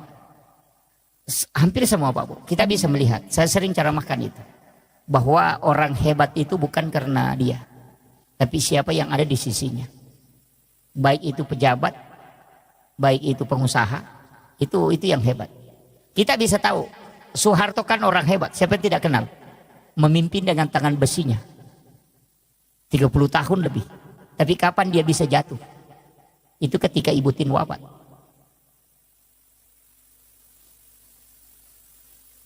Habibie orang hebat. Siapa yang tidak mengakui, bahkan di Jerman dia dapat nilai summa cum laude. Kecerdasan beliau luar biasa. Tapi kapan mereka tidak bisa berbuat apa-apa? Ketika Ibu Ainun wafat. SBY sekarang kan masih hidup. Panglima TNI 2 kali jadi presiden. Tapi kapan dia tidak bisa mengambil kebijakan sempurna? Ketika Ibu Ani wafat. Itu pelajaran. Makanya sama dengan pondok pesantren. Kalau kiainya meninggal itu tidak jatuh. Tapi kalau ibunya meninggal pasti drop. Itu karena wanita itu doanya luar biasa. Cuma kadang wanita tidak tahu kalau dia punya senjata. Dia lupa pakai. Itu kadang-kadang senjatanya canggih tapi dia lupa. Makanya di situ. Makanya saya bilang wanita itu di sujud terakhir mestinya di situ dia berdoa. Makanya konsensus. Ini saya kasih tahu. Yang sudah berkeluarga, yang belum ya mohon maaf. Kalau masih ada jomblo di sini ya mohon maaf. Tapi jangan terlalu lama jadi jomblo lah. Saya kasih tahu bahwa siapa yang paling tinggi kasih sayang dan cintanya kepada keluarganya pasti hidupnya berkah dan akan dibukakan pintu-pintu kemudahan. Pasti itu. Jadi itu aja. Makanya kalau kasih sayang ke istri itu pokok. Tapi ada yang saya kasih tahu, kalau terima gaji jangan sembunyikan uangnya. Kasih lihat dulu semua istri baru minta sebagian. Cuma ada istri juga tidak mau kasih lagi. itu yang bahaya itu. Iya. Saya kasih tahu, kalau mau berkah, saya ini wasiat guru kami, mursyid kami, termasuk pimpinan pondok kami Al-Mukarram Kiai Haji Fathuddin Sukara itu pernah beritahu. Maka dia kongka polya munak pita manang ibenim, biarkan dia pegang. Setelah itu baru kau minta kalau kau butuh. Nah sebab magai, tetap tuh makai guna. Tapi ya kita kau terima kini misalnya 10 juta atau 5 juta. Nah pelak gai 2 juta dia ni pita bene 3 juta pitang. Capu mati itu 2 juta dia sekadaga yeli. Itu karena hilang berkahnya. Dicabut. Tapi ya kau pura ini tamanang, namo pura minakatan ni, napa ilau 2 juta maka data lengak 2 juta mereka pakai, itu pasti mak berkah. Sisa lami matuh. Makanya kita laki-laki sebenarnya itu punya rezeki cuma 30%. Wanita itu yang punya 70%. Itu anunya. Makanya kalau mau banyak mendoakan ya kasih banyak istri.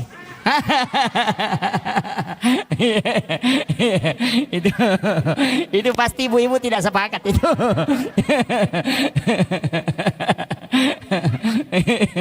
Ya. Jadi kan kuncinya di situ. Makanya saya wasiatkan kepada ibu-ibu, cukup kalau sholat sunnah ataupun sholat fardu di sujud-sujud terakhir itu minta. Kita yang memohon kepada Allah. Karena itu pasti dibuka. Pasti dibuka. Karena hakikatnya di situ. Makanya wanita itu dengan simbol kelembutannya itu dengan simbol doa. Tapi untuk laki-laki itu adalah simbol bekerja. Makanya orang Bugis itu pakai palsapa ketika dalam tradisi itu narik komaki agasana sompasara. Kan di situ pita si bawa jarum. Itu kan simbol. Benang itu simbol wanita, jarum itu simbol laki-laki. Jadi sompasara itu. Jadi itu sebenarnya kuncinya. Nah, kemudian ini yang saya wasiatkan tadi tentang masalah doa. Makanya perempuan yang paling bagus, Pak. Rezeki laki-laki di situ tergantung. Itu kuncinya di situ. Tapi jangan coba-coba menyeleweng. Jangan coba-coba misalnya mengatakan melakukan perzinahan atau apa, jangan. Karena pasti jatuh. Pimpinan pondok pesantren saja yang di Jawa hafal Quran 30 juz. Hafal ribuan hadis dan sholat jamaah setiap waktu. Itu bisa jatuh sejatuh-jatuhnya ketika melakukan perzinahan dengan santrinya. Yang hafal Quran 30 juz saja tidak selamat, apalagi yang tidak hafal apa-apa. Itu jadi masalah. Begitu. Iya, yang hafal Quran saja bisa dihinakan seperti itu. Kurang apa dia? Karena dia sudah hafal Quran. Penghafal Quran itu kan dimuliakan dan dijaga malaikat. Tapi kapan dia bisa sehina seperti itu ketika dia melakukan itu? Makanya saya kasih tahu, harus berpikir. Itu kuncinya. Makanya keberkahan itu ada di wanita. Berkahan di situ. Makanya doakan.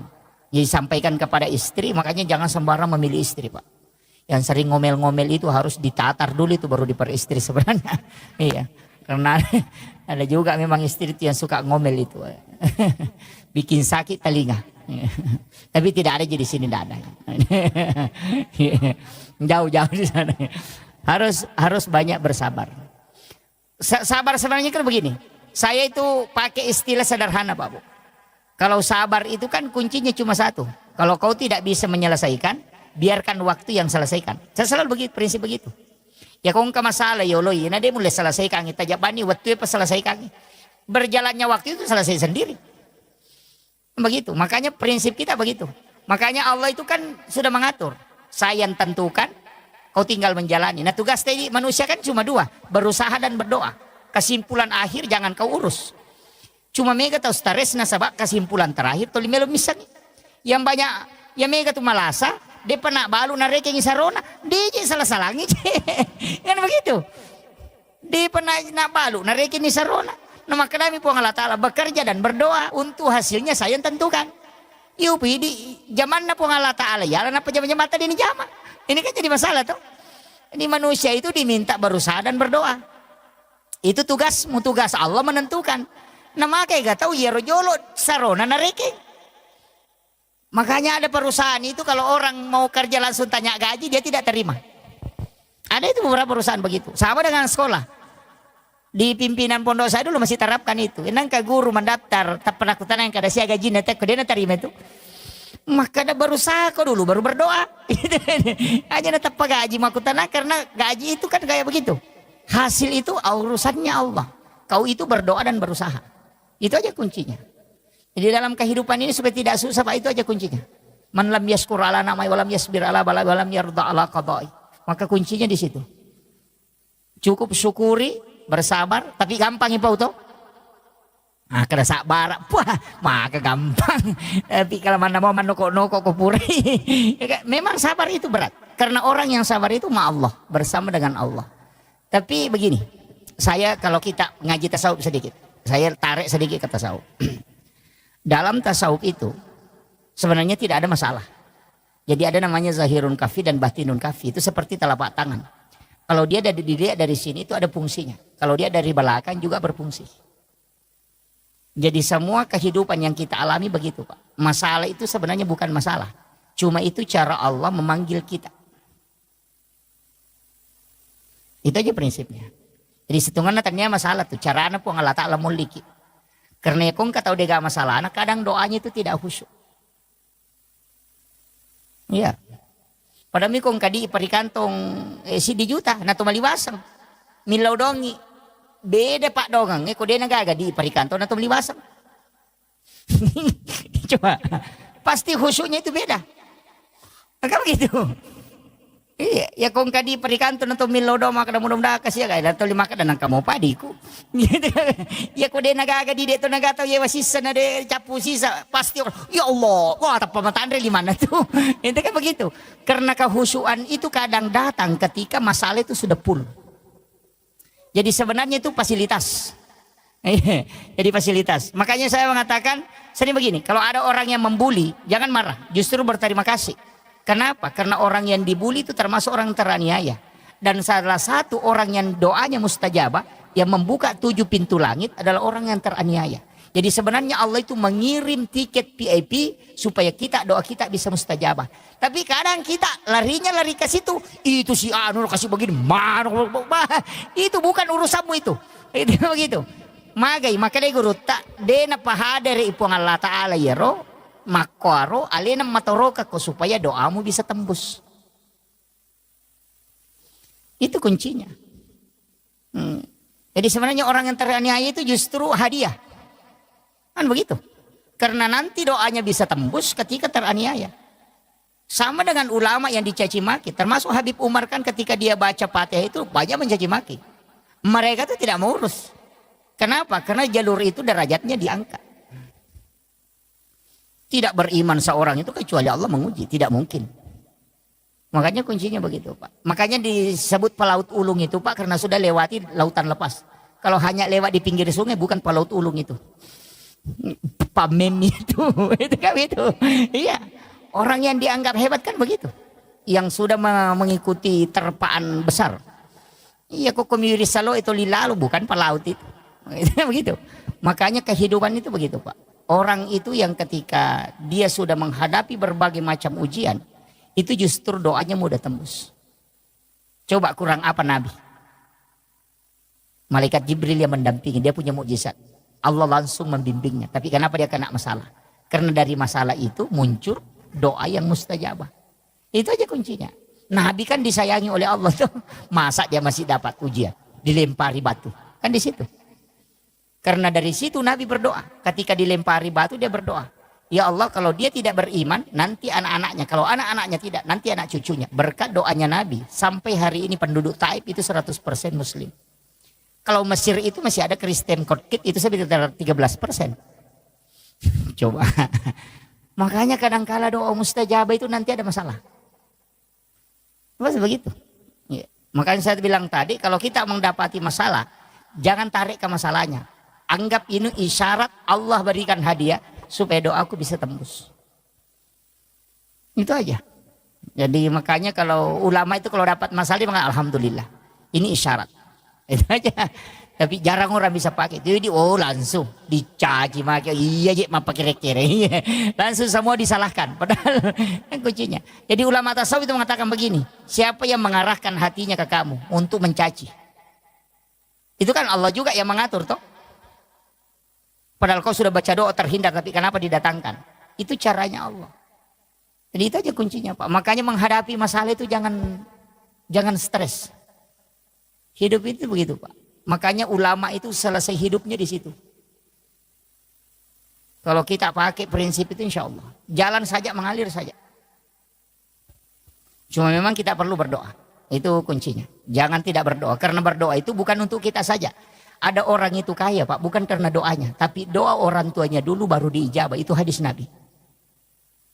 Makanya tak ada ya deh, namun kisogi kan tuh 5 mana. Jangan, tetap berdoa.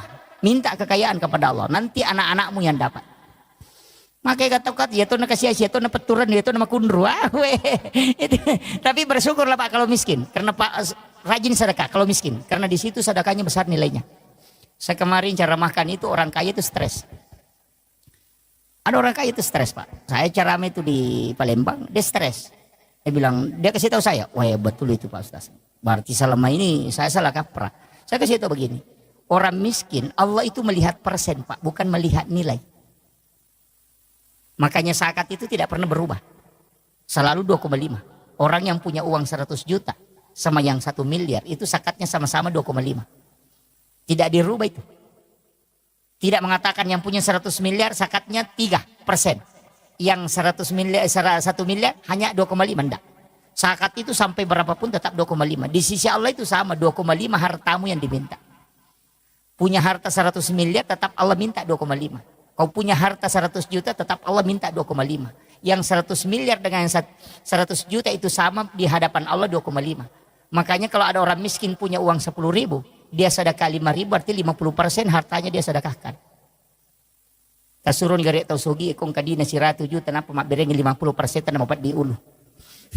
Itu kan begitu. Padahal orang miskin santai saja itu. Ya kong kadina 10 sabu nilau 5 sabu bahkan alabawan itu. Santai pada 50% ini nak berengi. Karena Allah cuma kasih rezeki itu 100% rezekinya itu ada 10 ribu. Tapi nasabah nak berengi 5 sabu berarti 50% dia nak bereng. Iya. Ya kau tahu sogi si di miliar dina memang bereng 50%, 500 patu juta na bereng mapat diisi. Mapir-kiri kasih ratu. Kan begitu. Ada sinilah sehingga ada ulama mengatakan berdoalah bisa kau tetap miskin supaya sedekahmu selalu besar nilainya. Kan begitu. Jadi jangan salah paham ya. Ini makanya ulama kita itu dari dulu begitu. Jadi memotivasi orang miskin itu penting, Pak. Iya, makanya orang miskin itu nanti paling cepat selamat. Iya, paling cepat karena mau ditanya tidak banyak ditanyakan. Oh, masulah raponcok mina handuk-handuk mangolok ke malaikat makan aja ditanyaki kok rumah utama. Gitu. Yang banyak rumahnya itu, itu yang stres itu. Itu kan begitu. Makanya ada namanya jasa. Makanya guru tak, ini yang wasiat saya juga penting ini, jangan ditinggalkan ini. Setiap punya barang baru itu pakai sholat. Iya, istilahnya barang baru, memiliki baju-baju baru, langsung tak pakai mas sempajang. Itu tidak akan hancur, kemudian ada penggantinya. Dari situlah kenapa ulama-ulama kita dulu setiap ada tempat-tempat baru, dia biasa adakan syukuran dulu untuk bersedekah, supaya itu nanti itu berkahnya luar biasa, Pak. Dan itu bisa dipertanggungjawabkan. Maka dapur nu pakai maka siwe pupa mulang. Itu kuncinya. Pada kong kamu motor baru tali tempat pakai lo masih gitu. Insya Allah dia naburu itu motor yang kapatolana, tapi kendaraannya aja tetilo ke benemah, kadang ku ke bene baru dipakai masam pajak dia pada matonan kapatolana, wah itu jadi masalah itu. jangan dialihkan ke situ ya. Ya. Jadi itu semua. Tapi saya sering sampaikan kalau beli kendaraan itu wasiat guru kami itu dari Aceh. Ya kembali ke kendaraan nak beli hari Senin. Dena buruk tu nang kapatolan. Dena sesa ko aga. Ia pernah mogok ko nadapi bengkel itu. Mendari latup itu boleh apa mapecak banda. Itu beli hari Senin, jangan beli hari Jumat. Karena melihat sejumat na rasa-rasa ko. Itu pesan beliau. Dan saya buktikan angka motor ko biasa wala Jumat. Kata lu gak ulunan apa. Saya bilang betul juga ini. Yeah, karena hari Jumat itu hari ibadah bukan untuk harta. Kalau kenapa hari Senin? Karena hari Senin itu ditetapkan rezeki. Kanya maka dia guruta beli hari Senin insya Allah. Dena sesakut. Dena pantas rasa. Kecuali kalau tidak sama kalau anak mau sekolah itu hari Selasa. Terdaftar esok Selasa kalau anaknya masih sekolah. Magai nasabah ilmu itu diciptakan di hari Selasa. Jadi itu dari situ hitung-hitungan ulama dulu. Sehingga dia pakai ilmu hikmah. Maka dia kong anak mau pas sekolah so Selasa mau daftar. Dia lari ke sekolah. Dan insya Allah berhasil itu. Jadi itu ada hari-hari tertentu memang itu. Jadi memang kalau kita kejar-kejar ilmu-ilmu seperti itu, ilmu hikmah kan banyak. Tapi itu masuk hikmah bukan masuk dalam ilmu fikih. Kalau ilmu fikih itu kan ilmu hukum. Sama aja dengan dokter. Ada dokter kulit, ada dokter terapi. Begitu, ada dokter jantung. Jadi kuncinya di situ. Tapi kembali lagi itu adalah mengikuti kaidahnya. Nah, makanya saya sampaikan. Jadi amalia kita begitu. Yang pertama tadi jangan tinggalkan. Utamanya sholat sunat duha di awal waktu ini paling bagus. Yang kedua adalah sholat sunat witir. Jangan tinggalkan itu. Kalau sholat sunat. Kalau sholat fardu memang harus. Biarkan kita yang diatur oleh sholat. Aja ini dimatur isam pajangi. Apa ya kui diatur ko sampajangi. Ina tamu waktu pasti masam pajangi. Tapi ya kui di matur isam pajangi. Mandari may piloro to masam pajangi. May piasara to masam pajangi loro. Lima kada matu, pinalato nga matu itu. Itu. Iya. Kemudian usahakan berjamaah. Walaupun kita tidak. Jangan selalu berpikir yang 27 derajatnya. Karena tidak ada orang masuk surga itu karena pahala, tapi masuk surga itu karena rahmat Allah. Jadi jangan sholat berjamaah karena mengejar 27-nya, walaupun itu bisa jadi motivasi. Tapi jangan itu yang menjadi pokok. Jadi usahakan berjamaah itu untuk mengambil berkahnya. Iya. Sebab angkat itu barakah nama berjamaah.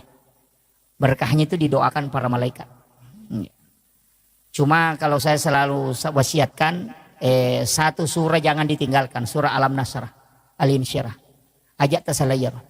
Saya di Kalimantan ini ada beberapa jamaah, di Jakarta juga ada beberapa, di Papua ada beberapa yang saya sering tanya itu orang-orang sukses yang anaknya sukses, bukan anaknya yang saya tanya. Itu saya lari ke orang tuanya atau istrinya. Biasa bertanya. Ada beberapa jamaah saya itu 80%, saya minta mengatakan 80% yang ada orang tua tidak sekolah. Jadi ibu bapaknya tidak pernah sekolah, tapi anaknya justru jadi pemimpin yang hebat. Saya sering bertanya, dan 80% itu tidak lepas dari surah Al-Insyirah. Bahkan ada di Kalimantan sini dia sudah sampaikan, saya tidak tidur Pak Ustaz kalau tidak membaca 100 kali surah Alam Nasrah itu. Itu kuncinya. Makanya saya kasih tahu, kalau anaknya mau menjadi orang-orang yang hebat, ibu bapaknya jangan tinggalkan membaca. Kalau ibunya saja, ibunya saja. Kalau bapaknya tidak sempat, mesti ada salah satu dari orang tua kita yang baca itu. Jangan kurang 100 kali membaca surah Al-Insyirah, Alam Nasrah, insya Allah. Itu bisa dibagi aja itu. 20 sesudah sholat subuh, 20 sudah sholat duhur, 20 sudah sholat asar, 20 sudah sholat maghrib, 20 sudah sholat isya, itu sudah 100. Iya. Atau sambil jalan kita baca, apalagi tasbih sekarang kan sudah enak. Yang di tangan, yang ditindis-tindis itu. Baca Alam Nasrah itu, jangan kurang dari 100. Insya Allah anak-anak kita itu tidak akan ada yang susah. Makanya guru Profesor Dr. K. Haji Aliyafi itu almarhum di pengurus pusat DDI, itu wasiat beliau ketika ditanyakan apa amalan sehingga dia bisa seperti itu. Dia mengatakan surah Alam Nasrah, jangan tinggalkan itu. Kalau perlu diambil bacaan surah dalam sholat, ya kuma sampai sunaki ya ruta baca, bisa diulang-ulang sampai 7 kali. Kecuali dari ngepat di RW itu beda. Kalau dada itu biasa sakit atau jantung kadang tidak stabil, kadang domba-domba itu surah Al-Kautsar. Itu untuk mengobati itu. Surah Al-Kautsar itu untuk menenangkan kalbu. Jadi kung kataw magampat taselang, madari pataselang, cede-cede tasela sih. Madari mak barabarona padahal tidak ada apa-apa. Suruh baca, memperbanyak membaca surah Al-Kautsar. Surah yang paling pendek, inna atena. Eko dia tak apalah ya rumah tibawan nih. Wah ini sudah jam 9 lewat. Itu surah Al-Kautsar, itu surah adalah surah untuk ketenangan. Itu talumia ya inna a'tainaka al-kautsar fasholli li rabbika wanhar inna syani'aka huwal abtar. Itu. Tapi itu surah bagus sekali. Kalau ada anak-anak menangis itu tengah malam karena nak bicu teri, ya benar rota bacangi. Tiup ke tangan baru letakkan di dadanya atau di ubung-ubungnya. Itu diam itu. Karena itu diganggu jin, misibian. Jadi kebacangi surah Al-Kautsar itu langsung diam. Sebenarnya orang yang pang emosian yang itu tibacangi. Iya, kong kalakai pacecer, bayi pacecer yang itu tibacangi. Iya, anak juga kalau ada temperamen, biasanya kan ada anak temperamen itu. Pang emosian itu yang dibacakan. Kita bacakan di telapak tangan baru letakkan di dadanya kalau dia tidur. Itu surah Al-Kautsar. Komeki misalnya sejarahnya surah Al-Kautsar, wattuna mate anak Nabi, tak anak Nabi tarone, itu namanya Ibrahim. Itu Nabi menangis sedih. Sehingga jantungnya itu merasa perih hatinya. Dan itu tiangnya aras bergoyang. Karena Nabi bersedih. Makanya turun ayat ini, surah ini hanya 3 ayat. Untuk menenangkan kalbunya Rasulullah. Sampai tiangnya aras itu diam. Ya nanti nak kada guruta maka pala ko na malak dak bombange bacakan surah Al-Kautsar. Mamak ko ya tuh. Makanya ibu-ibu kalau mau goreng pisang, goreng telur, goreng ikan, ya kau ceki kau mak betui, bacakan surah Al-Kautsar baru masukkan ke minyak, itu tidak meletus itu. Sama dengan telur, itu tidak meletus itu. Maka dia kata mak beti biasa nale sampurin apa natutuka, enggak usah, bacakan saja surah Al-Kautsar. Itu tidak akan meletus itu. Itu berakanya itu. Sama dengan kalau mau mencuci daging toh. Di sini banyak orang, saya sering kasih ajari itu penjual bebek. Itu kan bebek itu kan baunya sangat keras. Mestinya itu kalau dia cuci terakhir, dia bacakan surah Al-Kautsar pada air terakhir. Ya itu nasa tomatot tadi oleh bisa sara. Hilang baunya itu. Daging mau dicuci kalau mau kasih hilang bau amisnya, bacakan surah Al-Kautsar, itu hilang, tapi air terakhir. Ya naro maka dia bisa sara, artinya bisa pembersihan terakhirnya itu. Hilang bau amisnya itu. Itu kuncinya. Cuma kadang-kala orang tidak pakai. Jadi sebenarnya termasuk naik pesawat, begitu juga. Ya komajai cuaca. Saya itu sering. Kalau cuaca tidak bagus, saya cuma tempelkan telapak tangan begini di dinding pesawat. Itu kemudian baca itu. Naik kapal juga begitu. Ya miko oto dia cocok. Bakal lalangi mimaja. Gitu. Jadi itu kalau hati orang anak-anak kita istilahnya temperamen itu. Tapi biasa anak-anak temperamen juga itu faktor dari orang tua. Utamanya istri itu yang besar pengaruhnya. Jadi makanya itu istri itu tidak boleh emosi kalau suaminya meminta untuk berhubungan. Jangan coba-coba. Itu pasti kalau tinggal itu anaknya temperamen. Cuma kali ngebaca. Apalagi itu tulis masuk Pak dia ngijok lampu yang anu ngijok kakak ngijok lah kak kuan ngijok lah yang ketu dia pernah laca itu laca ngijok tengah deh gak. Kecincolan anaknya itu kong kanak nama itu. Iya. Itu kan banyak itu. Maka bini laki dan apa yang makan anu kakak ngajok lah kak anu ngijok lah terijo benda anu ngijok dulu. Oh we pas surah apa itu. Dan itu pasti anak nama itu kong kayak sorangnya mereka bicaraan. Ya, makanya saya diwasiatkan itu sama guru tak. Itu mursyid tarekat itu, mursyid kami itu mengatakan, jangan berhubungan. Kok anak-anak maturu musapa aja berhubungan. Pasti na bali-bali kok matu. Itu kuncinya. Dan itu banyak. Napat ya itu mega pasuron. Itu makanya penting. Ini saya wasiatkan. Ya ada beberapa hal itu yang memang diajarkan para ulama kita dan itu terbukti. Dan itu masuk dalam ilmu hikmah. Kemudian saya nukan kalau mau diangkat derajat, satu sholat yang mengangkat derajat itu sholat tahajud, walaupun hanya 2 rakaat. Tapi kalau kayak Pak Haji ini dengan Ibu, saya kasih tahu harus punya amal rahasia, tidak boleh tidak. Orang yang banyak istilahnya banyak tanggungan, seperti itu karena ada beberapa karyawan, kemudian tugas di mana-mana. Itu harus punya amal rahasia.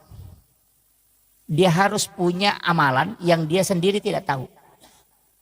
Harus. Bagaimana caranya? Itu ada di beberapa kitab. Dan itu ada di dalam hadis juga. Tapi ini orang khusus. Tapi kalau kita mau lakukan bisa. Kalau sedekah dengan memberikan langsung kepada orang. Itu biasa.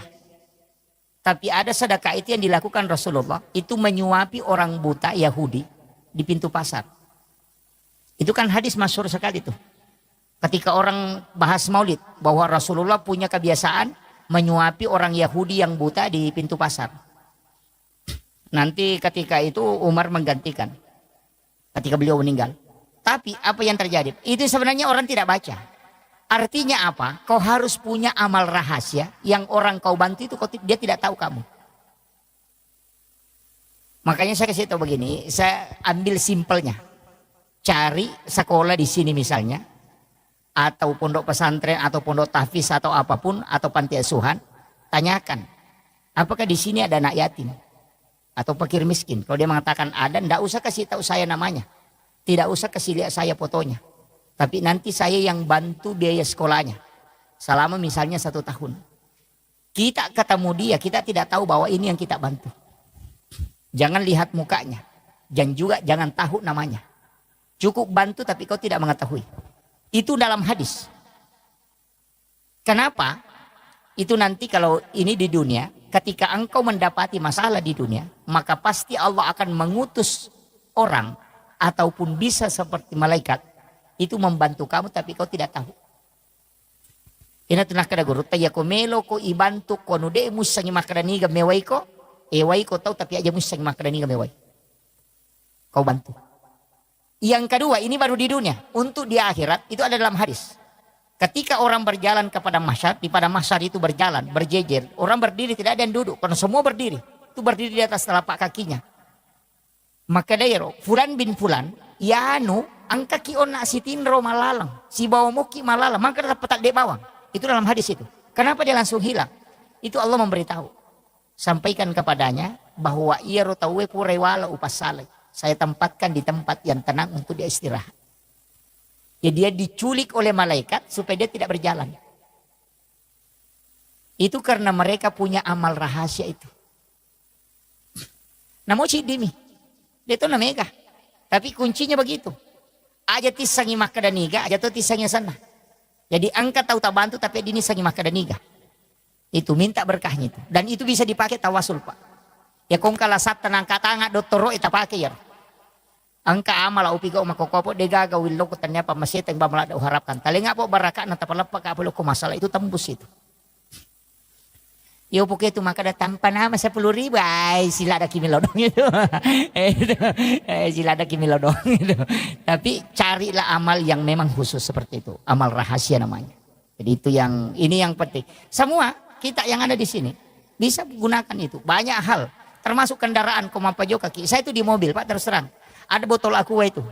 Saya bawa tapi itu botol aqua biasa yang aqua kecil sedang itu. Saya selalu isi bensin. Itu saya isi Pertamax, itu kemudian saya tutup, kemudian saya simpan di jok mobil itu. Selalu itu di mobil ada. Itu ajaran guru kami. Kadali ko bensina, munia kemetoy. Maka dia bensin ngewe utaro untuk bantu nareko angka tau matu capura bensin ko lalangi. Biasa kita bawa mobil tengah malam, itu ada orang dorong motor dengan istrinya. Karena kehabisan bensin di tengah jalan. Kita kasih uang 100.000 itu tidak ada gunanya. Tapi kita kasih bensin hanya 1 botol kecil, itu bisa menyelamatkan dia. Itu termasuk amal rahasia Pak. Maka dia guru tak, ya komen reko kotomu milodong, madari malupai Pak dongangnya. Tapi salamang kaya tumutaro, maka mereka bantu, tahu dia nasalai malaikat yaitu kendaraan. Dia akan menjaga terus. Karena orang menyimpan sesuatu untuk menolong sesamanya, maka malaikat diutus untuk menjaganya. Itu namanya malaikat hafasah. Itu jarang orang gunakan. Dari ya kong katu Pak PT-PT itu yang mobil naik ke Makassar. Sering kalau saya lewati saya kasih tahu sopirnya. Kumelo ko salama kendaraanmu tadi aku. Itu saya kasih tahu. Maka dana mo tak salah tuh dia itu nama solang. Masolang makotom itu tak salah. Itu anunya Pak Bu. Itu pesan guru kami itu. Kenapa? Karena hal yang seperti itu kan ada hadisnya.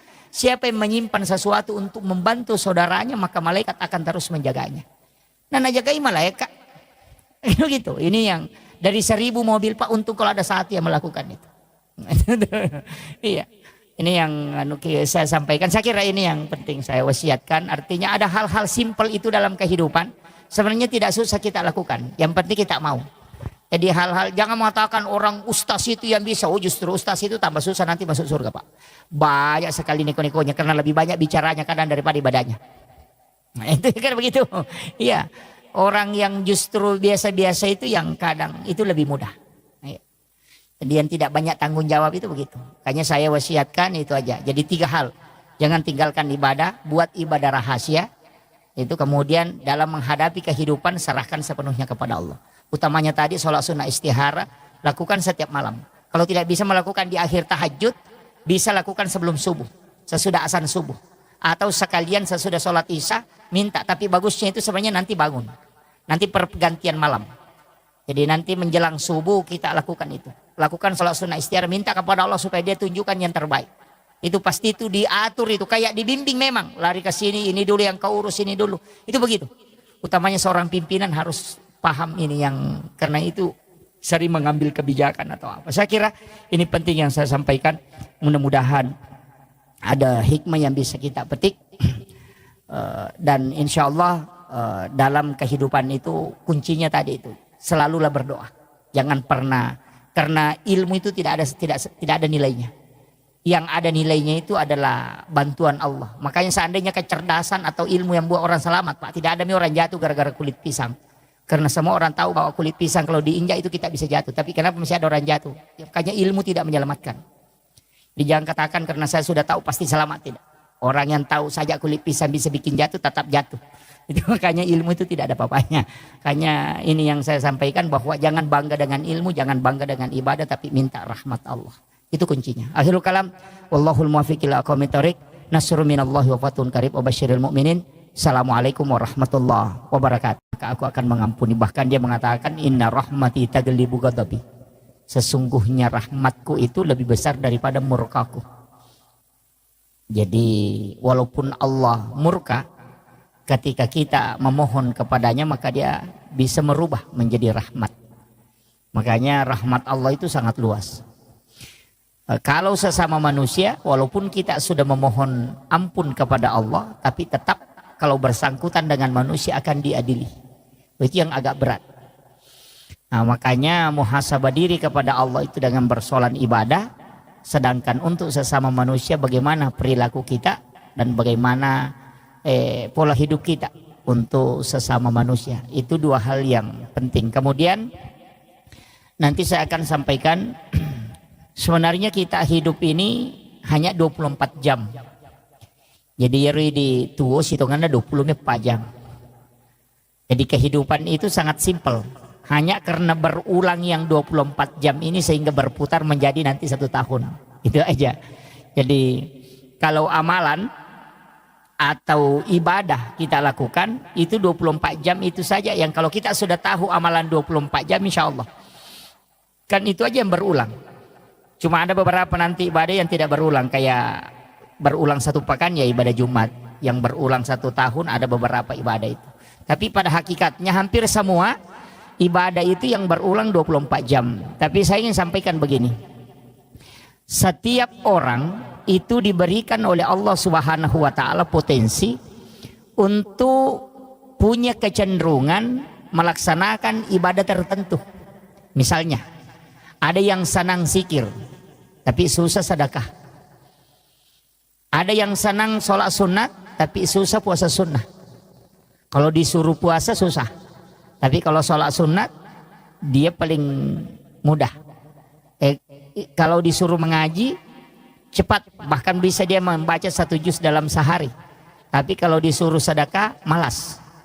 Ada kalau disuruh puasa, nah bilang itu saja Ramadan bikin stres. Tapi ada juga orang yang kuat. Makanya nanti semua ibadah ini ternyata itu ada jalurnya, bahwa kalau engkau rajin puasa, nanti Allah akan hadiahkan surga melalui puasamu. Makanya biasa makadaka yang penting kan kayak kapui. Nah mau ini kau den rule jama manang pasti usahakan yang kecil dia diistiqomahkan. Misalnya yang rajin sholat sunat ya jangan tinggalkan. Mestinya sholat sunat duha jangan tinggalkan yang rajin duha. Istiqomahlah dengan sholat sunat duha, karena duha itu ada pintu surga di situ. Di dalam hadis qudsi itu Allah menjanjikan siapa yang sholat 6 rakaat istiqomah di waktu pagi, maka dia akan masuk ke dalam surgaku melalui babu duha. Itu. Tapi 6 rakaat. Kalau 2 enggak bisa. 4 juga enggak bisa. Kalau mau masuk melalui babu duha itu mesti 6 rakaat. Makanya ulama kita itu lebih mengambil yang 8. Karena kalau diambil 8 rakaat, mulai dari 2 rakaat padilanya itu sampai yang 8 dapat semua. Kan kalau 2 rakaat itu sedekahnya tubuh. Sebenarnya orang yang mau sehat itu cukup dengan duha 2 rakaat. Kalau mau sehat. Utamanya persendihan tulang-tulang. Itu kan hadis Nabi. Bahwa 160 potongan tubuh manusia sedekahnya adalah 2 rakaat sholat sunat di waktu pagi. Jadi sebenarnya tubuh kita ini kan hak pakai, pinjaman dari Allah. Itu bukan hak milik. Dari situlah sehingga tubuh ini tidak bisa dirubah. Hanya dilarang. Alis yang bengkok tidak boleh dikasih lurus. Kan begitu. Kalau tapi laki-laki tidak ada aja yang kasih lurus alis. Yang biasanya itu perempuan. Iya, itu karena hak pakai aja, bukan hak milik. Itu dipinjamkan. Kalau Allah pinjamkan, makanya jangan rubah. Sama dengan kendaraannya orang, kalau kita pinjam, ya jangan dirubah. Begitu. Makanya tubuh kita ini sebenarnya 160 potongan itu adalah milik Allah. Dia pinjamkan ke kita untuk dipakai. Dan itu sedekahnya kata Nabi adalah 2 rakaat sholat sunat duha. Jadi kalau kita mau berterima kasih kepada Allah dengan tubuh yang dia berikan kepada kita ini dipakai selama hidup, maka hendaknya kita melaksanakan sholat sunat duha 2 rakaat. Cuma sholat sunat duha itu diatur dalam hadis. Saya baca salah satu hadis dari Anas bin Malik, ini hadis marfu. Rasulullah SAW itu berwasiat, tapi ini agak berat. Tidak semua orang bisa lakukan. Itu sholat sunat duha di awal waktu. Jadi kita sekarang sholat sunat duha itu tidak memilih waktu biasa nanti jam 8 atau jam 9. Kalau ini tidak. Kerjakan sholat sunat duha di awal waktu. Misalnya waktu duha itu masuk jam 7. Maka langsung kerjakan waktu sholat duha 2 rakaat itu di waktu jam 7 itu. Jadi masam peja sunnah ki duha 2 rakang. Tapi bacaan surahnya itu rakaat pertama sesudah Fatihah kita baca ayat kursi itu 10 kali. Ini hadis marfu. Itu langsung disandarkan ke Nabi. Bukan sandaran ke sahabat, itu langsung sandarannya ke Nabi. Makanya ini hadis sahih. Jadi dikerjakan sholat sunnah duha di awal waktu 2 rakaat. Itu dengan rakaat pertama sesudah Fatihah kita baca ayat kursi 10 kali. Sedangkan rakaat kedua sesudah Fatihah membaca surah Al-Ikhlas 10 kali. Makadai Nabi tak nigi jama ya sampajang makoro di awal waktu. Nah ayat kursi sibakulu Allahu na baca masing-masing 10 kali. Maka ia tu tahu pasti nama saipong Allah Ta'ala. Itu kuncinya. Nah iya ko ya masiki berarti aku mati ki itu asoy manasa selama.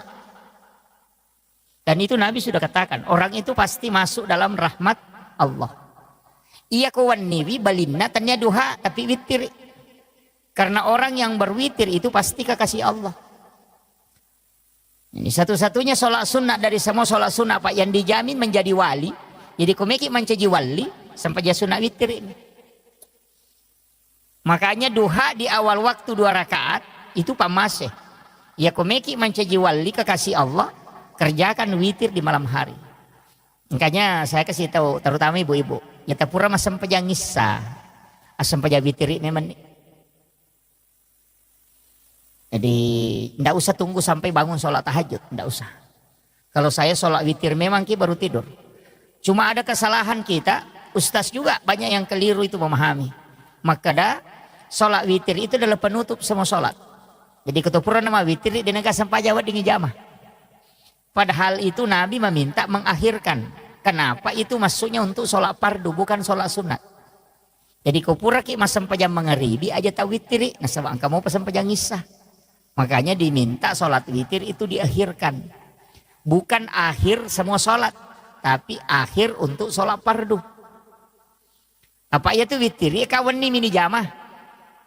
Anak dia nawat di toma witiri kau pura mengeribi. Nah sebab kamu pasang pajang isah. Pura pi masam pajang isah. Nah pama witiri. Makanya Abu Hurairah itu setiap selesai sholat sunat isya langsung witir 3 rakaat. Kenapa kita berwitir? Ini kuncinya.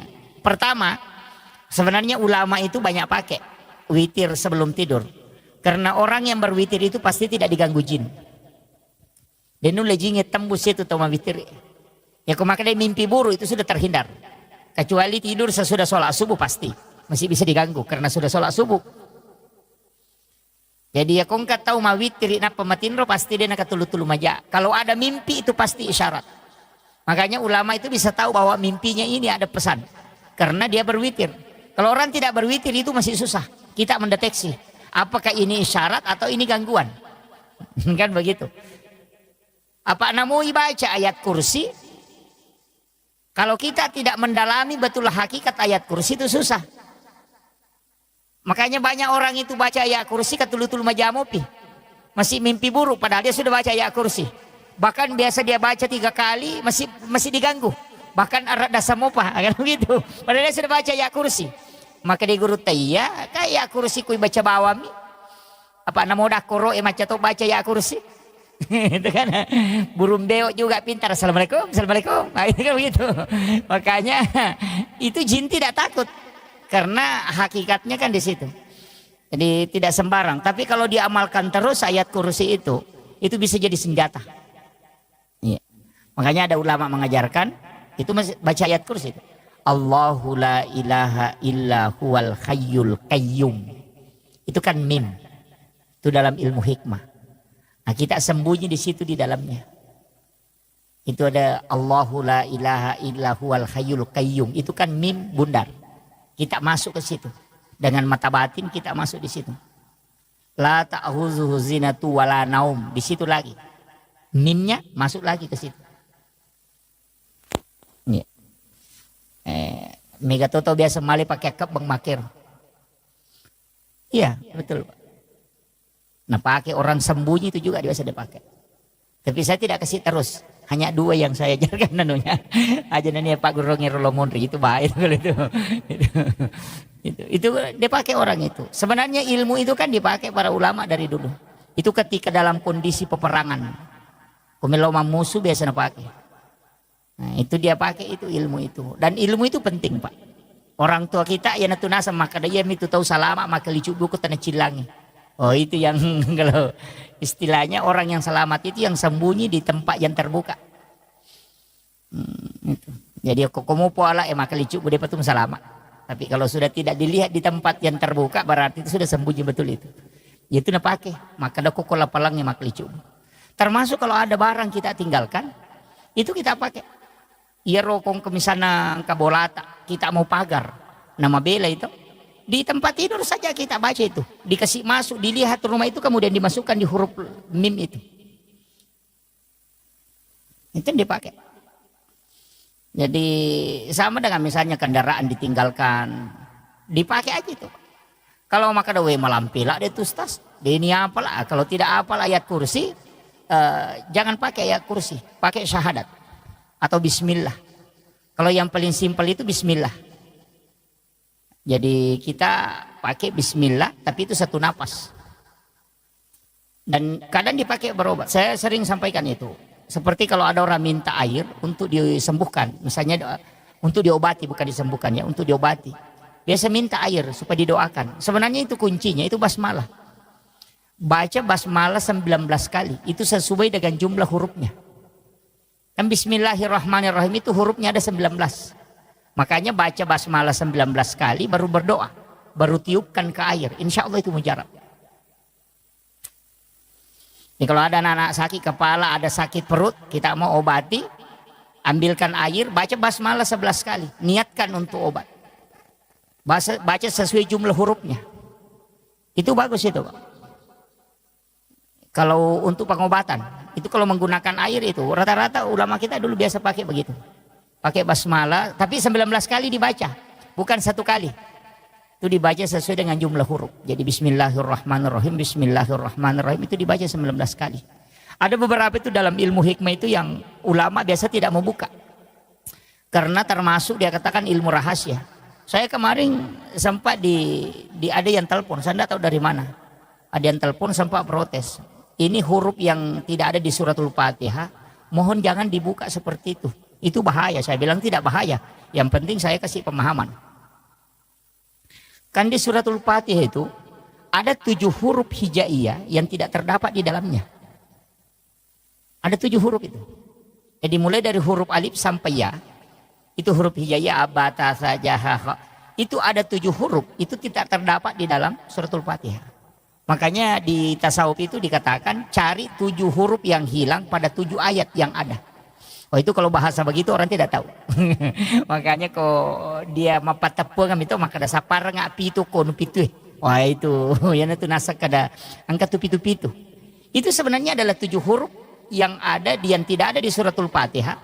Kalau itu ditulis, itu dianukan para ulama, ditulis 7 huruf itu. Baru ditempel di tempat mana kita tidak mau supaya tidak kecurian. Ya kau mau taruh ditempel di sadalnya itu supaya jangan dibawanya. Istilahnya di sadal mungkin ditempel, dikasih lem itu kemudian ditempel di plaster. Iya selama huruf itu masih ada, insya Allah itu tidak dicuri. Barang itu tidak dicuri. Kau nggak tahu majanya, nah denite itu kendaraan, itu hebatnya itu 7 huruf itu yang sama. Makanya orang biasa tempel di rumah. Saya pernah ketemu dengan ulama itu justru dia ditulis di kertas, baru dia masukkan di pipet, baru dia tutup. Nanti ketika dicor rumahnya, tiang rumahnya yang di depan itu dia masukkan di dalam cor. Itu supaya dia mengatakan kalau di sini tinggal di dalam sudah tidak ini. Itu dalam ilmu hikmah itu Pak dipakai. Tapi saya tidak kasih tahu hurufnya, cari sendiri. Masa tidak didapat? Itu kan bisa dibaca itu. Suratul Fatihah kan dihafal. Nanti tinggal cari huruf apa yang tidak ada di suratul Fatihah. Huruf hijaiyah yang itu ada 7. Ya, makanya makadami itu kalau patepung ipat tareka sapar ngak pitu de ega aku pitu. Nah, itu yang dianukan. Itu kan angka-angka 7 itu kan istimewa Pak Bu. Cuma kadang-kala kita tidak mengkaji itu. Itu penting. Biasa di rumah nah tempel ke kendaraan nah, tapi jangan untuk menghinakan, istilahnya disimpan di bagian bawah, jangan. Harus tetap dijaga tempatnya. Ya. Itu bagus. Jadi itu doa yang seperti itu. Tapi Sering juga saya anukan bahwa sebenarnya kalau dalam konsep hidup ini, dua sholat itu saya selalu sampaikan sholat sunat. Pertama witir, yang kedua sholat sunat istihara. Ini ilmu yang saya kasih sebenarnya ilmu bukan ilmu orang biasa, tapi ini ilmunya orang-orang tertentu. Itu sholat sunnah istihara itu jangan nanti ada masalah baru kita sholat. Kadangkala itu sholat sunnah istihara nanti kita lakukan ketika ada masalah. Padahal sebenarnya sholat sunnah istihara itu dikerjakan setiap malam. Jadi barak napuraki masam paja tahajud, asam paja sunnah istihara memang. Jadi istihara kita itu hanya meminta kepada Allah supaya Dia yang mengatur dan menunjukkan apa yang akan kita lakukan besok. Iya na tunang ka istilah na pakai teman-teman dulu maka ada piga apa pakai doku. Ah itu nama masuk. Karena pasti ada. Iya kode memang tuh kagak kau tiemu ba aja terjamai karena tidak selesai itu. Pasti jadi masalah. Tapi begitu tadi harus sholat istihara setiap malam. Iya kui pakai itu sampai sunnah istihara setiap malam muncul itu. Muncul itu. Jadi muncul sendiri itu maka dia jolo mujamah. Iya jolo. Biasa kalau ada informasi sampai kita tinggal anukan. Kalau dia tertutup maka dah tolak saja. Tidak usah dianukan dulu itu. Itu jalan itu. Dan itulah yang dipakai ulama. Makanya dia mengatakan ikuti fuad. Ikuti mata hati itu. Dan itu akan terbuka. Karena ia mega tahu, ia mina sampai sunah istihara kong ke masalah sehingga kong masampajang masalah mini ngerang. Di situ. Jadi tanya apa ngalah tala ni ngerang kong masampajang masalah itu dia berpikir kenapa kok cara nama tu nala papuluk. Jadi dia sholat itu karena masalahnya. Itu jadi masalah. Makanya saya sampaikan sebelum kita mendapati masalah, semua yang akan kita jalani dalam sehari itu mestinya istiharakan memang. Artinya iya kawan ni neka kau itu kau sampai jatah haji kan gampang sebelum sampai jatah subuh bisa itu biar masuk waktu subuh ya kau masuk sampai jatah sunat subuh masuk sampai jatah sunat subuh ki napa ki masuk sampai jatah sunat istihara minta kepada Allah supaya Dia yang pilihkan termasuk kita sebenarnya penceramah itu pakai kalau normalnya saya itu Pak terus terang kalau normal itu biasa maselang pernah saya ceramah duhur di Balikpapan. Sudah duhur saya ceramah di Balikpapan. Sudah isya saya ceramah di Palu. Saya bilang itu bisa aja karena pesawat sore ada dari Balikpapan ke Makassar. Tiba jam 4 pesawat Palu jam 4 itu tiba jam 5 di Palu sholat. Saya sholat maghrib sholat isya di Palu. Saya bilang tapi itu butuh istihara. Karena kayak kendaraan begitu kan kadang delay. Itu butuh istihara. Kalau tidak konek memang saya tidak bisa ambil. Tapi kalau koneksi itu saya ambil. Jadi istihara begitu fungsinya. Jadi pasti dipilihkan itu. Karena ada waktu itu nanti bingung nih. Maka ada loko kajaga ya gajo ujamai. Tapi kalau kita istihara setiap malam pasti Allah pilihkan. Dan itu akan beri isyarat-isyarat terus. Jadi itu penting. Cuma kalau amalia ini yang sanukan kalau amalia kalau kita selesai sholat fardu itu dari Syekh Al-Maliki kita meletakkan tangan kanan ini di perut sebelah kiri itu setiap selesai sholat fardu jadi tangan kanan ini diletakkan di perut sebelah kiri ibu jari ini agak didorong sedikit ke jantung jadi dipisah jadi 4 jari ini di perut kemudian ibu jari ini agak didorong sedikit ke jantung baru baca Alam Nasr 3 kali surah Al-Ikhlas 3 kali baru Rabbi syrah li sadri wa yassir li amri wahlul 'uqdatam min lisani yafqahu qawli Rabbi yassir wa la tu'assir itu ada tambahannya jadi Rabbi yassir wa la tu'assir dibaca 3 kali orang yang mengamalkan ini Bapak Ibu sekalian ia kongka masalah noloi orang yang akan selesaikan jadi tahu murusukan masalah itu kuncinya. Jadi ternyata denak kada ini sipan rasa-rasa ngurusin apa selesai? Tidak. Pasti ada orang yang menguruskan itu. Cuma kalau itu kuncinya, artinya ini amalan sederhana tapi itu manfaatnya luar biasa. Dan orang yang mengamalkan itu tidak ada anaknya menjadi fakir. Itu makanya saya wasiatkan Itu setiap selesai sholat fardu. Jadi kupura ki milo doang sesudah berdoa sebelum berdiri sholat sunat, letakkan tangan kanan itu di perut sebelah kiri. Kemudian ibu jari agak didorong sedikit ke jantung. Kemudian kita baca alam nasrah 3 kali, surah al-ikhlas 3 kali. Yana tu nasa tomato teriolo, maka da aja mu salaiwi onro mutu dan narekode na pura mu patama ke korang alim. Itu nama masuk. Oh itu kan Nabi mengatakan membaca surah al-ikhlas 1 kali itu sama dengan sepertiga Al-Quran. Makanya untuk orang-orang yang sibuk, misalnya orang yang bekerja di perusahaan, bekerja di tambang, yang harus menjalankan tugasnya, itu aja dipakai. Baca aja surah Al-Ikhlas 3 kali itu sebelum berdiri. Itu kita sudah dapat pahala khatam itu. Begitu. Jadi sebenarnya tidak susah. Orang kalau mau beribadah itu Pak gampang. Ya, makanya saya sering kasih tahu, jangan pahami bahwa kayak jamaah tabligh itu harus keluar begini bermalam sekian malam baru bisa dianggap ibadah. Wah, keliru juga itu. Di masa Nabi memang ada yang diutus, sahabatnya dia utus pergi berdakwah sampai 7 malam berdakwah, ada yang 3 hari berdakwah, ada yang 40 hari berdakwah baru pulang. Memang ada di masa Nabi, di masa sahabat juga begitu. Itu tidak masalah karena memang mengajarkan Islam itu penting, dakwah itu penting. Tapi jangan sampai itu melupakan keluarga, itu fatal itu. Tapi kalau saya prinsipnya begini, yang harus banyak berdoa itu perempuan. Kalau saya, karena saya sudah baca beberapa hadis dan beberapa penjelasan ulama, saya mengatakan doa yang lebih banyak itu mestinya perempuan, istri. Jangan, kita laki-laki ini sebenarnya memang tugas bekerja.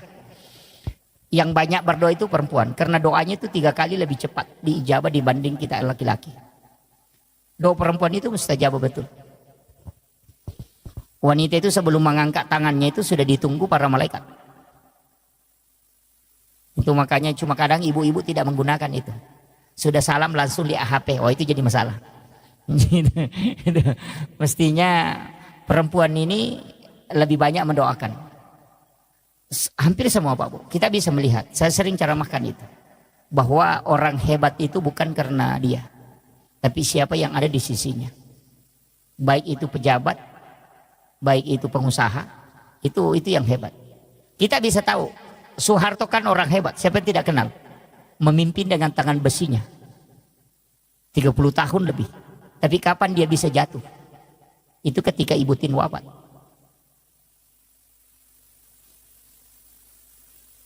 Habibie orang hebat. Siapa yang tidak mengakui? Bahkan di Jerman dia dapat nilai summa cum laude. Kecerdasan beliau luar biasa. Tapi kapan mereka tidak bisa berbuat apa-apa? Ketika Ibu Ainun wafat.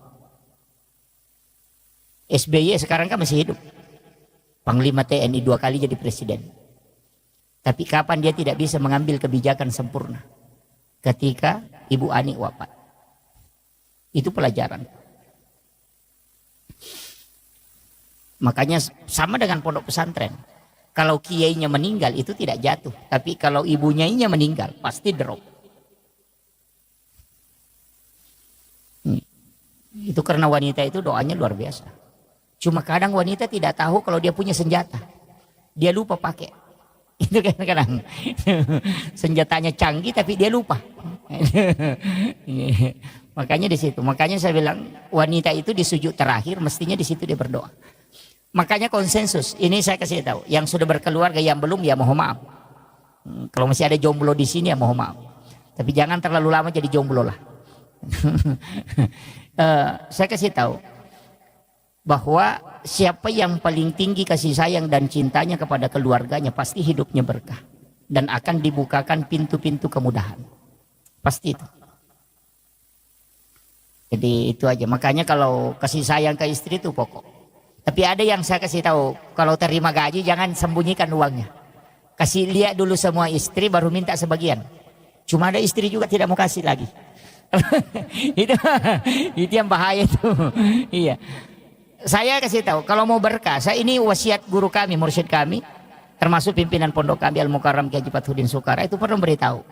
Maka dia kongka polia muna pita manang ibenem, biarkan dia pegang. Setelah itu baru kau minta kalau kau butuh. Nah sebab magai, tetap tuh makai guna. Tapi ya kita kau mata terima kidi misalnya 10 juta atau 5 juta. Nah pelak gai 2 juta, dia ini pita, bene 3 juta pitang. Capu mati itu 2 juta dia sekadar gayeli. Itu karena hilang berkahnya, dicabut. Tapi ya kau pura ini tamanang, namo pura minakatan ni, napa ilau 2 juta maka data lengak 2 juta mereka pakai, itu pasti mak berkah. Sisa lame matuh. Makanya kita laki-laki sebenarnya itu punya rezeki cuma 30%. Wanita itu yang punya 70%. Itu anunya. Makanya kalau mau banyak mendoakan ya kasih banyak istri.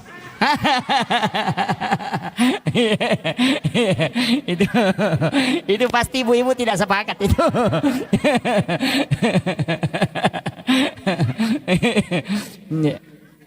Jadi kan kuncinya di situ. Makanya saya wasiatkan kepada ibu-ibu, cukup kalau sholat sunnah ataupun sholat fardu di sujud-sujud terakhir itu minta. Kita yang memohon kepada Allah, karena itu pasti dibuka. Pasti dibuka. Karena hakikatnya di situ. Makanya wanita itu dengan simbol kelembutannya itu dengan simbol doa. Tapi untuk laki-laki itu adalah simbol bekerja. Makanya orang Bugis itu pakai palsapa ketika dalam tradisi itu narik komaki agak sana sompasara.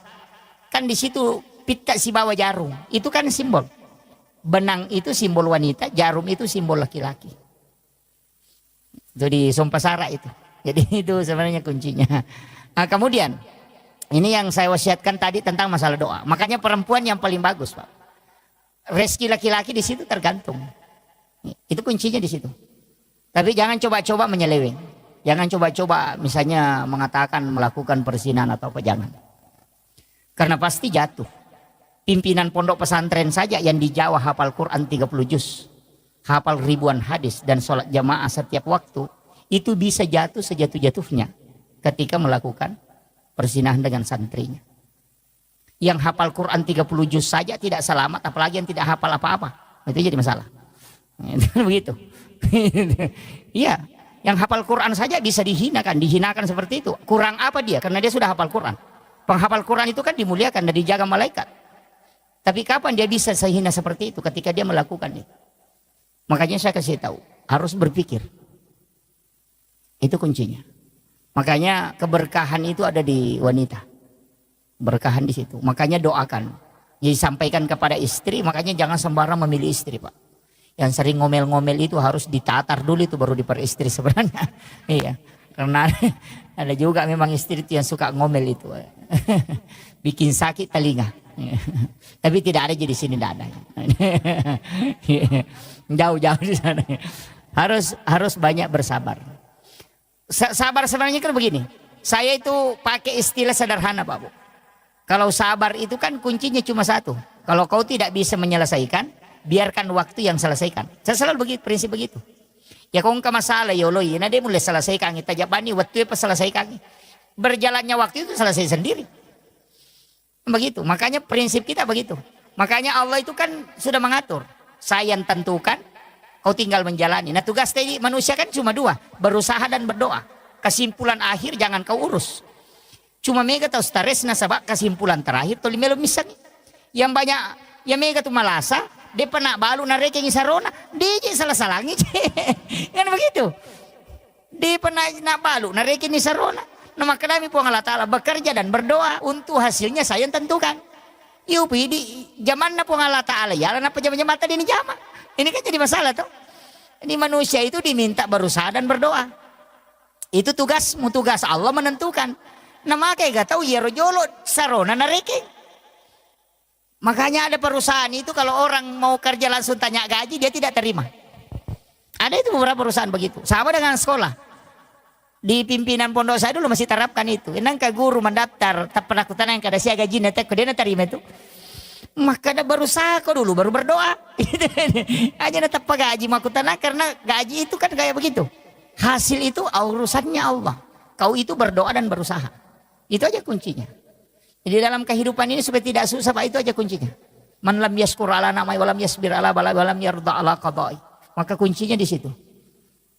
Cukup syukuri, bersabar, tapi gampang ya Pak Uto. Nah, kada sabar, wah, maka gampang. Tapi kalau mana mau manoko-noko kupuri.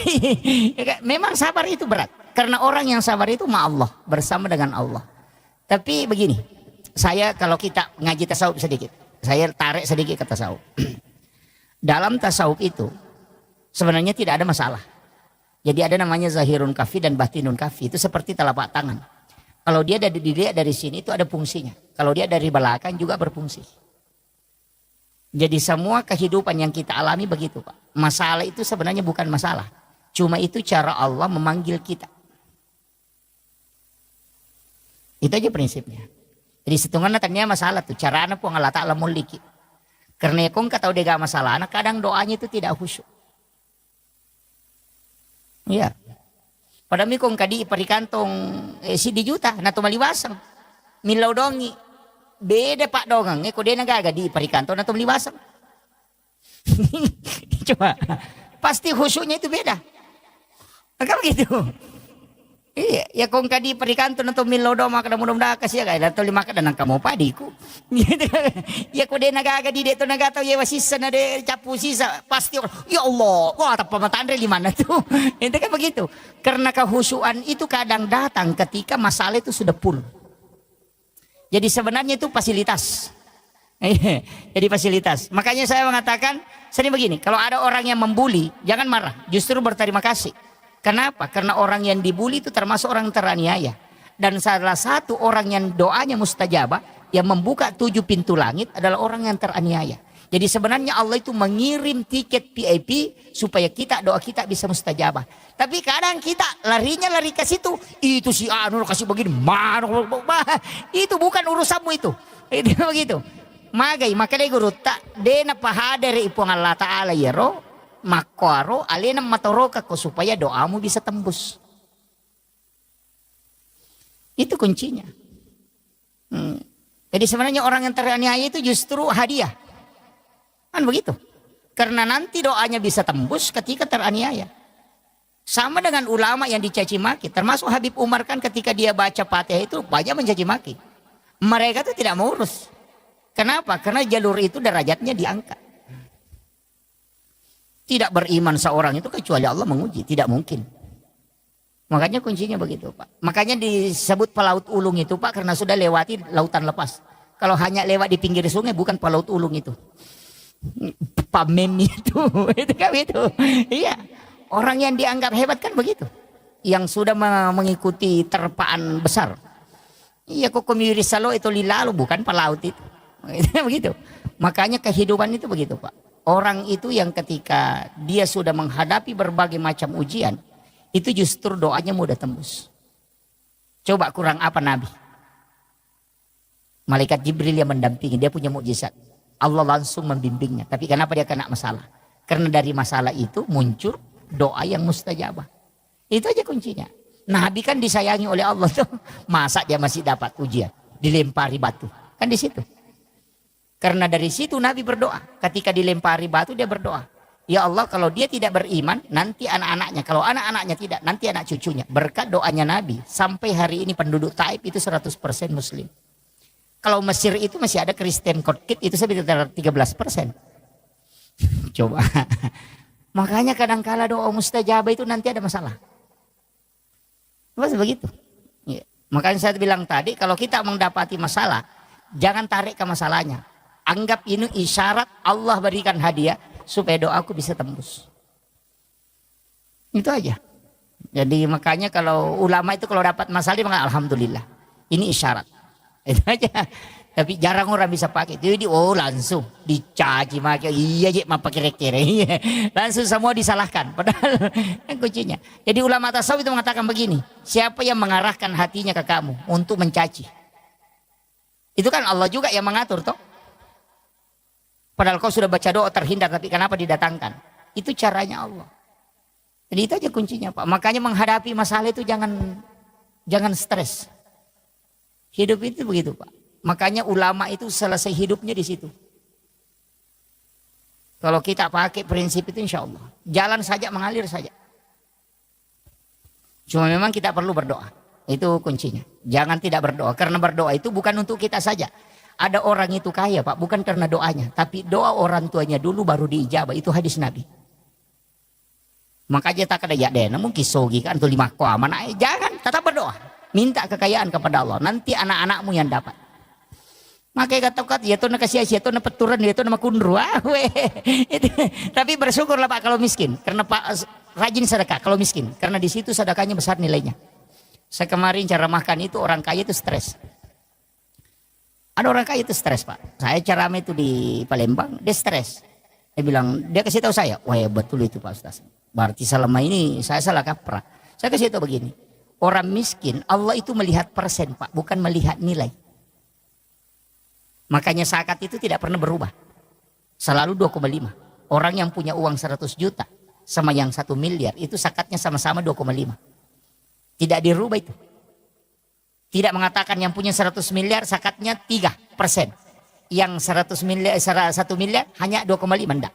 Zakat itu sampai berapapun tetap 2,5. Di sisi Allah itu sama 2,5 hartamu yang diminta. Punya harta 100 miliar tetap Allah minta 2,5. Kau punya harta 100 juta tetap Allah minta 2,5. Yang 100 miliar dengan 100 juta itu sama di hadapan Allah 2,5. Makanya kalau ada orang miskin punya uang 10 ribu, dia sedekah 5 ribu, berarti 50% hartanya dia sedekahkan. Kasurun garek tau sogi ikong kadina siratu juta napa mak berengi 50% tanah mapat di ulu. Kan begitu. Padahal orang miskin santai saja itu. Ya kong kadina 10 sapu nilau 5 sapu makan ala bawan itu. Santai pada 50% ini nak berengi. Karena Allah cuma kasih rezeki itu 100% rezekinya itu ada 10 ribu. Tapi nasabah nak berengi 5 sep berarti 50% dina nak bereng. Iya. Ya kau tahu sogi si di miliar dina memang bereng 50% 500 juta nak bereng mapat diisi. Mampir kiri kasih ratu. Kan begitu. Ada sinilah sehingga ada ulama mengatakan berdoalah bisa kau tetap miskin supaya sedekahmu selalu besar nilainya. Kan begitu. Jadi jangan salah paham ya. Ini makanya ulama kita itu dari dulu begitu. Jadi memotivasi orang miskin itu penting Pak. Iya, makanya orang miskin itu nanti paling cepat selamat. Iya, paling cepat karena mau ditanya tidak banyak ditanyakan. Oh, masulah rak poncok minah handuk-handuk mau mengolok ke malaikat maka aja ditanyaki kok rumah utama. Gitu. Yang banyak rumahnya itu, wah, itu yang stres itu. Itu kan begitu. Makanya ada namanya jasa. Makanya guru tak, ini yang wasiat saya juga penting ini, jangan ditinggalkan ini. Setiap punya barang baru itu pakai sholat. Iya, istilahnya barang baru, memiliki baju-baju baru, langsung tak pakai mas sempajang. Itu tidak akan hancur, kemudian ada penggantinya. Dari situlah kenapa ulama-ulama kita dulu setiap ada tempat-tempat baru, dia biasa adakan syukuran dulu untuk bersedekah supaya itu nanti itu berkahnya luar biasa Pak, dan itu bisa dipertanggungjawabkan. Maka dapura nu pakai maka siwe pupa mulang. Itu kuncinya. Pada kong kamu motor baru tali tepat pakai lo masih gih. Insya Allah dia naburu itu motornya nang kapatolana, tapi kendaraannya aja tetilo ke bene mah kadang ku ke bene baru pakai dipakai masam pajak dia pernah matonan kapatolana, wah itu jadi masalah itu. jangan jangan dialihkan ke situ ya. Ya. Jadi itu semua. Tapi saya sering sampaikan kalau beli kendaraan itu wasiat guru kami itu dari Aceh. Ya kembali ke kendaraan nak beli hari Senin. Dia buruk tuh nang kapatolan. Dia nasi sakoaga. Ia pernah mogok ko nadapi bengkel itu. Mendari latup itu boleh napa mapecak banda. Itu beli hari Senin, jangan beli hari Jumat. Karena melihat sejumat apa rasa-rasa ko tuh. Itu pesan beliau. Dan saya buktikan an ka motorku biasa wala Jumat. Kata lu gak ulunan apa. Saya bilang betul juga ini. Ya, karena hari Jumat itu hari ibadah bukan untuk harta. Kalau kenapa hari Senin? Karena hari Senin itu ditetapkan rezeki. Kanya maka dia guruta beli hari Senin insya Allah. Dena sesak tuh. Dena pada rasa.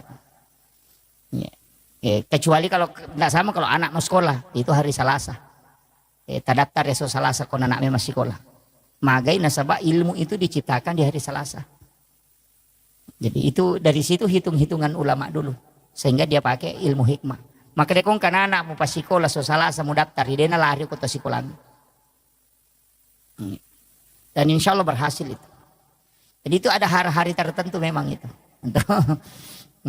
Jadi memang kalau kita kejar ilmu-ilmu seperti itu, ilmu hikmah kan banyak. Tapi itu masuk hikmah bukan masuk dalam ilmu fikih. Kalau ilmu fikih itu kan ilmu hukum. Sama aja dengan dokter. Ada dokter kulit, ada dokter terapi. Begitu, ada dokter jantung. Ya. Jadi kuncinya di situ.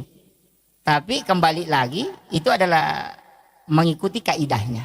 Nah, makanya saya sampaikan, jadi amalia kita begitu. Yang pertama tadi jangan tinggalkan, utamanya sholat sunat duha di awal waktu ini paling bagus.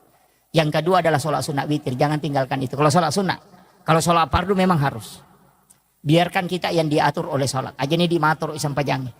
Apa ya kui diatur ko sampajangi, ina tamu waktu pasti masam pajangi. Tapi ya kui di matur isam pajangi, mandari may piloro to masam pajano, may piasara to masam pajaloro.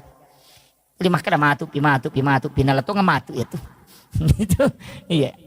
Kemudian usahakan berjamaah, walaupun kita tidak, jangan selalu berpikir yang 27 derajatnya.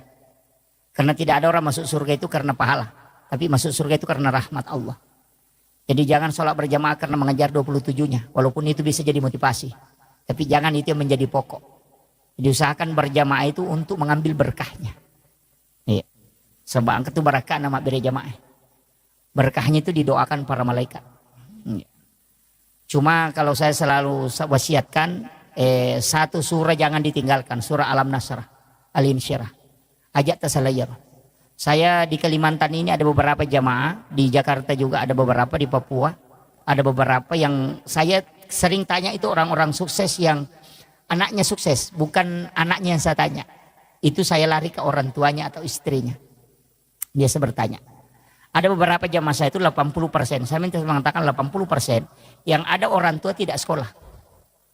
Jadi ibu bapaknya tidak pernah sekolah, tapi anaknya justru jadi pemimpin yang hebat.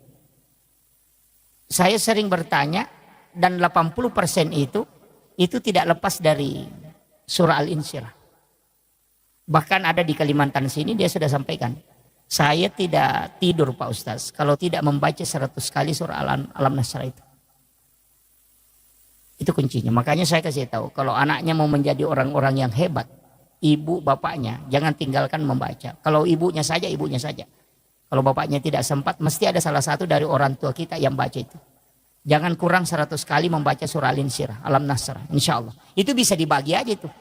20 sudah sholat subuh, 20 sudah sholat duhur, 20 sudah sholat asar, 20 sudah sholat maghrib, 20 sudah sholat isya, itu sudah 100. Iya. Atau sambil jalan kita baca, apalagi tasbih sekarang kan sudah enak.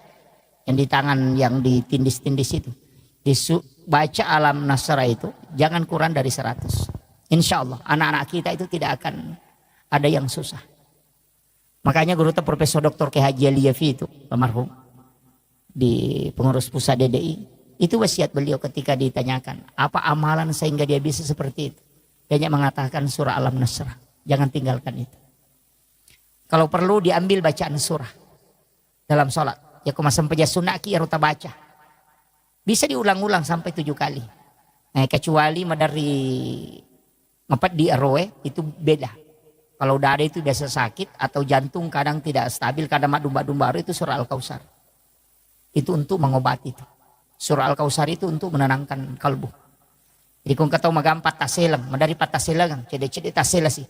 Madari mak barbarona padahal tidak ada apa-apa. Suruh baca, memperbanyak membaca surah Al-Kautsar. Surah yang paling pendek, inna atayna. Eko dia tak apalah ya rumah tibawan nih. Wah ini sudah jam 9 lewat. Itu surah Al-Kautsar, itu surah adalah surah untuk ketenangan. Itu talumia ya inna a'tayna kal kautsar fasholli li rabbika wanhar inna syani'aka huwal abtar. Itu. Tapi itu surah bagus sekali. Kalau ada anak-anak menangis itu tengah malam karena nak bicu teri, ya mana rota bacangi. Tiup ke tangan baru letakkan di dadanya atau di ubung-ubungnya. Itu diam itu. Karena itu diganggu jin, misibian. Jadi kebacangi surah Al-Kautsar itu langsung diam. Sebenarnya orang yang pang emosian yang itu dibacangi. Iya, kong kalakai pacecer, bayi pacecer yang itu dibacangi. Iya, anak juga kalau ada temperamen, biasanya kan ada anak temperamen itu. Pang emosian itu yang dibacakan. Kita bacakan di telapak tangan baru letakkan di dadanya kalau dia tidur. Itu surah Al-Kautsar. Komiki misalnya sejarahnya surah Al-Kautsar, waktu namate anak Nabi, tak anak Nabi Tarone, itu namanya Ibrahim. Itu Nabi menangis sedih. Sehingga jantungnya itu merasa perih hatinya. Dan itu tiangnya aras bergoyang. Karena Nabi bersedih. Makanya turun ayat ini, surah ini hanya 3 ayat. Untuk menenangkan kalbunya Rasulullah. Sampai tiangnya aras itu diam. Ya nanti nak kada guruta, maka pala ko na malak dak bombangi, bacakan surah Al-Kautsar. Mamak ko ya tuh. Makanya ibu-ibu kalau mau goreng pisang, goreng telur, goreng ikan, ya kau ceki kau mak betui, bacakan surah Al-Kausar baru masukkan ke minyak, itu tidak meletus itu. Sama dengan telur, itu tidak meletus itu. Maka tiga tahu mak beti biasa nale sampurin apa natutuka, enggak usah, bacakan saja surah Al-Kausar. Itu tidak akan meletus itu. Itu berakanya itu. Sama dengan kalau mau mencuci daging toh. Di sini banyak orang, saya sering kasih ajari itu penjual bebek. Itu kan bebek itu kan baunya sangat keras. Mestinya itu kalau dia cuci terakhir, dia bacakan surah Al-Kausar pada air terakhir. Yana tu nasa tomatot tariolo bisa sara. Hilang baunya itu. Daging mau dicuci kalau mau kasih hilang bau amisnya, bacakan surah Al-Kausar, itu hilang, tapi air terakhir. Yana rumah kada bisa sara, artinya bisa pembersihan terakhirnya itu. Hilang bau amisnya itu. Itu kuncinya, cuma kadang-kala orang tidak pakai. Jadi sebenarnya termasuk naik pesawat, begitu juga. Ya komajai cuaca. Saya itu sering, kalau cuaca tidak bagus, saya cuma tempelkan telapak tangan begini di dinding pesawat. Itu kemudian baca itu. Naik kapal juga begitu. Ya miko oto dia cocok. Bakal lalangi mimaja. Gitu. Jadi itu kalau hati orang anak-anak kita istilahnya temperamen itu. Tapi biasa anak-anak temperamen juga itu faktor dari orang tua. Utamanya istri itu yang besar pengaruhnya. Jadi makanya itu istri itu tidak boleh emosi kalau suaminya meminta untuk berhubungan. Jangan coba-coba. Itu pasti kalau tinggal itu anaknya temperamen. Cuma kali ngebaca. Apalagi itu 5 suruh Pak dia ngijok lampu yang anu ngijok kakak ngijok lah kuan ngijok yang ketu dia pernah laca itu laca ngijok tengah deh gak. Kecincolan anaknya itu kong kanak nama itu. Iya. Itu kan banyak itu. Maka bini laki dan apa maka das anu kakak ngajol laki anu jolo terijo benda anu jolo pas surah pagah. Itu. Dan itu pasti anak nama itu kong ke sorangnya mereka bicaraan. Ya, makanya saya diwasiatkan itu sama guru tak. Itu mursyid tarekat itu mursyid kami itu mengatakan jangan berhubungan. Kok anak-anak maturu musapa aja berhubungan. Papastina bali-bali kok matu. Itu kuncinya. Dan itu banyak. Napati itu mega pasuron. Itu makanya penting. Ini saya wasiatkan. Ya ada beberapa hal itu yang memang diajarkan para ulama kita dan itu terbukti. Dan itu masuk dalam ilmu hikmah. Kemudian saya nukan kalau mau diangkat derajat, satu sholat yang mengangkat derajat itu sholat tahajud, walaupun hanya 2 rakaat. Tapi kalau kayak Pak Haji ini dengan ibu, saya kasih tahu harus punya amal rahasia, tidak boleh tidak. Orang yang banyak istilahnya banyak tanggungan, seperti itu karena ada beberapa karyawan, kemudian tugas di mana-mana. Itu harus punya amal rahasia. Dia harus punya amalan yang dia sendiri tidak tahu. Harus. Bagaimana caranya? Itu ada di beberapa kitab. Dan itu ada di dalam hadis juga. Tapi ini orang khusus. Tapi kalau kita mau lakukan bisa. Kalau sedekah dengan memberikan langsung kepada orang. Itu biasa. Tapi ada sedekah itu yang dilakukan Rasulullah. Itu menyuapi orang buta Yahudi di pintu pasar. Itu kan hadis masyhur sekali tuh. Ketika orang bahas maulid. Bahwa Rasulullah punya kebiasaan menyuapi orang Yahudi yang buta di pintu pasar. Nanti ketika itu Umar menggantikan. Ketika beliau meninggal. Tapi apa yang terjadi? Itu sebenarnya orang tidak baca. Artinya apa? Kau harus punya amal rahasia. Yang orang kau bantu itu dia tidak tahu kamu. Makanya saya kasih tahu begini. Saya ambil simpelnya. Cari sekolah di sini misalnya, atau pondok pesantren, atau pondok tahfiz, atau apapun, atau panti asuhan, tanyakan, apakah di sini ada anak yatim atau fakir miskin? Kalau dia mengatakan ada, tidak usah kasih tahu saya namanya, tidak usah kasih lihat saya fotonya, tapi nanti saya yang bantu biaya sekolahnya, selama misalnya 1 tahun. Kita ketemu dia, kita tidak tahu bahwa ini yang kita bantu. Jangan lihat mukanya, dan juga jangan tahu namanya. Cukup bantu tapi kau tidak mengetahui. Itu dalam hadis. Kenapa? Itu nanti kalau ini di dunia, ketika engkau mendapati masalah di dunia, maka pasti Allah akan mengutus orang ataupun bisa seperti malaikat itu membantu kamu tapi kau tidak tahu. Ina tunah kada guru taya ko melo ko ibantu ko nude musang makadaniga meway ko. Eway ko tahu tapi aja musang makadaniga meway. Kau bantu. Yang kedua ini baru di dunia. Untuk di akhirat itu ada dalam hadis. Ketika orang berjalan kepada mahsyar, di pada mahsyar itu berjalan, berjejer. Orang berdiri tidak ada yang duduk karena semua berdiri. Itu berdiri di atas telapak kakinya. Maka dairo Fulan bin Fulan yanu angka kiona sitinro malalang. Si bawa muki malalang. Maka dapat petak de bawang. Itu dalam hadis itu. Kenapa dia langsung hilang? Itu Allah memberitahu. Sampaikan kepadanya bahwa ia rotawe purewala upas saleh. Saya tempatkan di tempat yang tenang untuk dia istirahat. Ya dia diculik oleh malaikat supaya dia tidak berjalan. Itu karena mereka punya amal rahasia itu. Namun dimi. Dia itu namanya. Tapi kuncinya begitu. Aja tisangi maka dan niga, aja tuh tisangi sana. Jadi angkat tahu tak bantu tapi dini sangi maka dan niga. Itu minta berkahnya itu. Dan itu bisa dipakai tawasul Pak. Ya kong kala sat tenang katanga doktoro ita pakai ya. Angka amal upi ko makokopo de gagawin lo kutanya pa masita yang bamala da uharapkan. Talinga po baraka na tapalapa ka apolo ko masalah itu tembus itu. Yo pokoknya itu maka datang panama 10.000 ay sila ada kimilodong itu. Sila ada kimilodong itu.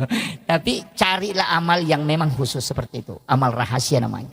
Jadi itu yang ini yang penting. Semua kita yang ada di sini bisa gunakan itu. Banyak hal termasuk kendaraan komapajo kaki. Saya itu di mobil Pak terus terang. Ada botol aqua itu. Saya bawa tapi itu botol aqua biasa yang aqua kecil sedang itu. Saya selalu isi bensin. Itu saya isi Pertamax, itu kemudian saya tutup, kemudian saya simpan di jok mobil itu. Selalu itu di mobil ada. Itu ajaran guru kami. Kadali ko bensina, munia kemetoy. Maka dia bensin ngewe utaro untuk bantu nareko angka tau matu capura bensin ko lalangi. Biasa kita bawa mobil tengah malam, itu ada orang dorong motor dengan istrinya. Karena kehabisan bensin di tengah jalan. Kita kasih uang 100.000 itu tidak ada gunanya. Tapi kita kasih bensin hanya 1 botol kecil, itu bisa menyelamatkan dia. Itu termasuk amal rahasia Pak. Maka dia guru tak, ya komen reko kotomu milodong, madari malupai Pak dongangnya. Tapi salamang kaya tumutaro, maka mereka bantu itu, dia nasalai malaikat yaitu kendaraan. Dia akan menjaga terus. Karena orang menyimpan sesuatu untuk menolong sesamanya, maka malaikat diutus untuk menjaganya. Itu namanya malaikat hafazah. Itu jarang orang gunakan. Dari ya kong katu Pak PT-PT itu yang mobil naik ke Makassar. Sering kalau saya lewati saya kasih tahu sopirnya. Kumelo ko salama kendaraanmu tari ako. Itu saya kasih tahu. Maka dana mo tak salah tuh dia itu nama solang. Masolang makotom itu kota salah. Itu anunya Pak Bu. Itu pesan guru kami itu. Kenapa? Karena hal yang seperti itu kan ada hadisnya. Siapa yang menyimpan sesuatu untuk membantu saudaranya maka malaikat akan terus menjaganya. Nah najagai malaikat. Gitu. Ini yang dari 1.000 mobil Pak untuk kalau ada saat yang melakukan itu. Iya, ini yang saya sampaikan. Saya kira ini yang penting saya wasiatkan. Artinya ada hal-hal simpel itu dalam kehidupan. Sebenarnya tidak susah kita lakukan. Yang penting kita mau. Jadi hal-hal jangan mengatakan orang ustaz itu yang bisa. Oh justru ustaz itu tambah susah nanti masuk surga Pak. Banyak sekali neko-nekonya karena lebih banyak bicaranya kadang daripada ibadahnya. Nah, itu kan begitu. Iya, orang yang justru biasa-biasa itu yang kadang itu lebih mudah. Jadi yang tidak banyak tanggung jawab itu begitu. Makanya saya wasiatkan itu aja. Jadi 3 hal. Jangan tinggalkan ibadah, buat ibadah rahasia. Itu kemudian dalam menghadapi kehidupan serahkan sepenuhnya kepada Allah. Utamanya tadi sholat sunnah istihara, lakukan setiap malam. Kalau tidak bisa melakukan di akhir tahajud, bisa lakukan sebelum subuh. Sesudah azan subuh. Atau sekalian sesudah sholat isya, minta. Tapi bagusnya itu sebenarnya nanti bangun. Nanti pergantian malam. Jadi nanti menjelang subuh kita lakukan itu. Lakukan sholat sunnah istighfar, minta kepada Allah supaya dia tunjukkan yang terbaik. Itu pasti itu diatur itu, kayak dibimbing memang. Lari ke sini, ini dulu yang kau urus, ini dulu. Itu begitu. Utamanya seorang pimpinan harus paham ini yang, karena itu sering mengambil kebijakan atau apa. Saya kira ini penting yang saya sampaikan. Mudah-mudahan ada hikmah yang bisa kita petik. Dan insya Allah dalam kehidupan itu kuncinya tadi itu. Selalulah berdoa. Jangan pernah. Karena ilmu itu tidak ada nilainya. Yang ada nilainya itu adalah bantuan Allah. Makanya seandainya kecerdasan atau ilmu yang buat orang selamat Pak. Tidak ada orang jatuh gara-gara kulit pisang. Karena semua orang tahu bahwa kulit pisang kalau diinjak itu kita bisa jatuh. Tapi kenapa masih ada orang jatuh? Ya, makanya ilmu tidak menyelamatkan. Jangan katakan karena saya sudah tahu pasti selamat, tidak. Orang yang tahu saja kulit pisang bisa bikin jatuh, tetap jatuh. Itu makanya ilmu itu tidak ada apa-apanya. Makanya ini yang saya sampaikan bahwa jangan bangga dengan ilmu, jangan bangga dengan ibadah, tapi minta rahmat Allah. Itu kuncinya. Akhirul kalam, wallahul muwaffiq ila aqwamit thoriq. Nasrun minallahi wa fathun qarib wa basyiril mu'minin. Assalamualaikum warahmatullahi wabarakatuh. Aku akan mengampuni. Bahkan dia mengatakan inna rahmati taglibu ghadabi. Sesungguhnya rahmatku itu lebih besar daripada murkaku. Jadi walaupun Allah murka, ketika kita memohon kepadanya maka dia bisa merubah menjadi rahmat. Makanya rahmat Allah itu sangat luas. Kalau sesama manusia, walaupun kita sudah memohon ampun kepada Allah, tapi tetap kalau bersangkutan dengan manusia akan diadili. Itu yang agak berat. Nah, makanya muhasabah diri kepada Allah itu dengan bersolat ibadah. Sedangkan untuk sesama manusia bagaimana perilaku kita dan bagaimana pola hidup kita untuk sesama manusia. Itu dua hal yang penting. Kemudian nanti saya akan sampaikan sebenarnya kita hidup ini hanya 24 jam. Jadi di tuos hitungannya 24 jam. Jadi kehidupan itu sangat simpel. Hanya karena berulang yang 24 jam ini sehingga berputar menjadi nanti 1 tahun. Itu aja. Jadi kalau amalan atau ibadah kita lakukan itu 24 jam itu saja. Yang kalau kita sudah tahu amalan 24 jam insya Allah. Kan itu aja yang berulang. Cuma ada beberapa nanti ibadah yang tidak berulang. Kayak berulang 1 pekan ya ibadah Jumat. Yang berulang 1 tahun ada beberapa ibadah itu. Tapi pada hakikatnya hampir semua ibadah itu yang berulang 24 jam. Tapi saya ingin sampaikan begini. Setiap orang itu diberikan oleh Allah Subhanahu wa taala potensi untuk punya kecenderungan melaksanakan ibadah tertentu.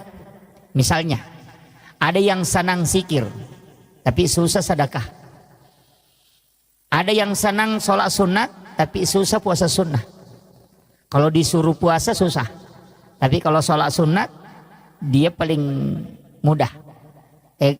Kalau disuruh mengaji cepat, bahkan bisa dia membaca 1 juz dalam sehari. Tapi kalau disuruh sedekah malas. Ada kalau disuruh puasa, nah bilang itu saja Ramadan bikin stres. Tapi ada juga orang yang kuat. Makanya nanti semua ibadah ini ternyata itu ada jalurnya. Bahwa kalau engkau rajin puasa, nanti Allah akan hadiahkan surga melalui puasamu. Makanya biasa maka daka yang penting kan kayak kapui. Nah mau ini kau den rule jama manang pasti usahakan yang kecil dia diistiqomahkan. Misalnya yang rajin sholat sunat ya jangan tinggalkan. Mestinya sholat sunat duha jangan tinggalkan yang rajin duha. Istiqomahlah dengan sholat sunat duha karena duha itu ada pintu surga di situ.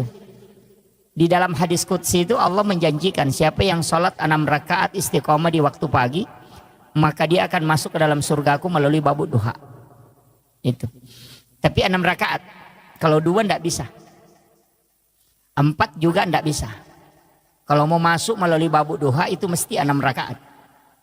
Makanya ulama kita itu lebih mengambil yang 8. Karena kalau diambil 8 rakaat, mulai dari 2 rakaat padilanya itu sampai yang 8 dapat semua. Kan kalau 2 rakaat itu sedekahnya tubuh. Sebenarnya orang yang mau sehat itu cukup dengan duha 2 rakaat. Kalau mau sehat. Utamanya persendihan tulang-tulang. Itu kan hadis Nabi. Bahwa 160 potongan tubuh manusia sedekahnya adalah 2 rakaat sholat sunat di waktu pagi. Jadi sebenarnya tubuh kita ini kan hak pakai, pinjaman dari Allah.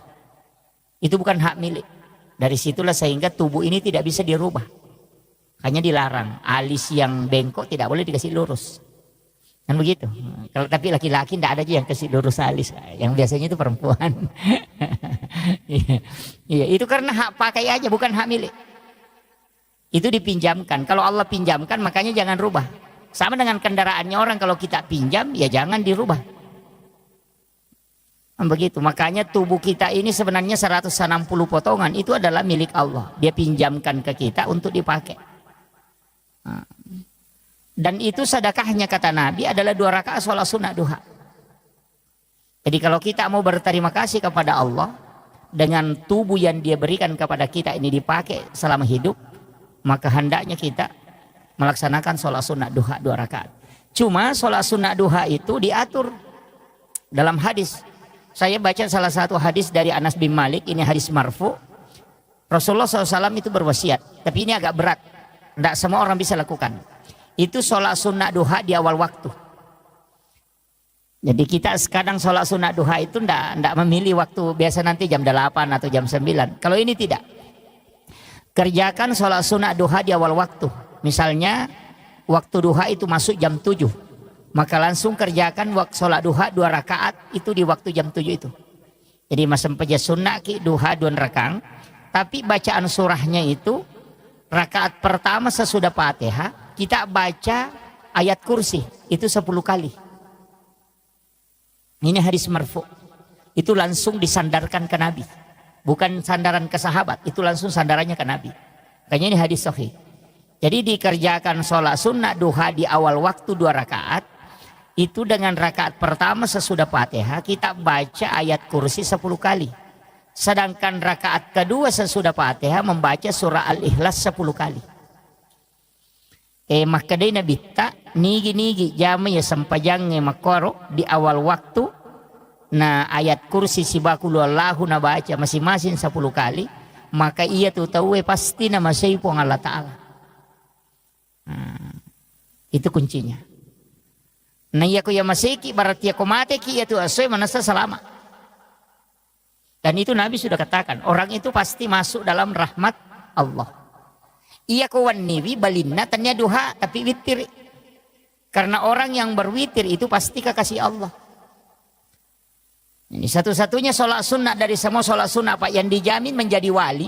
Jadi komeki menjadi wali sampai dia sunnah witir ini. Makanya duha di awal waktu 2 rakaat itu pamase. Ya komeki menjadi wali kekasih Allah, kerjakan witir di malam hari. Makanya saya kasih tahu terutama ibu-ibu. Ya tapura masam pajang ngisa. Asam pajang witiri memang. Jadi tidak usah tunggu sampai bangun sholat tahajud. Tidak usah. Kalau saya sholat witir memang kita baru tidur. Cuma ada kesalahan kita. Ustaz juga banyak yang keliru itu memahami. Maka dah sholat witir itu adalah penutup semua sholat. Jadi ketopura nama witir di negara sampai jawab dengan jamah. Padahal itu Nabi meminta mengakhirkan. Kenapa? Itu masuknya untuk sholat fardu bukan sholat sunat. Jadi kau pura ki masam pajang mengeribi aja tak witiri. Nah sebab kamu pasang pajang ngisah. Makanya diminta sholat witir itu diakhirkan. Bukan akhir semua sholat. Tapi akhir untuk sholat fardu. Apa ya itu witiri? Kawan ni mini jamah. Anak dia nawad dito mawitiri kau pura mengeribi na sebab kamu pasang pajang ngisah. Pura pi masam pajang ngisah. Napa mawitiri? Makanya Abu Hurairah itu setiap selesai sholat sunat isya langsung witir 3 rakaat. Kenapa kita berwitir? Ini kuncinya. Pertama, sebenarnya ulama itu banyak pakai witir sebelum tidur. Karena orang yang berwitir itu pasti tidak diganggu jin. Dan nula jinnya tembus itu toma witir. Ya kemakai mimpi buruk itu sudah terhindar.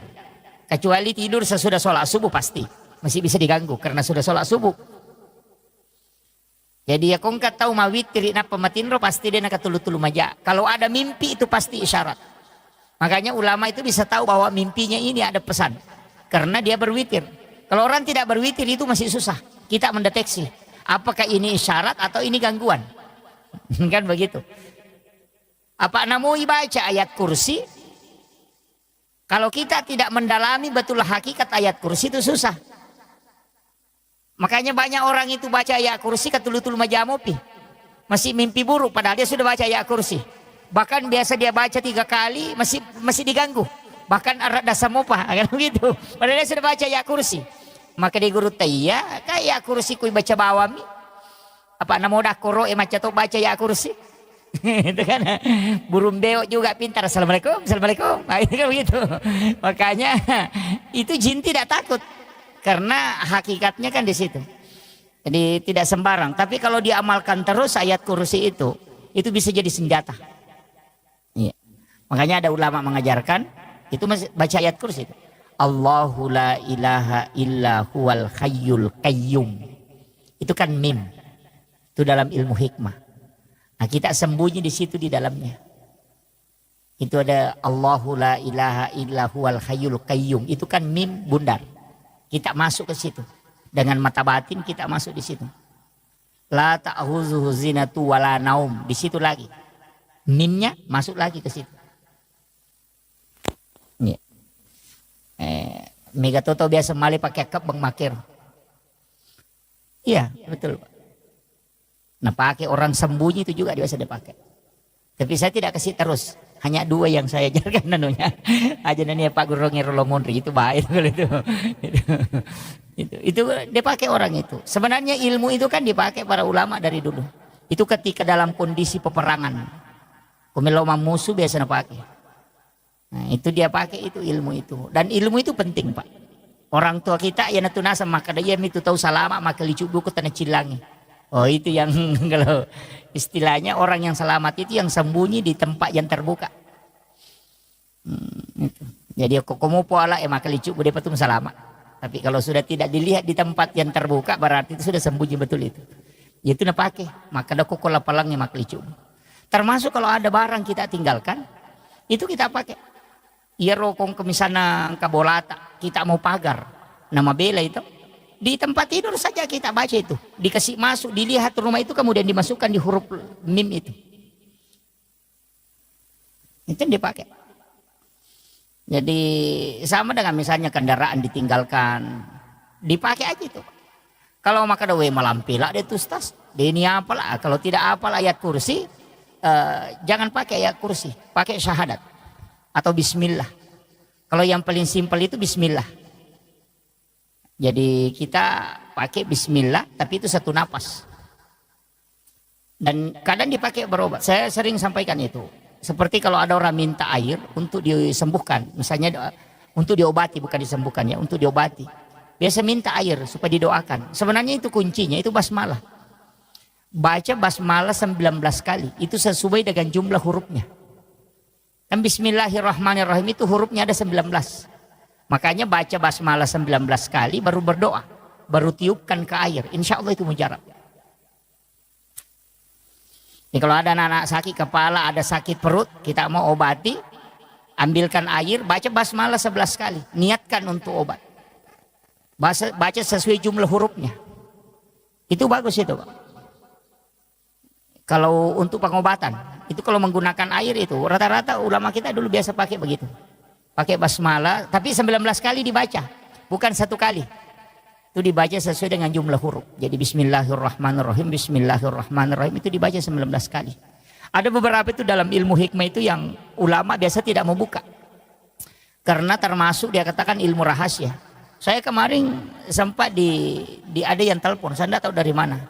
Ada yang telepon sempat protes.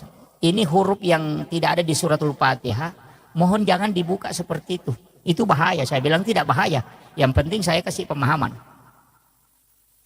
Kan di suratul Fatihah itu ada 7 huruf hijaiyah yang tidak terdapat di dalamnya. Ada 7 huruf itu. Jadi mulai dari huruf alif sampai ya. Itu huruf hijaiyah abata saja. Itu ada 7 huruf. Itu tidak terdapat di dalam suratul Fatihah. Makanya di tasawuf itu dikatakan cari 7 huruf yang hilang pada 7 ayat yang ada. Oh itu kalau bahasa begitu orang tidak tahu. Makanya kok dia mapat tepung itu maka ada sapar ngak pitu kono pitu. Wah itu ya itu nasak kada angka tu pitu-pitu. Itu sebenarnya adalah 7 huruf yang ada yang tidak ada di suratul Fatihah. Kalau itu ditulis itu dianukan para ulama, ditulis 7 huruf itu. Baru ditempel di tempat mana kita tidak mau supaya tidak kecurian. Ya kalau motor ditempel di sadalnya itu supaya jangan dibawanya. Istilahnya di sadal mungkin ditempel, dikasih lem itu kemudian ditempel di plaster. Iya selama huruf itu masih ada, insya Allah itu tidak dicuri. Barang itu tidak dicuri. Kau nggak tahu majanya, nah denite itu kendaraan, itu hebatnya itu. Itu 7 huruf itu yang sama, makanya orang biasa tempel di rumah. Saya pernah ketemu dengan ulama itu justru dia tulis di kertas, baru dia masukkan di pipet, baru dia tutup. Nanti ketika dicor rumahnya, tiang rumahnya yang di depan itu dia masukkan di dalam cor. Itu supaya dia mengatakan kalau di sini tinggal di dalam sudah tidak ini. Itu dalam ilmu hikmah itu Pak dipakai. Tapi saya tidak kasih tahu hurufnya, cari sendiri. Masa tidak didapat? Itu kan bisa dibaca itu. Suratul Fatihah kan dihafal. Nanti tinggal cari huruf apa yang tidak ada di Suratul Fatihah. Huruf hijaiyah yang itu ada 7. Makanya makadami itu kalau tepung ipat tareka esapar ngak pitu de ega aku pitu. Nah, itu yang denukan. Itu kan angka-angka 7 itu kan istimewa Pak Bu. Cuma kadang-kala kita tidak mengkaji itu. Itu penting. Biasa di rumah nah tempel ke kendaraan tapi jangan untuk menghinakan, istilahnya disimpan di bagian bawah, jangan. Harus di tempat, tetap dijaga tempatnya. Ya. Itu bagus. Jadi itu doa yang seperti itu. Tapi sering juga saya anukan bahwa sebenarnya kalau dalam konsep hidup ini 2 sholat itu saya selalu sampaikan sholat sunat. Pertama witir, yang kedua sholat sunat istihara. Ini ilmu yang saya kasih sebenarnya ilmu bukan ilmu orang biasa, tapi ini ilmunya orang-orang tertentu. Itu sholat sunnah istihara itu jangan nanti ada masalah baru kita sholat.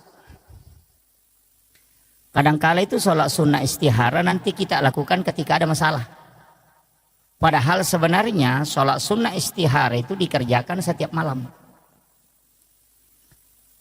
Jadi barak napuraki masam paja tahajud, asam paja sunnah istihara memang.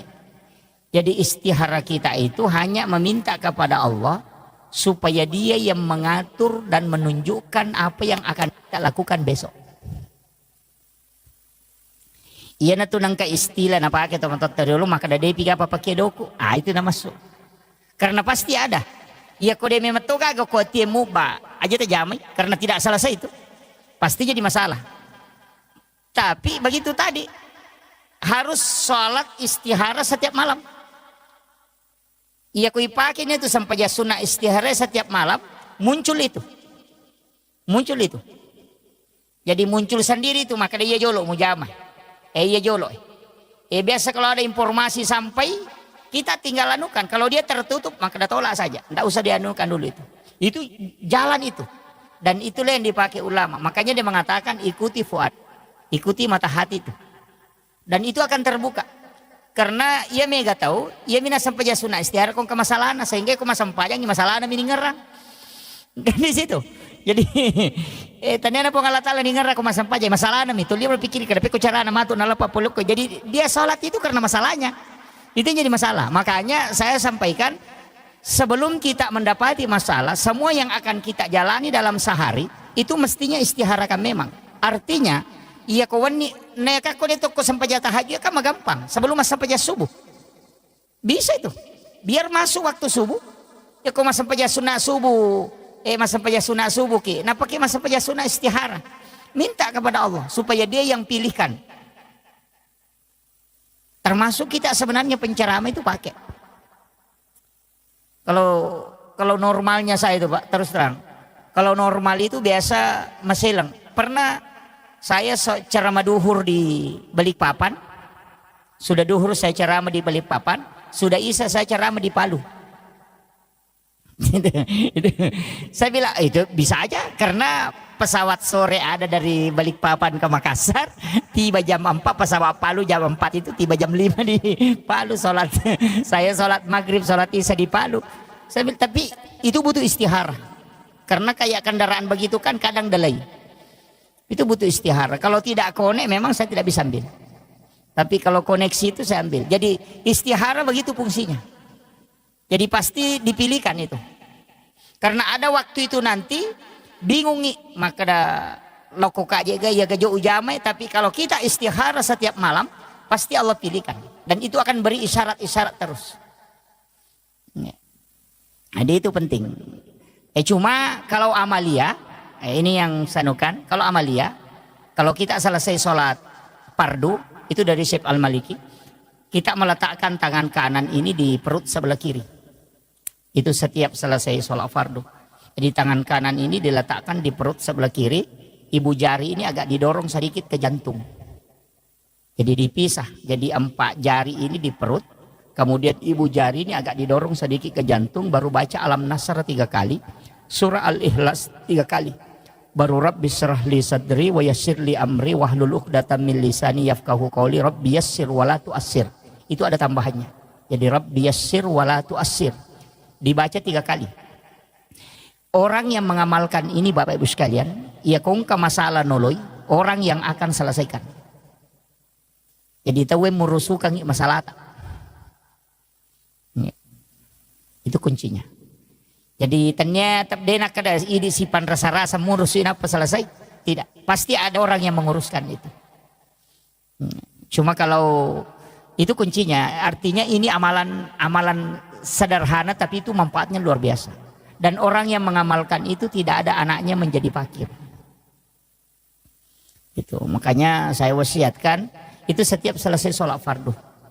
Jadi kupura ki milo doang sesudah berdoa sebelum berdiri sholat sunat, letakkan tangan kanan itu di perut sebelah kiri. Kemudian ibu jari agak didorong sedikit ke jantung. Kemudian kita baca alam nasrah 3 kali, surah Al-Ikhlas 3 kali. Yana tunasa tomotot teriolo maka da aja mu salaiwi onro mutu dan narekode na pura mu patama ke korang alim. Itu nama masuk. Oh itu kan Nabi mengatakan membaca surah Al-Ikhlas 1 kali itu sama dengan sepertiga Al-Quran. Makanya untuk orang-orang yang sibuk, misalnya orang yang bekerja di perusahaan, bekerja di tambang, yang harus menjalankan tugasnya, itu aja dipakai. Baca aja surah Al-Ikhlas 3 kali itu sebelum berdiri. Itu kita sudah dapat pahala khatam itu. Begitu. Jadi sebenarnya tidak susah. Orang kalau mau beribadah itu Pak gampang. Ya, makanya saya sering kasih tahu, jangan pahami bahwa kayak jamaah tabligh itu harus keluar begini bermalam sekian malam baru bisa dianggap ibadah. Wah, keliru juga itu. Ya. Di masa Nabi memang ada yang diutus, sahabatnya dia utus pergi berdakwah sampai 7 malam berdakwah, ada yang 3 hari berdakwah, ada yang 40 hari berdakwah baru pulang. Memang ada di masa Nabi. Di masa sahabat juga begitu. Itu tidak masalah karena memang mengajarkan Islam itu penting. Dakwah itu penting. Tapi jangan sampai itu melupakan keluarga, itu fatal itu. Tapi kalau saya prinsipnya begini, yang harus banyak berdoa itu perempuan. Kalau saya, karena saya sudah baca beberapa hadis dan beberapa penjelasan ulama, saya mengatakan doa yang lebih banyak itu mestinya perempuan, istri. Jangan, kita laki-laki ini sebenarnya memang tugas bekerja. Yang banyak berdoa itu perempuan, karena doanya itu 3 kali lebih cepat diijabah dibanding kita laki-laki. Doa perempuan itu mustajabah betul. Wanita itu sebelum mengangkat tangannya itu sudah ditunggu para malaikat. Itu makanya cuma kadang ibu-ibu tidak menggunakan itu.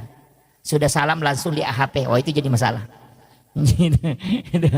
Mestinya perempuan ini lebih banyak mendoakan.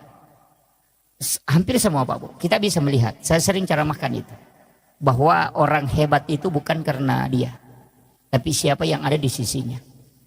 Baik itu pejabat, baik itu pengusaha, itu yang hebat. Kita bisa tahu, Soeharto kan orang hebat, siapa yang tidak kenal?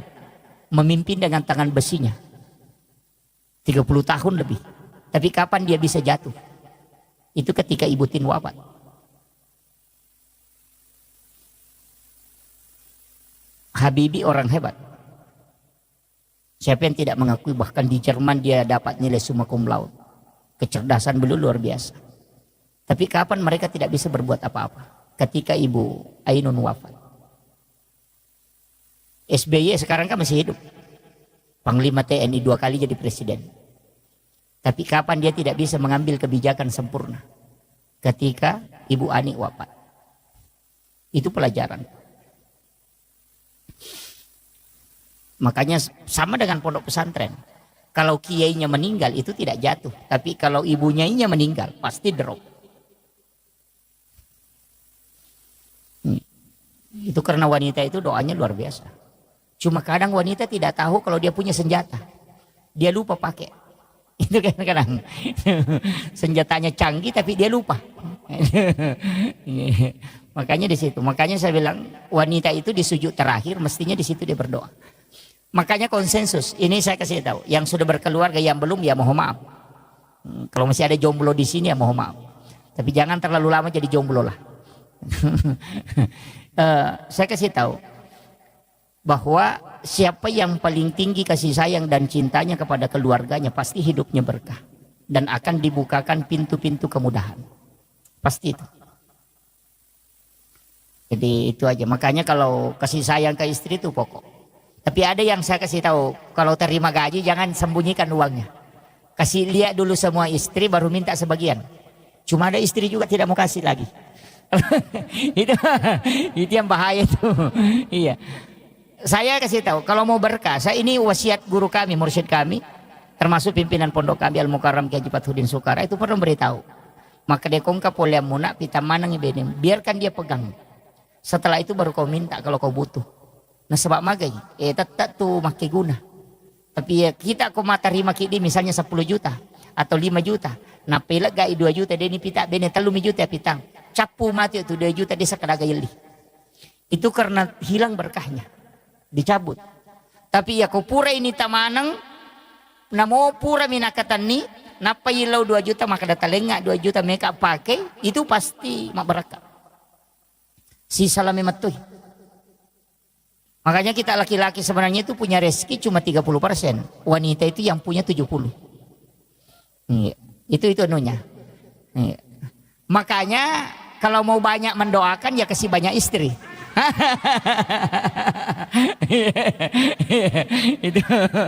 itu pasti ibu-ibu tidak sepakat itu.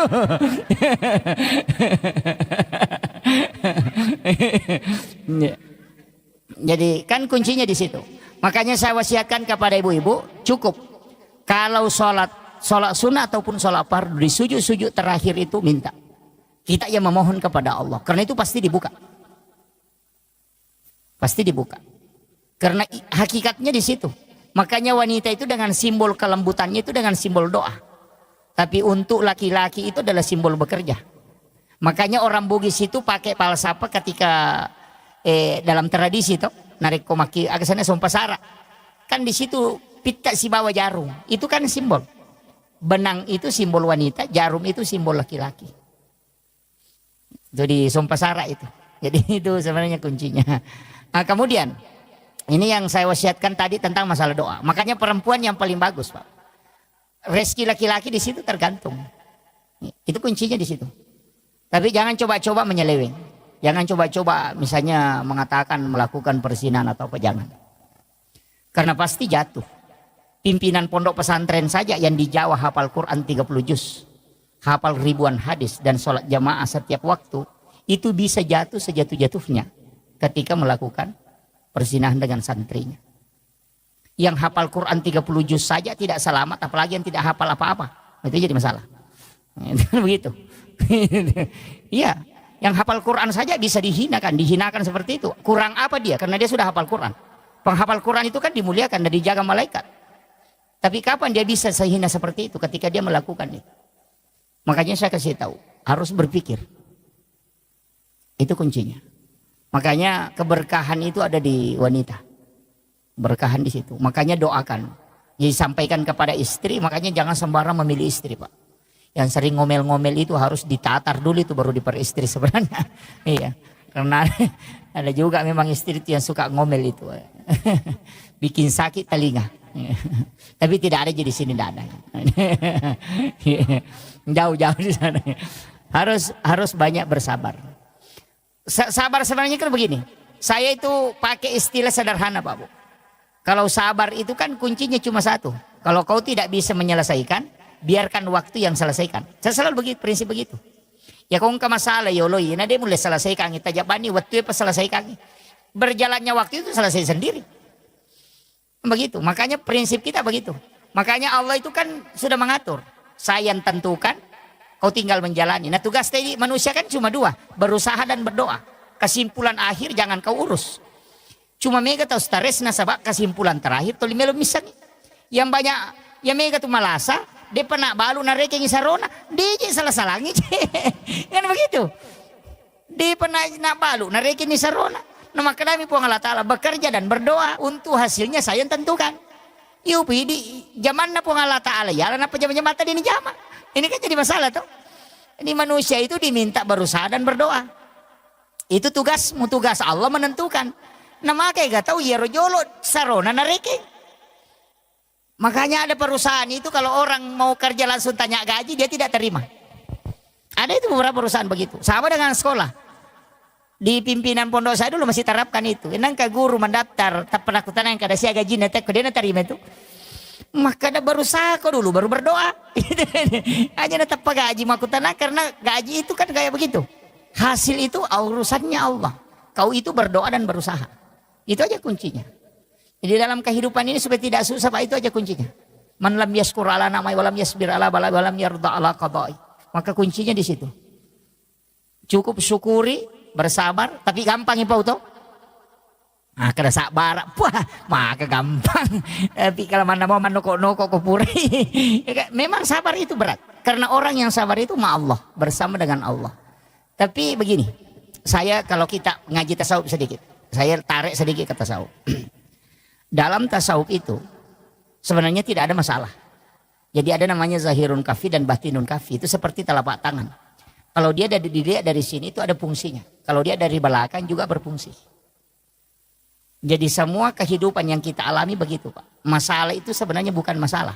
Cuma itu cara Allah memanggil kita. Itu aja prinsipnya. Jadi setengahnya tanya masalah tuh. Cara anak pun Allah Ta'ala muliki. Karena kong kata udah gak masalah, anak kadang doanya itu tidak khusyuk. Iya. Pada mi kong kadi parikantong si di juta, nato maliwasang. Milaw dongi. Beda Pak dongang, kok dia nagaga di parikantong nato maliwasang. Coba. Pasti khusyuknya itu beda. Enggak begitu. Iya, ya kong kadi perikanto nato milodo maka mudah-mudahan kasih ya nato lima kada nang kamu padiku. Ya kode nagaga di deto nagataw ya wasisa na de capu sisa pasti ya Allah, wah tak pamatandre lima na tuh. Itu kan begitu. Karena kehusuan itu kadang datang ketika masalah itu sudah full. Jadi sebenarnya itu fasilitas. Jadi fasilitas. Makanya saya mengatakan sering begini, kalau ada orang yang membuli, jangan marah, justru berterima kasih. Kenapa? Karena orang yang dibuli itu termasuk orang teraniaya. Dan salah satu orang yang doanya mustajabah, yang membuka 7 pintu langit adalah orang yang teraniaya. Jadi sebenarnya Allah itu mengirim tiket VIP supaya doa kita bisa mustajabah. Tapi kadang kita lari ke situ, itu si Anu kasih begini, mana? Itu bukan urusanmu itu. Itu begitu. Maka dia guru tak dena pahadere ipong Allah Ta'ala ya roh. Makwaro alena matoroka ko supaya doamu bisa tembus. Itu kuncinya. Jadi sebenarnya orang yang teraniaya itu justru hadiah. Kan begitu. Karena nanti doanya bisa tembus ketika teraniaya. Sama dengan ulama yang dicaci maki. Termasuk Habib Umar kan ketika dia baca Fatihah itu banyak mencaci maki. Mereka itu tidak mau urus. Kenapa? Karena jalur itu derajatnya diangkat. Tidak beriman seorang itu kecuali Allah menguji. Tidak mungkin. Makanya kuncinya begitu Pak. Makanya disebut pelaut ulung itu Pak. Karena sudah lewati lautan lepas.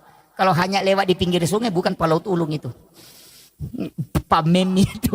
Itu kan itu. Iya. Orang yang dianggap hebat kan begitu. Yang sudah mengikuti terpaan besar. Iya kok komiri salo itu lilalu bukan pelaut itu. Begitu. Makanya kehidupan itu begitu Pak. Orang itu yang ketika dia sudah menghadapi berbagai macam ujian, itu justru doanya mudah tembus. Coba kurang apa Nabi? Malaikat Jibril yang mendampingi, dia punya mukjizat.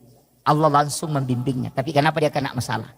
Karena dari masalah itu muncul doa yang mustajabah. Itu aja kuncinya. Nabi kan disayangi oleh Allah tuh. Masa dia masih dapat ujian? Dilempari batu. Kan di situ. Karena dari situ Nabi berdoa. Ketika dilempari batu dia berdoa. Ya Allah kalau dia tidak beriman nanti anak-anaknya. Kalau anak-anaknya tidak nanti anak cucunya. Berkat doanya Nabi. Sampai hari ini penduduk Taif itu 100% muslim.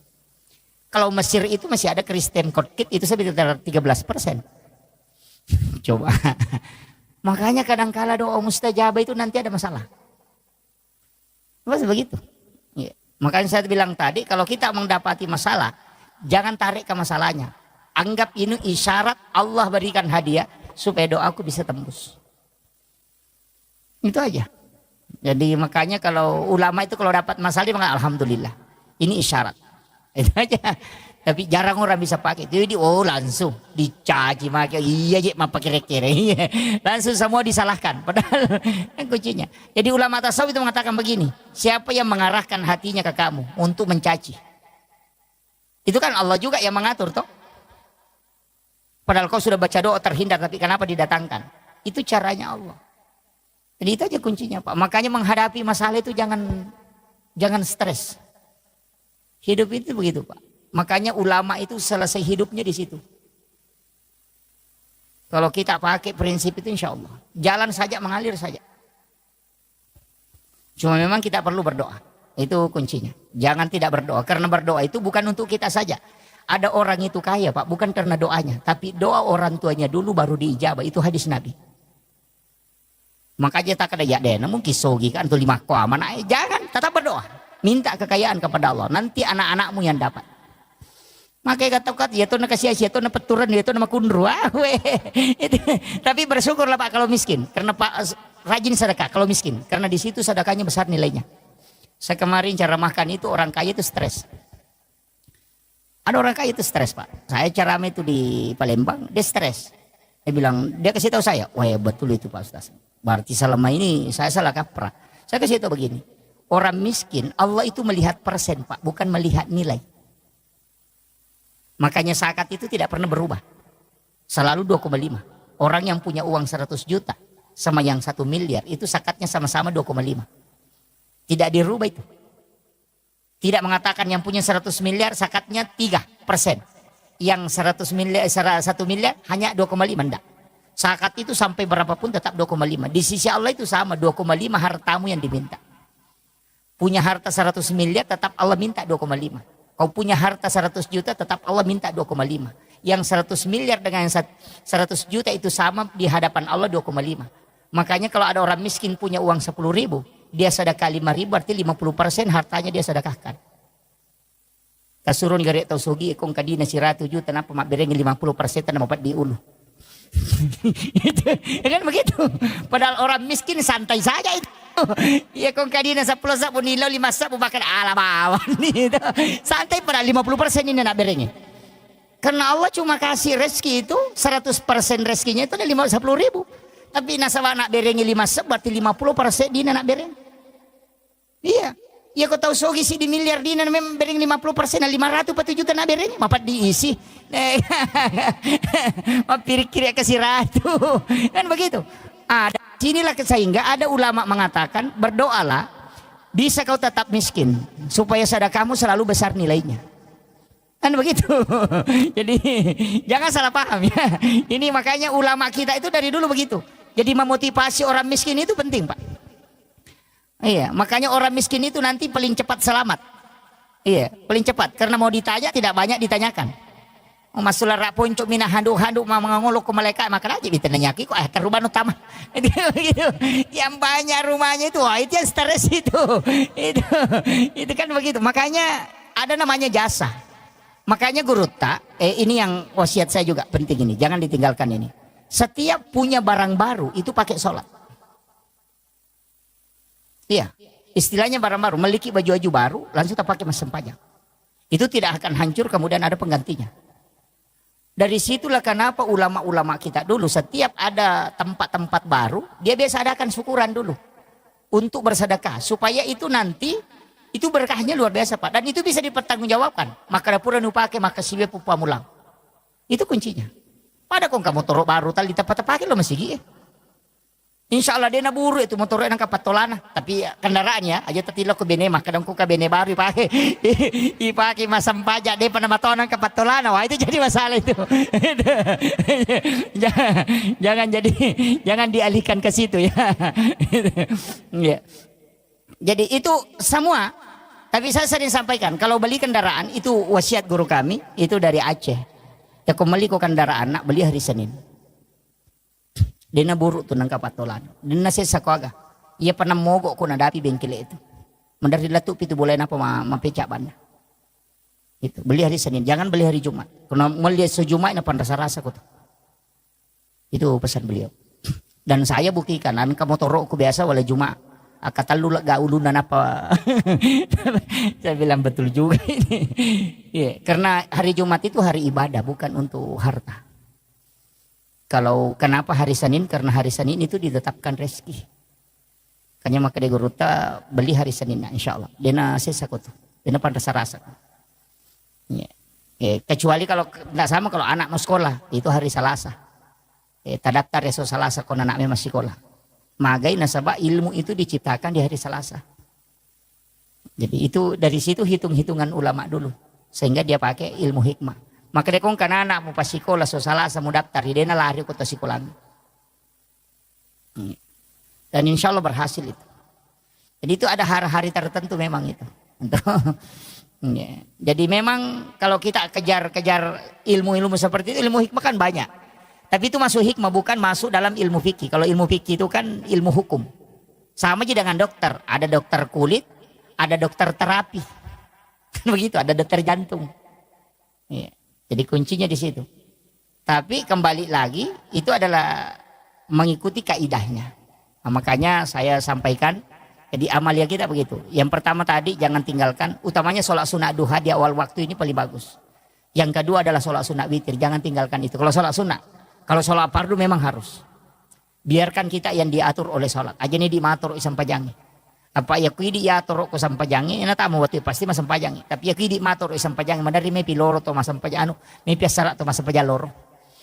Lima kada matu, pinala to ngamatu itu. Itu iya. Kemudian usahakan berjamaah. Walaupun kita tidak. Jangan selalu berpikir yang 27 derajatnya. Karena tidak ada orang masuk surga itu karena pahala. Tapi masuk surga itu karena rahmat Allah.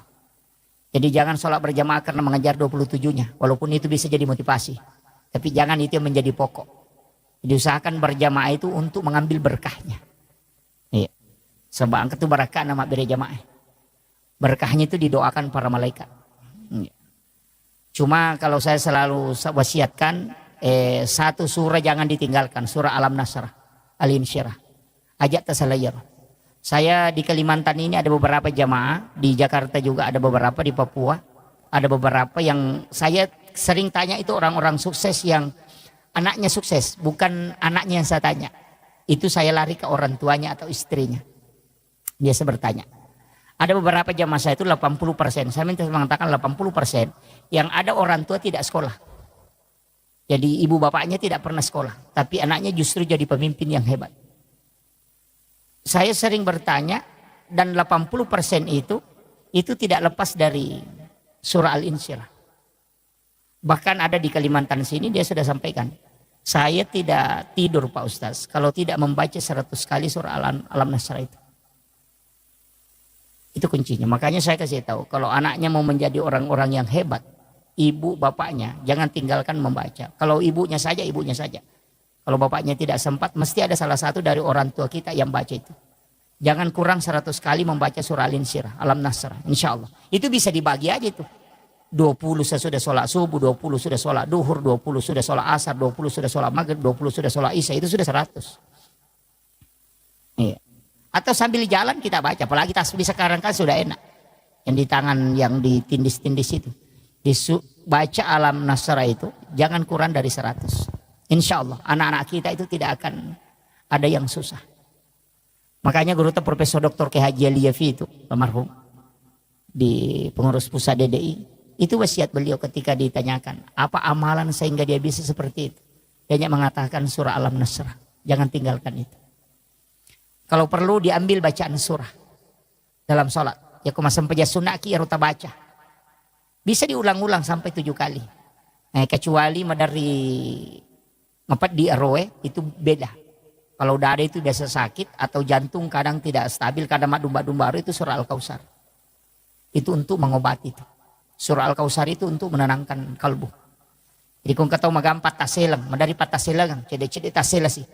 Madari mak barbarona padahal tidak ada apa-apa. Suruh baca, memperbanyak membaca surah Al-Kautsar. Surah yang paling pendek, inna atena. Eko dia tak apalah ya rumah tibawan nih.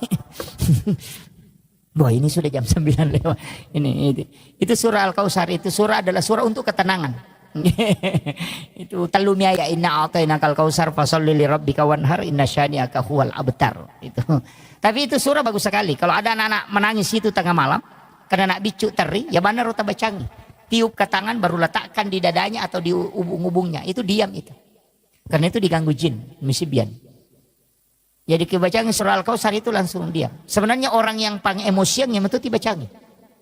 Iya, kong kalakai pacecer, bayi pacecer yang itu bacangi. Iya, anak juga kalau ada temperamen, biasanya kan ada anak temperamen itu. Pengemosian itu yang dibacakan. Kita bacakan di telapak tangan, baru letakkan di dadanya kalau dia tidur. Itu surah Al-Kautsar.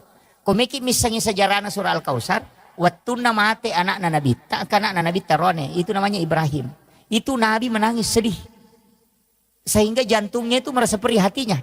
Dan itu tiangnya aras bergoyang.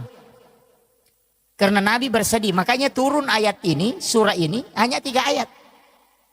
Untuk menenangkan kalbunya Rasulullah. Sampai tiangnya aras itu diam. Ya nanti nak kada guruta maka pala ko na malak dak bombange bacakan surah Al-Kautsar. Mamak ko ya tuh. Makanya ibu-ibu kalau mau goreng pisang, goreng telur, goreng ikan, ya ko ceki ko mak batui, bacakan surah Al-Kautsar baru masukkan ke minyak, itu tidak meletus itu. Sama dengan telur, itu tidak meletus itu. Maka tuh kata mak bette biasa nale sampurin apa natutuka, enggak usah, bacakan saja surah Al-Kautsar. Itu tidak akan meletus itu. Itu barakan itu. Sama dengan kalau mau mencuci daging toh. Di sini banyak orang, saya sering kasih ajari itu penjual bebek. Itu kan bebek itu kan baunya sangat keras. Mestinya itu kalau dia cuci terakhir, dia bacakan surah Al-Kautsar pada air terakhir. Yana tuh nasa tomato tario lebih sesara. Hilang baunya itu. Daging mau dicuci kalau mau kasih hilang bau amisnya, bacakan surah Al-Kautsar itu hilang, tapi air terakhir. Yana rumah kada bisa sesara, artinya bisa pembersihan terakhirnya itu. Hilang bau amisnya itu. Itu kuncinya. Cuma kadang-kala orang tidak pakai. Jadi semuanya termasuk naik pesawat, begitu juga. Ya komajai cuaca. Saya itu sering. Kalau cuaca tidak bagus, saya cuma tempelkan telapak tangan begini di dinding pesawat. Itu kemudian baca itu. Naik kapal juga begitu. Ya miko oto dia ini cocok. Bakal lalangi mimaja. Gitu. Jadi itu kalau hati orang anak-anak kita istilahnya temperamen itu. Tapi biasa anak-anak temperamen juga itu faktor dari orang tua. Utamanya istri itu yang besar pengaruhnya. Jadi makanya itu istri itu tidak boleh emosi kalau suaminya meminta untuk berhubungan. Jangan coba-coba. Itu pasti kalau tinggal itu anaknya temperamen. Cuma kali nggak baca. Apalagi itu 5 surah Pak dia ngijok lampu yang anu ngijok kakak ngijok lah ke kuan ngijok yang ketudi penata laca itu laca ngijok tengah deh gak. Ga cincolan anaknya itu kong kanak nama itu. Iya. Itu kan banyak itu. Maka bini laki dan apa makan anu kakak ngajok lah ke anu ngijok terijo benda anu ngijok dulu. Oh we pas surah apa gak. Itu. Dan itu pasti anak nama itu kong ke sorangnya mereka bicaraan. Ya, makanya saya diwasiatkan itu sama guru tak. Itu mursyid tarekat itu, mursyid kami itu mengatakan, jangan berhubungan. Kok anak-anak maturu musapa aja berhubungan. Pak pasti na bali-bali kok matu. Itu kuncinya. Dan itu banyak.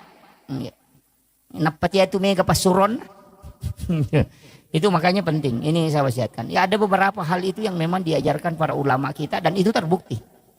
Dan itu masuk dalam ilmu hikmah. Kemudian saya nukan kalau mau diangkat derajat, satu sholat yang mengangkat derajat itu sholat tahajud walaupun hanya 2 rakaat. Tapi kalau kayak Pak Haji ini dengan ibu, saya kasih tahu harus punya amal rahasia, tidak boleh tidak. Orang yang banyak istilahnya banyak tanggungan seperti itu karena ada beberapa karyawan kemudian tugas di mana-mana. Itu harus punya amal rahasia.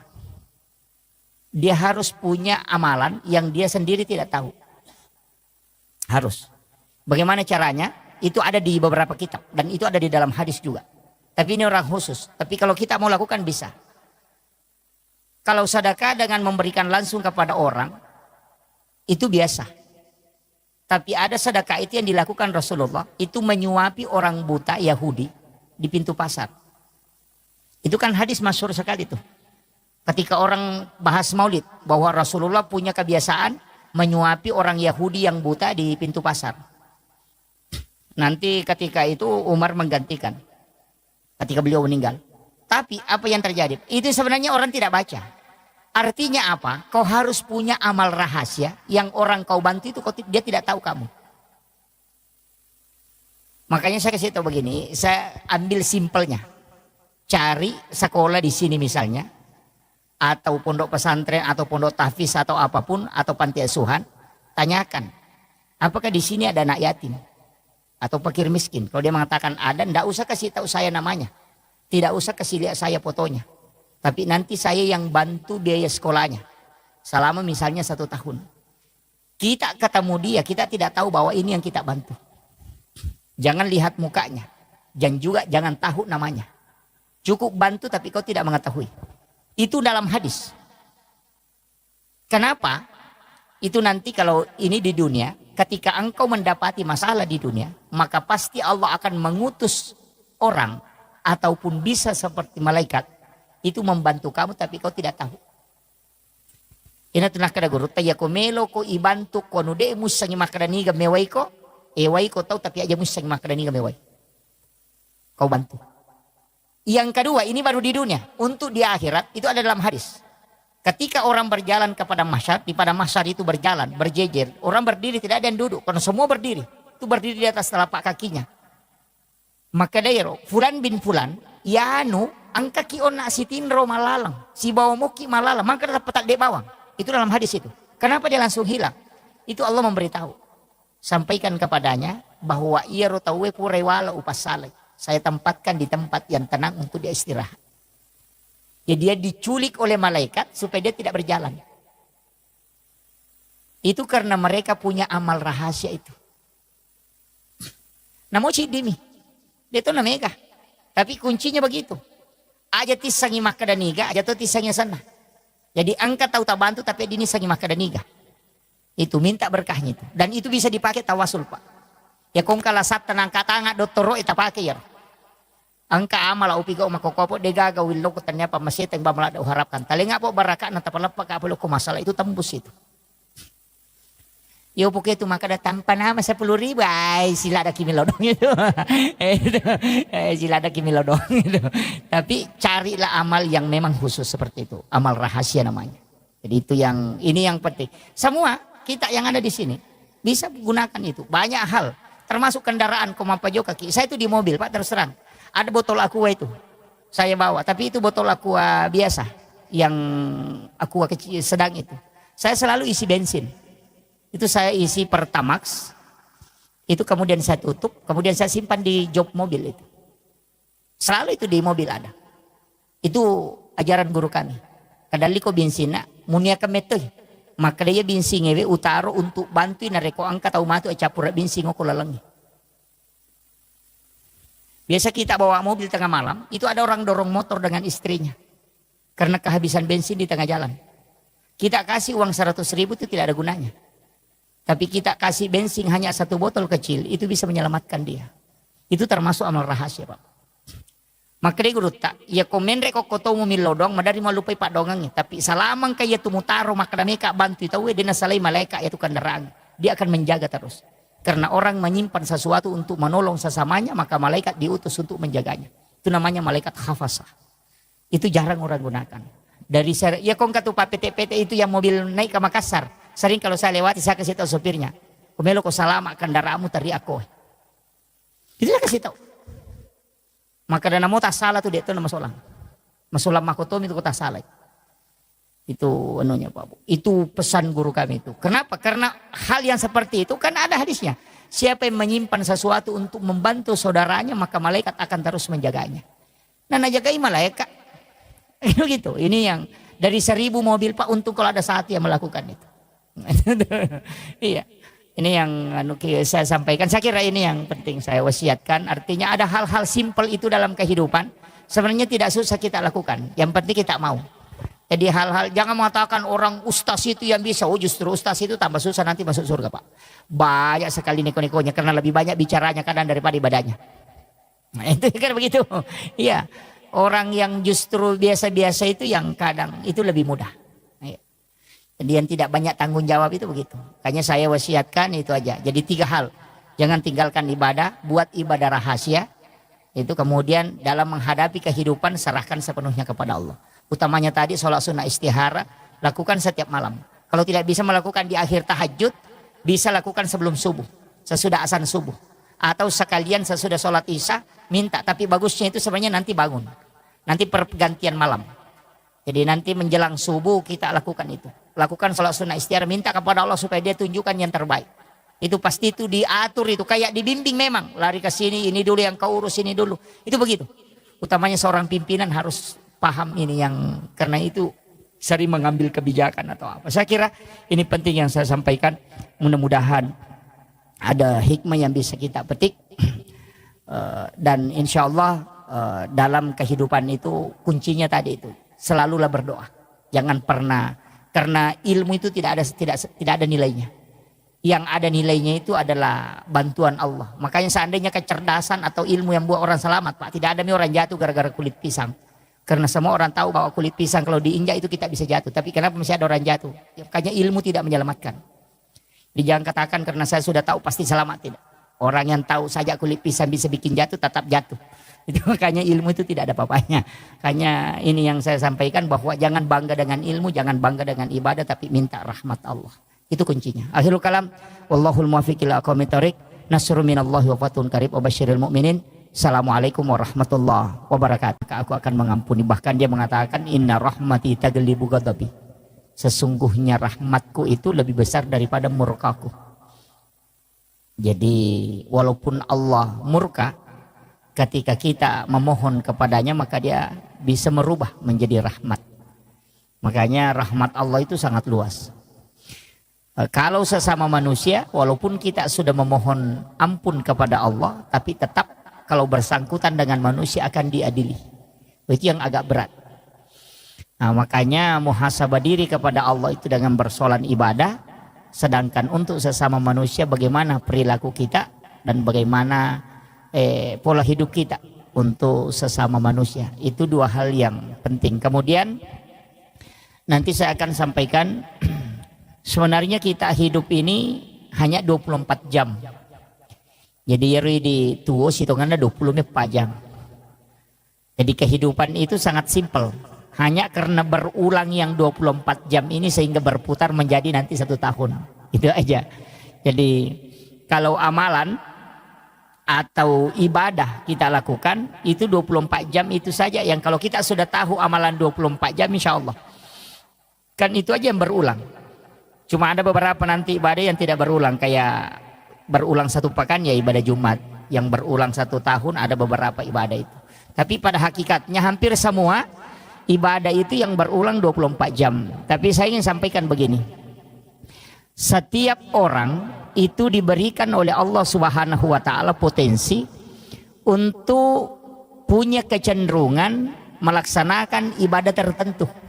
Misalnya, ada yang senang zikir tapi susah sedekah. Ada yang senang sholat sunnah tapi susah puasa sunnah. Kalau disuruh puasa susah. Tapi kalau sholat sunat dia paling mudah. Kalau disuruh mengaji cepat, bahkan bisa dia membaca 1 juz dalam sehari. Tapi kalau disuruh sedekah malas. Ada kalau disuruh puasa, nah bilang itu saja Ramadan bikin stres. Tapi ada juga orang yang kuat. Makanya nanti semua ibadah ini ternyata itu ada jalurnya. Bahwa kalau engkau rajin puasa, nanti Allah akan hadiahkan surga melalui puasamu. Makanya biasa maka daka yang penting kan kayak kapui. Nah mau dini kuden rule jama manang pasti usahakan yang kecil dia diistiqomahkan. Misalnya yang rajin sholat sunat ya jangan tinggalkan. Mestinya sholat sunat duha jangan tinggalkan yang rajin duha. Istiqomahlah dengan sholat sunat duha karena duha itu ada pintu surga di situ. Di dalam hadis qudsi itu Allah menjanjikan siapa yang sholat 6 rakaat istiqomah di waktu pagi maka dia akan masuk ke dalam surgaku melalui babuk duha. Itu. Tapi 6 rakaat. Kalau 2 tidak bisa. 4 juga tidak bisa. Kalau mau masuk melalui babuk duha itu mesti 6 rakaat. Makanya ulama kita itu lebih mengambil yang 8. Karena kalau diambil 8 rakaat, mulai dari 2 rakaat padilanya itu sampai yang 8 dapat semua. Kan kalau 2 rakaat itu sedekahnya tubuh. Sebenarnya orang yang mau sehat itu cukup dengan duha 2 rakaat. Kalau mau sehat. Utamanya persendihan tulang-tulang, itu kan hadis Nabi. Bahwa 160 potongan tubuh manusia sedekahnya adalah 2 rakaat sholat sunat di waktu pagi. Jadi sebenarnya tubuh kita ini kan hak pakai, pinjaman dari Allah. Itu bukan hak milik. Dari situlah sehingga tubuh ini tidak bisa dirubah. Hanya dilarang. Alis yang bengkok tidak boleh dikasih lurus. Kan begitu. Kalau tapi laki-laki tidak ada aja yang kasih lurus alis. Yang biasanya itu perempuan. Iya, itu karena hak pakai aja, bukan hak milik. Itu dipinjamkan. Kalau Allah pinjamkan, makanya jangan rubah. Sama dengan kendaraannya orang, kalau kita pinjam, ya jangan dirubah. Begitu, makanya tubuh kita ini sebenarnya 160 potongan itu adalah milik Allah. Dia pinjamkan ke kita untuk dipakai. Dan itu sedekahnya kata Nabi adalah 2 rakaat sholat sunat duha. Jadi kalau kita mau berterima kasih kepada Allah dengan tubuh yang Dia berikan kepada kita ini dipakai selama hidup, maka hendaknya kita melaksanakan sholat sunat duha 2 rakaat. Cuma sholat sunat duha itu diatur dalam hadis. Saya baca salah satu hadis dari Anas bin Malik, ini hadis marfu. Rasulullah SAW itu berwasiat, tapi ini agak berat, tidak semua orang bisa lakukan. Itu sholat sunat duha di awal waktu. Jadi kita sekarang sholat sunat duha itu tidak memilih waktu, biasa nanti jam 8 atau jam 9. Kalau ini tidak. Kerjakan sholat sunat duha di awal waktu. Misalnya waktu duha itu masuk jam 7. Maka langsung kerjakan waktu sholat duha 2 rakaat itu di waktu jam 7 itu. Jadi masam peja sunnah ki duha 2 rakang. Tapi bacaan surahnya itu rakaat pertama sesudah Fatihah kita baca ayat kursi itu 10 kali. Ini hadis marfu. Itu langsung disandarkan ke Nabi. Bukan sandaran ke sahabat, itu langsung sandarannya ke Nabi. Kayaknya ini hadis sahih. Jadi dikerjakan sholat sunnah duha di awal waktu 2 rakaat. Itu dengan rakaat pertama sesudah Fatihah kita baca ayat kursi 10 kali. Sedangkan rakaat kedua sesudah Fatihah membaca surah Al-Ikhlas 10 kali. Makadai Nabi tak nigi jama ya sampajang makoro di awal waktu. Nah ayat kursi sibakulu Allahu na baca masing-masing 10 kali. Maka ia tuh tahu pasti nama saipong Allah Ta'ala. Itu kuncinya. Nah iya ko ya masiki berarti ya ko mati ki ya tu asoy manasa salama. Dan itu Nabi sudah katakan, orang itu pasti masuk dalam rahmat Allah. Iya ko waniwi balinna tanya duha tapi witir. Karena orang yang berwitir itu pasti kekasih Allah. Ini satu-satunya sholat sunnah dari semua sholat sunnah Pak yang dijamin menjadi wali. Jadi komeki menjadi wali sampai dia sunnah witir ini. Makanya duha di awal waktu 2 rakaat itu pamaseh. Ya komeki mencaji wali kekasih Allah, kerjakan witir di malam hari. Makanya saya kasih tahu terutama ibu-ibu, ya tapura masam pejang ngissa, asam pejang witir ini men. Jadi tidak usah tunggu sampai bangun sholat tahajud, tidak usah. Kalau saya sholat witir memang ki baru tidur. Cuma ada kesalahan kita, ustaz juga banyak yang keliru itu memahami. Maka dah sholat witir itu adalah penutup semua sholat. Jadi ketupuran nama witir di negara sampai Jawa dengan jamah. Padahal itu Nabi meminta mengakhirkan. Kenapa? Itu maksudnya untuk sholat fardu bukan sholat sunat. Jadi kupura ki masam pajam mengeribi aja tak witir. Nah sebab kamu pasang pajang isah. Makanya diminta sholat witir itu diakhirkan. Bukan akhir semua sholat. Tapi akhir untuk sholat fardu. Apa ya itu witir? Ya kawan ni mini jamah. Anak dia nawad dito mawitiri ko pure mangaribi na saba ang kamu pasang pajangisa. Pura pi masang pajangisa na pamawitiri. Makanya Abu Hurairah itu setiap selesai sholat sunat isya langsung witir 3 rakaat. Kenapa kita berwitir? Ini kuncinya. Pertama, sebenarnya ulama itu banyak pakai witir sebelum tidur. Karena orang yang berwitir itu pasti tidak diganggu jin. Dan nu lejingnya tembus itu toma witir. Ya kemakai mimpi buruk itu sudah terhindar. Kecuali tidur sesudah sholat subuh pasti masih bisa diganggu karena sudah sholat subuh. Jadi ya kongkat tahu mawitri napa matinro pasti dia nak tulu-tulu maja. Kalau ada mimpi itu pasti isyarat. Makanya ulama itu bisa tahu bahwa mimpinya ini ada pesan karena dia berwitir. Kalau orang tidak berwitir itu masih susah kita mendeteksi apakah ini isyarat atau ini gangguan. Kan begitu. Apa namui baca ayat kursi? Kalau kita tidak mendalami betul hakikat ayat kursi itu susah. Makanya banyak orang itu baca ayat kursi ketulu-tulu majamopi. Masih mimpi buruk padahal dia sudah baca ayat kursi. Bahkan biasa dia baca 3 kali masih diganggu. Bahkan arat dasar mopa kan begitu. Padahal dia sudah baca ayat kursi. Maka di guru taya kayak ayat kursi kui baca bawami. Apa namo dah koro maca to baca ayat kursi. Itu kan burung beo juga pintar. Assalamualaikum, assalamualaikum. Nah, itu kan begitu. Makanya itu jin tidak takut karena hakikatnya kan di situ. Jadi tidak sembarang. Tapi kalau diamalkan terus ayat kursi itu bisa jadi senjata. Iya.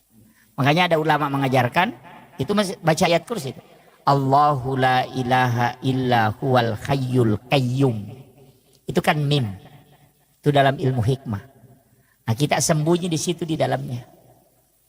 Itu ada Allahu la ilaha illa huwal hayyul qayyum. Itu kan mim bundar. Kita masuk ke situ. Dengan mata batin kita masuk di situ. La ta'khuzuhu zinatu wala naum. Di situ lagi. Mimnya masuk lagi ke situ. Nih. Mega Toto biasa mali pakai kep Bang Makir. Iya, betul, Pak. Nah, pakai orang sembunyi itu juga biasa dipakai. Tapi saya tidak kasih terus. Hanya 2 yang saya ajarkan nanunya. Aja nanya Pak Guru Ngirolo Mondri itu baik itu. Itu dia pakai orang itu. Sebenarnya ilmu itu kan dipakai para ulama dari dulu. Itu ketika dalam kondisi peperangan. Kumeloma musuh biasa pakai. Nah, itu dia pakai itu ilmu itu. Dan ilmu itu penting, Pak. Orang tua kita ya natunasa maka dia itu tahu salama maka licubu ke tanah cilangi. Oh itu yang kalau istilahnya orang yang selamat itu yang sembunyi di tempat yang terbuka. Itu. Jadi kokomu poala maka licuk bude patung selamat. Tapi kalau sudah tidak dilihat di tempat yang terbuka berarti itu sudah sembunyi betul itu. Itu nak pakai maka ada kokola palangnya maka licuk. Termasuk kalau ada barang kita tinggalkan itu kita pakai. Iya rokong ke misalnya kabolata kita mau pagar nama bela itu. Di tempat tidur saja kita baca itu. Dikasih masuk, dilihat rumah itu kemudian dimasukkan di huruf mim itu. Itu yang dipakai.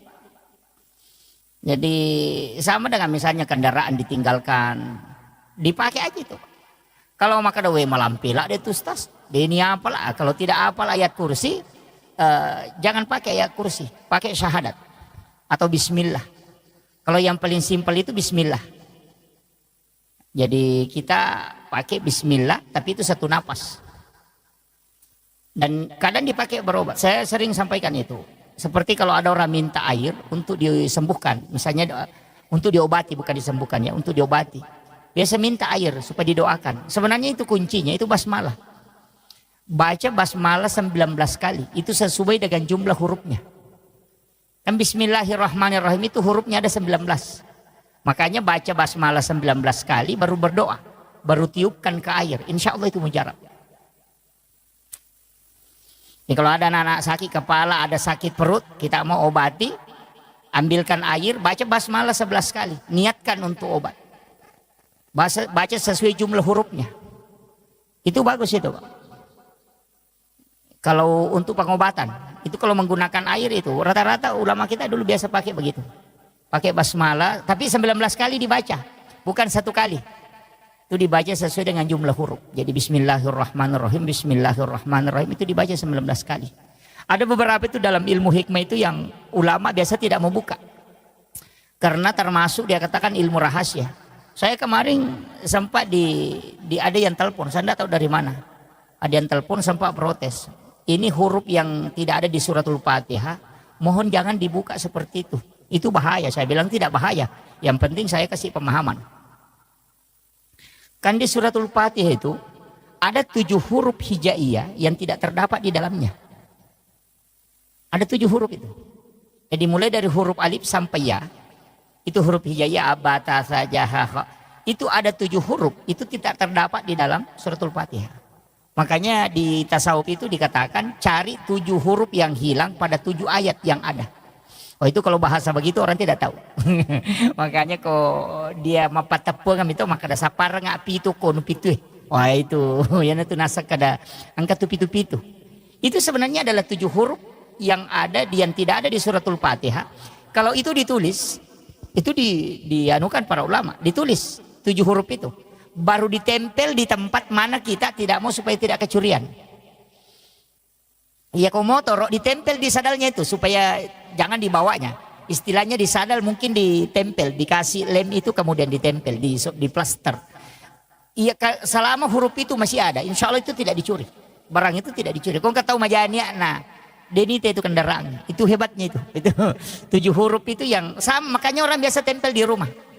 Saya pernah ketemu dengan ulama itu justru dia tulis di kertas, baru dia masukkan di pipet, baru dia tutup. Nanti ketika dicor rumahnya, tiang rumahnya yang di depan itu dia masukkan di dalam cor. Itu supaya dia mengatakan kalau di sini tinggal di dalam sudah tidak ini. Itu dalam ilmu hikmah itu Pak dipakai. Tapi saya tidak kasih tahu hurufnya, cari sendiri. Masa tidak didapat? Itu kan bisa dibaca itu. Suratul Fatihah kan dihafal. Nanti tinggal cari huruf apa yang tidak ada di suratul Fatihah. Huruf hijaiyah yang itu ada 7. Makanya makadami itu kalau 4 tepung 4 tareka sapar ngak pitu de ega aku pitu. Nah, itu yang dianukan. Itu kan angka-angka 7 itu kan istimewa Pak Bu. Cuma kadang-kala kita tidak mengkaji itu. Itu penting. Biasa di rumah nah tempel ke kendaraan tapi jangan untuk menghinakan, istilahnya disimpan di bagian bawah, jangan. Harus tetap dijaga tempatnya. Ya. Itu bagus. Jadi itu doa yang seperti itu. Tapi sering juga saya anukan bahwa sebenarnya kalau dalam konsep hidup ini 2 sholat itu saya selalu sampaikan sholat sunat. Pertama witir, yang kedua sholat sunat istihara. Ini ilmu yang saya kasih sebenarnya ilmu bukan ilmu orang biasa, tapi ini ilmunya orang-orang tertentu. Itu sholat sunnah istihara itu jangan nanti ada masalah baru kita sholat. Kadangkala itu sholat sunnah istihara nanti kita lakukan ketika ada masalah. Padahal sebenarnya sholat sunnah istihara itu dikerjakan setiap malam. Jadi barak napuraki masam paja tahajud, asam paja sunnah istihara memang. Jadi istihara kita itu hanya meminta kepada Allah supaya Dia yang mengatur dan menunjukkan apa yang akan kita lakukan besok. Iya na tunang ka istilah na pakai teman-teman dulu maka ada piga apa pakai doku. Itu na masuk. Karena pasti ada. Iya kode memang tuh kagak kok tiemu ba aja terjamai karena tidak selesai itu. Pasti jadi masalah. Tapi begitu tadi harus sholat istihara setiap malam. Iya kui pakainya itu sampai sunnah istihara setiap malam muncul itu. Muncul itu. Jadi muncul sendiri itu maka dia jolo mujamah. Iya jolo. Biasa kalau ada informasi sampai kita tinggal anukan. Kalau dia tertutup maka dah tolak saja. Tidak usah dianukan dulu itu. Itu jalan itu. Dan itulah yang dipakai ulama. Makanya dia mengatakan ikuti fuad. Ikuti mata hati itu. Dan itu akan terbuka. Karena ia mega tahu. Ia mina sampai sunnah istihara kong kemasalahan. Sehingga kong masampajang masalahan mini ngerang. Di situ. Jadi tanyana po Allah Ta'ala ningar ako masampajay masalah na ito dia berpikir kada pe ko cara na mato nalapa pulok ko. Jadi dia sholat itu karena masalahnya. Itu yang jadi masalah. Makanya saya sampaikan sebelum kita mendapati masalah, semua yang akan kita jalani dalam sehari itu mestinya istiharakan memang. Artinya iya ko wani neka ko dito ko sampajay tahajud kan magampang sebelum sampajay subuh. Bisa itu. Biar masuk waktu subuh ya ko masampajay sunnah subuh. Masa paja sunnah subuh ki. Nah pakai masa paja sunnah istihara. Minta kepada Allah supaya Dia yang pilihkan. Termasuk kita sebenarnya penceramah itu pakai. Kalau normalnya saya itu Pak terus terang. Kalau normal itu biasa maselang. Pernah saya ceramah duhur di Balikpapan. Sudah duhur saya ceramah di Balikpapan. Sudah isya saya ceramah di Palu. Saya bilang itu bisa aja karena pesawat sore ada dari Balikpapan ke Makassar, tiba jam 4, pesawat Palu jam 4 itu tiba jam 5 di Palu sholat. Saya sholat maghrib, sholat isya di Palu. Saya bilang, tapi itu butuh istihara. Karena kayak kendaraan begitu kan kadang delay. Itu butuh istihara. Kalau tidak konek memang saya tidak bisa ambil. Tapi kalau koneksi itu saya ambil. Jadi istihara begitu fungsinya. Jadi pasti dipilihkan itu. Karena ada waktu itu nanti bingung nih, maka ada loko kaje ya kejo ujamai, tapi kalau kita istihara setiap malam pasti Allah pilihkan dan itu akan beri isyarat-isyarat terus. Jadi itu penting. Cuma kalau amalia, ini yang sanukan, kalau amalia, kalau kita selesai sholat fardu itu dari Syekh Al-Maliki, kita meletakkan tangan kanan ini di perut sebelah kiri. Itu setiap selesai sholat fardu. Jadi tangan kanan ini diletakkan di perut sebelah kiri, ibu jari ini agak didorong sedikit ke jantung. Jadi dipisah, jadi 4 jari ini di perut, kemudian ibu jari ini agak didorong sedikit ke jantung, baru baca Alam Nasr 3 kali, surah Al-Ikhlas 3 kali. Baru Rabbi syrah li sadri wa yassir li amri wahlul 'uqdatam min lisani yafqahu qawli Rabbi yassir wa la tu'assir. Itu ada tambahannya. Jadi Rabbi yassir wa la tu'assir. Dibaca 3 kali. Orang yang mengamalkan ini Bapak Ibu sekalian, ia kongka masalah noloy, orang yang akan selesaikan. Jadi tahu murusukan masalah. Itu kuncinya. Jadi ternyata dena kada ini sipan rasa-rasa ngurusin apa selesai. Tidak, pasti ada orang yang menguruskan itu. Cuma kalau itu kuncinya, artinya ini amalan sederhana tapi itu manfaatnya luar biasa. Dan orang yang mengamalkan itu tidak ada anaknya menjadi fakir. Itu makanya saya wasiatkan itu setiap selesai sholat fardu. Jadi kupuraki milo doang sesudah berdoa sebelum berdiri sholat sunnah, letakkan tangan kanan itu di perut sebelah kiri. Kemudian ibu jari agak didorong sedikit ke jantung. Kemudian kita baca Alam Nasr 3 kali, surah Al-Ikhlas 3 kali. Yana tunasa tomotot tariolo, maka da aja mu salaiwi onro mutu dan narekode na pura mu patama ke korang alim. Itu nama masuk. Oh itu kan Nabi mengatakan membaca surah Al-Ikhlas 1 kali itu sama dengan sepertiga Al-Quran. Makanya untuk orang-orang yang sibuk, misalnya orang yang bekerja di perusahaan, bekerja di tambang, yang harus menjalankan tugasnya, itu aja dipakai. Baca aja surah Al-Ikhlas 3 kali itu sebelum berdiri. Itu kita sudah dapat pahala khatam itu. Ini begitu.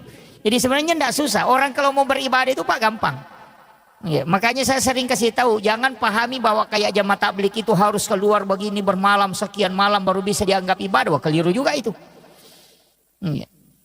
Di masa Nabi memang ada yang diutus, sahabatnya dia utus pergi berdakwah sampai 7 malam berdakwah, ada yang 3 hari berdakwah, ada yang 40 hari berdakwah baru pulang. Memang ada di masa Nabi. Di masa sahabat juga begitu. Itu tidak masalah karena memang mengajarkan Islam itu penting, dakwah itu penting. Tapi jangan sampai itu melupakan keluarga, itu fatal itu. Tapi kalau saya prinsipnya begini, yang harus banyak berdoa itu perempuan. Kalau saya, karena saya sudah baca beberapa hadis dan beberapa penjelasan ulama, saya mengatakan doa yang lebih banyak itu mestinya perempuan, istri. Jangan, kita laki-laki ini sebenarnya memang tugas bekerja. Yang banyak berdoa itu perempuan, karena doanya itu 3 kali lebih cepat diijabah dibanding kita laki-laki. Doa perempuan itu mustajab betul. Wanita itu sebelum mengangkat tangannya itu sudah ditunggu para malaikat. Itu makanya cuma kadang ibu-ibu tidak menggunakan itu. Sudah salam langsung di AHP, oh itu jadi masalah. Mestinya perempuan ini lebih banyak mendoakan. Hampir semua Pak Bu, kita bisa melihat, saya sering ceramahkan itu, bahwa orang hebat itu bukan karena dia, tapi siapa yang ada di sisinya. Baik itu pejabat, baik itu pengusaha, itu yang hebat. Kita bisa tahu, Soeharto kan orang hebat, siapa yang tidak kenal? Memimpin dengan tangan besinya 30 tahun lebih. Tapi kapan dia bisa jatuh? Itu ketika Ibu Tin wafat.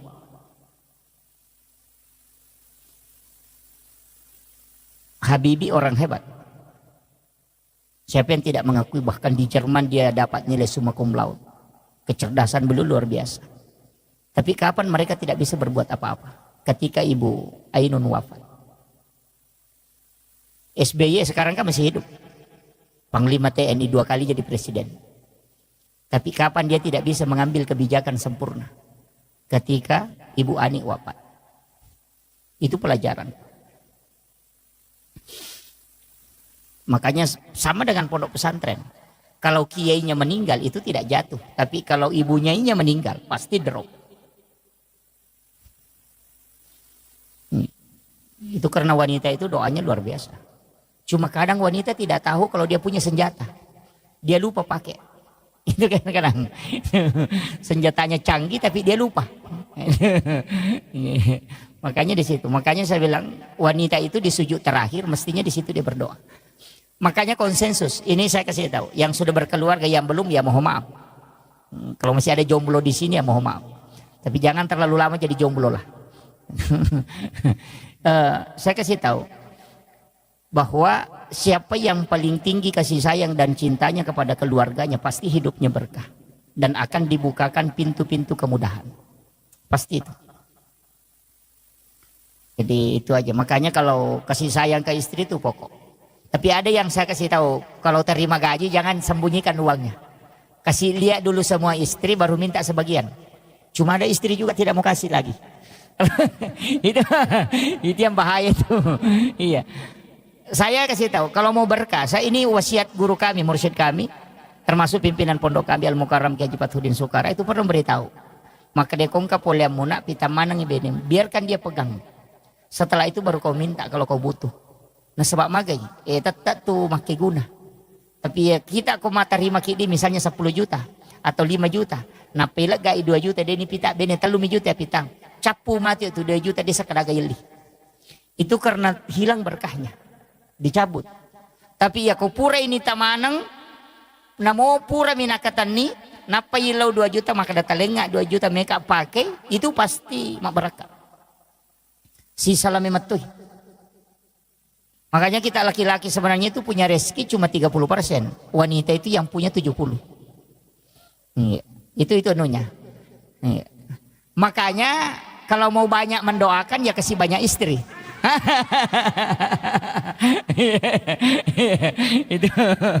itu pasti ibu-ibu tidak sepakat itu.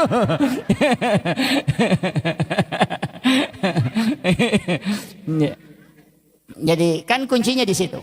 Makanya saya wasiatkan kepada ibu-ibu cukup kalau sholat sunnah ataupun sholat fardu di sujud terakhir itu minta. Kita yang memohon kepada Allah karena itu pasti dibuka. Pasti dibuka. Karena hakikatnya di situ. Makanya wanita itu dengan simbol kelembutannya itu dengan simbol doa. Tapi untuk laki-laki itu adalah simbol bekerja. Makanya orang Bugis itu pakai palsapa ketika dalam tradisi itu narik komaki agasana sompasara. Kan di situ pita si bawa jarum. Itu kan simbol. Benang itu simbol wanita, jarum itu simbol laki-laki. Jadi sompasara itu. Jadi itu sebenarnya kuncinya. Nah, kemudian ini yang saya wasiatkan tadi tentang masalah doa. Makanya perempuan yang paling bagus, Pak. Rezeki laki-laki di situ tergantung. Itu kuncinya di situ.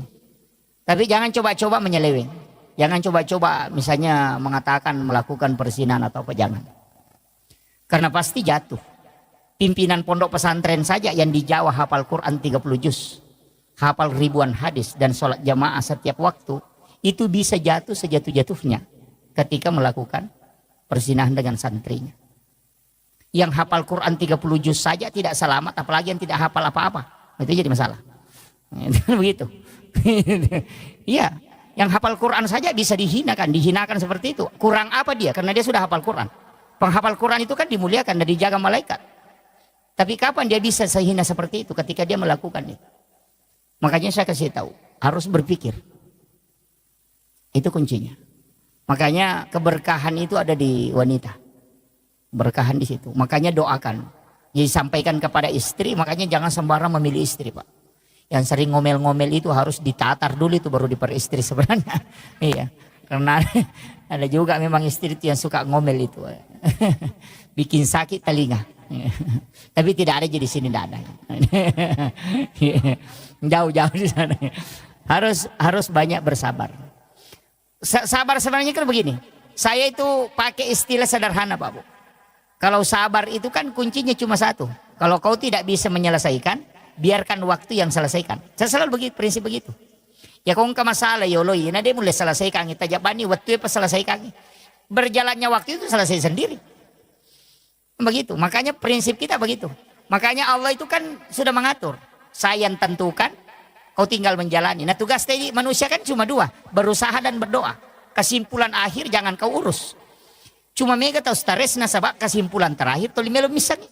Yang banyak yang mega tuh malasa, dia pernah balu nareke ngisarona, dia salah-salangi. Kan begitu. Dia pernah nak balu nareke ngisarona. Nah maka kami puang Allah Ta'ala bekerja dan berdoa untuk hasilnya saya yang tentukan. Yupi di zaman na puang Allah Ta'ala ya, apa zaman mata di jama. Ini kan jadi masalah tuh. Ini manusia itu diminta berusaha dan berdoa. Itu tugasmu, tugas Allah menentukan. Nah makanya gak tahu ya rojolo sarona nareke. Makanya ada perusahaan itu kalau orang mau kerja langsung tanya gaji dia tidak terima. Ada itu beberapa perusahaan begitu. Sama dengan sekolah. Di pimpinan pondok saya dulu masih terapkan itu. Enang ke guru mendaftar tak pernah kutanya yang kada sia gaji nanti dia terima itu. Maka ada berusaha kok dulu baru berdoa. Aja tetap gaji makutana karena gaji itu kan kayak begitu. Hasil itu urusannya Allah. Kau itu berdoa dan berusaha. Itu aja kuncinya. Jadi dalam kehidupan ini supaya tidak susah Pak, itu aja kuncinya. Man lam yaskur ala namai walam yasbir ala balai walam yarda ala qadai. Maka kuncinya di situ. Cukup syukuri, bersabar, tapi gampang ya Pak Uto. Ah kada sabar, wah maka gampang. Tapi kalau mana mau manoko-noko kupuri. Memang sabar itu berat. Karena orang yang sabar itu ma Allah, bersama dengan Allah. Tapi begini, saya kalau kita ngaji tasawuf sedikit. Saya tarik sedikit ke tasawuf. Dalam tasawuf itu sebenarnya tidak ada masalah. Jadi ada namanya zahirun kafi dan batinun kafi. Itu seperti telapak tangan. Kalau dia dari sini itu ada fungsinya. Kalau dia dari belakang juga berfungsi. Jadi semua kehidupan yang kita alami begitu Pak. Masalah itu sebenarnya bukan masalah. Cuma itu cara Allah memanggil kita. Itu aja prinsipnya. Jadi setengah tanya masalah tuh cara anak pun Allah Ta'ala muliki. Karena ya kong tahu dia gak masalah anak kadang doanya itu tidak khusyuk. Iya. Padahal kong kadi perikantong si di juta na tumaliwasang. Milaw dongi. Beda Pak dongang. Kok dia nagaga di perikantong na tumaliwasang. Coba. Pasti khusyuknya itu beda. Maka begitu.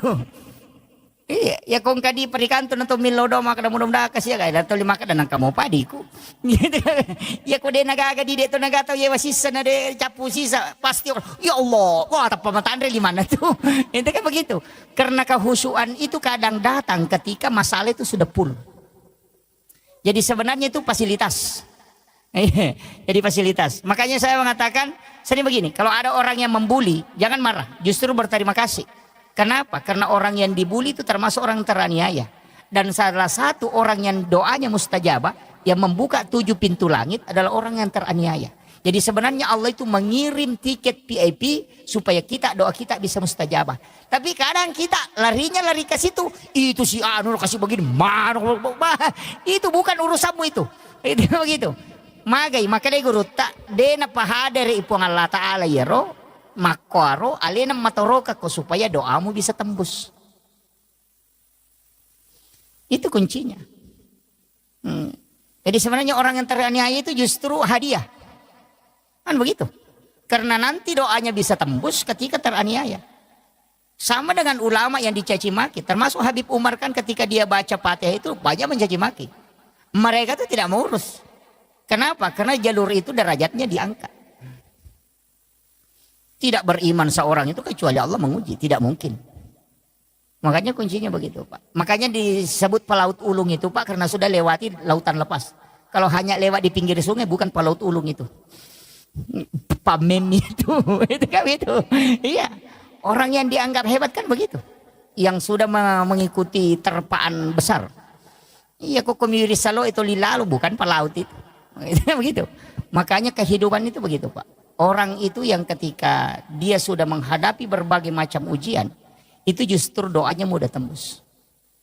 Coba kurang apa Nabi? Malaikat Jibril yang mendampingi, dia punya mukjizat. Allah langsung membimbingnya. Tapi kenapa dia kena masalah? Karena dari masalah itu muncul doa yang mustajabah. Itu aja kuncinya. Nabi kan disayangi oleh Allah tuh. Masa dia masih dapat ujian? Dilempari batu. Kan di situ. Karena dari situ Nabi berdoa. Ketika dilempari batu dia berdoa. Ya Allah, kalau dia tidak beriman, nanti anak-anaknya. Kalau anak-anaknya tidak, nanti anak cucunya. Berkat doanya Nabi, sampai hari ini penduduk Taif itu 100% Muslim. Kalau Mesir itu masih ada Kristen Kokit, itu sekitar 13%. Coba. Makanya kadang-kala doa mustajabah itu nanti ada masalah. Pas begitu. Ya. Makanya saya bilang tadi, kalau kita mendapati masalah, jangan tarik ke masalahnya. Anggap ini isyarat Allah berikan hadiah supaya doaku bisa tembus. Itu aja. Jadi makanya kalau ulama itu kalau dapat masalah dia mengatakan alhamdulillah. Ini isyarat. Itu aja. Tapi jarang orang bisa pakai. Jadi langsung dicaci maki. Iya je mah pakai kere. Langsung semua disalahkan. Padahal yang kuncinya. Jadi ulama tasawuf itu mengatakan begini. Siapa yang mengarahkan hatinya ke kamu untuk mencaci? Itu kan Allah juga yang mengatur toh. Padahal kau sudah baca doa terhindar, tapi kenapa didatangkan? Itu caranya Allah. Jadi itu aja kuncinya Pak. Makanya menghadapi masalah itu jangan stres. Hidup itu begitu Pak. Makanya ulama itu selesai hidupnya di situ. Kalau kita pakai prinsip itu insya Allah. Jalan saja, mengalir saja. Cuma memang kita perlu berdoa. Itu kuncinya. Jangan tidak berdoa. Karena berdoa itu bukan untuk kita saja. Ada orang itu kaya Pak, bukan karena doanya. Tapi doa orang tuanya dulu baru diijabah. Itu hadis Nabi. Makanya tak ada ya deh, mungkin sogi kan tuh 5 mana. Jangan, tetap berdoa. Minta kekayaan kepada Allah. Nanti anak-anakmu yang dapat. Makanya kata-kata, ya tuh nakasih ya tuh peturan, ya tuh nama kundru.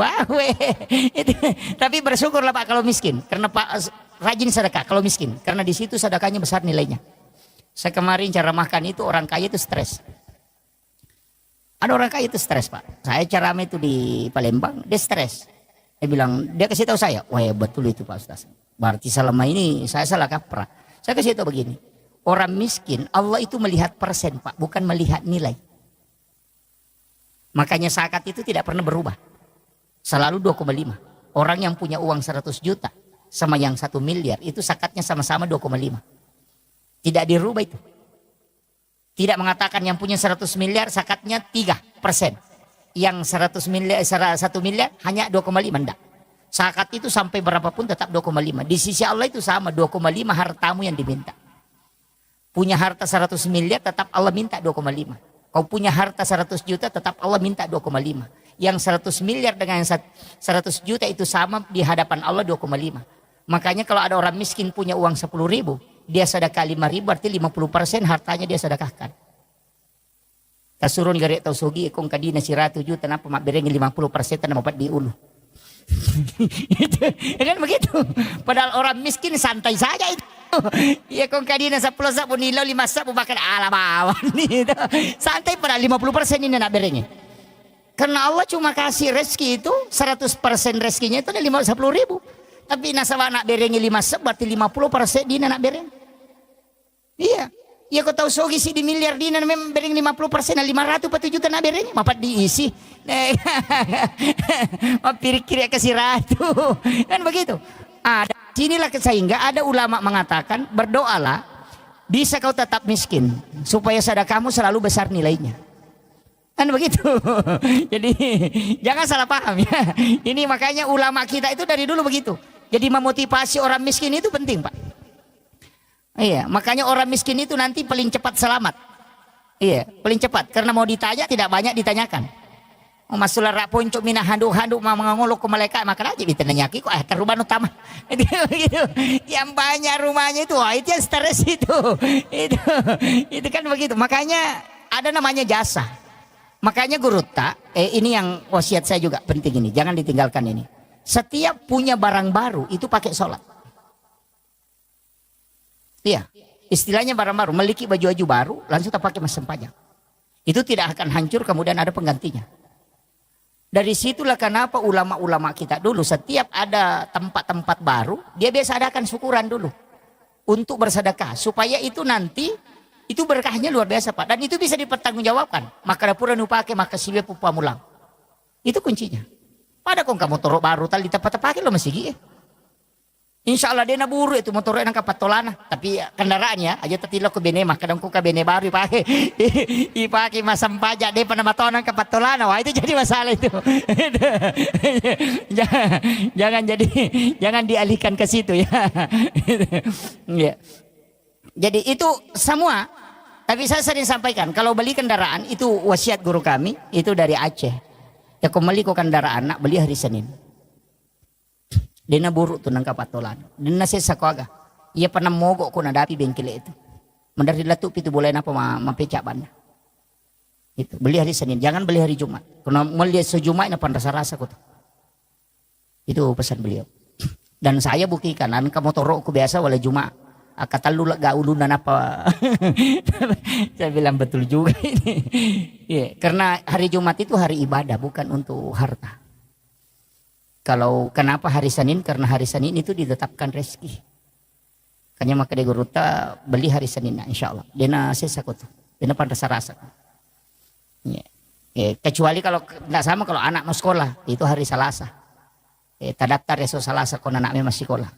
Magai nasabah ilmu itu diciptakan di hari Selasa. Jadi itu dari situ hitung-hitungan ulama dulu. Sehingga dia pakai ilmu hikmah. Maka dia kong anak mau pas sekolah so Selasa mau daftar. Dia lari ke sekolah.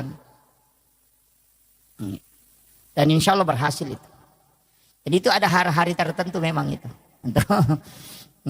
Jadi memang kalau kita kejar ilmu-ilmu seperti itu, ilmu hikmah kan banyak. Tapi itu masuk hikmah bukan masuk dalam ilmu fikih. Kalau ilmu fikih itu kan ilmu hukum. Sama aja dengan dokter. Ada dokter kulit, ada dokter terapi. Begitu, ada dokter jantung. Jadi kuncinya di situ.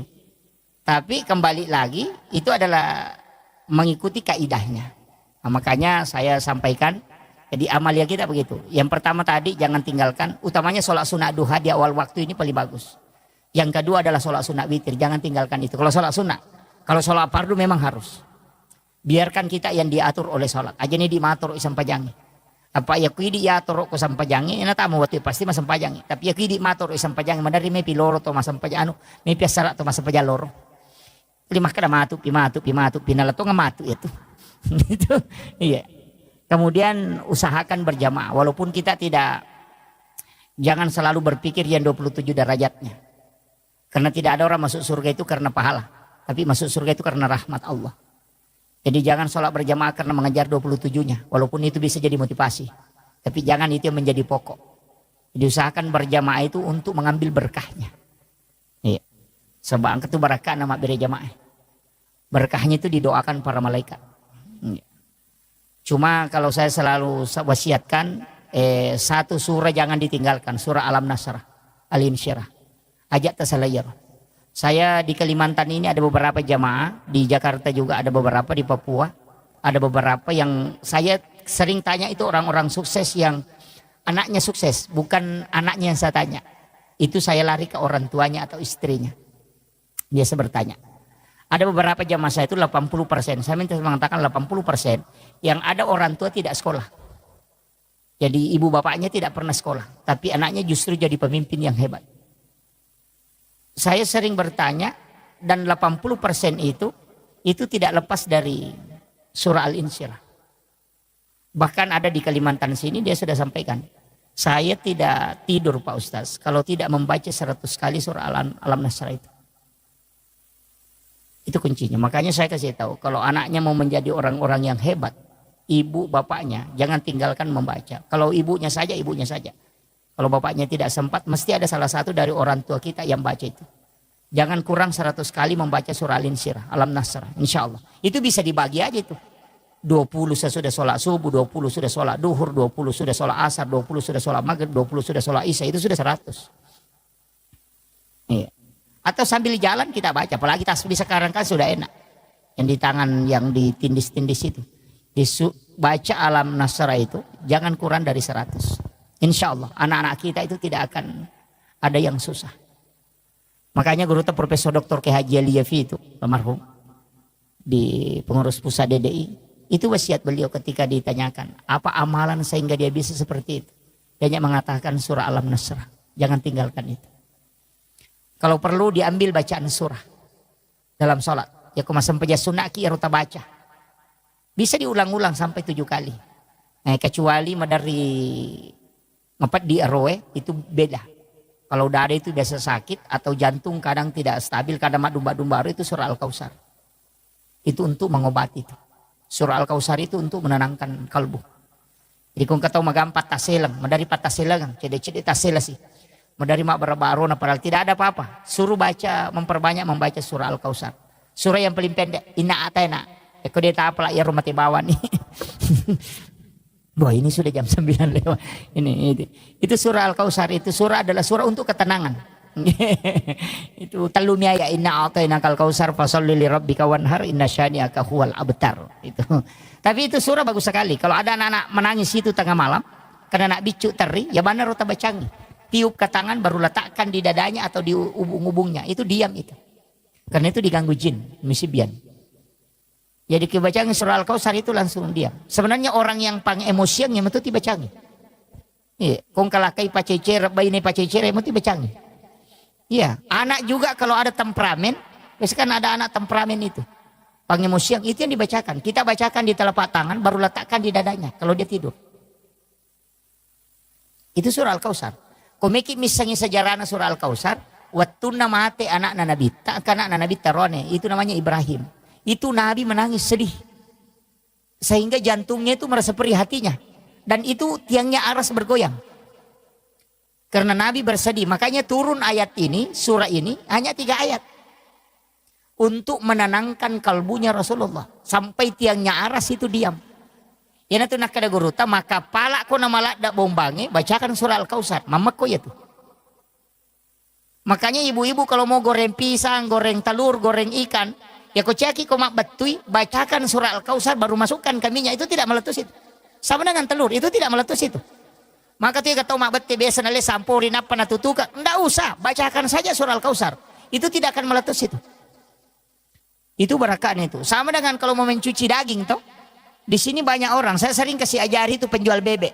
Itu kan bebek itu kan baunya sangat keras. Mestinya itu kalau dia cuci terakhir, dia bacakan surah Al-Kautsar pada air terakhir. Yana tuh nasa tomatot tadi oleh bisa sara. Hilang baunya itu. Daging mau dicuci kalau mau kasih hilang bau amisnya, bacakan surah Al-Kautsar itu hilang, tapi air terakhir. Yana rumah kada bisa sara, artinya bisa pembersihan terakhirnya itu. Hilang bau amisnya itu. Itu kuncinya. Cuma kadang-kala orang tidak pakai. Jadi semuanya termasuk naik pesawat, begitu juga. Ya komajai cuaca. Saya itu sering. Kalau cuaca tidak bagus, saya cuma tempelkan telapak tangan begini di dinding pesawat. Itu kemudian baca itu. Naik kapal juga begitu. Ya miko oto dia cocok. Bakal lalangi mimaja. Gitu. Jadi itu kalau hati orang anak-anak kita istilahnya temperamen itu. Tapi biasa anak-anak temperamen juga itu faktor dari orang tua. Utamanya istri itu yang besar pengaruhnya. Jadi makanya itu istri itu tidak boleh emosi kalau suaminya meminta untuk berhubungan. Jangan coba-coba. Itu pasti kalau tinggal itu anaknya temperamen. Cuma kali ngebaca. Apalagi itu tulis suruh Pak dia ngijuk lampu yang anu ngijuk kakak ngijuk lah ke kuan ngijuk lah yang ketu dia pernah laca itu laca ngijuk tengah deh gak. Kecincolan anaknya itu kong kanak nama itu. Iya. Itu kan banyak itu. Maka bini laki dan apa yang makan anu kakak ngajul lah anu ngijuk lah terijuk benda anu ngijuk dulu. Oh we pas suruh apa itu. Dan itu pasti anak nama itu kong ke sorangnya mereka bicara. Ya, makanya saya diwasiatkan itu sama guru tak. Itu mursyid tarekat itu, mursyid kami itu mengatakan, jangan berhubungan. Kok anak-anak maturu musapa aja berhubungan. Pasti na bali-bali kok matu. Itu kuncinya. Dan itu banyak. Napat ya itu mega pasuron. Itu makanya penting. Ini saya wasiatkan. Ya ada beberapa hal itu yang memang diajarkan para ulama kita dan itu terbukti. Dan itu masuk dalam ilmu hikmah. Kemudian saya nukan kalau mau diangkat derajat, satu sholat yang mengangkat derajat itu sholat tahajud walaupun hanya 2 rakaat. Tapi kalau kayak Pak Haji ini dengan ibu, saya kasih tahu harus punya amal rahasia, tidak boleh tidak. Orang yang banyak istilahnya banyak tanggungan, seperti itu karena ada beberapa karyawan, kemudian tugas di mana-mana, itu harus punya amal rahasia. Dia harus punya amalan yang dia sendiri tidak tahu. Harus. Bagaimana caranya? Itu ada di beberapa kitab dan itu ada di dalam hadis juga. Tapi ini orang khusus. Tapi kalau kita mau lakukan bisa. Kalau sedekah dengan memberikan langsung kepada orang, itu biasa. Tapi ada sedekah itu yang dilakukan Rasulullah, itu menyuapi orang buta Yahudi di pintu pasar. Itu kan hadis masyhur sekali tuh. Ketika orang bahas maulid, bahwa Rasulullah punya kebiasaan menyuapi orang Yahudi yang buta di pintu pasar. Nanti ketika itu Umar menggantikan. Ketika beliau meninggal. Tapi apa yang terjadi? Itu sebenarnya orang tidak baca. Artinya apa? Kau harus punya amal rahasia yang orang kau bantu itu dia tidak tahu kamu. Makanya saya kasih tahu begini, saya ambil simpelnya. Cari sekolah di sini misalnya, atau pondok pesantren, atau pondok tahfiz, atau apapun, atau panti asuhan, tanyakan, apakah di sini ada anak yatim atau fakir miskin? Kalau dia mengatakan ada, tidak usah kasih tahu saya namanya, tidak usah kasih lihat saya fotonya, tapi nanti saya yang bantu biaya sekolahnya selama misalnya 1 tahun. Kita ketemu dia, kita tidak tahu bahwa ini yang kita bantu. Jangan lihat mukanya, dan juga jangan tahu namanya.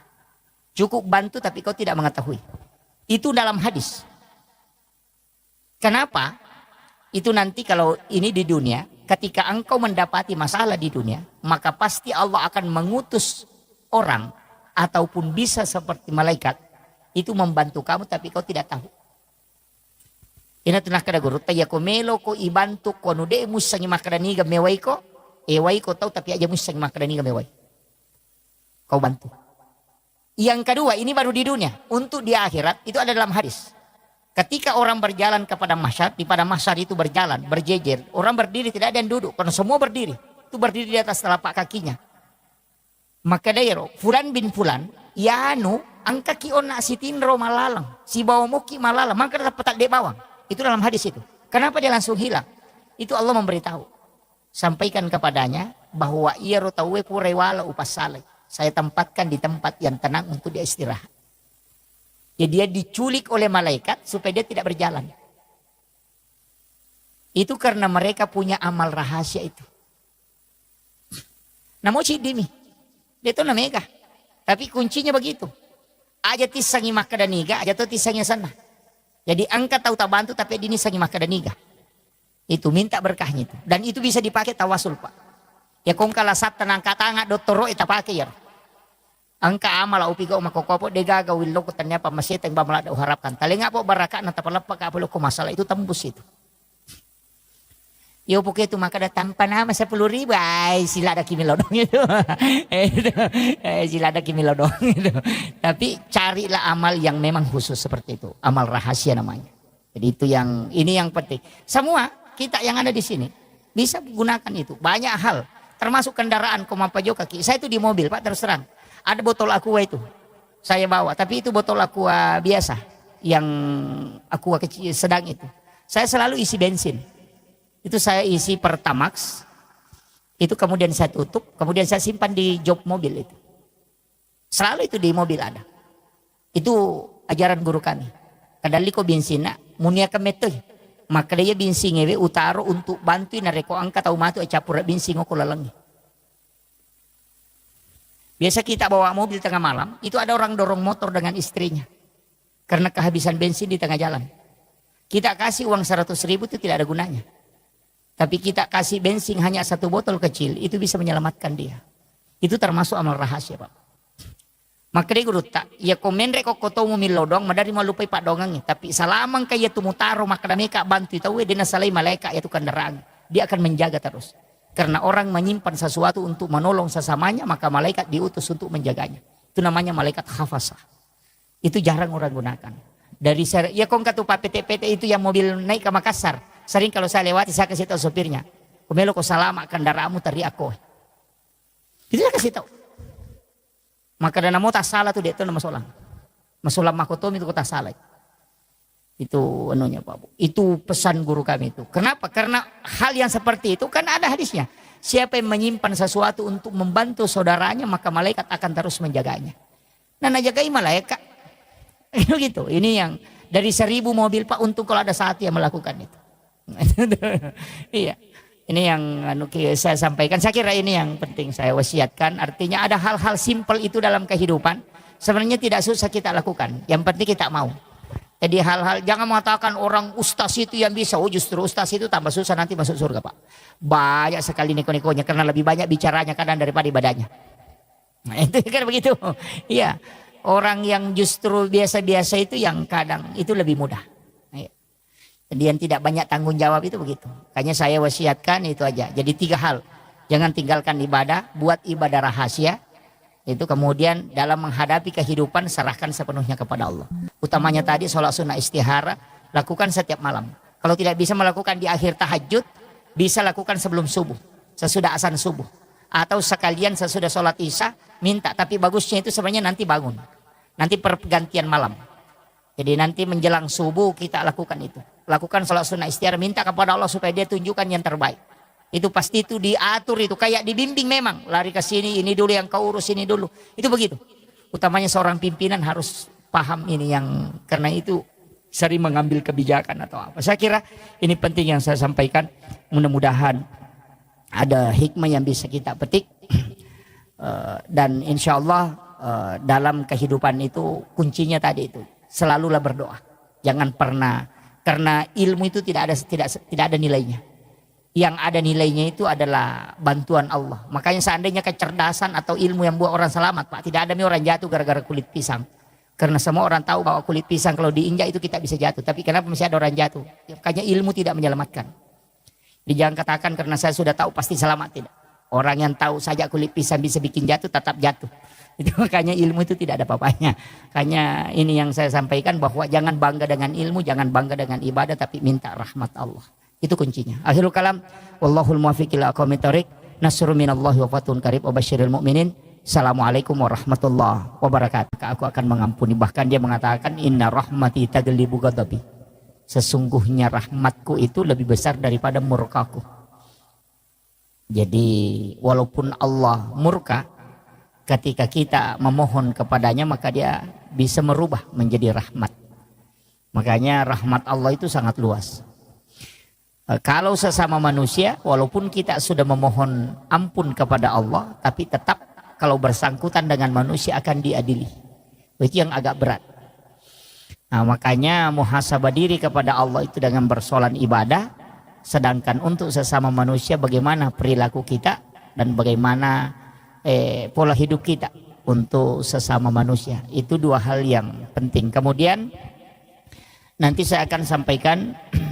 Sebenarnya kita hidup ini hanya 24 jam. Jadi di tuo hitungannya 24 jam. Jadi kehidupan itu sangat simpel. Hanya karena berulang yang 24 jam ini sehingga berputar menjadi nanti 1 tahun. Itu aja. Jadi kalau amalan atau ibadah kita lakukan itu 24 jam itu saja. Yang kalau kita sudah tahu amalan 24 jam insya Allah. Kan itu aja yang berulang. Cuma ada beberapa nanti ibadah yang tidak berulang, kayak berulang 1 pekan ya ibadah Jumat, yang berulang 1 tahun ada beberapa ibadah itu. Tapi pada hakikatnya hampir semua ibadah itu yang berulang 24 jam. Tapi saya ingin sampaikan begini. Setiap orang itu diberikan oleh Allah Subhanahu wa taala potensi untuk punya kecenderungan melaksanakan ibadah tertentu. Misalnya, ada yang senang zikir tapi susah sedekah. Ada yang senang sholat sunat tapi susah puasa sunnah. Kalau disuruh puasa susah, tapi kalau sholat sunat dia paling mudah. Kalau disuruh mengaji cepat, bahkan bisa dia membaca 1 juz dalam sehari. Tapi kalau disuruh sedekah malas. Ada kalau disuruh puasa, nah bilang itu saja Ramadan bikin stres. Tapi ada juga orang yang kuat. Makanya nanti semua ibadah ini ternyata itu ada jalurnya. Bahwa kalau engkau rajin puasa, nanti Allah akan hadiahkan surga melalui puasamu. Makanya biasa makadaka yang penting kan kayak kapui. Nah mode ni kau denrul le jama manang pasti usahakan yang kecil dia diistiqomahkan. Misalnya yang rajin sholat sunat ya jangan tinggalkan. Mestinya sholat sunat duha jangan tinggalkan yang rajin duha. Istiqomahlah dengan sholat sunat duha karena duha itu ada pintu surga di situ. Di dalam hadis qudsi itu Allah menjanjikan siapa yang sholat 6 rakaat istiqomah di waktu pagi, maka dia akan masuk ke dalam surgaku melalui babuk duha. Itu. Tapi 6 rakaat. Kalau 2 tidak bisa. 4 juga tidak bisa. Kalau mau masuk melalui babuk duha itu mesti 6 rakaat. Makanya ulama kita itu lebih mengambil yang 8. Karena kalau diambil 8 rakaat, mulai dari 2 rakaat padilanya itu sampai yang 8 dapat semua. Kan kalau 2 rakaat itu sedekahnya tubuh. Sebenarnya orang yang mau sehat itu cukup dengan duha 2 rakaat. Kalau mau sehat. Utamanya persendihan tulang-tulang. Itu kan hadis Nabi. Bahwa 160 potongan tubuh manusia sedekahnya adalah 2 rakaat sholat sunat di waktu pagi. Jadi sebenarnya tubuh kita ini kan hak pakai. Pinjaman dari Allah. Itu bukan hak milik. Dari situlah sehingga tubuh ini tidak bisa dirubah. Hanya dilarang, alis yang bengkok tidak boleh dikasih lurus. Kan begitu. Kalau tapi laki-laki tidak ada aja yang kasih lurus alis. Yang biasanya itu perempuan. Iya, itu karena hak pakai aja bukan hak milik.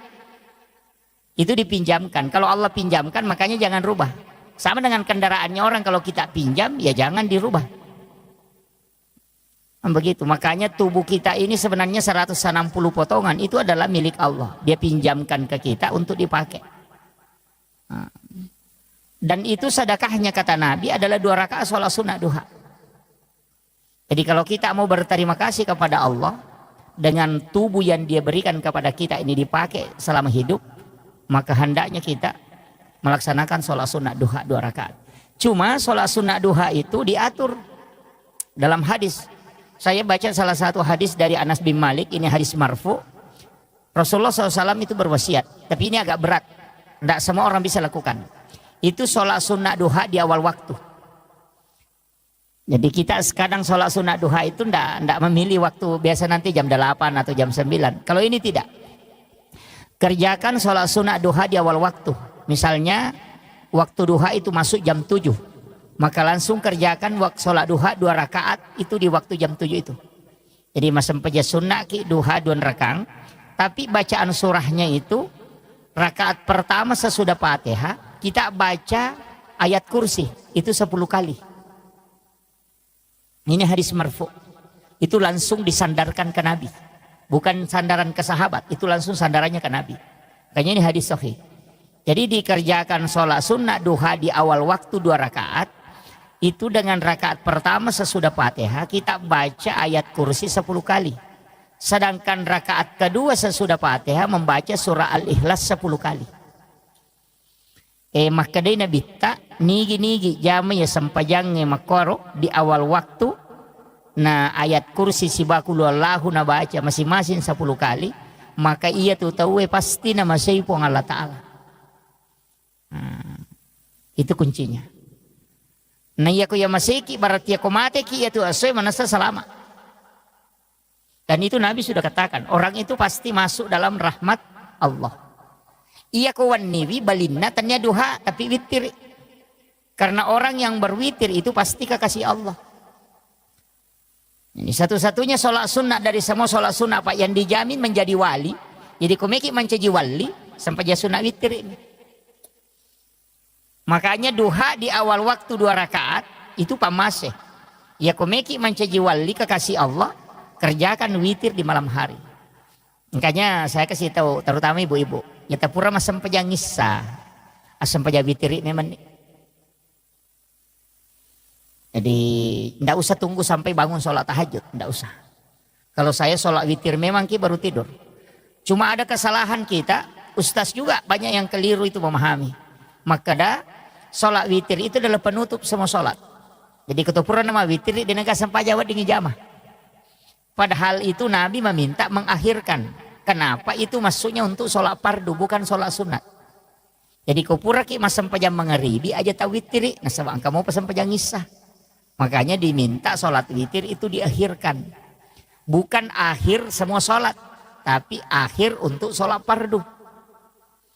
Apa ya tuh witiri? Kawan ni mini jamah. Anak dia nawat di toma witiri kau pura mangaribi. Nah sabang kamu pasam pajang isah. Pura pi masam pajang isah. Nah pama witiri. Makanya Abu Hurairah itu setiap selesai sholat sunat isya. Langsung witir 3 rakaat. Kenapa kita berwitir? Ini kuncinya. Pertama, sebenarnya ulama itu banyak pakai witir sebelum tidur. Karena orang yang berwitir itu pasti tidak diganggu jin. Dan nu lejingnya tembus itu toma witir. Ya kau makan mimpi buruk itu sudah terhindar. Kecuali tidur sesudah sholat subuh pasti. Masih bisa diganggu karena sudah sholat subuh. Jadi ya kau nggak tahu mau witir napa matinro pasti dia nak tulu-tulu maja. Kalau ada mimpi itu pasti isyarat. Makanya ulama itu bisa tahu bahwa mimpinya ini ada pesan. Karena dia berwitir. Kalau orang tidak berwitir itu masih susah. Kita mendeteksi. Apakah ini isyarat atau ini gangguan. Kan begitu. Apa namanya baca ayat kursi. Kalau kita tidak mendalami betul hakikat ayat kursi itu susah. Makanya banyak orang itu baca ayat kursi ketulu-tulu majamopi. Masih mimpi buruk padahal dia sudah baca ayat kursi. Bahkan biasa dia baca 3 kali masih diganggu. Bahkan arad dasamopa kan begitu. Padahal dia sudah baca ayat kursi. Maka dia guru taya kayak kursi kui baca bawami. Apa namo dah koro maca to baca ayat kursi. Itu kan burung beo juga pintar. Assalamualaikum, assalamualaikum. Nah, itu kan begitu. Makanya itu jin tidak takut. Karena hakikatnya kan di situ. Jadi tidak sembarang. Tapi kalau diamalkan terus ayat kursi itu bisa jadi senjata. Iya. Makanya ada ulama mengajarkan itu baca ayat kursi. Allahu la ilaha illa huwal hayyul qayyum. Itu kan mim. Itu dalam ilmu hikmah. Nah, kita sembunyi di situ di dalamnya. Itu ada Allahu la ilaha illa huwal hayyul qayyum. Itu kan mim bundar.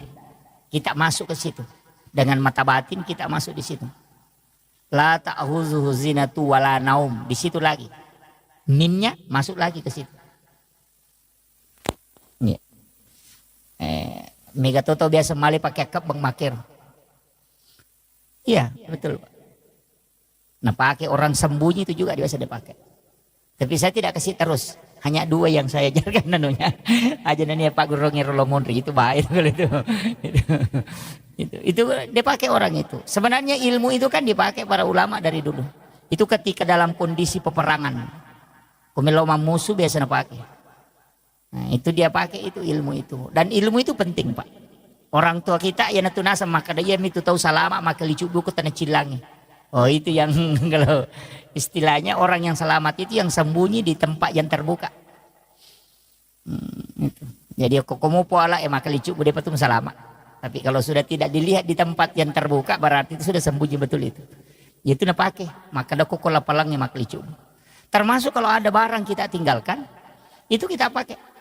Iya rokong ke misalnya kabolata kita mau pagar nama bela itu. Di tempat tidur saja kita baca itu. Dikasih masuk, dilihat rumah itu kemudian dimasukkan di huruf mim itu. Itu yang dipakai. Jadi sama dengan misalnya kendaraan ditinggalkan. Dipakai aja itu. Kalau maka dawe malampila dia tustas. Dia ini apalah. Kalau tidak apalah ayat kursi. Jangan pakai ayat kursi. Pakai syahadat. Atau bismillah. Kalau yang paling simpel itu bismillah. Jadi kita pakai bismillah tapi itu satu napas. Dan kadang dipakai berobat. Saya sering sampaikan itu. Seperti kalau ada orang minta air untuk disembuhkan. Misalnya untuk diobati bukan disembuhkan ya. Untuk diobati. Biasa minta air supaya didoakan. Sebenarnya itu kuncinya itu basmalah. Baca basmalah 19 kali. Itu sesuai dengan jumlah hurufnya. Dan bismillahirrahmanirrahim itu hurufnya ada 19. Makanya baca basmalah 19 kali baru berdoa. Baru tiupkan ke air. Insya Allah itu mujarab. Jadi kalau ada anak sakit kepala, ada sakit perut, kita mau obati. Ambilkan air, baca basmalah 11 kali. Niatkan untuk obat. Baca sesuai jumlah hurufnya. Itu bagus itu, Pak. Kalau untuk pengobatan. Itu kalau menggunakan air itu rata-rata ulama kita dulu biasa pakai begitu. Pakai basmalah, tapi 19 kali dibaca, bukan satu kali. Itu dibaca sesuai dengan jumlah huruf. Jadi bismillahirrahmanirrahim, bismillahirrahmanirrahim itu dibaca 19 kali. Ada beberapa itu dalam ilmu hikmah itu yang ulama biasa tidak mau buka. Karena termasuk dia katakan ilmu rahasia. Saya kemarin sempat ada yang telepon, saya tidak tahu dari mana. Ada yang telepon sempat protes. Ini huruf yang tidak ada di suratul Fatihah, mohon jangan dibuka seperti itu. Itu bahaya. Saya bilang tidak bahaya. Yang penting saya kasih pemahaman. Kan di suratul Fatihah itu ada 7 huruf hijaiyah yang tidak terdapat di dalamnya. Ada 7 huruf itu. Jadi mulai dari huruf alif sampai ya. Itu huruf hijaiyah abata saja. Itu ada 7 huruf. Itu tidak terdapat di dalam suratul Fatihah. Makanya di tasawuf itu dikatakan cari 7 huruf yang hilang pada 7 ayat yang ada. Oh itu kalau bahasa begitu orang tidak tahu. Makanya kok dia mapat tepung itu maka ada sapar ngak pitu kon pitu. Wah itu yang itu nasak kada angka tu pitu. Itu sebenarnya adalah 7 huruf yang ada yang tidak ada di suratul Fatihah. Kalau itu ditulis itu dianukan para ulama, ditulis 7 huruf itu. Baru ditempel di tempat mana kita tidak mau supaya tidak kecurian. Iya kau mau taruh ditempel di sadalnya itu supaya jangan dibawanya. Istilahnya di sadal mungkin ditempel, dikasih lem itu kemudian ditempel di plaster. Iya selama huruf itu masih ada, insya Allah itu tidak dicuri. Barang itu tidak dicuri. Kau nggak tahu majanya, nah denite itu kendaraan, itu hebatnya itu 7 huruf itu yang sama. Makanya orang biasa tempel di rumah. Saya pernah ketemu dengan ulama itu justru dia tulis di kertas, baru dia masukkan di pipet, baru dia tutup. Nanti ketika dicor rumahnya, tiang rumahnya yang di depan itu dia masukkan di dalam cor. Itu supaya dia mengatakan kalau di sini tinggal di dalam sudah tidak ini. Itu dalam ilmu hikmah itu Pak dipakai. Tapi saya tidak kasih tahu hurufnya, cari sendiri. Masa tidak didapat? Itu kan bisa dibaca itu. Suratul Fatihah kan dihafal. Nanti tinggal cari huruf apa yang tidak ada di suratul Fatihah. Huruf hijaiyah yang itu ada 7. Ya, makanya makadami itu kalau tepung ipat tareka sapar ngak pitu de ega aku pitu. Nah, itu yang dianukan. Itu kan angka-angka 7 itu kan istimewa Pak Bu. Cuma kadang-kala kita tidak mengkaji itu. Itu penting. Biasa di rumah, nah tempel ke kendaraan, nah, tapi jangan untuk menghinakan, istilahnya disimpan di bagian bawah, jangan. Harus tetap dijaga tempatnya. Ya. Itu bagus. Jadi itu doa yang seperti itu. Tapi sering juga saya anukan bahwa sebenarnya kalau dalam konsep hidup ini 2 sholat itu saya selalu sampaikan sholat sunat. Pertama witir, yang kedua sholat sunat istihara. Ini ilmu yang saya kasih sebenarnya ilmu bukan ilmu orang biasa. Tapi ini ilmunya orang-orang tertentu. Itu sholat sunnah istihara itu. Jangan nanti ada masalah baru kita sholat. Kadangkala itu sholat sunnah istihara nanti kita lakukan ketika ada masalah. Padahal sebenarnya sholat sunnah istihara itu dikerjakan setiap malam. Jadi barak napuraki masam paja tahajud, asam paja sunnah istihara memang. Jadi istihara kita itu hanya meminta kepada Allah supaya Dia yang mengatur dan menunjukkan apa yang akan kita lakukan besok. Iya na tunang ka istilah na pakai teman-teman dulu maka ada piga apa pakai doku. Ah itu nama masuk. Karena pasti ada. Iya kode memetoga kau tiemu ba aja terjamai karena tidak selesai itu. Pasti jadi masalah. Tapi begitu tadi harus sholat istihara setiap malam. Iya kui pakai itu sampai sunnah istihara setiap malam muncul itu. Jadi muncul sendiri itu maka dia jolo mujamah. Iya jolo. Biasa kalau ada informasi sampai kita tinggal anukan. Kalau dia tertutup maka dah tolak saja. Tidak usah dianukan dulu itu. Itu jalan itu. Dan itulah yang dipakai ulama. Makanya dia mengatakan ikuti fuad. Ikuti mata hati itu. Dan itu akan terbuka. Karena ia mega tahu, ia mina sampai sunnah istihara kong ke masalah sehingga kong masampajang di masalah mini ngerang. Dan di situ. Jadi tanya apa ngalah tala ni ngerang kong masampajang masalah itu dia berpikir kenapa kok cara nama tu nalapa poluk. Jadi dia sholat itu karena masalahnya. Itu jadi masalah. Makanya saya sampaikan sebelum kita mendapati masalah, semua yang akan kita jalani dalam sehari itu mestinya istiharakan memang. Artinya, iya kawani neka ko nito ko sampai tahajud kan gampang. Sebelum sampai subuh. Bisa itu. Biar masuk waktu subuh, ya kau sampai sunat subuh. Sampai sunat subuh ki. Nah pakai sampai sunat istihara. Minta kepada Allah supaya Dia yang pilihkan. Termasuk kita sebenarnya penceramah itu pakai. Kalau normalnya saya itu Pak, terus terang. Kalau normal itu biasa meselang. Pernah saya ceramah duhur di Balikpapan. Sudah duhur saya ceramah di Balikpapan. Sudah isya saya ceramah di Palu. Saya bilang itu bisa aja karena pesawat sore ada dari Balikpapan ke Makassar, tiba jam 4, pesawat Palu jam 4 itu tiba jam 5 di Palu sholat. Saya sholat maghrib, sholat isya di Palu. Saya bilang, tapi itu butuh istihara. Karena kayak kendaraan begitu kan kadang delay. Itu butuh istihara. Kalau tidak konek memang saya tidak bisa ambil. Tapi kalau koneksi itu saya ambil. Jadi istihara begitu fungsinya. Jadi pasti dipilihkan itu. Karena ada waktu itu nanti bingung nih. Maka ada loko kajaga ya gajo ujamai. Tapi kalau kita istihara setiap malam, pasti Allah pilihkan. Dan itu akan beri isyarat-isyarat terus. Jadi itu penting. Cuma kalau amalia, ini yang sanukan. Kalau amalia, kalau kita selesai sholat fardu, itu dari Syekh Al-Maliki, kita meletakkan tangan kanan ini di perut sebelah kiri. Itu setiap selesai sholat fardu. Jadi tangan kanan ini diletakkan di perut sebelah kiri, ibu jari ini agak didorong sedikit ke jantung.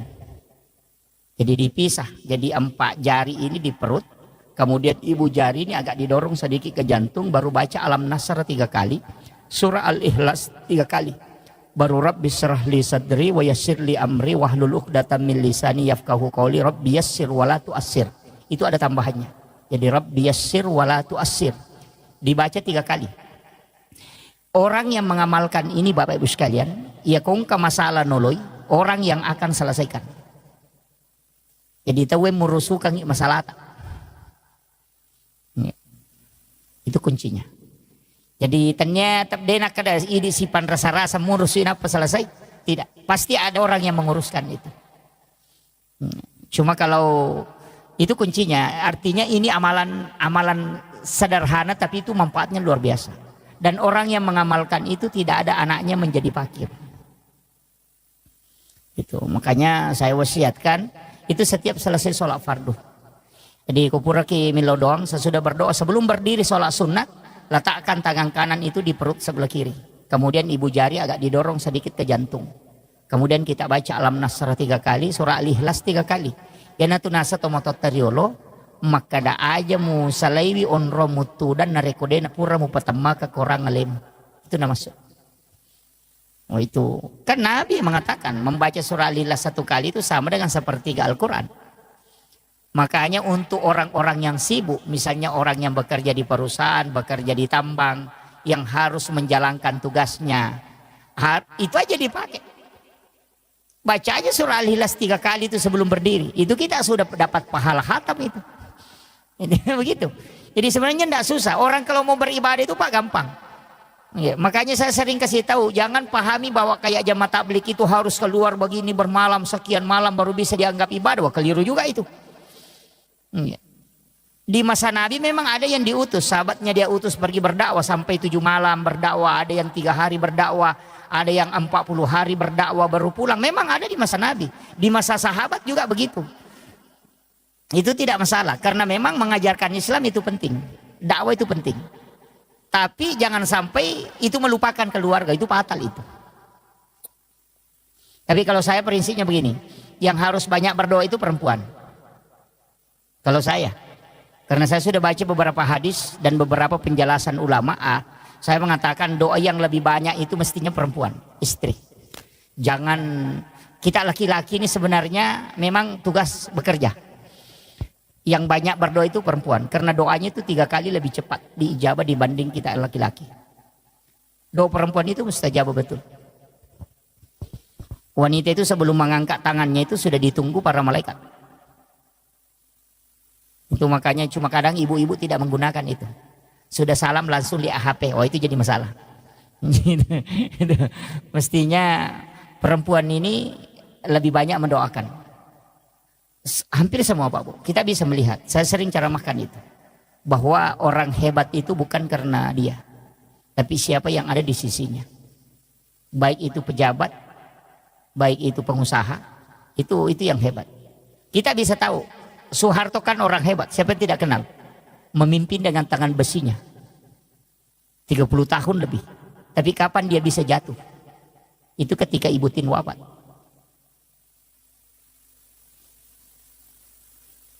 Habibie orang hebat.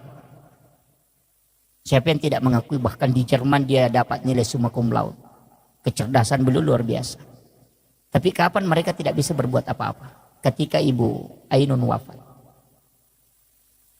SBY sekarang kan masih hidup. Panglima TNI 2 kali jadi presiden. Tapi kapan dia tidak bisa mengambil kebijakan sempurna? Ketika Ibu Ani wafat.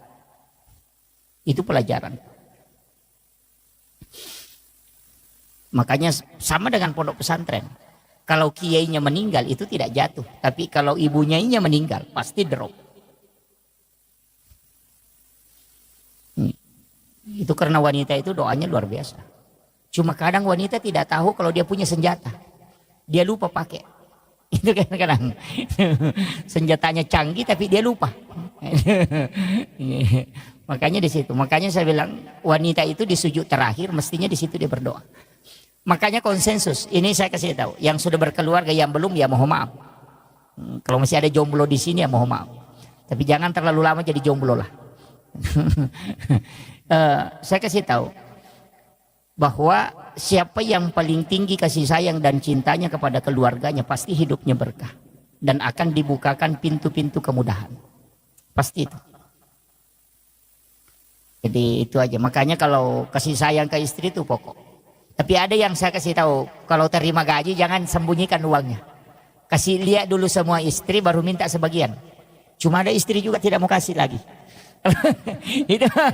itu yang bahaya itu. Iya. Saya kasih tahu, kalau mau berkah, saya ini wasiat guru kami, mursyid kami, termasuk pimpinan pondok kami Al-Mukarram Kiai Haji Fathudin Sukara itu pernah beritahu. Maka dia kongka poliamuna pita manang ibenem, biarkan dia pegang. Setelah itu baru kau minta kalau kau butuh.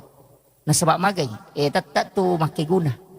Tapi ya kita kau mata terima kidi misalnya 10 juta atau 5 juta. Nah pelak gai 2 juta dia ni pita bene 3 juta pitang. Capu mati itu 2 juta dia sekadar gayeli. Itu karena hilang berkahnya. Dicabut. Tapi ya kau pura ini tamanang, namo pura minakatan ni, napa ilau 2 juta maka datalengak 2 juta mereka pakai, itu pasti mak berkah. Si salami matuh. Makanya kita laki-laki sebenarnya itu punya rezeki cuma 30%. Wanita itu yang punya 70%. Itu anunya. Makanya kalau mau banyak mendoakan ya kasih banyak istri.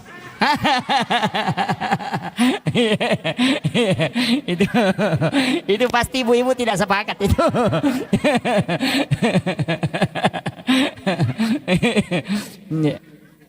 Jadi kan kuncinya di situ. Makanya saya wasiatkan kepada ibu-ibu, cukup kalau sholat sunnah ataupun sholat fardu di sujud terakhir itu minta. Kita yang memohon kepada Allah, karena itu pasti dibuka. Pasti dibuka. Karena hakikatnya di situ. Makanya wanita itu dengan simbol kelembutannya itu dengan simbol doa. Tapi untuk laki-laki itu adalah simbol bekerja.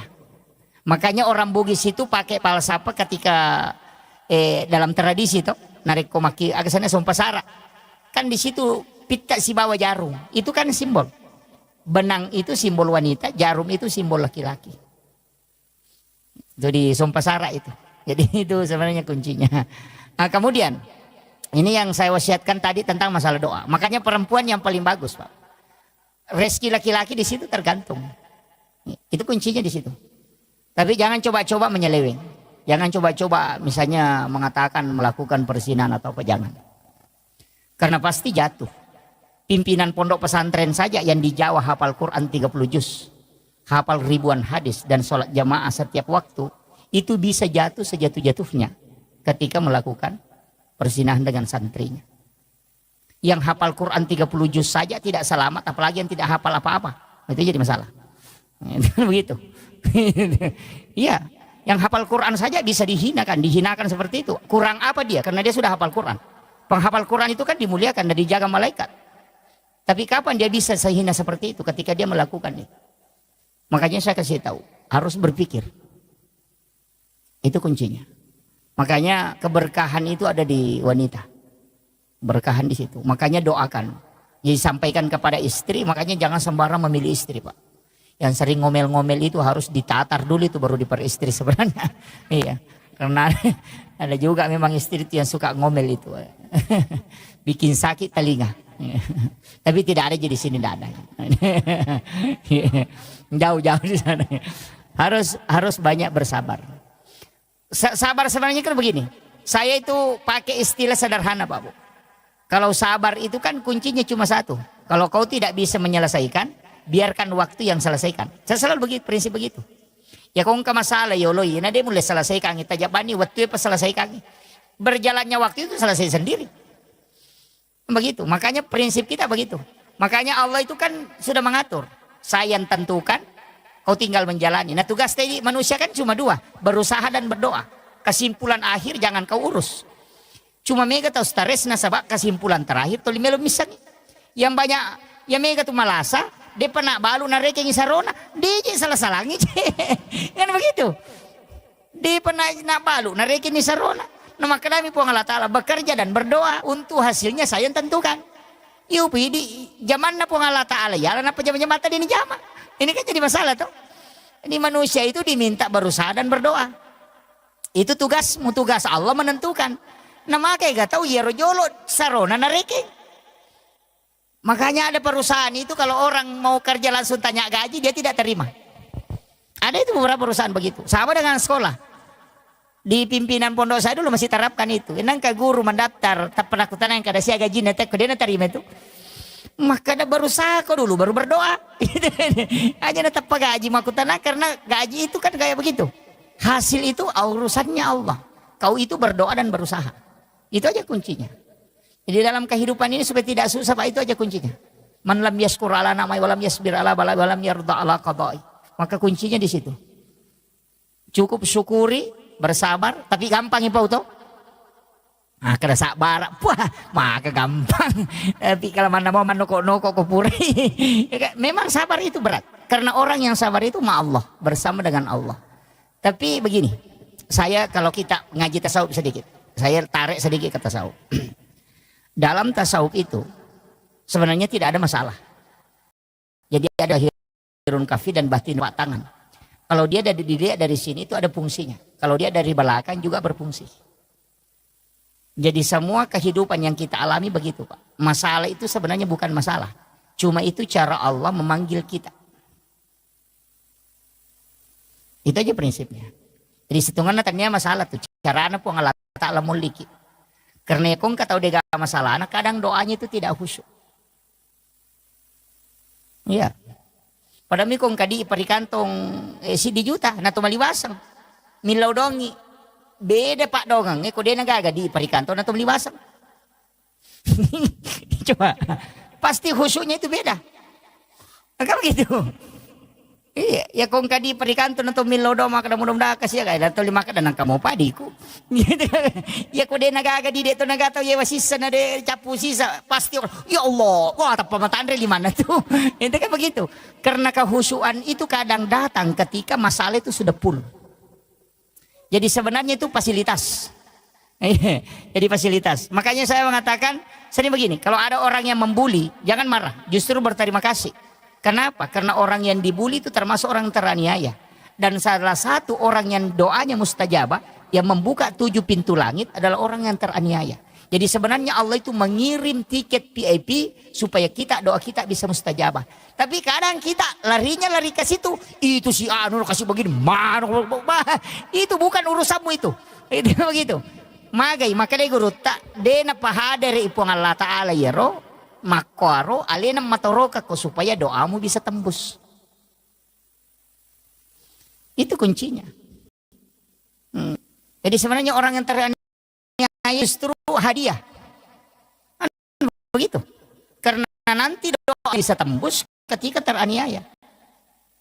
sama dengan ulama yang dicaci maki, termasuk Habib Markan ketika dia baca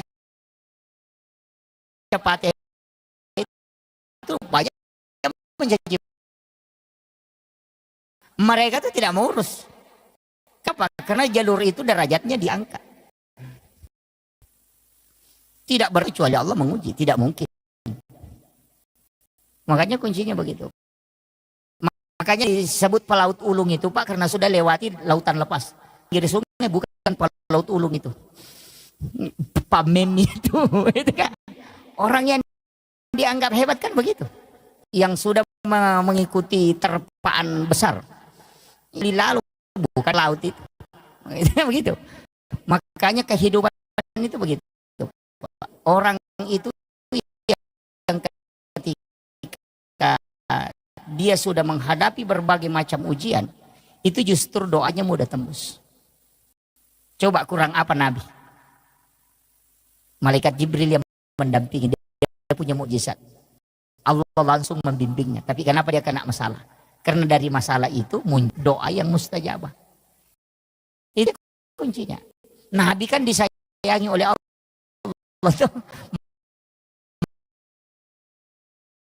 Masa dia masih dapat ujian, dilempari kan di situ.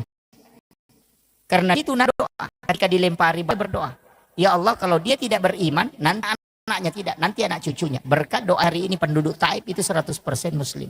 Kalau Mesir itu sekitar 13%. Maka Jabah itu nanti ada masalah. Itu. Ya. Makanya saya bilang tadi, kalau kita jangan tarik ke masalahnya. Ini berikan hadiah supaya doaku bisa tembus. Itu aja. Jadi makanya kalau masalah ini alhamdulillah. Ini isyarat. Tapi jarang orang bisa pakai. Jadi caci pakai iya je pakai rekti. Itu semua disalahkan. Padahal di ulama tasawuf itu mengatakan yang mengarahkan hati caci. Mengatur toh. Kau sudah baca doa terhindar tapi kenapa didatangkan? Jadi itu tapi masalah itu jangan itu begitu Pak. Makanya ulama itu selebnya di situ. Pakai prinsip itu insya Allah. Jalan saja mengalir saja. Cuma memang kita perlu berdoa. Itu kuncinya. Jangan tidak berdoa. Karena berdoa itu bukan untuk kita saja. Ada orang itu kaya Pak. Bukan karena doanya. Tapi doa orang tuanya dulu baru diijabah. Itu hadis Nabi. Makanya tak ada ya deh. Namun kisogi kan tuh 5 koaman. Jangan. Tetap berdoa. Minta kekayaan kepada Allah. Nanti anak-anakmu yang dapat. Makanya kata-kata ya tuh nakasih ya tuh napeturan ya tuh nama kundru. Tapi bersyukurlah Pak kalau miskin. Karena Pak rajin sedekah kalau miskin. Karena di situ sedekahnya besar nilainya. Saya kemarin cara makan itu orang kaya itu stres. Ada orang kaya itu stres Pak. Saya cara itu di Palembang dia stres. Dia bilang dia kasih tahu saya, wah ya betul itu Pak Ustaz. Berarti selama ini saya salah kaprah. Saya kasih tahu begini. Orang miskin Allah itu melihat persen Pak, bukan melihat nilai. Makanya zakat itu tidak pernah berubah. Selalu 2,5. Orang yang punya uang 100 juta sama yang 1 miliar itu zakatnya sama-sama 2,5. Tidak dirubah itu. Tidak mengatakan yang punya 100 miliar zakatnya 3%. Yang 100 miliar, 1 miliar hanya 2,5. Enggak.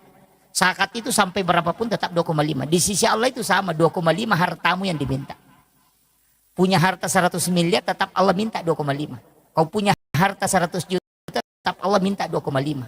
Yang 100 miliar dengan yang 100 juta itu sama di hadapan Allah 2,5. Makanya kalau ada orang miskin punya uang 10.000 sekali 5.000 berarti 50% hartanya dia sedekahkan. Kasuruh sugi kong kadi si ratu juta tanah pemak berengin 50% tanah dapat di ulu. Kan begitu. Padahal orang itu ya kong kadi sabu makan ala bawan itu 50% ini nak berengin. Rezeki itu 100% 10.000. Tapi nasabah nak berengi 5 sep dina nak berengin. Iya. Ya kau tahu sogi si di miliar dina memang bering 50% 500 4 juta nak bering mapat diisi. Pikir ke si ratu. Kan begitu. Ada sinilah sehingga ada ulama mengatakan berdoalah bisa kau tetap miskin supaya sedekahmu selalu besar nilainya. Kan begitu. Jadi jangan salah paham ya. Ini makanya ulama kita itu dari dulu begitu. Jadi memotivasi orang miskin itu penting, Pak. Iya, makanya orang miskin itu nanti paling cepat selamat. Iya, paling cepat karena mau ditanya tidak banyak ditanyakan. Oh, masulah rak poncok mina handuk-handuk mangangolo ke malaikat maka aja ditanyaki kok ke rumah utama. Gitu. Yang banyak rumahnya itu, wah, itu yang stres itu. Itu kan begitu. Makanya ada namanya jasa. Makanya guru tak, ini yang wasiat saya juga penting ini, jangan ditinggalkan ini. Setiap punya barang baru itu pakai sholat. Iya, istilahnya barang baru, memiliki baju-baju baru, langsung tak pakai mas sempajang. Itu tidak akan hancur, kemudian ada penggantinya. Dari situlah kenapa ulama-ulama kita dulu setiap ada tempat-tempat baru, dia biasa adakan syukuran dulu untuk bersedekah supaya itu nanti itu berkahnya luar biasa Pak, dan itu bisa dipertanggungjawabkan. Maka dapur nu pakai maka siwe pupa mulang. Itu kuncinya. Pada kong kamu motor baru tali tempat pakai lo masih gie. Insya Allah dia naburu itu motornya nang kapatolana, tapi kendaraannya aja tetilo ke bene mah kadang ku ke bene baru pakai ipakai masam pajak dia pernah matonan kapatolana, wah itu jadi masalah itu. jangan jangan dialihkan ke situ ya. Ya. Jadi itu semua, tapi saya sering sampaikan kalau beli kendaraan itu wasiat guru kami itu dari Aceh. Ya kembali ke kendaraan nak beli hari Senin. Dena buruk tuh nang kapatolan. Dena sesa ko aga. Ia pernah mogok ko nadapi bengkel itu. Mendari latup itu boleh napa mapecak banda. Itu beli hari Senin, jangan beli hari Jumat. Karena melihat sejumat napa rasa-rasa ko tuh. Itu pesan beliau. Dan saya buktikan an ka motor ko biasa wala Jumat. Kata lu gak ulunan apa. Saya bilang betul juga ini. Ya, karena hari Jumat itu hari ibadah bukan untuk harta. Kalau kenapa hari Senin? Karena hari Senin itu ditetapkan rezeki. Kanya maka de guruta beli hari Senin insya Allah. Dena sesa ko tuh. Dena pantas rasa. Ya. Kecuali kalau tidak sama kalau anak mau sekolah itu hari Selasa. Terdaftar esok Selasa kalau anak masih sekolah. Magai nasabah ilmu itu diciptakan di hari Selasa. Jadi itu dari situ hitung-hitungan ulama dulu. Sehingga dia pakai ilmu hikmah. Maka dia kong anak mau pas sekolah so Selasa mau daftar dia lari ke sekolah. Dan insya Allah berhasil itu. Jadi itu ada hari-hari tertentu memang itu. Jadi memang kalau kita kejar ilmu-ilmu seperti itu, ilmu hikmah kan banyak. Tapi itu masuk hikmah bukan masuk dalam ilmu fikih. Kalau ilmu fikih itu kan ilmu hukum. Sama aja dengan dokter. Ada dokter kulit, ada dokter terapi. Begitu, ada dokter jantung. Ya. Jadi kuncinya di situ. Tapi kembali lagi itu adalah mengikuti kaidahnya. Nah, makanya saya sampaikan. Jadi amalia kita begitu. Yang pertama tadi jangan tinggalkan. Utamanya sholat sunat duha di awal waktu ini paling bagus. Yang kedua adalah sholat sunat witir. Jangan tinggalkan itu. Kalau sholat sunat. Kalau sholat fardu memang harus. Biarkan kita yang diatur oleh sholat. Aja ini dimatur isam pajangi. Apa ya kui diatur ko sampajangi. Ina tamu waktu pasti masam pajangi. Tapi ya kui di matur isam pajangi. Mandari may piloro to masam pajangi. May piasara to masam pajangi loro. Lima kada matu, pinalato nga matu itu. Itu. Iya. Kemudian usahakan berjamaah. Walaupun kita tidak. Jangan selalu berpikir yang 27 derajatnya. Karena tidak ada orang masuk surga itu karena pahala. Tapi masuk surga itu karena rahmat Allah. Jadi jangan sholat berjamaah karena mengejar 27-nya. Walaupun itu bisa jadi motivasi. Tapi jangan itu yang menjadi pokok. Jadi usahakan berjamaah itu untuk mengambil berkahnya. Iya. Sebab itu berkah nama berjamaah. Berkahnya itu didoakan para malaikat. Iya. Cuma kalau saya selalu wasiatkan. Satu surah jangan ditinggalkan. Surah Alam Nasrah. Al-Insyirah. Ajak tasalayar. Saya di Kalimantan ini ada beberapa jamaah, di Jakarta juga ada beberapa, di Papua ada beberapa yang saya sering tanya itu orang-orang sukses yang anaknya sukses, bukan anaknya yang saya tanya. Itu saya lari ke orang tuanya atau istrinya. Biasa bertanya. Ada beberapa jamaah saya itu 80%, saya minta mengatakan 80% yang ada orang tua tidak sekolah.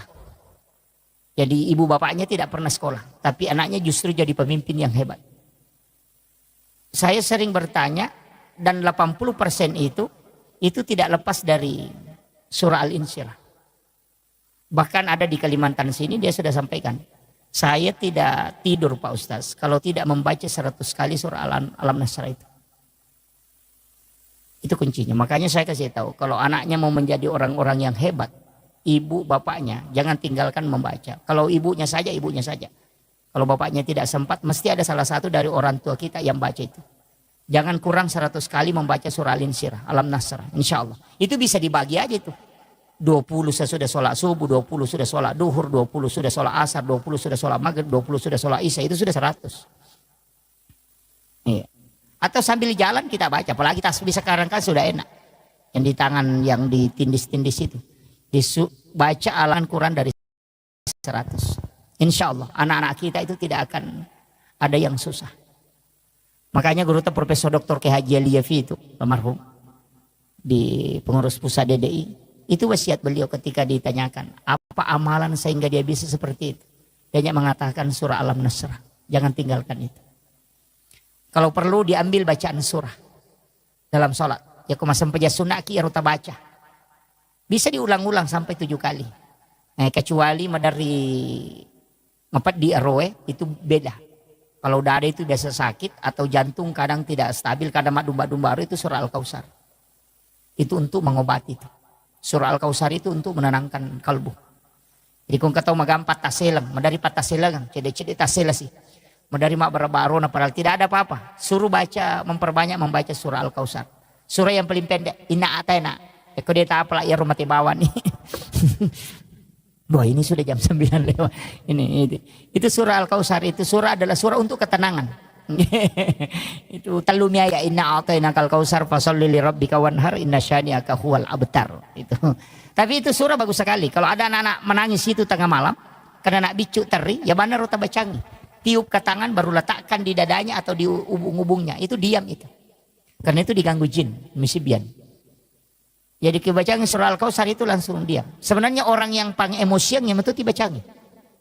Iya, kong kalakai pacecer, bayi pacecer yang itu dibacangi.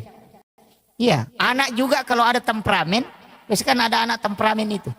Pang emosian itu yang dibacakan. Kita bacakan di telapak tangan baru letakkan di dadanya kalau dia tidur. Itu surah Al-Kautsar.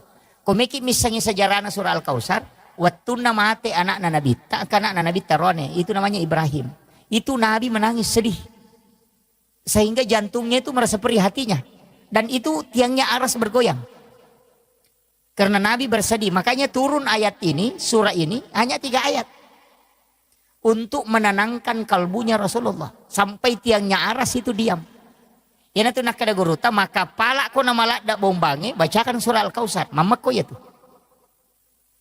Makanya ibu-ibu kalau mau goreng pisang, goreng telur, goreng ikan, ya ko ceki ko mak batui bacakan surah Al-Kautsar baru masukkan ke minyak, itu tidak meletus itu. Sama dengan telur itu tidak meletus itu. Maka tuh kata mak bette biasa nale sampurin apa natutuka, enggak usah, bacakan saja surah Al-Kautsar. Itu tidak akan meletus itu. Itu barakan itu. Sama dengan kalau mau mencuci daging toh. Di sini banyak orang, saya sering kasih ajari itu penjual bebek. Itu kan bebek itu kan baunya sangat keras. Mestinya itu kalau dia cuci terakhir, dia bacakan surah Al-Kautsar pada air terakhir. Yana tuh nasa tomato tario lebih sara. Hilang baunya itu. Daging mau dicuci kalau mau kasih hilang bau amisnya, bacakan surah Al-Kautsar, itu hilang, tapi air terakhir. Yana rumah kada bisa sara, artinya bisa pembersihan terakhirnya itu. Hilang bau amisnya itu. Itu kuncinya. Cuma kadang-kala orang tidak pakai. Jadi semuanya termasuk naik pesawat. Begitu juga. Ya komajai cuaca. Saya itu sering. Kalau cuaca tidak bagus, saya cuma tempelkan telapak tangan begini di dinding pesawat. Itu kemudian baca itu. Naik kapal juga begitu. Ya miko oto dia ini cocok. Bakal lagi mimaja. Gitu. Jadi itu kalau hati orang anak-anak kita istilahnya temperamen itu. Tapi biasa anak-anak temperamen juga itu faktor dari orang tua. Utamanya istri itu yang besar pengaruhnya. Jadi makanya itu istri itu tidak boleh emosi kalau suaminya meminta untuk berhubungan. Jangan coba-coba. Itu pasti kalau tinggal itu anaknya temperamen. Cuma kelinga baca. Apalagi itu 5 suruh Pak dia ngijok lampu yang anu ngijok kakak ngijok lah ke kuan ngijok lah yang ketudi penata laca itu laca ngijok tengah deh gak. Ah kecincolan anaknya tuh kong kanak nama tuh. Iya. Itu kan banyak itu. Maka bini laki na napay makadas ano kakang aja lah benda ano gitu. Oh we pasurop. Itu. Dan itu pasti anak-anak matu kong kasi mereka bicaraan. Ya, makanya saya diwasiatkan itu sama guru tak. Itu mursyid tarekat itu, mursyid kami itu mengatakan, jangan berhubungan. Kok anak-anak maturu musapa aja berhubungan. Pasti na bali-bali kok matu. Itu kuncinya. Dan itu banyak. Napati itu mega pasuron. Itu makanya penting. Ini saya wasiatkan. Ya ada beberapa hal itu yang memang diajarkan para ulama kita dan itu terbukti. Dan itu masuk dalam ilmu hikmah. Kemudian saya nukan kalau mau diangkat derajat, satu sholat yang mengangkat derajat itu sholat tahajud, walaupun hanya 2 rakaat. Tapi kalau kayak Pak Haji ini dengan ibu, saya kasih tahu harus punya amal rahasia, tidak boleh tidak. Orang yang banyak istilahnya banyak tanggungan, seperti itu karena ada beberapa karyawan, kemudian tugas di mana-mana. Itu harus punya amal rahasia. Dia harus punya amalan yang dia sendiri tidak tahu. Harus. Bagaimana caranya? Itu ada di beberapa kitab. Dan itu ada di dalam hadis juga. Tapi ini orang khusus. Tapi kalau kita mau lakukan bisa. Kalau sedekah dengan memberikan langsung kepada orang. Itu biasa. Tapi ada sedekah itu yang dilakukan Rasulullah. Itu menyuapi orang buta Yahudi di pintu pasar. Itu kan hadis masyhur sekali tuh. Ketika orang bahas maulid. Bahwa Rasulullah punya kebiasaan menyuapi orang Yahudi yang buta di pintu pasar. Nanti ketika itu Umar menggantikan. Ketika beliau meninggal. Tapi apa yang terjadi? Itu sebenarnya orang tidak baca. Artinya apa? Kau harus punya amal rahasia. Yang orang kau bantu itu dia tidak tahu kamu. Makanya saya kasih tahu begini. Saya ambil simpelnya. Cari sekolah di sini misalnya, atau pondok pesantren, atau pondok tahfiz, atau apapun, atau panti asuhan, tanyakan, apakah di sini ada anak yatim atau fakir miskin? Kalau dia mengatakan ada, tidak usah kasih tahu saya namanya, tidak usah kasih lihat saya fotonya, tapi nanti saya yang bantu biaya sekolahnya, selama misalnya 1 tahun. Kita ketemu dia, kita tidak tahu bahwa ini yang kita bantu. Jangan lihat mukanya, dan juga jangan tahu namanya. Cukup bantu tapi kau tidak mengetahui. Itu dalam hadis. Kenapa? Itu nanti kalau ini di dunia, ketika engkau mendapati masalah di dunia, maka pasti Allah akan mengutus orang ataupun bisa seperti malaikat itu membantu kamu tapi kau tidak tahu. Ina tunah kada guru tayako melo ko ibantu ko nude musangi makadani ga mewai ko tahu tapi aja musangi makadani ga mewai. Kau bantu. Yang kedua, ini baru di dunia. Untuk di akhirat, itu ada dalam hadis. Ketika orang berjalan kepada mahsyar, di pada mahsyar itu berjalan, berjejer. Orang berdiri, tidak ada yang duduk. Karena semua berdiri. Itu berdiri di atas telapak kakinya. Maka dairo, Fulan bin Fulan, yanu, angka kiona si tinro malalang. Si bawamuki malalang. Maka dapat petak de bawang. Itu dalam hadis itu. Kenapa dia langsung hilang? Itu Allah memberitahu. Sampaikan kepadanya, bahwa ia rotawe purewala upas saleh. Saya tempatkan di tempat yang tenang untuk dia istirahat. Ya dia diculik oleh malaikat supaya dia tidak berjalan.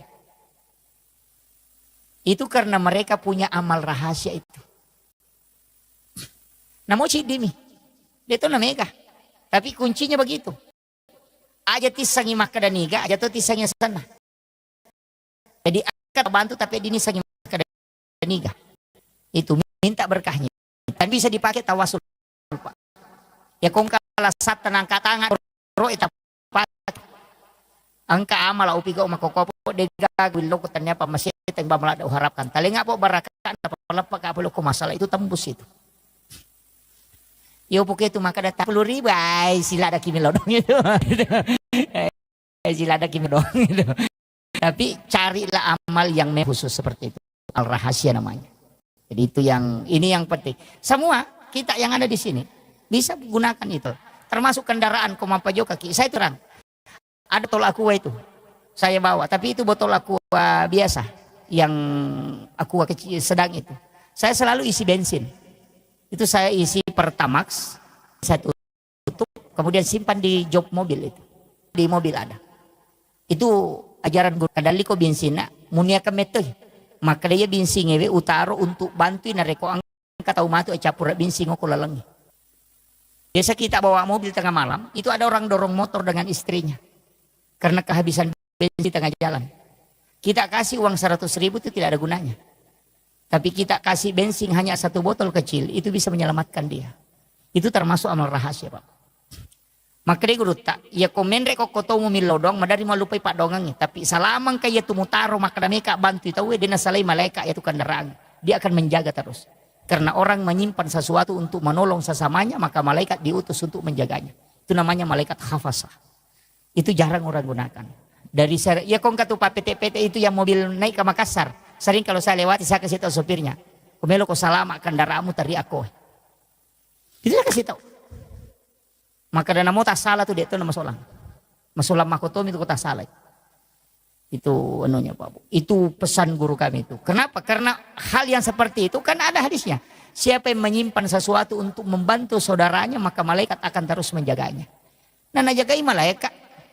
Gitu. Ini yang dari 1.000 mobil Pak untuk kalau ada saat yang melakukan itu. Iya. Ini yang saya sampaikan. Saya kira ini yang penting saya wasiatkan. Artinya ada hal-hal simpel itu dalam kehidupan. Sebenarnya tidak susah kita lakukan. Yang penting kita mau. Jadi hal-hal, jangan mengatakan orang ustaz itu yang bisa. Oh justru ustaz itu tambah susah nanti masuk surga Pak. Banyak sekali neko-nekonya karena lebih banyak bicara badannya. Nah itu kan begitu. Iya.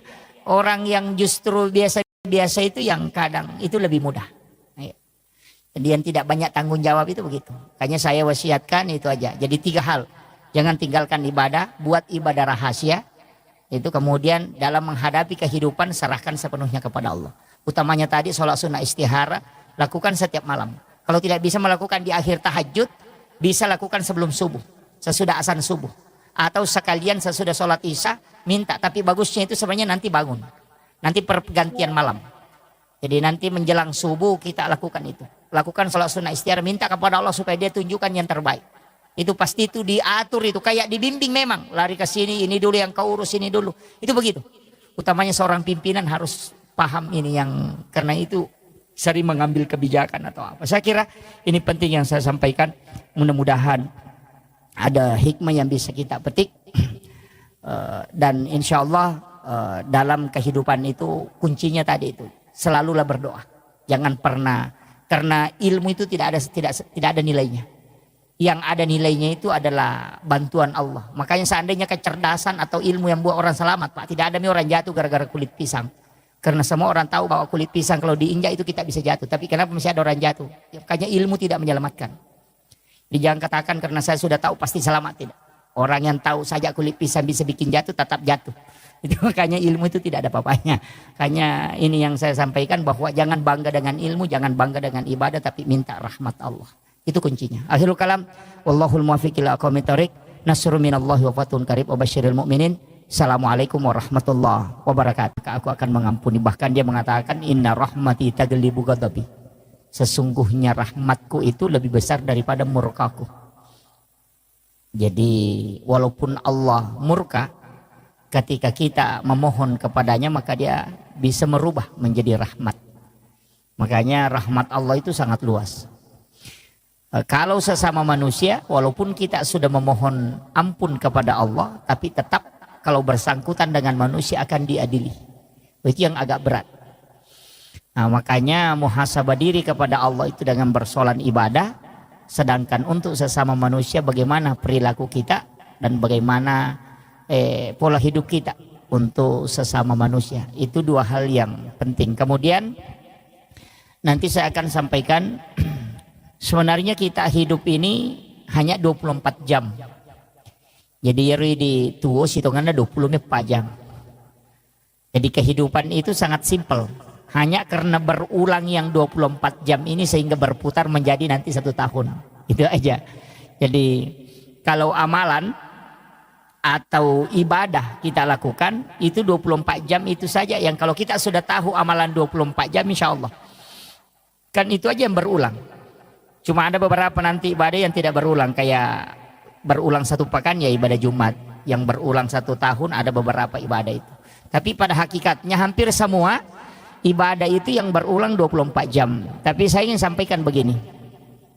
Setiap orang itu diberikan oleh Allah Subhanahu wa taala potensi untuk punya kecenderungan melaksanakan ibadah tertentu.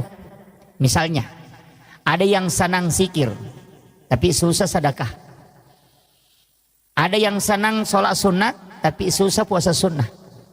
Kalau disuruh puasa susah, tapi kalau sholat sunat dia paling mudah. Kalau disuruh mengaji cepat, bahkan bisa dia membaca 1 juz dalam sehari. Tapi kalau disuruh sedekah malas. Ada kalau disuruh puasa, nah bilang itu saja Ramadan bikin stres.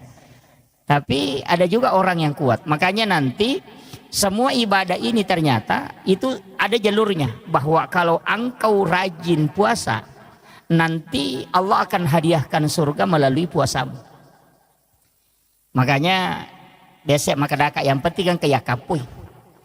Nah mau ini kuden rule jama manang pasti usahakan yang kecil dia diistiqomahkan. Misalnya yang rajin sholat sunat ya jangan tinggalkan.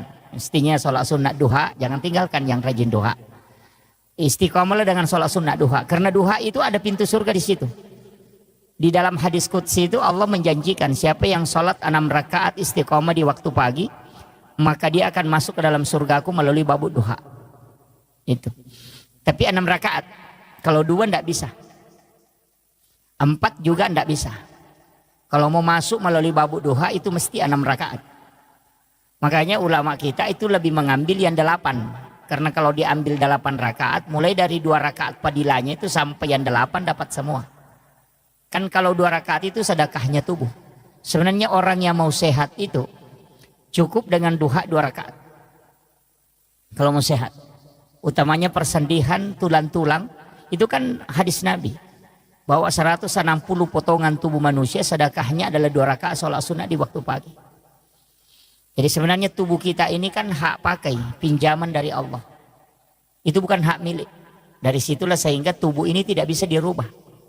Hanya dilarang, alis yang bengkok tidak boleh dikasih lurus. Kan begitu. Kalau tapi laki-laki tidak ada aja yang kasih lurus alis, yang biasanya itu perempuan. Iya, itu karena hak pakai aja, bukan hak milik. Itu dipinjamkan. Kalau Allah pinjamkan, makanya jangan rubah. Sama dengan kendaraannya orang, kalau kita pinjam, ya jangan dirubah. Begitu. Makanya tubuh kita ini sebenarnya 160 potongan itu adalah milik Allah. Dia pinjamkan ke kita untuk dipakai. Dan itu sedekahnya kata Nabi adalah 2 rakaat sholat sunat duha. Jadi kalau kita mau berterima kasih kepada Allah dengan tubuh yang dia berikan kepada kita ini dipakai selama hidup, maka hendaknya kita melaksanakan sholat sunat duha 2 rakaat. Cuma sholat sunat duha itu diatur dalam hadis. Saya baca salah satu hadis dari Anas bin Malik, ini hadis marfu.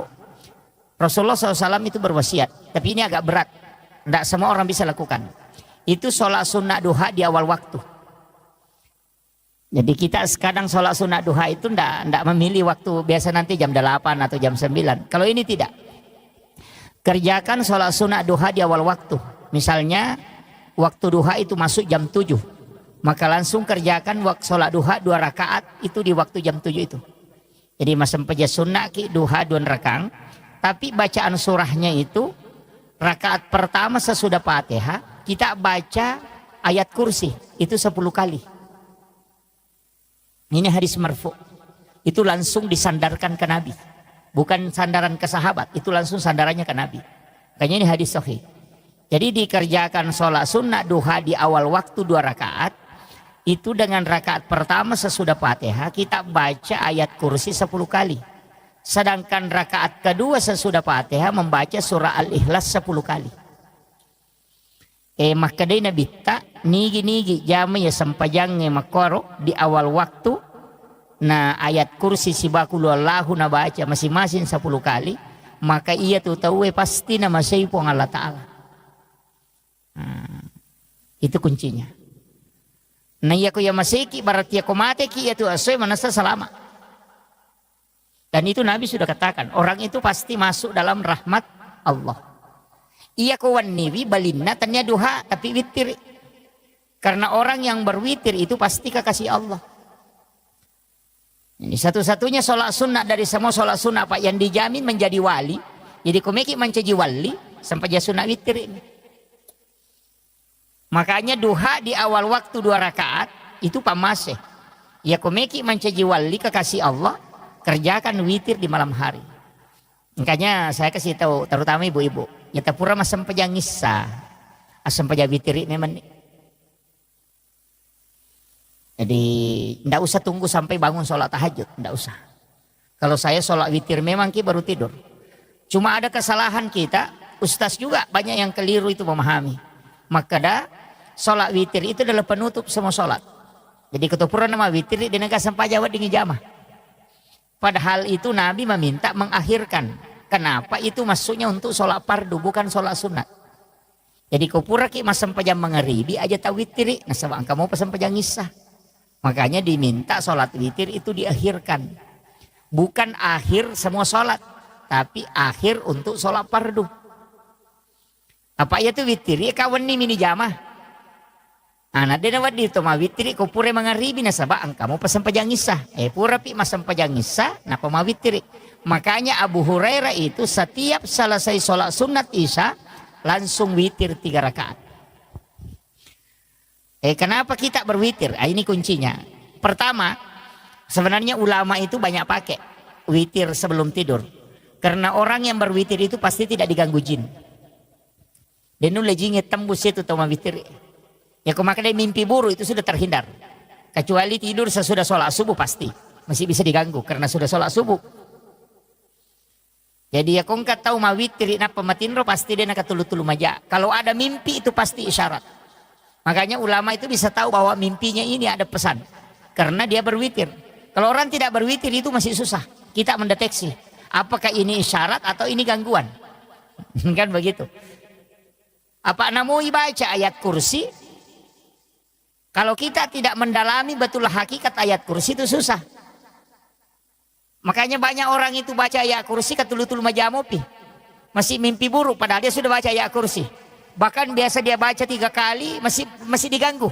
Bahkan arat dasar mopah kan begitu. Padahal dia sudah baca ayat kursi. Maka dia guru taya kayak kursi kui baca bawami. Apa namo dah koro maca to baca ayat kursi. Itu kan burung beok juga pintar. Assalamualaikum, assalamualaikum. Nah, itu kan begitu. Makanya itu jin tidak takut karena hakikatnya kan di situ. Jadi tidak sembarang. Tapi kalau diamalkan terus ayat kursi itu bisa jadi senjata. Iya. Makanya ada ulama mengajarkan itu baca ayat kursi itu. Allahu la ilaha illa huwal hayyul qayyum. Itu kan mim. Itu dalam ilmu hikmah. Nah, kita sembunyi di situ di dalamnya. Itu ada Allahu la ilaha illa huwal hayyul qayyum. Itu kan mim bundar. Kita masuk ke situ. Dengan mata batin kita masuk di situ. La ta'khuzuhu zinatu wala naum. Di situ lagi. Mimnya masuk lagi ke situ. Ya. Mega Toto biasa mali pakai kep bang makir. Iya, betul. Nah pakai orang sembunyi itu juga biasa dipakai. Tapi saya tidak kasih terus. Hanya 2 yang saya ajarkan nanunya. Aja nanya Pak Guru Ngirolo Mondri itu baik kalau itu. Itu dia pakai orang itu. Sebenarnya ilmu itu kan dipakai para ulama dari dulu. Itu ketika dalam kondisi peperangan. Kumeloma musuh biasa pakai. Nah, itu dia pakai itu ilmu itu. Dan ilmu itu penting, Pak. Orang tua kita ya natunasa maka dia itu tahu salama maka licu buku tanah cilangi. Oh itu yang kalau istilahnya orang yang selamat itu yang sembunyi di tempat yang terbuka. Itu. Jadi kok kamu pola maka licu bude patung selamat. Tapi kalau sudah tidak dilihat di tempat yang terbuka berarti itu sudah sembunyi betul itu. Itu nak pakai maka ada kok palangnya maka licu. Termasuk kalau ada barang kita tinggalkan itu kita pakai. Iya rokong ke misalnya kabolata kita mau pagar nama bela itu. Di tempat tidur saja kita baca itu. Dikasih masuk, dilihat rumah itu kemudian dimasukkan di huruf mim itu. Itu yang dipakai. Jadi sama dengan misalnya kendaraan ditinggalkan. Dipakai aja itu. Kalau maka dawe malampila dia tustas. Dia ini apalah. Kalau tidak apalah ayat kursi. Jangan pakai ayat kursi. Pakai syahadat. Atau bismillah. Kalau yang paling simpel itu bismillah. Jadi kita pakai bismillah tapi itu 1 napas. Dan kadang dipakai berobat. Saya sering sampaikan itu. Seperti kalau ada orang minta air untuk disembuhkan, misalnya untuk diobati, bukan disembuhkan ya, untuk diobati. Biasa minta air supaya didoakan. Sebenarnya itu kuncinya, itu basmalah. Baca basmalah 19 kali, itu sesuai dengan jumlah hurufnya. Dan bismillahirrahmanirrahim itu hurufnya ada 19. Makanya baca basmalah 19 kali baru berdoa, baru tiupkan ke air. Insya Allah itu mujarab. Jadi kalau ada anak sakit kepala, ada sakit perut, kita mau obati, ambilkan air, baca basmalah 11 kali, niatkan untuk obat. Baca sesuai jumlah hurufnya. Itu bagus itu, Pak. Kalau untuk pengobatan, itu kalau menggunakan air itu, rata-rata ulama kita dulu biasa pakai begitu. Pakai basmalah, tapi 19 kali dibaca, bukan satu kali. Itu dibaca sesuai dengan jumlah huruf. Jadi bismillahirrahmanirrahim, bismillahirrahmanirrahim itu dibaca 19 kali.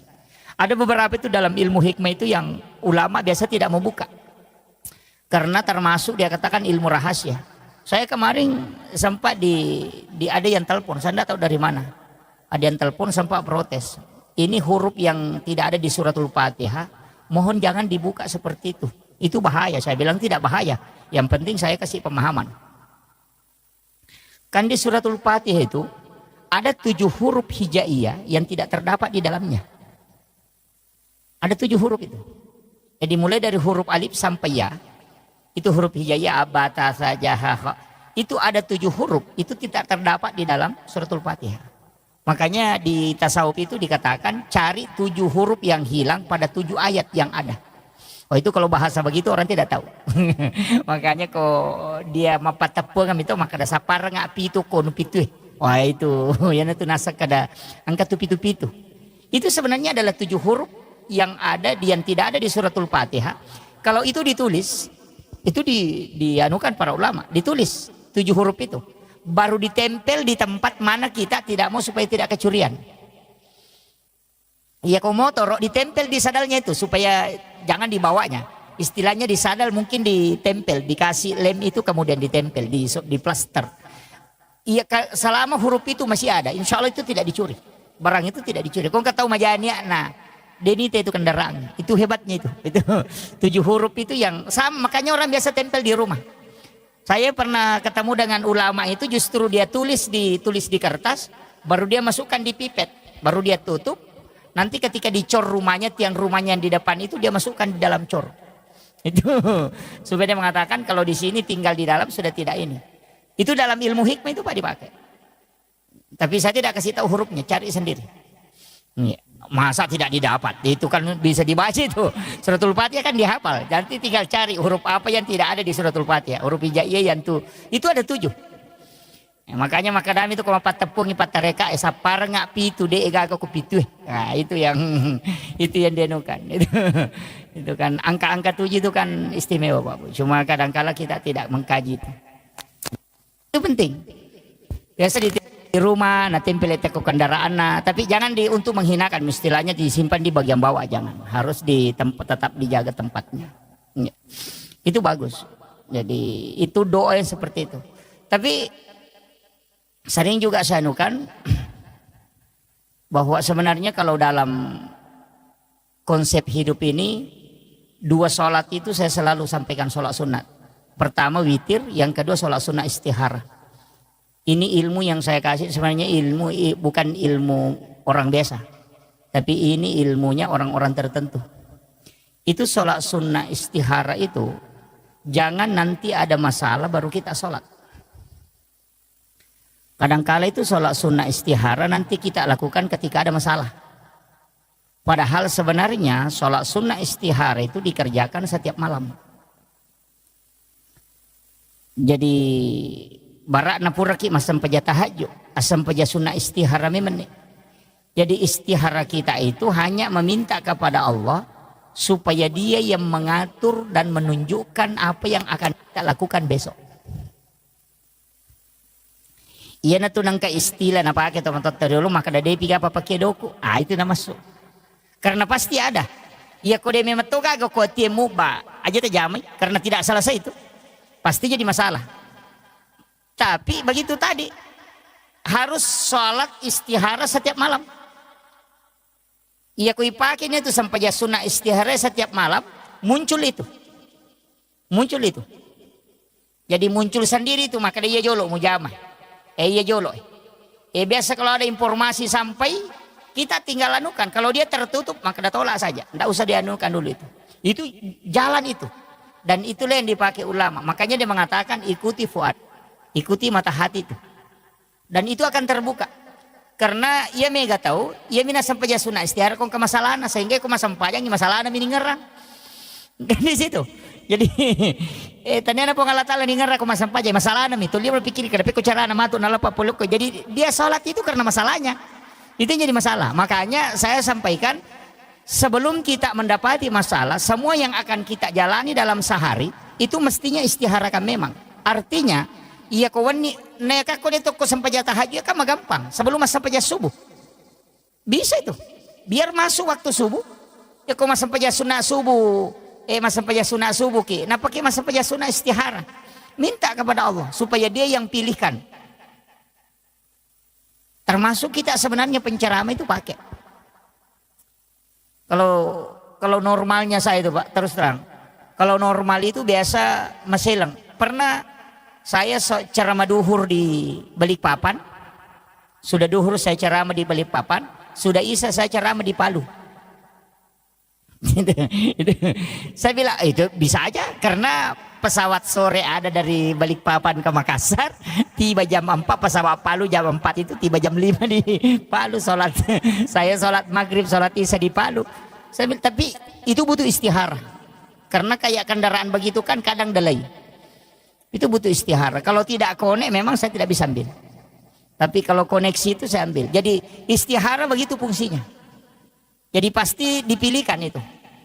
Karena ada waktu itu nanti bingung nih. Maka ada loko kajaga ya gajo ujamai. Tapi kalau kita istihara setiap malam pasti Allah pilihkan. Dan itu akan beri isyarat-isyarat terus. Jadi itu penting. Cuma kalau amalia. Ini yang sanukan. Kalau amalia, kalau kita selesai sholat fardu, itu dari Syekh Al-Maliki, kita meletakkan tangan kanan ini di perut sebelah kiri. Itu setiap selesai sholat fardu. Jadi tangan kanan ini diletakkan di perut sebelah kiri, ibu jari ini agak didorong sedikit ke jantung. Jadi dipisah, jadi 4 jari ini di perut, kemudian ibu jari ini agak didorong sedikit ke jantung, baru baca Alam Nasr 3 kali, surah Al-Ikhlas 3 kali. Baru Rabbi syrah li sadri wa yassir li amri wahlul 'uqdatam min lisani yafqahu qawli Rabbi yassir wa la tu'assir. Itu ada tambahannya. Jadi Rabbi yassir wa la tu'assir. Dibaca 3 kali. Orang yang mengamalkan ini Bapak Ibu sekalian, ia kongka masalah noloy, orang yang akan selesaikan. Jadi tahu murusukan masalah. Itu kuncinya. Jadi ternyata denak kada ini sipan rasa-rasa ngurusin apa selesai. Tidak. Pasti ada orang yang menguruskan itu. Cuma kalau itu kuncinya. Artinya ini amalan sederhana tapi itu manfaatnya luar biasa. Dan orang yang mengamalkan itu tidak ada anaknya menjadi fakir. Itu. Makanya saya wasiatkan itu setiap selesai sholat fardu. Jadi kupuraki milo doang sesudah berdoa sebelum berdiri sholat sunat. Letakkan tangan kanan itu di perut sebelah kiri. Kemudian ibu jari agak didorong sedikit ke jantung. Kemudian kita baca Alam Nasr 3 kali, surah Al-Ikhlas 3 kali. Yana tu nasa tomotot tariolo, maka da aja mu salaiwi onro mutu dan narekode na pura mu patama ke korang alim. Itu nama masuk. Oh itu. Kan Nabi mengatakan membaca surah Al-Ikhlas 1 kali itu sama dengan sepertiga Al-Quran. Makanya untuk orang-orang yang sibuk, misalnya orang yang bekerja di perusahaan, bekerja di tambang, yang harus menjalankan tugasnya, itu aja dipakai. Baca aja surah Al-Ikhlas 3 kali itu sebelum berdiri. Itu kita sudah dapat pahala khatam itu. Begitu.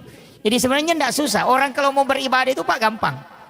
Ya, makanya saya sering kasih tahu, jangan pahami bahwa kayak jamaah tabligh itu harus keluar begini bermalam sekian malam baru bisa dianggap ibadah. Wah, keliru juga itu. Di masa Nabi memang ada yang diutus, sahabatnya dia utus pergi berdakwah sampai 7 malam berdakwah, ada yang 3 hari berdakwah, ada yang 40 hari berdakwah baru pulang. Memang ada di masa Nabi, di masa sahabat juga begitu. Itu tidak masalah karena memang mengajarkan Islam itu penting. Dakwah itu penting. Tapi jangan sampai itu melupakan keluarga, itu fatal itu. Tapi kalau saya prinsipnya begini, yang harus banyak berdoa itu perempuan. Kalau saya, karena saya sudah baca beberapa hadis dan beberapa penjelasan ulama, saya mengatakan doa yang lebih banyak itu mestinya perempuan, istri. Jangan, kita laki-laki ini sebenarnya memang tugas bekerja. Yang banyak berdoa itu perempuan, karena doanya itu 3 kali lebih cepat diijabah dibanding kita laki-laki. Doa perempuan itu mustajab betul. Wanita itu sebelum mengangkat tangannya itu sudah ditunggu para malaikat. Itu makanya cuma kadang ibu-ibu tidak menggunakan itu. Sudah salam langsung di AHP, oh itu jadi masalah. Mestinya perempuan ini lebih banyak mendoakan. Hampir semua Pak Bu, kita bisa melihat, saya sering ceramahkan itu, bahwa orang hebat itu bukan karena dia, tapi siapa yang ada di sisinya. Baik itu pejabat, baik itu pengusaha, itu yang hebat. Kita bisa tahu, Soeharto kan orang hebat, siapa yang tidak kenal? Memimpin dengan tangan besinya 30 tahun lebih. Tapi kapan dia bisa jatuh? Itu ketika Ibu Tin wafat. Habibie orang hebat. Siapa yang tidak mengakui, bahkan di Jerman dia dapat nilai summa cum laude. Kecerdasan beliau luar biasa. Tapi kapan mereka tidak bisa berbuat apa-apa? Ketika Ibu Ainun wafat. SBY sekarang kan masih hidup. Panglima TNI 2 kali jadi presiden. Tapi kapan dia tidak bisa mengambil kebijakan sempurna? Ketika Ibu Ani wafat. Itu pelajaran. Makanya sama dengan pondok pesantren. Kalau kiainya meninggal itu tidak jatuh. Tapi kalau ibunya meninggal pasti drop. Itu karena wanita itu doanya luar biasa. Cuma kadang wanita tidak tahu kalau dia punya senjata. Dia lupa pakai. Itu kadang-kadang senjatanya canggih tapi dia lupa. Makanya di situ. Makanya saya bilang wanita itu di sujud terakhir mestinya di situ dia berdoa. Makanya konsensus. Ini saya kasih tahu. Yang sudah berkeluarga, yang belum ya mohon maaf. Kalau masih ada jomblo di sini ya mohon maaf. Tapi jangan terlalu lama jadi jomblo lah. Saya kasih tahu bahwa siapa yang paling tinggi kasih sayang dan cintanya kepada keluarganya pasti hidupnya berkah dan akan dibukakan pintu-pintu kemudahan. Pasti itu. Jadi itu aja. Makanya kalau kasih sayang ke istri itu pokok. Tapi ada yang saya kasih tahu, kalau terima gaji jangan sembunyikan uangnya. Kasih lihat dulu semua istri baru minta sebagian. Cuma ada istri juga tidak mau kasih lagi. itu yang bahaya itu. Iya.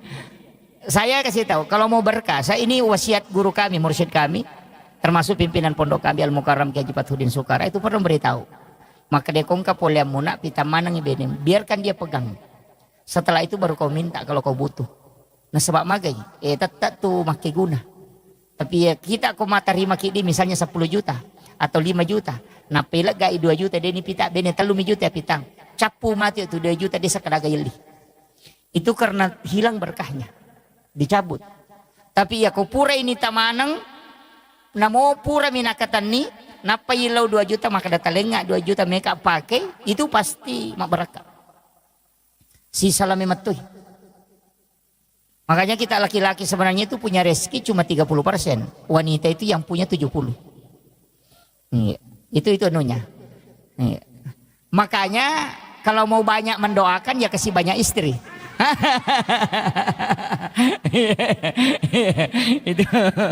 itu pasti ibu-ibu tidak sepakat itu.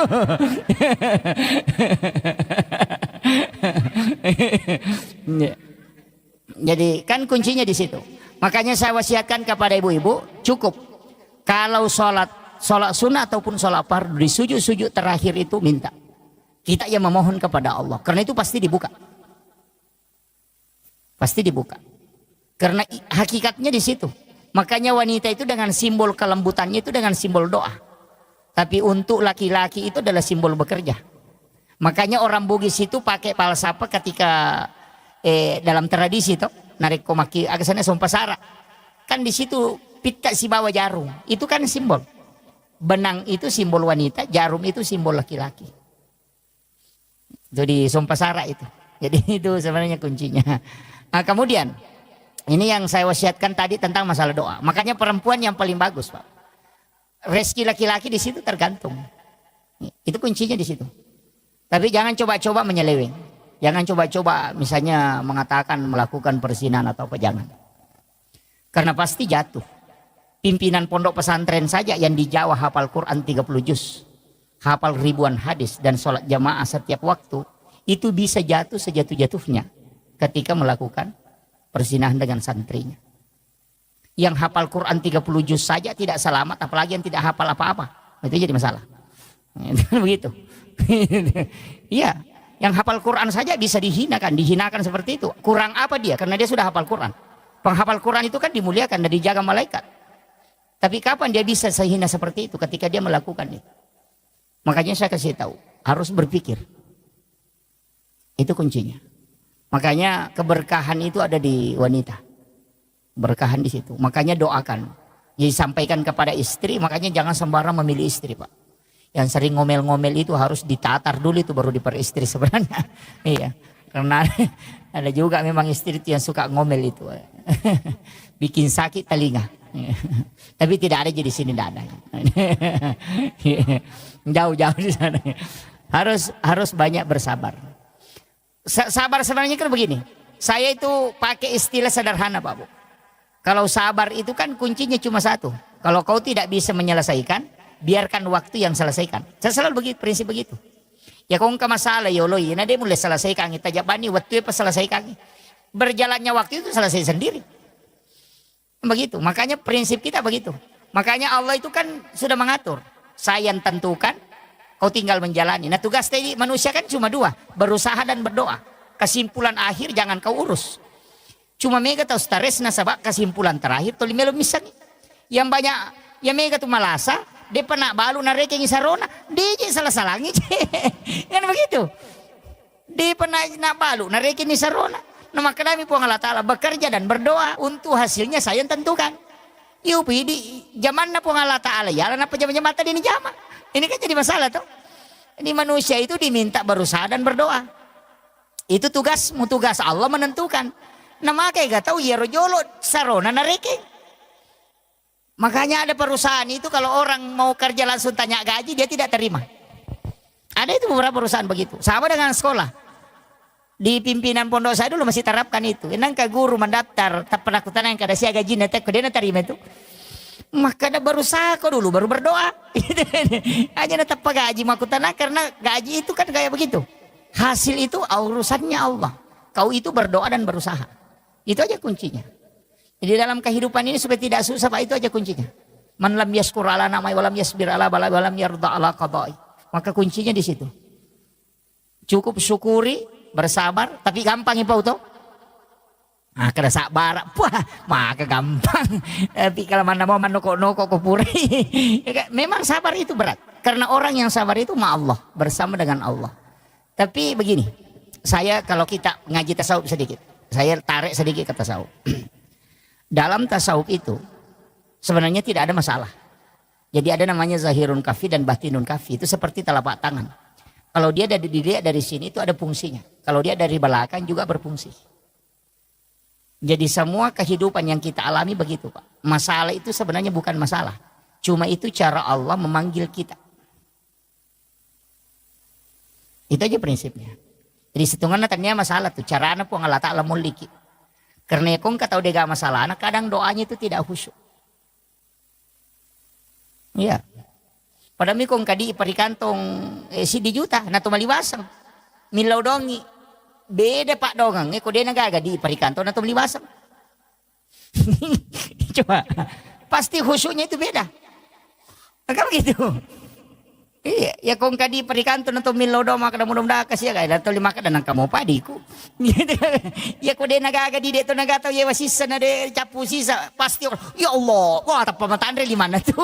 Itu kan begitu. Karena kehusuan itu kadang datang ketika masalah itu sudah full. Jadi sebenarnya itu fasilitas. Jadi fasilitas. Makanya saya mengatakan sering begini, kalau ada orang yang membuli, jangan marah, justru berterima kasih. Kenapa? Karena orang yang dibully itu termasuk orang teraniaya. Dan salah satu orang yang doanya mustajabah, yang membuka 7 pintu langit adalah orang yang teraniaya. Jadi sebenarnya Allah itu mengirim tiket VIP supaya doa kita bisa mustajabah. Tapi kadang kita larinya lari ke situ. Itu si Anu kasih begini. Itu bukan urusanmu itu. Itu begitu. Maka dia guru tak dena pahadere ipung Allah Ta'ala ya roh. Makaro alena matoroka ko supaya doamu bisa tembus. Itu kuncinya. Jadi sebenarnya orang yang teraniaya itu justru hadiah. Kan begitu. Karena nanti doanya bisa tembus ketika teraniaya. Sama dengan ulama yang dicaci maki. Termasuk Habib Umar kan ketika dia baca Fatihah itu banyak mencaci maki. Mereka itu tidak mau urus. Kenapa? Karena jalur itu derajatnya diangkat. Tidak beriman seorang itu kecuali Allah menguji. Tidak mungkin. Makanya kuncinya begitu Pak. Makanya disebut pelaut ulung itu Pak karena sudah lewati lautan lepas. Kalau hanya lewat di pinggir sungai bukan pelaut ulung itu. Pamem itu. Itu kan itu. Iya. Orang yang dianggap hebat kan begitu. Yang sudah mengikuti terpaan besar. Iya kok komiri salo itu lilalu bukan pelaut itu. Begitu. Makanya kehidupan itu begitu Pak. Orang itu yang ketika dia sudah menghadapi berbagai macam ujian, itu justru doanya mudah tembus. Coba kurang apa Nabi? Malaikat Jibril yang mendampingi, dia punya mukjizat. Allah langsung membimbingnya. Tapi kenapa dia kena masalah? Karena dari masalah itu muncul doa yang mustajabah. Itu aja kuncinya. Nabi kan disayangi oleh Allah tuh. Masa dia masih dapat ujian? Dilempari batu. Kan di situ. Karena dari situ Nabi berdoa. Ketika dilempari batu dia berdoa. Ya Allah kalau dia tidak beriman nanti anak-anaknya. Kalau anak-anaknya tidak nanti anak cucunya. Berkat doanya Nabi. Sampai hari ini penduduk Taif itu 100% muslim. Kalau Mesir itu masih ada Kristen Kotkit itu sekitar 13%. Coba. Makanya kadang-kala doa mustajabah itu nanti ada masalah. Mas begitu. Ya. Makanya saya bilang tadi kalau kita mendapati masalah. Jangan tarik ke masalahnya. Anggap ini isyarat Allah berikan hadiah supaya doaku bisa tembus. Itu aja. Jadi makanya kalau ulama itu kalau dapat masalah dia mengatakan alhamdulillah. Ini isyarat. Itu aja. Tapi jarang orang bisa pakai. Jadi langsung dicaci maki. Iya je mapa kira-kira. Langsung semua disalahkan. Padahal yang kuncinya. Jadi ulama tasawuf itu mengatakan begini. Siapa yang mengarahkan hatinya ke kamu untuk mencaci? Itu kan Allah juga yang mengatur toh. Padahal kau sudah baca doa terhindar tapi kenapa didatangkan? Itu caranya Allah. Jadi itu aja kuncinya Pak. Makanya menghadapi masalah itu jangan stres. Hidup itu begitu Pak. Makanya ulama itu selesai hidupnya di situ. Kalau kita pakai prinsip itu insya Allah. Jalan saja mengalir saja. Cuma memang kita perlu berdoa. Itu kuncinya. Jangan tidak berdoa. Karena berdoa itu bukan untuk kita saja. Ada orang itu kaya Pak, bukan karena doanya. Tapi doa orang tuanya dulu baru diijabah. Itu hadis Nabi. Makanya tak ada ya deh, namun kisogi kan tuh 5 mana. Jangan, tetap berdoa. Minta kekayaan kepada Allah. Nanti anak-anakmu yang dapat. Makanya kata ya tuh nakasih ya tuh napeturan ya tuh nama kundru. Tapi bersyukurlah Pak kalau miskin. Karena Pak rajin sedekah kalau miskin. Karena di situ sedekahnya besar nilainya. Saya kemarin cara makan itu orang kaya itu stres. Ada orang kaya itu stres Pak. Saya ceramah itu di Palembang, dia stres. Dia bilang, dia kasih tahu saya, wah ya betul itu Pak Ustaz. Berarti selama ini saya salah kaprah. Saya kasih tahu begini, orang miskin Allah itu melihat persen Pak, bukan melihat nilai. Makanya zakat itu tidak pernah berubah. Selalu 2,5. Orang yang punya uang 100 juta sama yang 1 miliar itu zakatnya sama-sama 2,5. Tidak dirubah itu. Tidak mengatakan yang punya 100 miliar zakatnya 3%. Yang 100 miliar, 1 miliar hanya 2,5 enggak. Zakat itu sampai berapapun tetap 2,5. Di sisi Allah itu sama 2,5 hartamu yang diminta. Punya harta 100 miliar tetap Allah minta 2,5. Kau punya harta 100 juta tetap Allah minta 2,5. Yang 100 miliar dengan 100 juta itu sama di hadapan Allah 2,5. Makanya kalau ada orang miskin punya uang 10 ribu. Dia sedekah 5 ribu berarti 50% hartanya dia sedekahkan. Tasurun garek tau sogi kong kadina siratu juta napa mak bereng 50% tanah mapat di ulu. Itu kan begitu. Padahal orang miskin santai saja itu. Iya kong kadina 10 sak pun nilaw 5 sak pun bakal alabawan itu. Santai pada 50% ini nak berengnya. Karena Allah cuma kasih rezeki itu 100% rezekinya itu ada 10.000. Tapi nasabah nak berengi 5 sak berarti 50% dina nak bereng. Iya. Ya kau tahu sogi sih di miliar dina memang bereng 50% 500 juta nak bereng mapat diisi. Mapir-kiri kasih ratu. Kan begitu. Ada sinilah sehingga ada ulama mengatakan berdoalah bisa kau tetap miskin supaya sedekahmu selalu besar nilainya. Kan begitu. Jadi jangan salah paham ya. Ini makanya ulama kita itu dari dulu begitu. Jadi memotivasi orang miskin itu penting, Pak. Iya, makanya orang miskin itu nanti paling cepat selamat. Iya, paling cepat karena mau ditanya tidak banyak ditanyakan. Masulah rak poncok mina handuk-handuk mangolok ke malaikat maka aja ditanyaki kok ke rumah utama. Gitu. Yang banyak rumahnya itu, wah itu yang stres itu. Itu kan begitu. Makanya ada namanya jasa. Makanya guru tak, ini yang wasiat saya juga penting ini, jangan ditinggalkan ini. Setiap punya barang baru itu pakai sholat. Iya, istilahnya barang baru, memiliki baju-baju baru, langsung tak pakai mas sempajang. Itu tidak akan hancur, kemudian ada penggantinya. Dari situlah kenapa ulama-ulama kita dulu setiap ada tempat-tempat baru, dia biasa adakan syukuran dulu untuk bersedekah, supaya itu nanti itu berkahnya luar biasa Pak, dan itu bisa dipertanggungjawabkan. Maka dapur nu pakai maka siwe pupa mulang. Itu kuncinya. Pada kong kamu motor baru tali tempat pakai lo masih gih. Insya Allah dia naburu itu motor yang kapatolana, tapi kendaraannya aja tetilo ke bene mah kadang ku ke bene baru dipakai, dipakai masam pajak deh pada matonan kapatolana, wah itu jadi masalah itu. jangan jadi jangan dialihkan ke situ ya. Ya. Jadi itu semua, tapi saya sering sampaikan kalau beli kendaraan itu wasiat guru kami itu dari Aceh. Ya kembali ke kendaraan nak beli hari Senin. Dena buruk tuh nang kapatolan. Dena sesa ko aga. Ia pernah mogok ko nadapi bengkel itu. Mendari latup itu boleh apa mapecak ban. Itu beli hari Senin, jangan beli hari Jumat. Karena melihat sejumat ini pan rasa-rasa ko tuh. Itu pesan beliau. Dan saya buktikan an ka motor ko biasa wala Jumat. Kata lu gak ulunan apa. Saya bilang betul juga ini. Ya, karena hari Jumat itu hari ibadah bukan untuk harta. Kalau kenapa hari Senin? Karena hari Senin itu ditetapkan rezeki. Kanya maka dia guruta beli hari Senin insya Allah. Dena sesa tuh. Dena pantas rasa. Ya. Kecuali kalau tidak sama kalau anak mau sekolah itu hari Selasa. Tadaktar ya Selasa kalau anaknya masih sekolah. Magai nasabah ilmu itu diciptakan di hari Selasa. Jadi itu dari situ hitung-hitungan ulama dulu.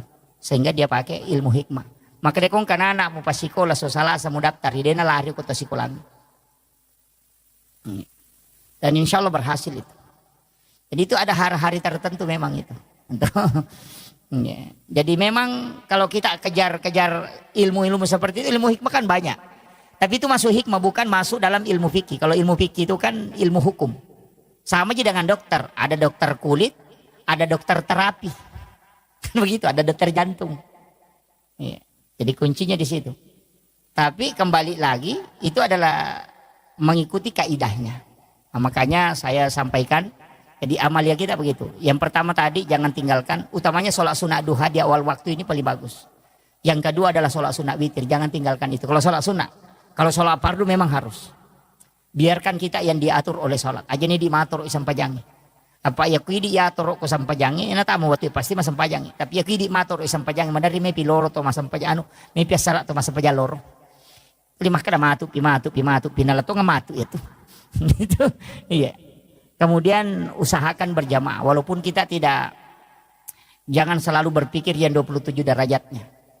Karena tidak ada orang masuk surga itu karena pahala, tapi masuk surga itu karena rahmat Allah. Jadi jangan sholat berjamaah karena mengejar 27-nya. Walaupun itu bisa jadi motivasi. Tapi jangan itu yang menjadi pokok. Jadi usahakan berjamaah itu untuk mengambil berkahnya. Iya. Sebab angkat itu berkah nama beri jamaah. Berkahnya itu didoakan para malaikat. Iya. Cuma kalau saya selalu wasiatkan, satu surah jangan ditinggalkan. Surah Alam Nasrah, Al-Insyirah. Ajak tasalayar. Saya di Kalimantan ini ada beberapa jamaah, di Jakarta juga ada beberapa, di Papua ada beberapa yang saya sering tanya itu orang-orang sukses yang anaknya sukses, bukan anaknya yang saya tanya. Itu saya lari ke orang tuanya atau istrinya. Biasa bertanya. Ada beberapa jamaah saya itu 80%, saya minta mengatakan 80% yang ada orang tua tidak sekolah. Jadi ibu bapaknya tidak pernah sekolah, tapi anaknya justru jadi pemimpin yang hebat. Saya sering bertanya, dan 80% itu tidak lepas dari surah Al-Insyirah. Bahkan ada di Kalimantan sini dia sudah sampaikan, saya tidak tidur Pak Ustaz kalau tidak membaca 100 kali surah Al-Nasr itu. Itu kuncinya. Makanya saya kasih tahu, kalau anaknya mau menjadi orang-orang yang hebat, ibu bapaknya jangan tinggalkan membaca. Kalau ibunya saja, ibunya saja. Kalau bapaknya tidak sempat, mesti ada salah satu dari orang tua kita yang baca itu. Jangan kurang 100 kali membaca surah Al-Insyirah, Al-Nasr, insya Allah. Itu bisa dibagi aja itu. 20 sesudah sholat subuh, 20 sudah sholat duhur, 20 sudah sholat asar, 20 sudah sholat maghrib, 20 sudah sholat isya, itu sudah 100. Iya. Atau sambil jalan kita baca, apalagi tasbih sekarang kan sudah enak. Yang di tangan, yang ditindis-tindis itu. Baca Alam Nasr itu, jangan kurang dari 100. Insya Allah, anak-anak kita itu tidak akan ada yang susah. Makanya guru Profesor Dr. K. Haji Aliyafi itu, almarhum, di pengurus pusat DDI, itu wasiat beliau ketika ditanyakan, apa amalan sehingga dia bisa seperti itu. Dia mengatakan surah Alam Nasr, jangan tinggalkan itu. Kalau perlu diambil bacaan surah dalam sholat. Ya kumasam peja sunaki ya ruta baca. Bisa diulang-ulang sampai 7 kali. Kecuali dari ngapat di RW itu beda. Kalau dada itu biasa sakit atau jantung kadang tidak stabil, kadang domba-domba itu surah Al-Kautsar. Itu untuk mengobati itu. Surah Al-Kautsar itu untuk menenangkan kalbu. Jadi kung kataw magampat taselang, madari pataselang, cede-cede tasela sih. Madari mak barbarona padahal tidak ada apa-apa. Suruh baca, memperbanyak membaca surah Al-Kautsar. Surah yang paling pendek, inna atayna. Kau dia tak apalah ya rumah tibawan nih. Wah ini sudah jam 9 lewat. Itu surah Al-Kautsar, itu surah adalah surah untuk ketenangan. Itu talumia ya inna atayna kal kautsar fasholli li rabbika wanhar inna syani'aka huwal abtar. Itu. Tapi itu surah bagus sekali. Kalau ada anak-anak menangis itu tengah malam karena nak bicu teri, ya benar ruta bacangi. Tiup ke tangan baru letakkan di dadanya atau di ubung-ubungnya. Itu diam itu. Karena itu diganggu jin, misibian. Jadi kebacangi surah Al-Kautsar itu langsung diam. Sebenarnya orang yang pang emosian yang itu dibacangi. Iya, kong kalakai pacecer, bayi pacecer itu dibacangi. Iya, anak juga kalau ada temperamen, biasanya kan ada anak temperamen itu. Pang emosian itu yang dibacakan. Kita bacakan di telapak tangan baru letakkan di dadanya kalau dia tidur. Itu surah Al-Kautsar. Komiki misalnya sejarahnya surah Al-Kautsar, waktu namate anak Nabi, tak anak Nabi Tarone, itu namanya Ibrahim. Itu Nabi menangis sedih. Sehingga jantungnya itu merasa perih hatinya. Dan itu tiangnya aras bergoyang. Karena Nabi bersedih. Makanya turun ayat ini, surah ini, hanya 3 ayat. Untuk menenangkan kalbunya Rasulullah. Sampai tiangnya aras itu diam. Ya itu nak kada guruta, maka pala ko na malak dak bombange, bacakan surah Al-Kautsar. Mamak ko ya tuh. Makanya ibu-ibu kalau mau goreng pisang, goreng telur, goreng ikan, ya kau ceki kau mak betui, bacakan surah Al-Kautsar baru masukkan ke minyak, itu tidak meletus itu. Sama dengan telur, itu tidak meletus itu. Maka tu kata mak beti biasa nale sampurin apa natutuka, enggak usah, bacakan saja surah Al-Kautsar. Itu tidak akan meletus itu. Itu berakan itu. Sama dengan kalau mau mencuci daging toh. Di sini banyak orang, saya sering kasih ajari itu penjual bebek. Itu kan bebek itu kan baunya sangat keras. Mestinya itu kalau dia cuci terakhir, dia bacakan surah Al-Kautsar pada air terakhir. Yana tu nasa tomato tadi oleh bisa sara. Hilang baunya itu. Daging mau dicuci kalau mau kasih hilang bau amisnya, bacakan surah Al-Kautsar itu hilang, tapi air terakhir. Yana rumah kada bisa sara, artinya bisa pembersihan terakhirnya itu. Hilang bau amisnya itu.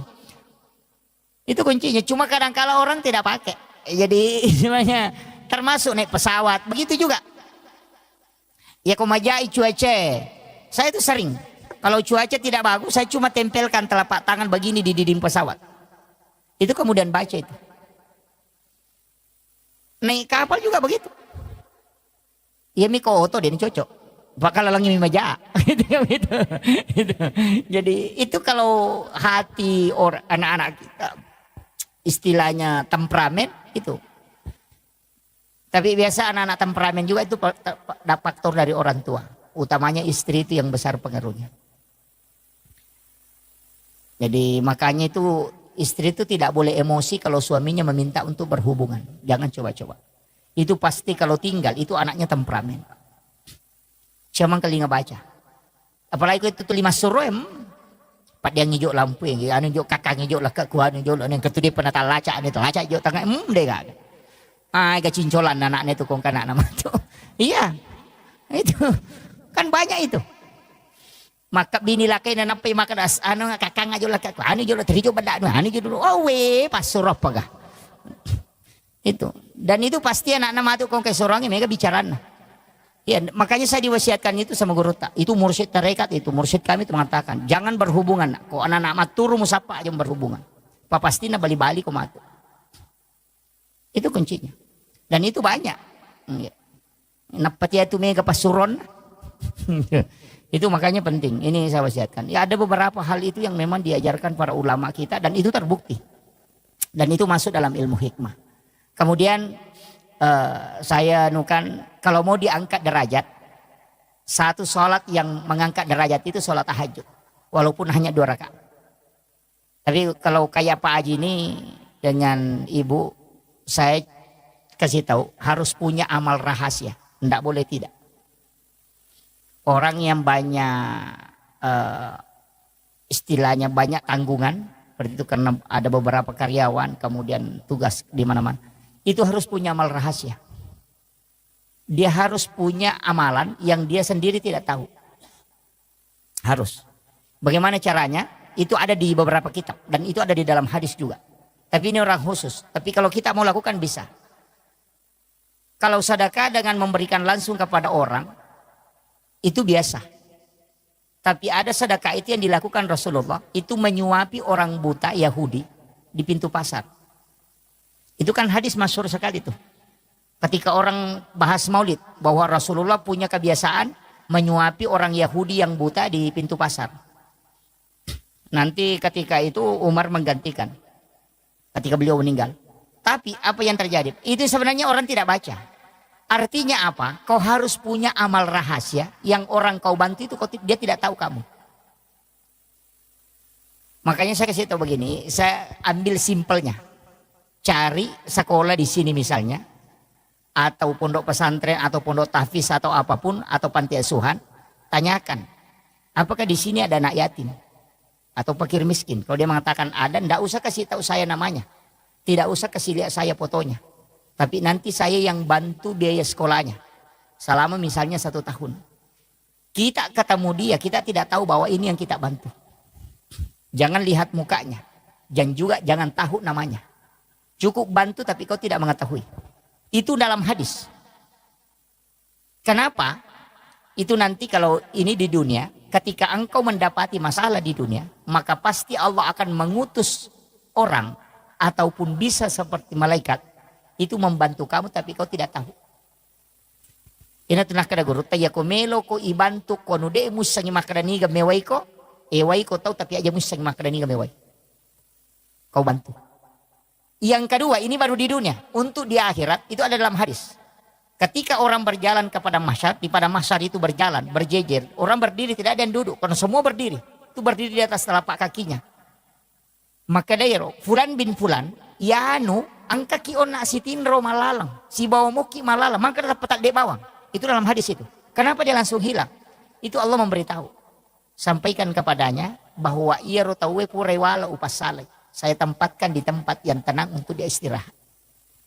Ya dia diculik oleh malaikat supaya dia tidak berjalan. Itu karena mereka punya amal rahasia itu. Namo cidimi. Dia itu namanya. Tapi kuncinya begitu. Aja tisangi makadaniga, aja tuh tisangi sana. Jadi angkat tahu tak bantu tapi dini sangi makadaniga. Itu minta berkahnya itu. Dan itu bisa dipakai tawasul Pak. Ya kong kala sat tenang katanga doktoro ita pakai ya. Angka amala upiga umakokopo dega gawin lo kutanya pamasita yang bamala da uharapkan. Talinga po baraka na tapalapa ka apolo ko masalah itu tembus itu. Yo pokoknya itu maka ada tanpa nama 10.000, sila ada kimi lodong itu. Sila ada kimi lodong itu. Tapi carilah amal yang memang khusus seperti itu, amal rahasia namanya. Jadi itu ini yang penting. Semua kita yang ada di sini bisa gunakan itu. Banyak hal, termasuk keraan komapa jo kaki. Saya itu di mobil Pak, terus terang. Ada botol aqua itu, saya bawa. Tapi itu botol aqua biasa, yang aqua kecil sedang itu. Saya selalu isi bensin. Itu saya isi Pertamax, itu kemudian saya tutup, kemudian saya simpan di jok mobil itu. Selalu itu di mobil ada. Itu ajaran guru kami. Kadali ko bensina, munia kemetoy. Maka dia bensin ewe utaro untuk bantu nareko angka tau matu capura bensin ko lalangi. Biasa kita bawa mobil tengah malam, itu ada orang dorong motor dengan istrinya. Karena kehabisan bensin di tengah jalan. Kita kasih uang 100.000 itu tidak ada gunanya. Tapi kita kasih bensin hanya 1 botol kecil, itu bisa menyelamatkan dia. Itu termasuk amal rahasia Pak. Maka dia guru tak, ya komen reko kotomu milodong, madari malupai Pak dongangnya. Tapi salamang kaya tumutaro, maka mereka bantu, tahu dia nasalai malaikat yaitu kendaraan. Dia akan menjaga terus. Karena orang menyimpan sesuatu untuk menolong sesamanya, maka malaikat diutus untuk menjaganya. Itu namanya malaikat hafazah. Itu jarang orang gunakan. Dari ya kong katu Pak PT-PT itu yang mobil naik ke Makassar. Sering kalau saya lewati saya kasih tahu sopirnya, "Kumelo ko salama kendaraanmu tari aku." Itu saya kasih tahu. Maka dana mau tak salah tuh dia itu nama solang. Masolam makotom itu kota salah. Itu anunya Pak Bu. Itu pesan guru kami itu. Kenapa? Karena hal yang seperti itu kan ada hadisnya. Siapa yang menyimpan sesuatu untuk membantu saudaranya, maka malaikat akan terus menjaganya. Nah, najagai malaikat. Gitu. Ini yang dari 1.000 mobil Pak, untuk kalau ada saat yang melakukan itu. Iya, ini yang saya sampaikan. Saya kira ini yang penting saya wasiatkan. Artinya ada hal-hal simpel itu dalam kehidupan. Sebenarnya tidak susah kita lakukan. Yang penting kita mau. Jadi hal-hal, jangan mengatakan orang ustaz itu yang bisa. Oh justru ustaz itu tambah susah, nanti masuk surga Pak. Kalau sesama manusia, walaupun kita sudah memohon ampun kepada Allah, tapi tetap kalau bersangkutan dengan manusia akan diadili. Itu yang agak berat. Nah, makanya muhasabah diri kepada Allah itu dengan bersolat ibadah. Sedangkan untuk sesama manusia bagaimana perilaku kita dan bagaimana pola hidup kita untuk sesama manusia. Itu 2 hal yang penting. Kemudian nanti saya akan sampaikan sebenarnya kita hidup ini hanya 24 jam. Jadi di tuo hitungannya 24 jam. Jadi kehidupan itu sangat simpel. Hanya karena berulang yang 24 jam ini sehingga berputar menjadi nanti 1 tahun. Itu aja. Jadi kalau amalan atau ibadah kita lakukan itu 24 jam itu saja. Yang kalau kita sudah tahu amalan 24 jam insya Allah. Kan itu aja yang berulang. Cuma ada beberapa nanti ibadah yang tidak berulang. Kayak berulang 1 pekan ya ibadah Jumat. Yang berulang 1 tahun ada beberapa ibadah itu. Tapi pada hakikatnya hampir semua ibadah itu yang berulang 24 jam. Tapi saya ingin sampaikan begini. Setiap orang itu diberikan oleh Allah Subhanahu wa taala potensi untuk punya kecenderungan melaksanakan ibadah tertentu. Misalnya, ada yang senang zikir tapi susah sedekah. Ada yang senang sholat sunat tapi susah puasa sunnah. Kalau disuruh puasa susah. Tapi kalau sholat sunat dia paling mudah. Kalau disuruh mengaji cepat, bahkan bisa dia membaca 1 juz dalam sehari. Tapi kalau disuruh sedekah malas. Ada kalau disuruh puasa, nah bilang itu saja Ramadan bikin stres. Tapi ada juga orang yang kuat. Makanya nanti semua ibadah ini ternyata itu ada jalurnya. Bahwa kalau engkau rajin puasa, nanti Allah akan hadiahkan surga melalui puasamu. Makanya biasa maka daka yang penting kan kayak kapui. Nah mau dini koden rule jama manang pasti usahakan yang kecil dia diistiqomahkan. Misalnya yang rajin sholat sunat ya jangan tinggalkan. Mestinya sholat sunat duha jangan tinggalkan yang rajin duha. Istiqomahlah dengan sholat sunat duha karena duha itu ada pintu surga di situ. Di dalam hadis qudsi itu Allah menjanjikan siapa yang sholat 6 rakaat istiqomah di waktu pagi, maka dia akan masuk ke dalam surgaku melalui bab duha. Itu. Tapi ada 6 rakaat. Kalau 2 enggak bisa. 4 juga enggak bisa. Kalau mau masuk, makanya ulama kita itu lebih mengambil yang 8. Karena kalau diambil 8 rakaat, mulai dari 2 sampai yang 8 dapat semua. Kan kalau 2 rakaat itu sedekahnya tubuh. Sebenarnya orang yang mau sehat itu cukup dengan duha kalau mau sehat. Utamanya persendihan tulang itu kan hadis Nabi bahwa 160 potongan tubuh manusia sedekahnya adalah 2 rakaat sholat sunnah di waktu pagi. Jadi sebenarnya tubuh kita ini kan hak pakai, pinjaman dari Allah. Itu bukan hak milik. Dari situlah sehingga tubuh ini tidak bisa dirubah. Hanya dilarang. Alis yang bengkok tidak boleh dikasih lurus. Dan begitu. Tapi laki-laki tidak ada aja yang kasih lurus. Itu karena itu dipinjamkan sama dengan pinjam. Entah ini sefoto dia tuh dipakai. Dan itu sedekahnya kata Nabi adalah 2 rakaat sholat sunnah duha. Jadi kalau kita mau berterima kasih kepada Allah dengan tubuh yang dia berikan kepada kita ini dipakai selama hidup, maka hendaknya kita melaksanakan sholat sunnah duha 2 rakaat. Cuma sholat sunnah duha itu diatur dalam hadis. Saya baca salah satu hadis dari Anas bin Malik, ini hadis marfu.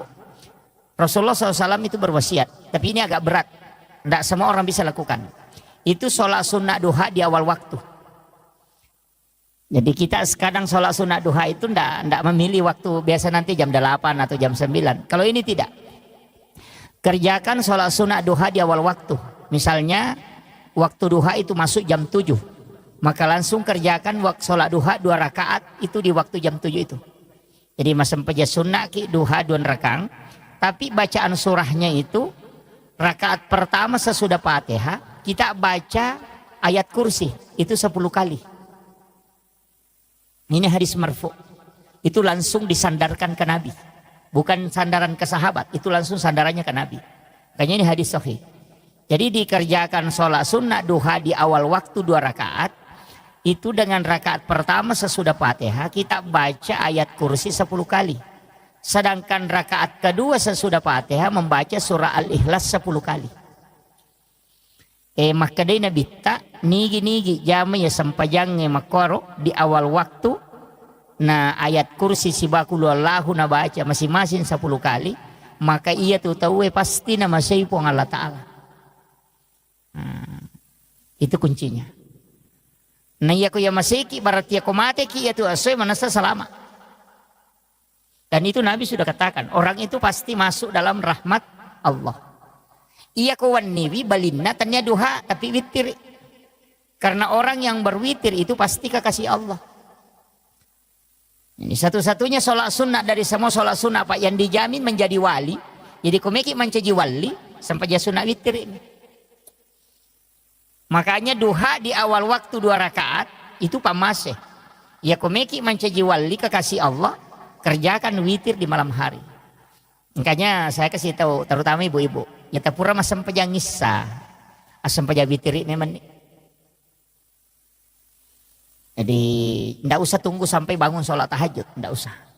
Kalau saya sholat witir memang ki baru tidur. Cuma ada kesalahan kita, ustaz juga banyak yang keliru itu memahami. Maka dah sholat witir itu adalah penutup semua sholat. Jadi ketupuran nama witir di negara sampai Jawa dengan jamah. Padahal itu Nabi meminta mengakhirkan. Kenapa? Itu masuknya untuk sholat fardu bukan sholat sunat. Jadi kupura ki masam pajam mengeribi aja tahu witir. Nah sebab kamu pesan pajang ngisah. Makanya diminta sholat witir itu diakhirkan. Bukan akhir semua sholat. Tapi akhir untuk sholat fardu. Apa ya itu witir? Ya kawan ni mini jamah. Anak dia nawat dito mawitiri ko pure mangaribi na saba ang kamu pasang pajangisa. Pura pi masang pajangisa na pamawitiri. Makanya Abu Hurairah itu setiap selesai sholat sunat isya langsung witir 3 rakaat. Kenapa kita berwitir? Ini kuncinya. Pertama, sebenarnya ulama itu banyak pakai. witir sebelum tidur. Karena orang yang berwitir itu pasti tidak diganggu jin. Dan nula jinnya tembus itu toma witir. Ya kau makan mimpi buruk itu sudah terhindar. Kecuali tidur sesudah sholat subuh pasti. Masih bisa diganggu karena sudah sholat subuh. Jadi ya kau nggak tahu ma witir napa matinro pasti dia nak tulu-tulu maja. Kalau ada mimpi itu pasti isyarat. Makanya ulama itu bisa tahu bahwa mimpinya ini ada pesan. Karena dia berwitir. Kalau orang tidak berwitir itu masih susah. Kita mendeteksi. Apakah ini isyarat atau ini gangguan? Kan begitu. Apa namui baca ayat kursi? Kalau kita tidak mendalami betul hakikat ayat kursi itu susah. Makanya banyak orang itu baca ayat kursi ketulu-tulu majamopi. Masih mimpi buruk padahal dia sudah baca ayat kursi. Bahkan biasa dia baca 3 kali masih diganggu. Bahkan arat dasamopa kan begitu. Padahal dia sudah baca ayat kursi. Maka di guru taya kayak kursi kui baca bawami apa namo dah koro maca to baca ya kursi itu kan burung beo juga pintar assalamualaikum nah, itu kan begitu. Makanya itu jin tidak takut karena hakikatnya kan di situ. Jadi tidak sembarang, tapi kalau diamalkan terus ayat kursi itu bisa jadi senjata. Iya. Makanya ada ulama mengajarkan itu baca ayat kursi itu. Allahu la ilaha illa huwal hayyul qayyum. Itu kan mim. Itu dalam ilmu hikmah. Nah, kita sembunyi di situ di dalamnya. Itu ada Allahu la ilaha illa huwal hayyul qayyum. Itu kan mim bundar. Kita masuk ke situ. Dengan mata batin kita masuk di situ. La ta'khuzuhu zinatu wala naum. Di situ lagi. Mimnya masuk lagi ke situ. Ya. Mega Toto biasa mali pakai kep bang makir. Iya betul Pak. Nah pakai orang sembunyi itu juga biasa dipakai. Tapi saya tidak kasih terus. Hanya 2 yang saya ajarkan nanunya. Aja nanya Pak Guru Ngirolo Mondri itu baik itu. Itu dia pakai orang itu. Sebenarnya ilmu itu kan dipakai para ulama dari dulu. Itu ketika dalam kondisi peperangan. Kumeloma musuh biasa pakai. Nah, itu dia pakai itu ilmu itu. Dan ilmu itu penting Pak. Orang tua kita ya natunasa maka dia itu tahu salama maka licu buku tanah cilangi. Oh itu yang kalau istilahnya orang yang selamat itu yang sembunyi di tempat yang terbuka. Itu. Jadi kok kamu pola maka licu bude patung selamat. Tapi kalau sudah tidak dilihat di tempat yang terbuka berarti itu sudah sembunyi betul itu.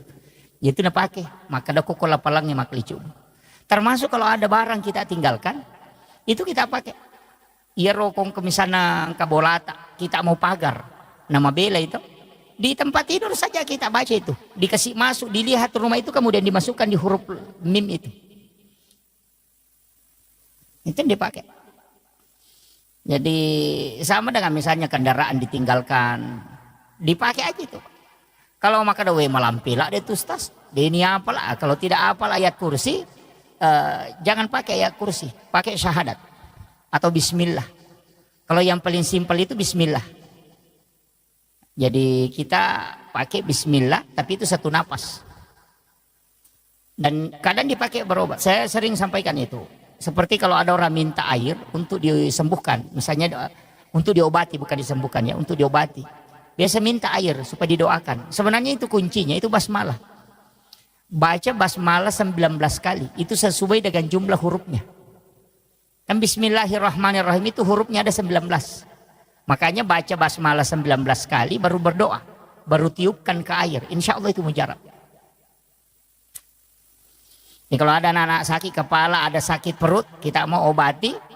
Ambilkan air, baca basmalah 11 kali. Niatkan untuk obat. Baca sesuai jumlah hurufnya. Itu bagus itu Pak. Kalau untuk pengobatan. Itu kalau menggunakan air itu rata-rata ulama kita dulu biasa pakai begitu. Pakai basmalah tapi 19 kali dibaca, bukan 1 kali. Itu dibaca sesuai dengan jumlah huruf. Jadi bismillahirrahmanirrahim, bismillahirrahmanirrahim itu dibaca 19 kali. Ada beberapa itu dalam ilmu hikmah itu yang ulama biasa tidak mau buka. Karena termasuk dia katakan ilmu rahasia. Saya kemarin sempat ada yang telepon, saya tidak tahu dari mana. Ada yang telepon sempat protes. Ini huruf yang tidak ada di suratul Fatihah, mohon jangan dibuka seperti itu. Itu bahaya. Saya bilang tidak bahaya. Yang penting saya kasih pemahaman. Kan di suratul Fatihah itu ada 7 huruf hijaiyah yang tidak terdapat di dalamnya.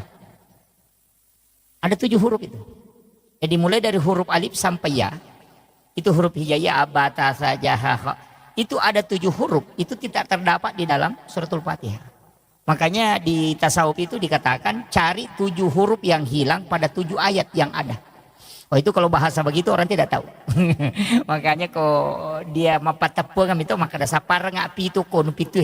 Wah itu yang itu nasak kada angka tu pitu-pitu. Itu sebenarnya adalah 7 huruf yang ada yang tidak ada di suratul Fatihah. Kalau itu ditulis, itu dianukan para ulama, ditulis 7 huruf itu. Baru ditempel di tempat mana kita tidak mau supaya tidak kecurian. Iya kau motor ditempel di sadalnya itu supaya jangan dibawanya. Istilahnya di sadal mungkin ditempel, dikasih lem itu kemudian ditempel di plaster. Iya selama huruf itu masih ada, insya Allah itu tidak dicuri. Barang itu tidak dicuri. Kau nggak tahu majanya, nah denite itu kendaraan, itu hebatnya itu. Itu 7 huruf itu yang sama, makanya orang biasa tempel di rumah. Saya pernah ketemu dengan ulama itu justru dia tulis di kertas, baru dia masukkan di pipet, baru dia tutup. Nanti ketika dicor rumahnya, tiang rumahnya yang di depan itu dia masukkan di dalam cor. Itu supaya dia mengatakan kalau di sini tinggal di dalam sudah tidak ini. Itu dalam ilmu hikmah itu Pak dipakai.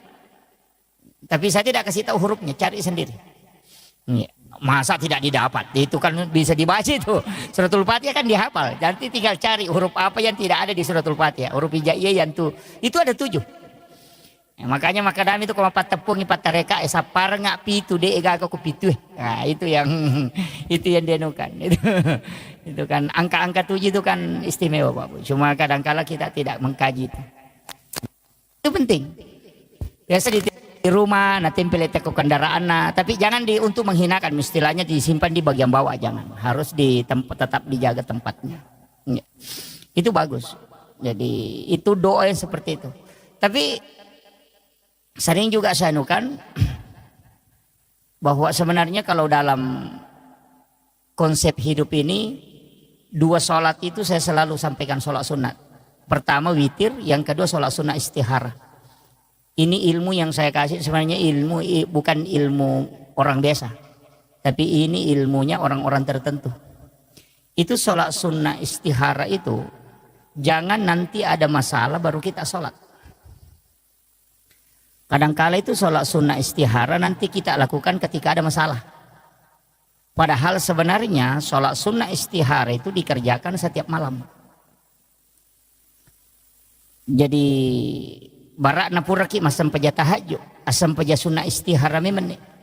Jadi istihara kita itu hanya meminta kepada Allah supaya Dia yang mengatur dan menentukan apa yang akan lakukan besok.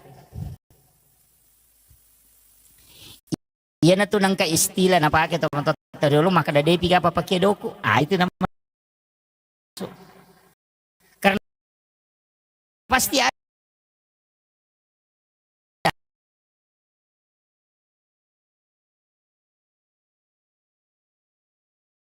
Kagak kuat temu ba aja jam karena tidak selesai itu pasti jadi masalah.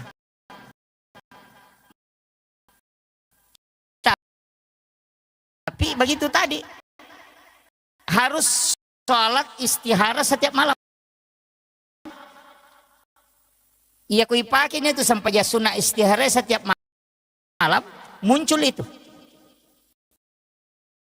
Muncul itu. Jadi muncul sendiri itu maka dia jolo jama. Iya jolo. Biasa kalau ada informasi sampai kita tinggal anukan. Kalau dia tertutup maka dia tolak saja. Tidak usah dianukan dulu itu. Itu dan itulah yang dipakai ulama. Makanya dia mengatakan ikuti fuad. Ikuti mata hati itu. Dan itu akan terbuka. Karena ia mega tahu, ia mina sampai sunnah istihara kong kemasalahan sehingga mini ngerang. Di situ. Jadi tanya apa Allah Taala ni ngerang ko masampaja masalah itu dia berpikir kenapa ko cara nama tu nala papuluk ko. Jadi dia salat itu karena masalahnya. Itu jadi masalah. Makanya saya sampaikan sebelum kita mendapat dapati masalah, semua yang akan kita jalani dalam sehari itu mestinya istiharakan memang. Artinya, iya kawan ni neka ko nito ko sapaja tahajud kan gampang. Sebelum masa sapaja subuh bisa itu. Biar masuk waktu subuh, ya kau masa sapaja. Masa sapaja sunat subuh ki. Nah, pakai masa sapaja sunat istihara. Minta kepada Allah supaya dia yang pilihkan. Termasuk kita sebenarnya penceramah itu pakai. Kalau terus terang, kalau Mas Selang, pernah saya ceramah duhur di Balikpapan. Sudah duhur saya ceramah di Balikpapan. Sudah isya saya ceramah di Palu. Saya bilang itu bisa aja sore ada ke Makassar. Tiba jam 4 pas sama Palu jam 4 itu tiba jam 5 di saya sholat maghrib sholat isya di Palu. Saya bilang, tapi itu butuh istihara karena kayak kendaraan begitu kan kadang delay. Itu tidak konek memang saya tidak bisa ambil. Tapi kalau koneksi itu saya ambil. Jadi istihara begitu fungsinya. Jadi pasti dipilihkan itu. Karena ada waktu itu nanti bingung nih maka loko kajaga ya gajo. Kalau kita istihara setiap malam pasti akan beri isyarat-isyarat terus. Jadi itu penting. Cuma kalau ini yang kalau kita selesai sholat fardu itu dari Syekh Al-Maliki, kita meletakkan tangan kanan ini di perut sebelah kiri.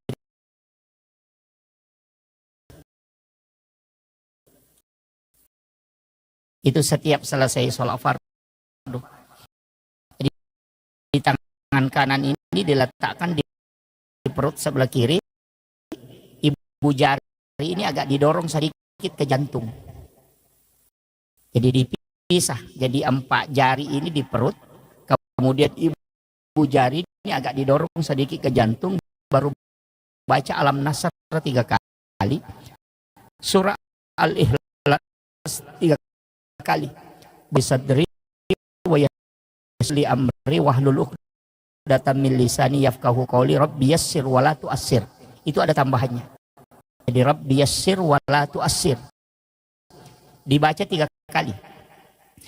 Orang yang mengamalkan ini Bapak Ibu sekalian, ia kongka masalah noloi, orang yang akan selesaikan. Jadi tahu merusukan masalah. Itu kunci. Ternyata denak kada ini sipan rasa-rasa ngurusin apa selesai? Tidak. Pasti ada orang yang menguruskan itu. Cuma kalau itu kuncinya, artinya ini amalan sederhana tapi itu manfaatnya luar biasa. Dan orang yang menganaknya menjadi fakir. Itu makanya saya setiap selesai sholat fardu, kuraki milo doang sesudah berdoa sebelum berdiri sholat sunat, letakkan tangan kanan itu di perut sebelah kiri, dorong sedikit ke jantung. Kemudian kita baca Alam Nasr 3 kali, surah Al-Ikhlas 3 kali. Yana tunasa tomatot tariolo aja mu salaiwi onro mutu dan narekode na pura mu patama ke korang alif itu nama. Oh itu kan Nabi mengatakan membaca surah Al-Ikhlas 1 kali itu sama dengan sepertiga Al-Quran. Makanya untuk orang yang sibuk, misalnya orang yang bekerja di perusahaan, bekerja di tambang, yang harus menjalankan tugasnya, itu aja dipakai. Baca aja surah Al-Ikhlas 3 kali itu sebelum berdiri. Itu kita sudah dapat pahala hatam itu. Ini begitu. Jadi orang kalau mau beribadah itu gampang. Ya, makanya saya sering kasih tahu, jangan pahami bahwa kayak jamaah tabligh itu harus keluar begini bermalam sakit ibadah, keliru juga itu. Ya. Di masa Nabi memang ada yang diutus, sahabatnya dia utus pergi berdakwah sampai 7 malam berdakwah, ada yang 3 hari berdakwah, ada yang 40 hari berdakwah baru pulang. Memang ada di masa Nabi begitu. Itu tidak masalah, kan itu penting. Dakwah itu penting. Tapi jangan sampai itu fatal itu. Tapi kalau saya prinsipnya begini, yang harus banyak berdoa itu perempuan. Kalau saya, karena saya sudah baca beberapa hadis dan beberapa penjelasan ulama, saya mengatakan doa yang lebih banyak itu mesti perempuan, istri. Jangan, laki ini sebenarnya memang tugas bekerja. Yang banyak berdoa itu perempuan, karena doanya itu 3 kali lebih cepat diijabah dibanding kita laki-laki. Perempuan itu mustajab betul.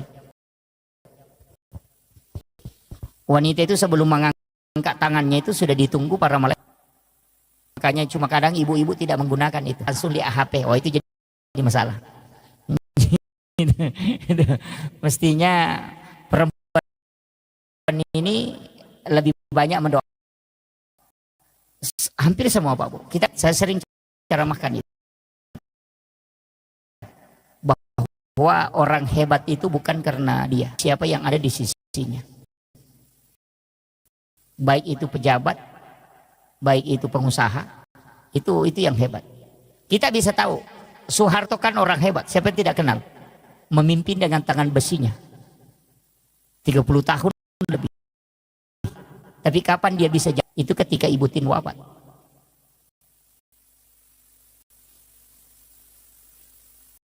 Habibie orang hebat. Siapa yang tidak mengakui, bahkan di Jerman dia dapat nilai summa cum laude.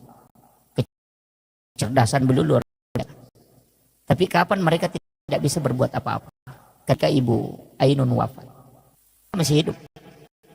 Panglima TNI 2 kali jadi presiden. Tapi kapan dia tidak bisa mengambil kebijakan sempurna? Ketika Ibu Ani wafat. Itu pelajaran. Makanya sama dengan pondok pesantren. Kalau kiainya meninggal itu tidak jatuh. Tapi kalau ibunya meninggal pasti drop.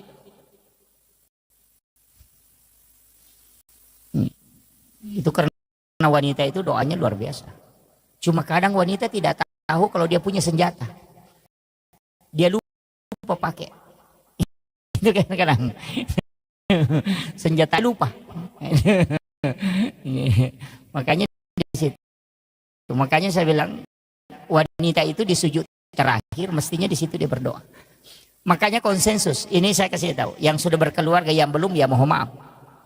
Kalau masih ada jomblo di sini ya mohon maaf. Tapi jangan terlalu lama jadi jomblo lah. Saya kasih tahu bahwa siapa yang paling tinggi kasih sayang dan cintanya kepada keluarganya pasti hidupnya berkah dan akan dibukakan pintu-pintu kemudahan. Pasti itu. Jadi itu aja. Makanya yang ke istri itu pokok. Tapi ada yang saya kasih tahu, kalau terima gaji jangan sembunyikan uangnya. Kasih baru minta sebagian. Cuma sih lagi. itu yang bahaya itu. Iya. Kalau mau berkah, saya ini wasiat guru kami, mursyid kami, termasuk pimpinan pondok kami Al Mukarram Kiai Haji Fathudin Sukara itu pernah beritahu. Maka dia kongkap poliamu, biarkan dia pegang kalau kau butuh. Nah sebab magai, tetap tuh makai guna. Tapi ini misalnya 10 juta atau 5 juta. Nah pita bene 3 juta pitang. Capu mati itu 2 juta desa kadagayeli. Hilang berkabut. Tapi ya kau pura ini tamanang, namo pura minakatan ini, napa ilau 2 juta maka data lengak 2 juta mereka pakai itu. Sisa lah memang. Makanya kita punya resen wanita itu yang punya 70. Ya. Itu anunya. Ya. Makanya doakan ya kasih banyak istri. Itu ibu-ibu tidak sepakat itu.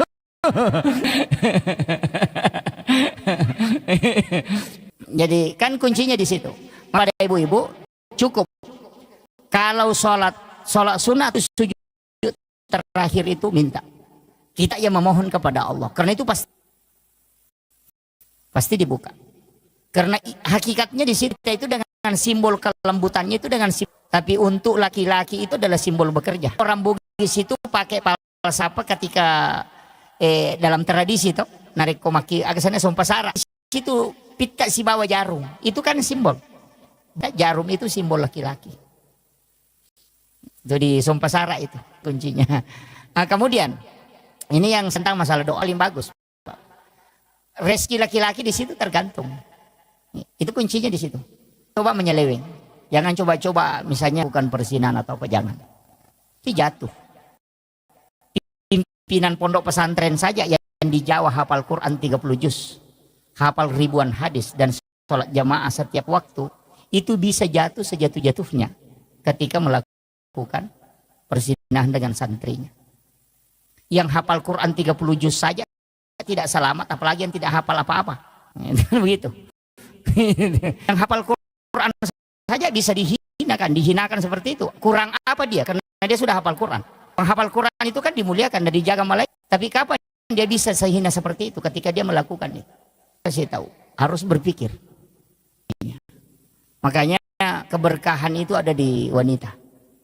Berkahan di situ. Makanya doakan. Jadi sampaikan kepada istri, memilih istri, Pak. Ngomel-ngomel itu harus ditaat sebenarnya. Iya, karena memang istri itu yang suka ngomel itu. Bikin, tapi tidak ada jadi sini, tidak ada. Jauh-jauh di sana. Harus sabar. Sabar sebenarnya kan begini. Saya itu pakai istilah. Kalau sabar itu kan kuncinya cuma satu. Kalau kau tidak bisa menyelesaikan, biarkan waktu yang selesaikan. Saya selalu begitu, prinsip begitu.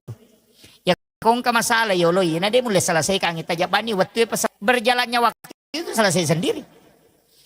Begitu, makanya Allah itu kan sudah mengatur, bukan? Kau tinggal menjaga kan cuma dua, berusaha dan berdoa. Kesimpulan akhir jangan cuma mega atau stres nasabak kasih yang banyak ya mega tuh malas. Balu nareke ngisaro salangit. Kan begitu. Balu nareke ngisarona. Nama kami pun Allah Ta'ala bekerja dan berdoa untuk hasilnya saya yupi zaman pun Allah Ta'ala ya apa jam-jam mata ini jama ini kan jadi masalah tuh. Ini manusia itu diminta berusaha dan itu tugasmu tugas nama kayak gak tahu ya rojolo sarona nareke.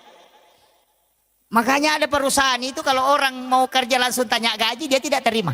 Itu beberapa perusahaan begitu. Sama dengan sekolah. Di pimpinan pondok saya dulu masih terapkan itu.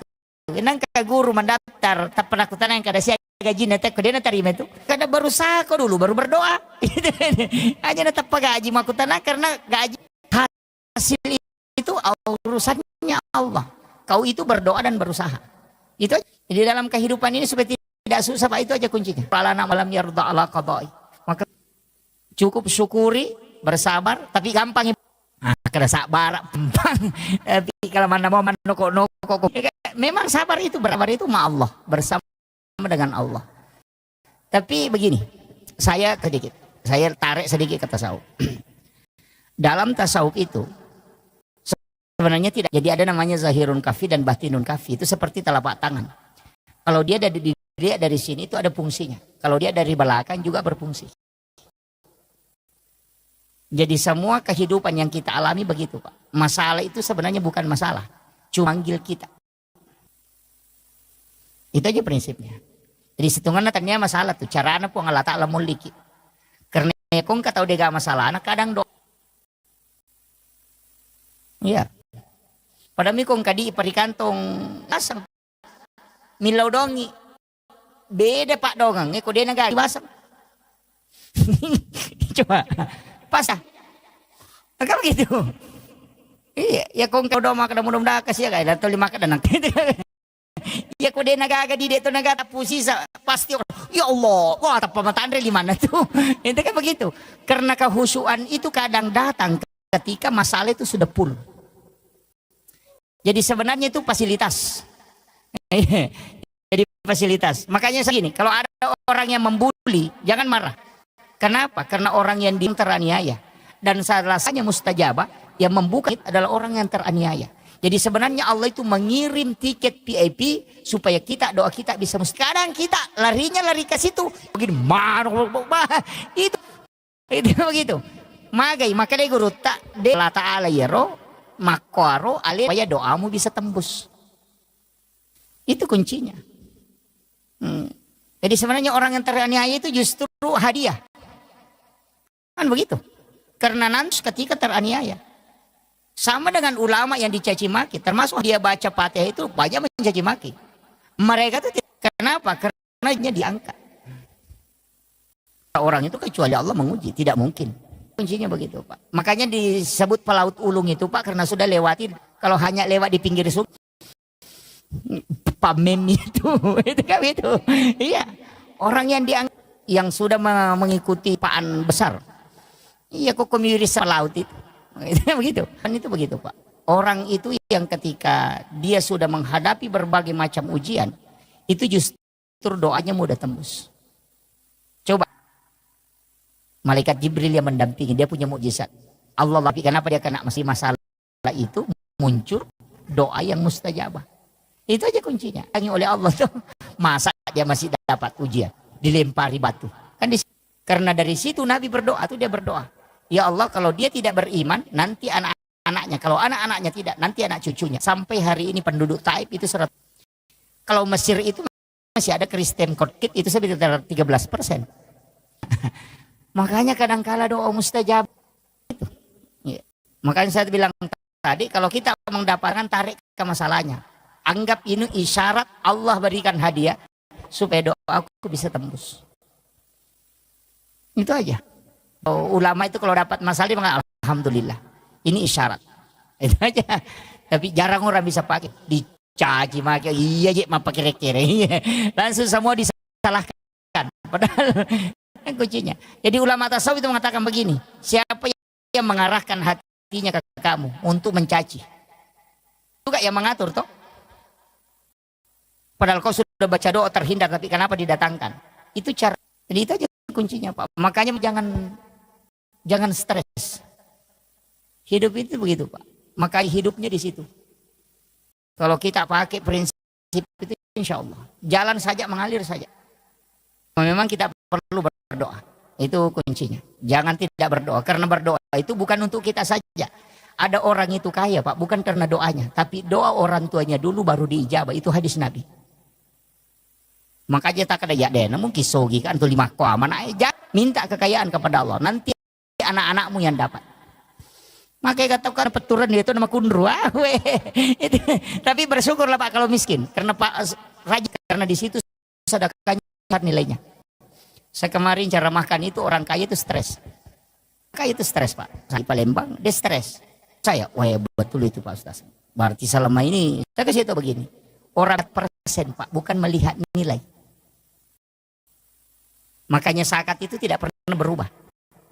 Selalu 2,5. Orang yang tak sama yang 1 miliar itu zakat tidak dirubah itu. Tidak mengatakan yang punya 100 miliar zakatnya yang 100 miliar 1 miliar hanya 2 zakat itu sampai berapa pun insya Allah itu sama 2,5 harta punya harta 100 miliar tetap Allah minta 2,5 kau punya harta 100 juta tetap Allah minta 2,5 yang 100 miliar dengan yang 100 juta itu sama. Makanya kalau ada orang miskin punya uang 10.000 dia sedekah 5.000 berarti 50 kan kasurun 100 juta kenapa mak bereng ulu. Itu kan orang miskin santai saja itu. Ya kong kadi rasa bukan alabawan itu. Santai pada 50% ini nak berengnya. Karena Allah cuma 100% rezekinya itu ada 5. Nasabah nak berengnya 5 berarti 50. Iya. Ya kau tahu sogi sih di miliar dina memang bereng 50% 500 juta nak berengnya. Empat diisi. Pikir-pikir kasih ratu. Kan begitu. Ada sinilah mengatakan berdoalah miskin supaya sadaknya. Kan begitu. Jadi ini makanya ulama kita itu dari dulu motivasi orang miskin itu penting Pak. Iya, makanya orang miskin itu nanti paling cepat. Iya, paling cepat karena mau ditanya tidak masulah rak puncuk minah handuk-handuk mangolok ke malaikat maka aja ditanyaki kok teruban utama. Begitu makanya itu wah itu yang stres itu. Itu kan begitu. Makanya ada namanya jasa. Makanya guru tak ini yang wasiat saya juga.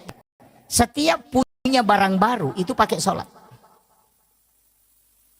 Iya, istilahnya barang baru, memiliki baju-baju baru langsung tak pakai mesin pajak. Itu tidak akan hancur kemudian ada penggantinya. Dari situlah kenapa ulama-ulama kita dulu setiap ada tempat-tempat baru, dia biasa adakan syukuran dulu untuk bersedekah supaya itu nanti itu berkahnya luar pertanggungjawabkan. Maka dapur nu pakai maka si pamulang. Itu kuncinya. Pada kong kamu motor baru tali tempat pakai lo masih gini. Insya Allah dia naburu itu motor yang kapat tolana, tapi kendaraannya aja tetilo ke bene mah kadang ku ke bene baru pakai ipakai masam pajak deh pada matonan kapat tolana, wah itu jadi masalah itu. jangan jadi jangan dialihkan ke situ ya. Ya. Jadi itu semua beli kendaraan itu wasiat guru kami itu ya kembali ke kendaraan nak beli hari Senin. Dena buruk tuh nangka patolan. Dena sesa ko aga. Ia pernah mogok ko nadapi bengkel itu. Mendari latu pitu boleh napa mapecak banda. Itu beli hari Senin, jangan beli hari Jumat. Karena melihat sejumat na rasa ko tuh. Itu pesan beliau. Dan saya buktikan an ka motorok ko biasa wala Jumat. Kata lu gak ulunan apa. Saya bilang betul juga ini. Yeah, karena hari Jumat itu hari ibadah bukan untuk harta. Kalau kenapa hari Senin? Karena hari Senin itu ditetapkan rezeki. Kanya maka de guruta beli hari Senin insya Allah. Dena sesa tuh. Dena pada rasa. Ya. Kecuali kalau tidak sama kalau anak mau sekolah itu hari Selasa. Tadaptar esok Selasa kalau anaknya masih sekolah. Magai nasabah il Selasa. Jadi itu dari situ hitung-hitungan ulama dulu. Sehingga dia pakai ilmu hikmah. Maka dia kong kana anak mau pas sekolah so salah mau daftar dia lari ke sekolah. Dan insya Allah berhasil itu. Jadi itu ada hari-hari tertentu memang itu. Jadi memang kalau kita kejar ilmu-ilmu seperti itu, ilmu hikmah kan banyak. Tapi itu masuk hikmah bukan masuk dalam ilmu hikmah, itu kan ilmu hukum. Sama aja dengan dokter, ada dokter kulit, ada dokter terapi. Itu ada dokter jantung. Ya. Jadi kuncinya di situ. Tapi kembali lagi itu adalah mengikuti kaidahnya. Nah, makanya saya sampaikan jadi amalia kita begitu. Yang pertama tadi jangan tinggalkan, utamanya sholat sunat duha di awal waktu ini paling bagus. Yang kedua adalah sholat sunat witir, jangan tinggalkan itu. Kalau sholat sunat, kalau sholat fardu memang harus. Biarkan kita yang diatur oleh sholat. Aja ini dimatur sampajangi. Apa ya kuidi ya toro ko sampajangi ina tamu waktu pasti mas sampajangi tapi ya kuidi matur sampajangi madari me piloro to mas sampajano me piasara to mas sampajan loro lima kada matu pinala to ngamatu itu itu iya. Kemudian usahakan berjamaah walaupun kita tidak, jangan selalu berpikir yang 27 derajatnya, karena tidak ada orang masuk surga itu karena pahala, tapi masuk surga itu karena rahmat Allah. Jadi jangan sholat berjamaah karena mengejar 27-nya. Walaupun itu bisa jadi motivasi. Tapi jangan itu yang menjadi pokok. Jadi usahakan berjamaah itu untuk mengambil berkahnya. Iya. Sebab angkat itu berkah nama berjamaah. Berkahnya itu didoakan para malaikat. Iya. Cuma kalau saya selalu wasiatkan, satu surah jangan ditinggalkan. Surah Alam Nasrah, Al-Insyirah. Ajak tasalayar. Saya di Kalimantan ini ada beberapa jamaah, di Jakarta juga ada beberapa, di Papua ada beberapa. Saya sering tanya itu orang-orang sukses yang anaknya sukses, bukan anaknya yang saya tanya. Itu saya lari ke orang tuanya atau istrinya. Biasa bertanya. Ada beberapa jamaah saya itu 80%, saya minta mengatakan 80% yang ada orang tua tidak sekolah. Jadi ibu bapaknya tidak pernah sekolah, tapi anaknya justru jadi pemimpin yang hebat. Saya sering bertanya dan 80% itu tidak lepas dari surah Al-Insyirah. Bahkan ada di Kalimantan sini dia sudah sampaikan, saya tidak tidur Pak Ustaz kalau tidak membaca 100 kali surah Alam Nasrah itu. Itu kuncinya. Makanya saya kasih tahu kalau anaknya mau menjadi orang-orang yang hebat, ibu bapaknya jangan tinggalkan membaca. Kalau ibunya saja, ibunya saja. Kalau bapaknya tidak sempat, mesti ada salah satu dari orang tua kita yang baca itu. Jangan kurang 100 kali membaca surah Al-Insyirah, Alam Nasrah, insya Allah. Itu bisa dibagi aja itu. 20 sudah sholat, 20 sudah sholat asar, 20 sudah sholat maghrib, 20 sudah sholat isya, itu sudah 100. Iya. Atau sambil jalan kita baca, apalagi tasbih sekarang kan sudah enak. Yang di tangan, yang ditindis-tindis itu. Baca Alam Nasrah itu, jangan, insya Allah. Anak-anak kita itu tidak akan ada yang susah. Makanya guru Profesor Dr. K. Haji Aliyafi itu di pengurus pusat DDI, itu wasiat beliau ketika ditanyakan apa amalan, banyak mengatakan surah Al-Amnan itu. Kalau perlu diambil bacaan surah dan pejasunaki ya ruta baca. Bisa diulang-ulang sampai 7 kali. Nah, kecuali dari ngepat di RW itu beda. Kalau dada itu biasa sakit atau jantung kadang tidak stabil, kadang madumba-dumba itu surah Al-Kautsar. Itu untuk mengobati itu. Surah Al-Kautsar itu untuk menenangkan kalbu. Jadi kung kataw magampat taselang, madari pataselang, cede-cede tasela sih. Madari mak barbarona padahal tidak ada apa-apa. Suruh baca, memperbanyak membaca surah Al-Kautsar. Surah yang paling pendek, inna atayna. Eko dia tak apalah ya rumah tibawan nih. Sudah jam 9 lewat. Ini. Itu surah Al-Kautsar, itu surah adalah surah untuk ketenangan. Itu talumia ya inna atayna kal-kautsar fasholli li rabbika wanhar inna syani'aka huwal abtar. Itu. Tapi itu surah bagus sekali. Kalau ada anak-anak menangis itu tengah malam karena nak bicu teri, ya benar rota bacangi. Tiup ke tangan baru letakkan di dadanya atau di ubung-ubungnya. Itu diam itu. Karena itu diganggu jin, misibian. Jadi kebacangi surah Al-Kautsar itu langsung diam. Sebenarnya orang yang pang emosian yang itu tiba bacangi. Iya. Kung kalakai pacecer, bayi pacecer, yang itu bacangi. Iya. Anak juga kalau ada temperamen, biasanya ada anak temperamen itu. Bacakan, kita bacakan di dadanya kalau dia tidur. Itu surah Al-Kautsar. Komik misalnya sejarahnya surah Al-Kautsar, waktu namate anak Nabi itu namanya Ibrahim. Itu Nabi menangis sedih. Sehingga jantungnya itu merasa perih hatinya. Dan itu tiangnya aras bergoyang. Karena Nabi bersedih. Makanya turun ayat ini, surah ini hanya untuk menenangkan kalbunya Rasulullah. Sampai tiangnya aras itu diam. Ya nanti nak kada guruta maka pala ko na malak da bombange bacakan surah Al-Kautsar. Mama ko itu. Kalau mau goreng pisang, goreng telur, goreng ikan, ya ko ceki ko mak betui bacakan surah Al-Kautsar baru masukkan ke minyak itu tidak meletus itu. Sas itu. Boleh sampurin apa natutuka, enggak surah Al-Kautsar. Itu tidak akan meletus. Itu berkah itu. Sama dengan kalau mau mencuci daging toh. Di sini kasih ajari itu penjual bebek. Itu kan bebek itu keras. Mestinya itu kalau dia bacakan surah Al-Kautsar pada air terakhir. Yana tuh nasa tomatot tadi oleh bisa sara. Hilang baunya itu. Jadi kalau mau kasih hilang bau amisnya, bacakan surah Al-Kautsar itu hilang. Tapi air terakhir. Ya, sara artinya bisa pembersihan terakhirnya itu. Hilang bau.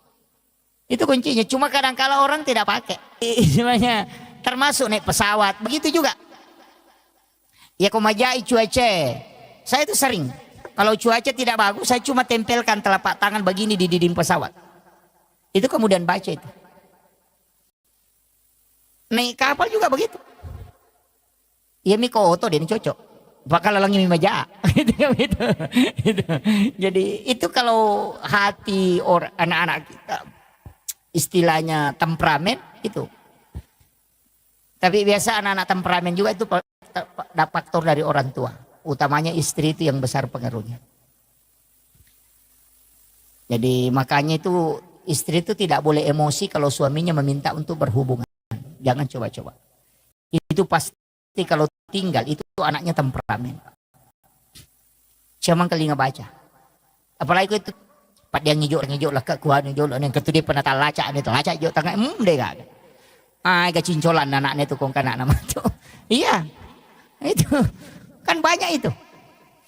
Maka bini laki dan apa makan kakang aja lah anu jo lah terijo benda anu jo dulu pas surah pagah. Itu. Dan itu pasti anak nama itu kong ke sorangnya mereka bicaraan. Ya, makanya saya diwasiatkan itu sama guru tak. Itu mursyid tarekat itu mursyid kami itu mengatakan jangan berhubungan. Kok anak-anak maturu musapa aja berhubungan. Pasti na bali-bali kok matu. Itu kuncinya. Dan itu banyak. Napati itu mega pasuron. Itu makanya penting. Ini saya wasiatkan. Ya ada beberapa hal itu yang memang diajarkan para ulama kita dan itu terbukti. Dan itu masuk dalam ilmu hikmah. Kemudian saya nukan kalau mau diangkat derajat Satu sholat yang mengangkat derajat itu sholat tahajud. Walaupun hanya 2 rakaat. Tapi kalau kayak Pak Haji ini dengan Ibu, saya kasih tahu harus punya amal rahasia. Tidak boleh tidak. Orang yang banyak istilahnya banyak tanggungan, seperti itu karena ada beberapa karyawan, kemudian tugas di mana-mana. Itu harus punya amal rahasia. Dia harus punya amalan yang dia sendiri tidak tahu. Harus. Bagaimana caranya? Itu ada di beberapa kitab dan itu ada di dalam hadis juga. Tapi ini orang khusus. Tapi kalau kita mau lakukan bisa. Kalau sedekah dengan memberikan langsung kepada orang, itu biasa.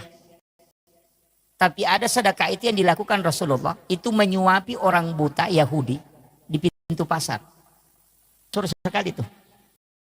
Ketika orang bahas maulid, bahwa Rasulullah punya kebiasaan menyuapi orang Yahudi yang buta di pintu pasar. Ketika itu Umar menggantikan. Ketika beliau meninggal. Tapi apa yang terjadi? Itu sebenarnya orang tidak baca. Artinya apa? Kau harus punya amal rahmat itu, dia tidak tahu kamu. Makanya saya kasih tahu begini, saya ambil simpelnya. Cari sekolah di sini misalnya, atau pondok pesantren, atau pondok tahfiz, atau apapun, atau panti asuhan. Apakah di sini ada anak yatim miskin? Kalau dia mengatakan ada, tidak usah kasih tahu saya namanya. Tidak usah kasih lihat saya fotonya. Tapi nanti saya yang bantu biaya sekolahnya. Selama misalnya 1 tahun. Kita ketemu dia, kita tidak tahu bahwa ini yang kita bantu. Jangan lihat mukanya. Dan juga jangan tahu namanya. Cukup bantu tapi kau tidak mengetahui. Itu dalam hadis. Kenapa? Itu nanti kalau ini di dunia, ketika masalah di dunia, maka pasti Allah orang ataupun bisa itu membantu kamu tapi kau tidak tahu. Ina tunah kada guru taya ko melo ko ibantu ko nude musangi makadaniga baik kau tahu tapi aja musangi makadaniga boy. Kau bantu. Yang kedua, ini baru di dunia. Untuk di akhirat itu ada dalam hadis. Berjalan kepada mahsyar, di pada mahsyar itu berjalan, berjejer. Orang berdiri, tidak ada yang duduk. Karena semua berdiri. Itu berdiri di atas telapak kakinya. Fulan bin Fulan, ya anu, angka kiona sitinro malalang. Si bawa muki malalang, maka dapat tak bawang. Itu dalam hadis itu. Kenapa dia langsung Allah memberitahu? Sampaikan kepadanya bahwa ia rotawe kurewala upasale. Saya tempatkan di tempat yang tenang untuk dia istirahat.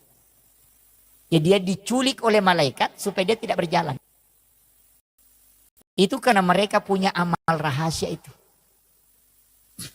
Namo dimi. Dia itu namanya.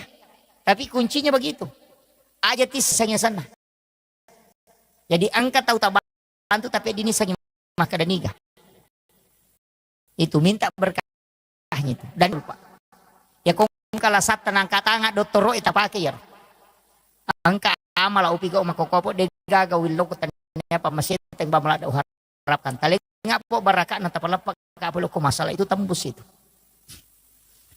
Panama 10.000 ay sila. Sila ada kimilo dong gitu. Tapi carilah amal seperti itu. Amal rahasia namanya. Yang penting. Semua kita yang ada digunakan itu. Banyak hal. Termasuk kendaraan komapajo kaki. Saya itu di mobil Pak terus terang. Saya bawa. Tapi itu botol yang aku kecil sedang itu. Saya selalu isi. Itu saya isi Pertamax. Saya tutup. Kemudian saya simpan di jok mobil itu. Selalu itu di mobil. Itu ajaran guru kami. Kada munia kemetoy. Maka dia binsing ewe utaro untuk bantu nareko angkat tau matu capura binsing ko lalangi. Biasa kita bawa itu ada orang dorong motor karena kehabisan bensin di tengah jalan. Kita kasih uang 100.000 itu tidak ada gunanya. Kasih bensin hanya 1 botol kecil itu bisa menyelamatkan dia. Itu termasuk amal rahasia Pak. Mandreko koto memilodong madari malupai Pak dongangnya tapi ia tumutaro makadamika malaikat itu kendaraan. Dia akan menjaga terus. Karena orang menolong sesamanya, maka malaikat diutus untuk menjaganya. Itu namanya malaikat hafasah. Itu jarang orang gunakan. Dari ya kong katu Pak PT-PT itu yang mobil naik ke Makassar. Sering kalau saya lewati saya kasih tahu sopirnya. Kumelo ko salama kendaraanmu tadi aku. Itu saya kasih tahu. Maka dana mau tak salah tuh dia itu nama solang. Masalah makotom itu kota salah. Itu anunya Pak. Itu pesan guru kami itu. Kenapa? Karena hal yang seperti itu kan ada hadisnya. Siapa yang menyimpan sesuatu untuk membantu akan terus menjaganya. Nah, najagai malaikat. Gitu. Ini yang dari 1000 mobil Pak untuk kalau ada satu yang melakukan itu. Iya. Ini yang saya sampaikan. Saya kira ini yang penting saya wasiatkan. Artinya ada hal-hal simpel itu dalam kehidupan. Sebenarnya tidak susah kita lakukan. Yang penting kita mau. Jadi hal orang ustaz itu yang bisa, justru ustaz itu tambah susah nanti masuk surga Pak. Banyak sekali neko-nekonya karena lebih banyak bicaranya kadang daripada ibadahnya. Iya, orang yang justru yang kadang itu lebih mudah. Jadi yang tidak banyak tanggung jawab itu begitu. Makanya saya wasiatkan itu aja. Jadi 3 hal. Jangan tinggalkan ibadah, buat ibadah rahasia. Itu kemudian dalam menghadapi kehidupan serahkan sepenuhnya kepada Allah. Utamanya tadi sunnah istihar lakukan setiap malam. Kalau tidak bisa melakukan di akhir tahajud, bisa lakukan sebelum subuh, sesudah azan subuh, atau sekalian sesudah sholat isya minta. Tapi bagusnya itu sebenarnya nanti bangun, nanti pergantian malam. Jadi nanti menjelang subuh kita lakukan itu. Lakukan sholat sunnah istihar, minta kepada Allah supaya dia tunjukkan yang terbaik. Itu pasti itu diatur, itu kayak dibimbing memang. Lari ke sini, ini dulu yang kau urus, ini dulu. Itu begitu.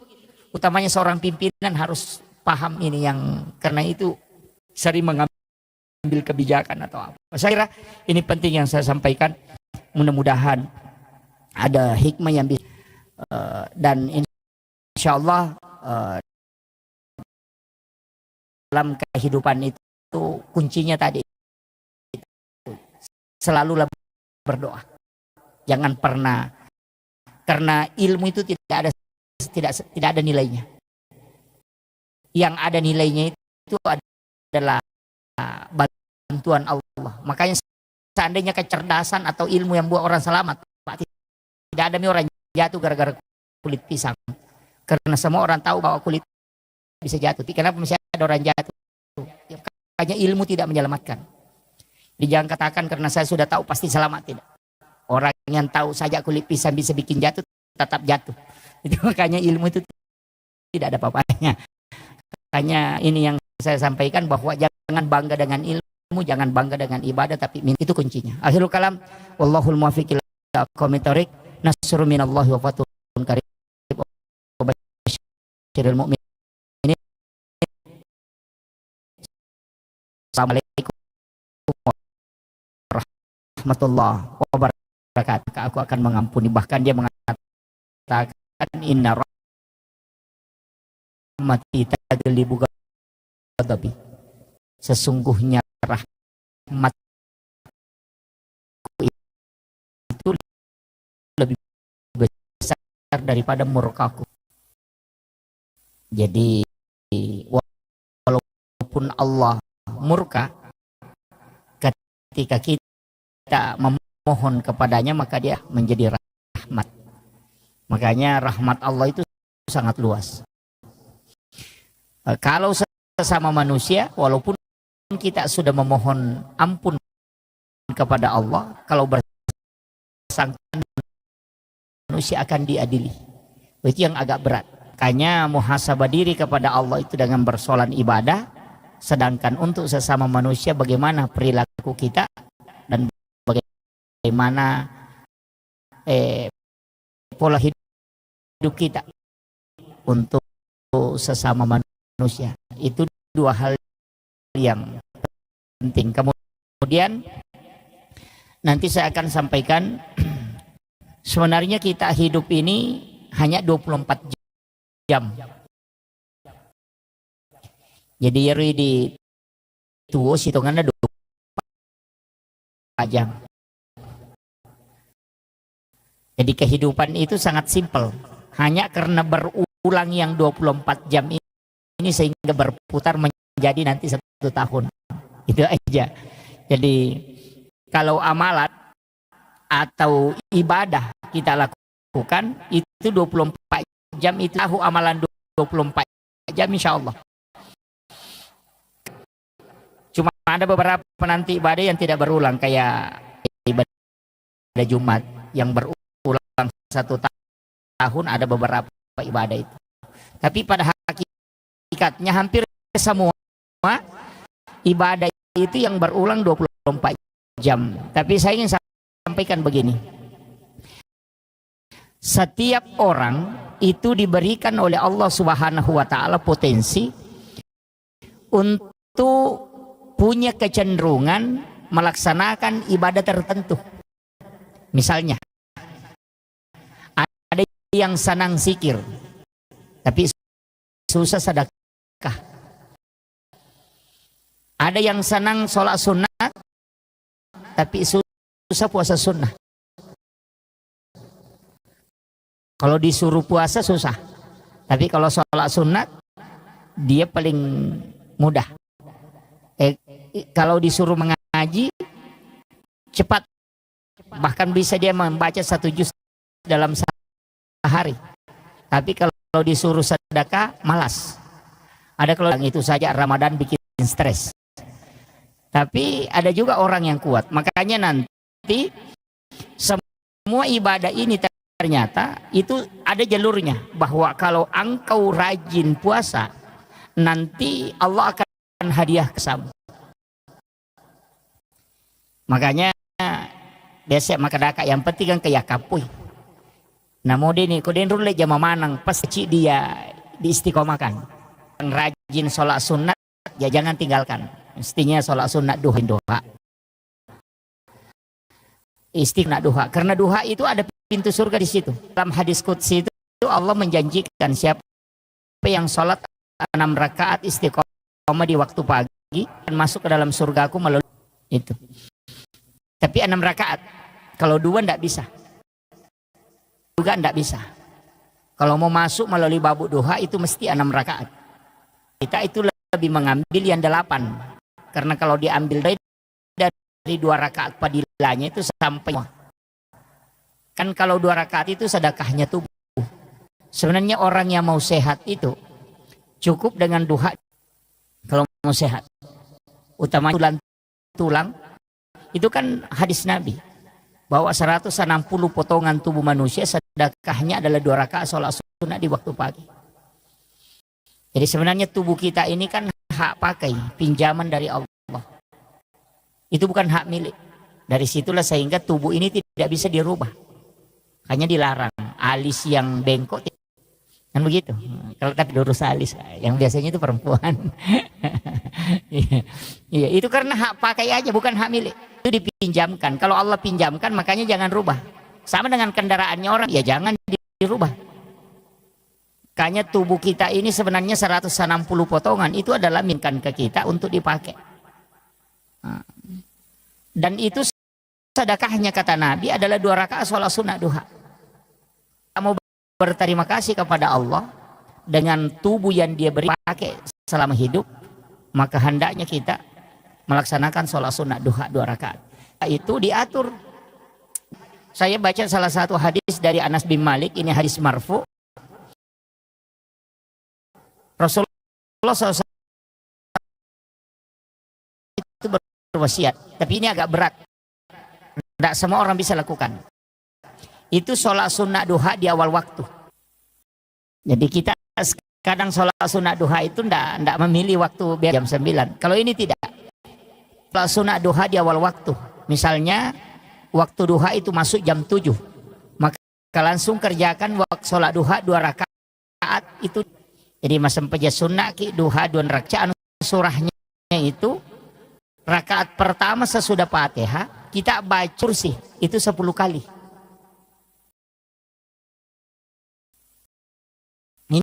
Ini hadis marfu.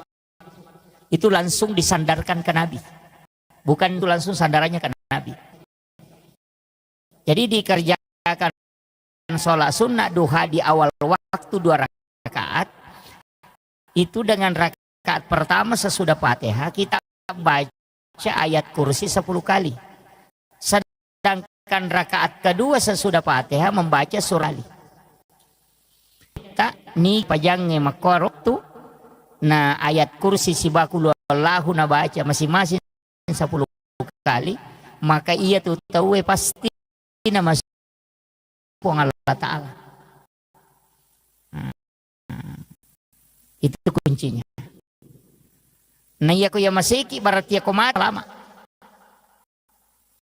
Dan itu Nabi sudah katakan, orang itu pasti masuk dalam iya kawan niwi balinna tanya duha, tapi witir, orang yang berwitir itu pasti kekasih Allah. Ini satu-satunya sholat sunnah dari semua sholat sunnah Pak yang dijamin menjadi wali. Jadi komeki menjadi wali sampai dia sunnah witir ini. Makanya duha di awal itu pamaseh. Ya komeki menjadi wali kekasih Allah, kerjakan witir di malam hari. Makanya saya kasih tahu terutama asam pejang ngisa, asam pejang witir ini memang tidak usah tunggu sampai bangun sholat tahajud. Kalau saya sholat witir memang kita baru tidur. Cuma ada kesalahan kita, Ustaz juga itu memahami. Maka dah sholat witir itu adalah penutup semua. Ketupurana nama witir di negara sampai Jawa dengan jamaah. Dia meminta mengakhirkan. Kenapa itu masuknya untuk sholat sunat? Pura ki masam pejam mengharibi, kamu pasam pejang isah. Makanya diminta sholat witir itu dia bukan akhir semua sholat, akhir untuk sholat fardu. Apa itu di jamaah? Witir kau pura mengharibi. Nasabah kamu pesan pejang isah. Pura pi masam pejang isah. Nah pemaknya Abu Hurairah itu saat sunat isya langsung witir 3 rakaat. Kenapa kita berwitir? Ini kuncinya. Pertama, lama itu banyak pakai witir karena orang yang berwitir itu pasti tidak diganggu jin. Dan nu lejingnya tembusit. Ya kemakai mimpi buruk itu sudah terhindar. Kecuali tidur sesudah sholat subuh panggung. Karena sudah sholat subuh. Jadi ya kau nggak tahu mau witir apa madlutul maja. Kalau ada mimpi, makanya ulama itu bisa tahu bahwa mimpinya ini karena dia berwitir. Witir itu masih susah kita mendeteksi apa kayak gangguan. Kan begitu. Apa namu ibadah? Kalami betul hakikat ayat kursi itu susah. Makanya banyak orang itu baca ayat kursi ketulu-tulu masih mimpi buruk pada kursi. Bahkan kali masih diganggu. Bahkan itu padahal dia sudah baca ayat kursi. Maka di guru taya kami apa nama dah koro macam tu baca ayat kursi. Burung beok juga pintar. Assalamualaikum, assalamualaikum. Makanya itu karena hakikatnya jadi tidak sembarang. Tapi kalau diamalkan terus ayat kursi itu bisa jadi senjata. Makanya ada ulama mengajarkan itu baca ayat kursi itu. Allahu la ilaha illa hayyul qayyum. Itu kan mim.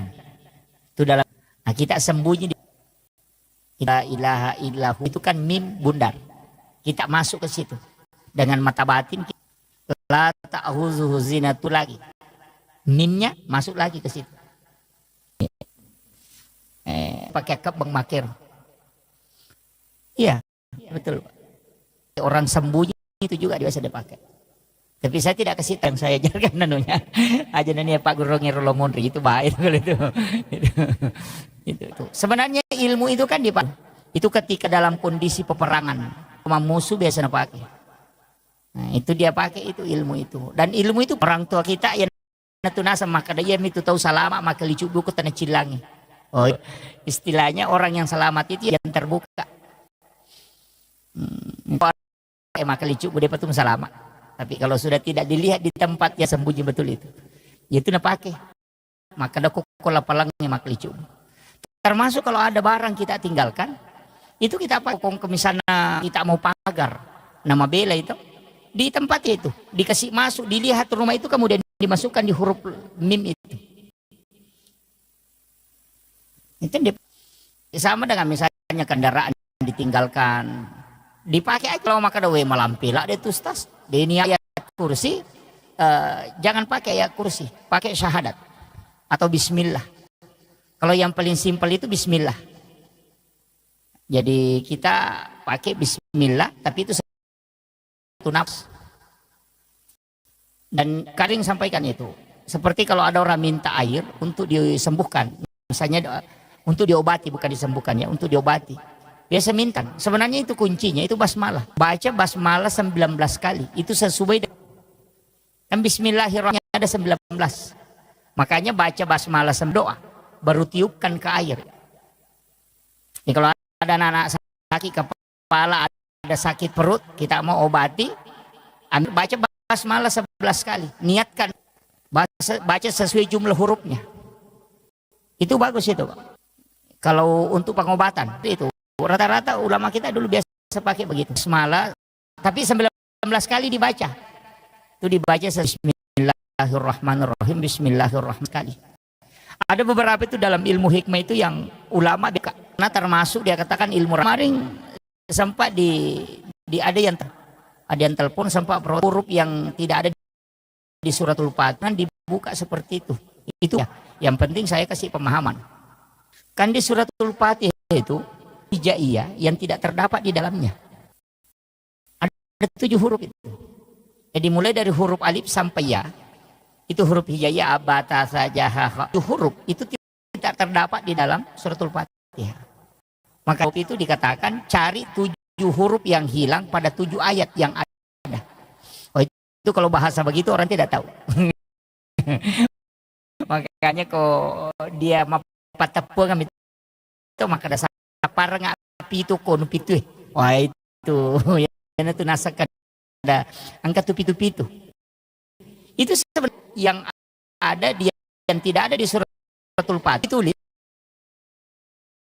Itu dianukan para tulis 7 huruf itu baru ditempel di tempat mana kita tidak mau supaya tidak kecurian.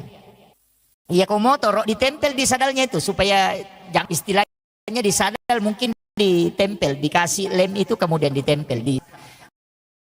Iya selama huruf itu masih ada, insya Allah itu tidak dicuri. Kau nggak tahu majanya, nah denite itu kendaraan, itu hebatnya itu 7 huruf itu yang sama, makanya orang biasa tempel di rumah. Saya pernah ketemu dengan ulama itu justru dia tulis di kartu, dia masukkan di pipet, baru dia ketika dicor rumahnya, yang rumahnya di depan itu dia masukkan di dalam cor. Supaya dia mengatakan kalau di sini itu dalam ilmu hikmah itu Pak dipakai. Tapi saya tidak kasih tahu hurufnya, cari apa itu kan suratul Fatihah kan dihafal, nanti tinggal cari huruf apa yang tidak ada di suratul Fatihah. Huruf itu ada 7. Makanya makadam itu kalau tepuk sapar nggak tuh. Nah, itu yang dianukan. Itu kan angka-angka 7 itu kan istimewa Pak. Cuma kadang-kala kita tidak mengkaji itu. Itu penting. Di rumah nanti tempel ke kendaraan itu menghinakan, istilahnya disimpan di bagian bawah, jangan, harus di tempat, tetap dijaga tempatnya. Jadi itu doa yang seperti itu. Tapi sering juga saya anukan kalau dalam hidup ini 2 sholat itu sunat. Pertama witir, yang kedua sholat sunnah istihara. Yang saya kasih sebenarnya ilmu bukan ilmu, tapi ini ilmunya orang-orang tertentu. Sholat sunnah istihara itu jangan nanti sholat. Kadang-kala itu sholat sunnah istihara nanti kita lakukan ketika ada masalah. Padahal sebenarnya sholat sunnah istihara itu dikerjakan setiap malam. Karena puraki masam tahajud istihara istihara kita itu hanya meminta kepada supaya dia yang mengatur dan menunjukkan akan besok. Ia itu nangka istilah apa pakai teman-teman ada piga apa pakai doku, itu nama masuk. Karena pasti ada. Ya kode memetoga kok tie muba aja terjamai karena tidak selesai itu. Pasti jadi masalah. Begitu tadi harus sholat pakainya itu sampai sunnah istihara setiap malam. Muncul itu. Muncul sendiri itu maka dia jolo mujamah. Iya jolo.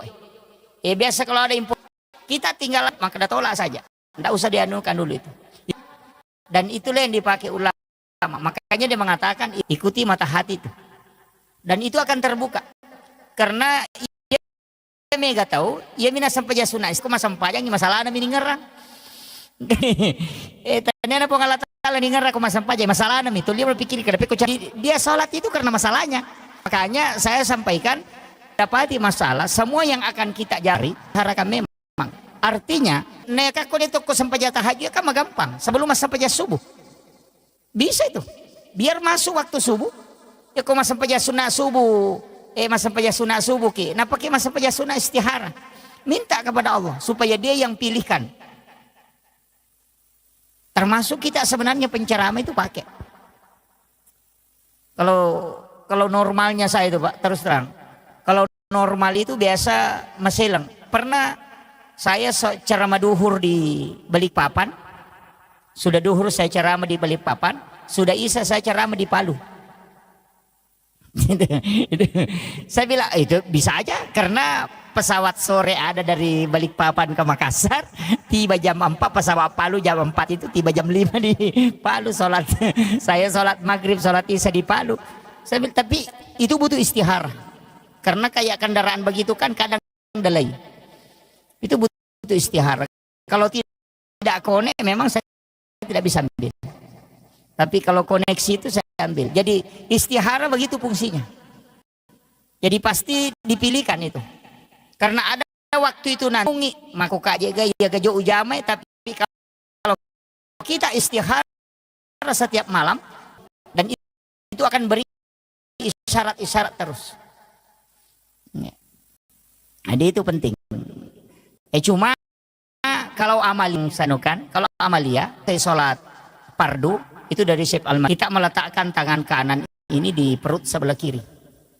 Itu seduh. Jadi tangan kanan ini diletakkan di perut sebelah kiri, ibu jari ini agak didorong sedikit ke jantung. Jadi 4 jari ini di perut, kemudian ibu jari ini agak didorong sedikit ke jantung, baru baca alam nasr 3 kali. 3 kali. Baru Rabbi syrah li sadri wa yassir li amri wahlul 'uqdatam min lisani yafqahu qawli Rabbi yassir wa la tu'assir. Itu ada tambahannya. Jadi Rabbi yassir wa la tu'assir. Dibaca 3 kali. Orang yang mengamalkan ini Bapak Ibu sekalian, ya kong ke masalah noloi, orang yang akan selesaikan.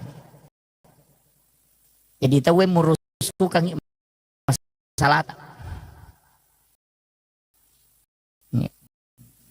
Itu kuncinya. Jadi ternyata nak ada ide sipan rasa-rasa ngurusin apa selesai? Tidak. Pasti ada orang yang menguruskan itu.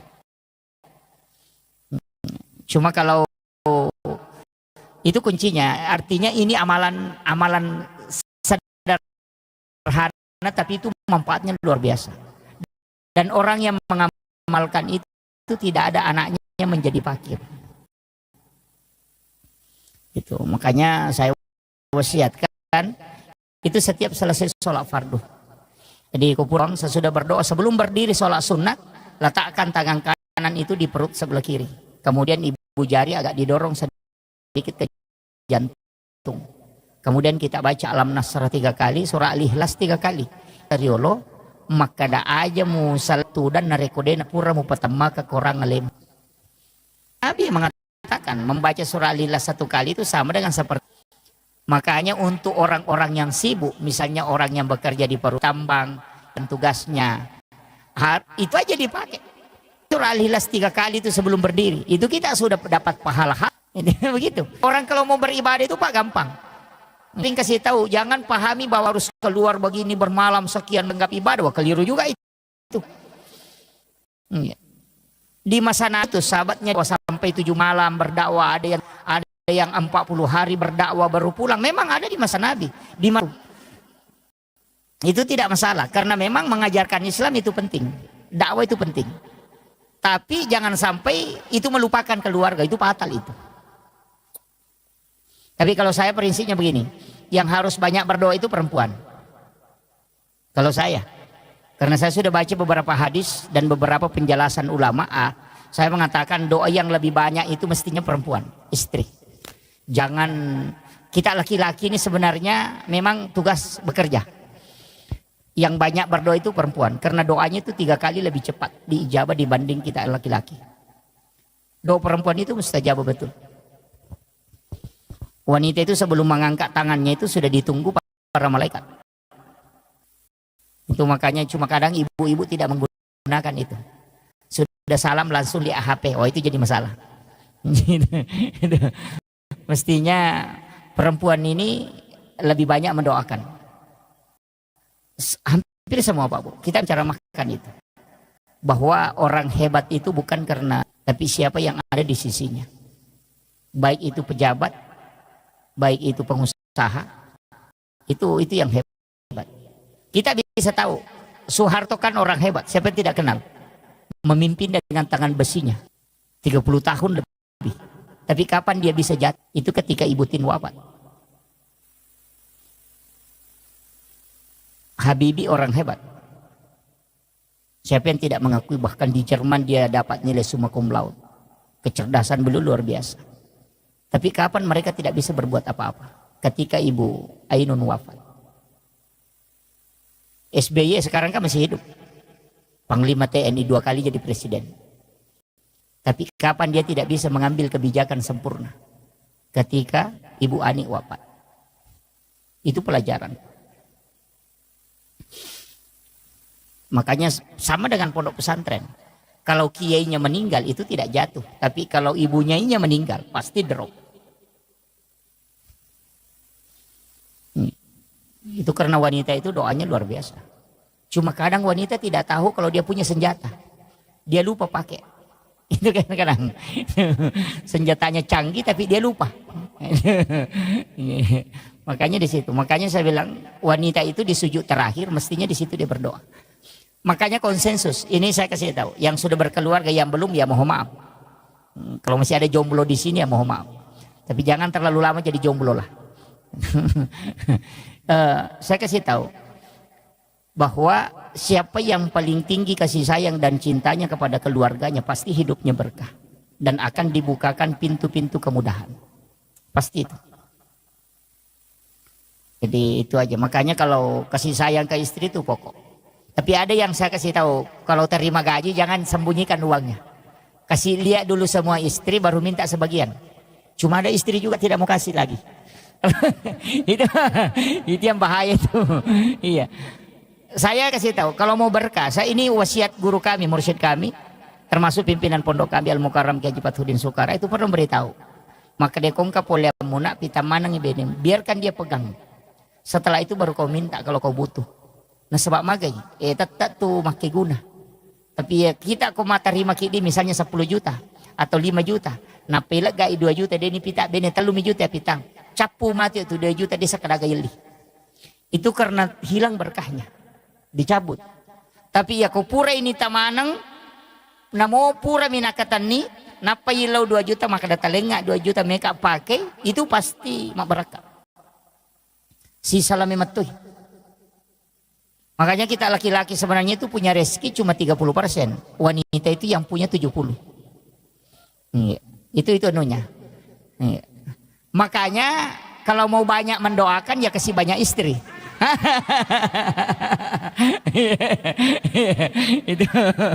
itu pasti ibu-ibu tidak sepakat itu.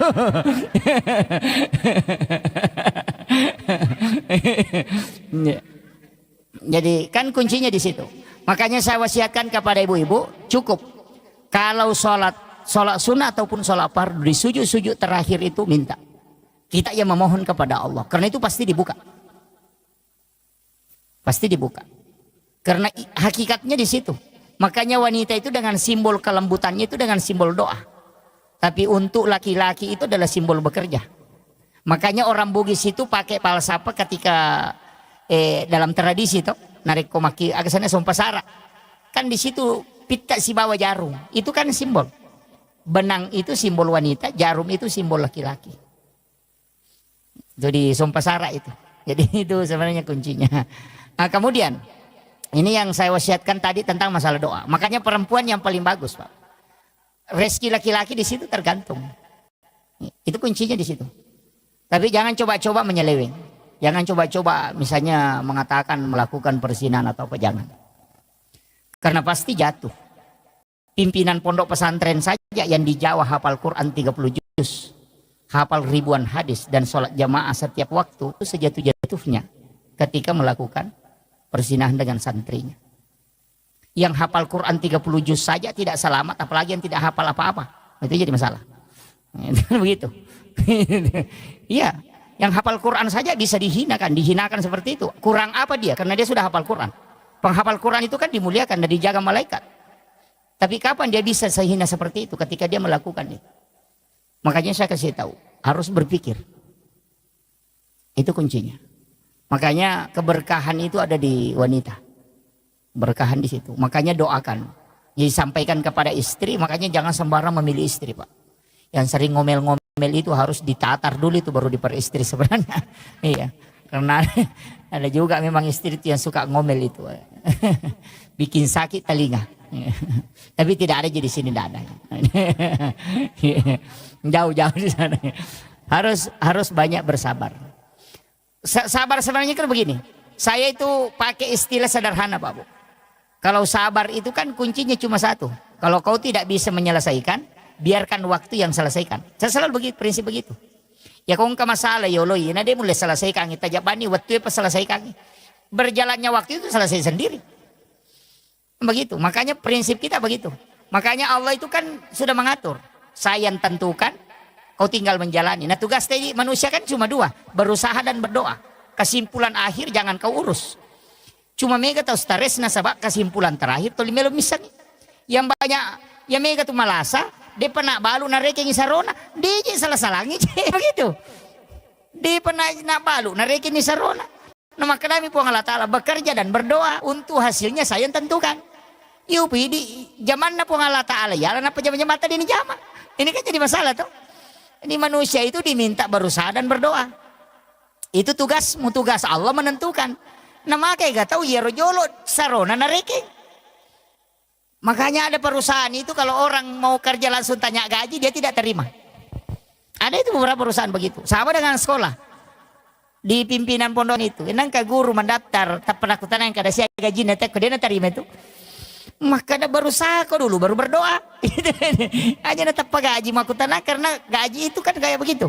Hasil itu urusannya Allah. Kau itu berdoa dan berusaha. Itu aja kuncinya. Jadi dalam kehidupan ini supaya tidak susah, Pak, itu aja kuncinya. Man lam yaskur ala namai walam yasbir ala bala walam yarda ala qada'i. Maka kuncinya di situ. Cukup syukuri, bersabar, tapi gampang ya Pak toh. Nah, kada sabar, wah, maka gampang.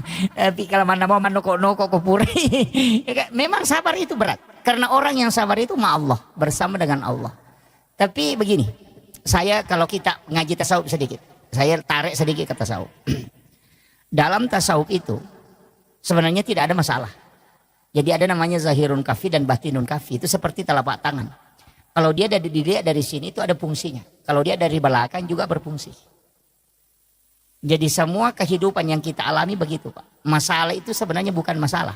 Cuma itu cara Allah memanggil kita. Itu aja prinsipnya. Jadi setengahnya tanya masalah tuh. Cara anak pun Allah Ta'ala muliki. Karena kau nggak tahu dia gak masalah. Anak kadang doanya itu tidak khusyuk. Iya. Pada mi kong kadi iparikantong si di juta. Na tumaliwasang. Milaw dongi. Beda Pak dongang. Kung dia nagaga di iparikantong na tumaliwasang. Coba. Pasti khusyuknya itu beda. Maka begitu. Iya, ya kung kadi perikanto na to milodo maka mudah-mudahan kasi kay dato lima ka nang kamo padiku. Ya ko de nagagadi dito nagato ye wasisa na de capu sisa pasti ya Allah, wah tapa matandre lima na to. Itu kan begitu. Karena kehusuan itu kadang datang ketika masalah itu sudah full. Jadi sebenarnya itu fasilitas. Jadi fasilitas. Makanya saya mengatakan sering begini, kalau ada orang yang membuli, jangan marah, justru berterima kasih. Kenapa? Karena orang yang dibuli itu termasuk orang teraniaya. Dan salah satu orang yang doanya mustajabah, yang membuka 7 pintu langit adalah orang yang teraniaya. Jadi sebenarnya Allah itu mengirim tiket VIP supaya doa kita bisa mustajabah. Tapi kadang kita larinya lari itu si anu kasih begini,